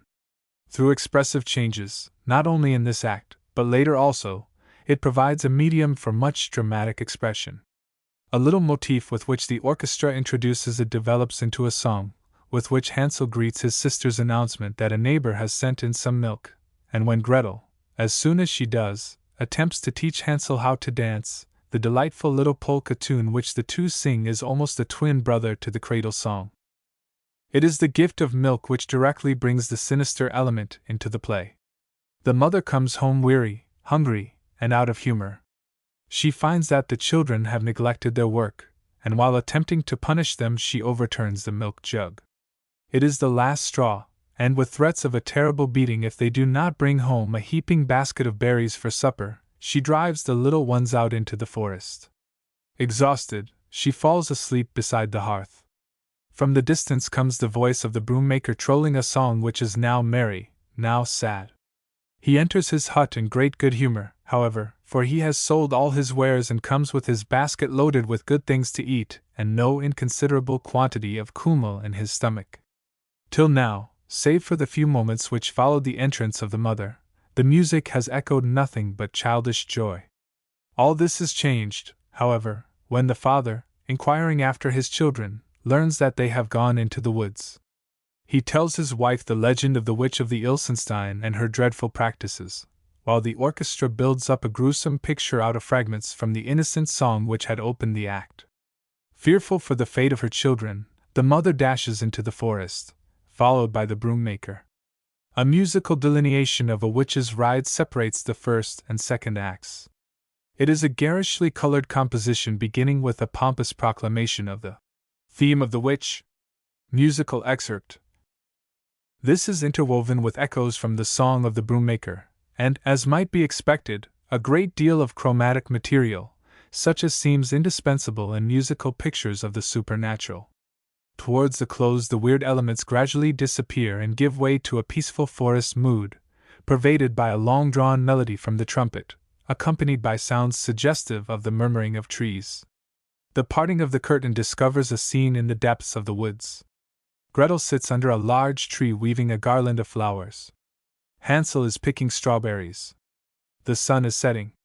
Gretel sings another folk song, the meaning of which is lost to those who are unfamiliar with the song in the original. It is a riddle of the German nursery. A little man stands in the forest, silent and alone, wearing a purplish-red mantle. He stands on one leg, and wears a little black cap. Who is the little man? Answer, the hagebute, i.e. the rose apple, fruit of the rose tree. After the witch's ride, nothing could be more effective in restoring the ingenuous mood essential to the play than this song, which is as graceful and pretty in melody as it is arch in sentiment. With the dialogue which follows, a variation of the closing cadence of the song is sweetly blended by the orchestra.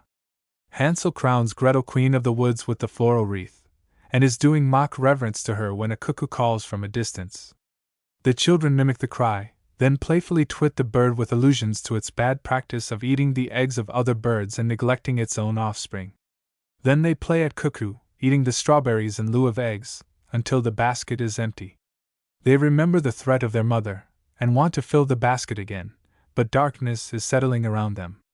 They lose their way, and their agitated fancy sees specters and goblins all around them.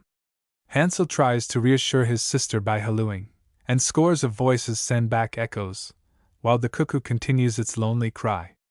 Gretel is overcome by fear for a moment, and Hansel, too, succumbs to fright when he sees a figure approaching through the mist. But it is not a goblin, as the children think, only the Sandman, a little gray, stoop-shouldered old man, carrying a bag. He smiles reassuringly, and sings a song of his love for children, while he sprinkles sleep sand in the eyes of the pair. The second part of his song introduces another significant phrase into the score. It is the theme of promise, to which the sleep fairy sings the assurance that the angels give protection and send sweet dreams to good children while they are asleep. Musical excerpt. Sandman has been here, says Hansel, sleepily. Let us say our evening blessing. They kneel and repeat the prayer to the melody which has been called the prayer theme, then go to sleep in each other's arms. All has been dark. Now a bright light pierces the mist, which gathers itself into a cloud that gradually takes the shape of a staircase reaching apparently from heaven to earth. The orchestra plays a beautiful and extended piece of music, of which the principal melodic material is derived from the themes of prayer and promise, while 7 pairs of angels descend the cloud stairs and group themselves about the little sleepers, and a golden host extends upward to the celestial abode. By this time the scene is filled with a glory of light, and the curtain closes. The greater part of the dramatic story is told in the third act. The opening of the curtain is preceded by a brief instrumental number, the principal elements of which are a new theme, musical excerpt, and the theme of fulfillment. The significance of the latter in this place is obvious. The promised benison to the children has been received. The former theme is a pretty illustration of what has already been said of Humperdinck's consistent devotion to the folk song spirit in his choice of melodies. The phrase has an interrogatory turn and is, in fact, the melody of the mysterious question which comes from the house of the witch a few minutes later, when the children help themselves to some of the toothsome material out of which the magic structure is built. Musical excerpt. Nibble, nibble, Muskin, who's nibbling at my houskin? Simple as this little phrase is, it is yet a draught from a song game that comes nigh to being universal. No phrase is more prevalent among nursery songs than that made up of the first 6 notes. The original German song itself has come down to American and English children, and enthusiastic folklorists see in it a relic of the ancient tree worship and an invocation of Frau Hulda, the goddess of love and spring of our Teutonic ancestors. It is the first phrase of the German Ringel, Ringel, Rye, which our children know as Ring Around a Rosie. It was an amiable conceit of the composers to put such a tune into the mouth of the witch at a moment of terror in the play. By it he publishes his intention not to be too utterly gruesome in his treatment of the hag. This intention, moreover, he fulfills in the succeeding scene. The witch appears weird and wicked enough in appearance, in her discordant laugh, and the instrumental delineation of her, but when she sings to the children, she is almost ingratiating. Of course, she is seeking to lure them to a horrible fate, but though she does not deceive them for even a moment, her musical manner is much like theirs, except when she is whirling through the air on a broomstick. When the curtain opens on the third act, the scene is the same as at the close of the second, except that morning is breaking and the background is filled with mist, which is slowly dissipated during the song of the Dew Man, Dawn Fairy, who sprinkles dew on the sleeping children as he sings. The beginning of his song is like that of the Sandman, but its second part consists of the melody of fulfillment instead of that of promise. Gretel is the first to awake, and she wakes Hansel by imitating the song of the lark. He springs up with the cry of Chanticleer, and lark's trill and cock's crow are mingled in a most winsome duet, which runs out into a description of the dream. They look about them to point out the spot where the angels had been. By this time the last veil of mist has withdrawn from the background, and in the place of the forest of firs the gingerbread house stands glistening with barley sugar in the sunshine. To the left is the witch's oven, to the right a cage, all inside a fence of gingerbread children. A duet of admiration and amazement follows in a new, undulatory melody. Hansel wants to enter the house, but Gretel holds him back. Finally they decide to venture so far as to nibble a bit. Hansel stealthily breaks a piece of gingerbread off the corner, and at once the voice of the witch is heard in the phrase already quoted. Nibble, nibble, mouskin, who's nibbling at my houskin?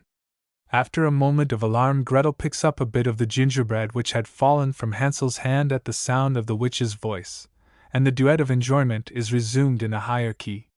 Then a second piece of gingerbread is stolen and munched, and the weird voice is heard again, but this time without alarm. The witch stealthily approaches and throws a noose about Hansel's neck. They have fallen into her clutches, and in a luring song she tells of the sweetmeats which she keeps in the house for children of whom she is fond. Hansel and Gretel are not won over, however, by her blandishments, and try to run away. The witch extends her magic wand and chants the charm which deprives her victims of the power of motion, beginning. Musical excerpt. Hocus pocus witch's charm. This phrase stands in the score as the antithesis of the counter-charm mentioned in the analysis of the prelude. It illustrates an ingenious constructive device. Desiring to send Gretel on an errand a moment later, the witch disenchants her with the formula Hocus pocus, elderbush, already described as the first theme of the allegro in the prelude. It is an inversion of the theme of enchantment, a proceeding analogous to reversing the rod, or spelling the charm backward. Widener makes use of the same device in Götterdämmerung, when he symbolizes the end of things by inverting the symbol of the original elements in Das Rheingold. The witch now discloses her true character, and in the exuberance of her demoniac glee indulges in a ride on a broom, first repeating some jargon in imitation of the Kabbalistic formulas common to medieval necromancy. Frau Witt's lines are partly a copy of the witch's multiplication table in Goethe's Faust. The play hurries to its catastrophe. Gretel gives Hansel power of motion by repeating the counter-charm, which she has overheard from the witch, and the children push the hag into her own oven while she is heating it to roast Hansel. The two then break into a jubilant waltz, which the composer designates the Nusperwalzer, i.e. the crust waltz.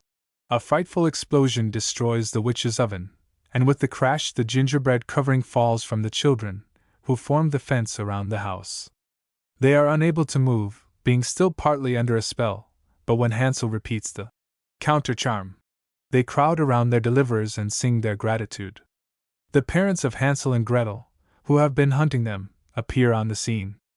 Out of the ruins of the oven the happy children drag the figure of the witch baked into a monstrous gingerbread, and dance around it hand in hand. At the last all join in a swelling utterance of the prayer theme, to the words, "When need is greatest, God is nearest." End of Project Gutenberg's A Book of Operas, by Henry Edward Crabeel.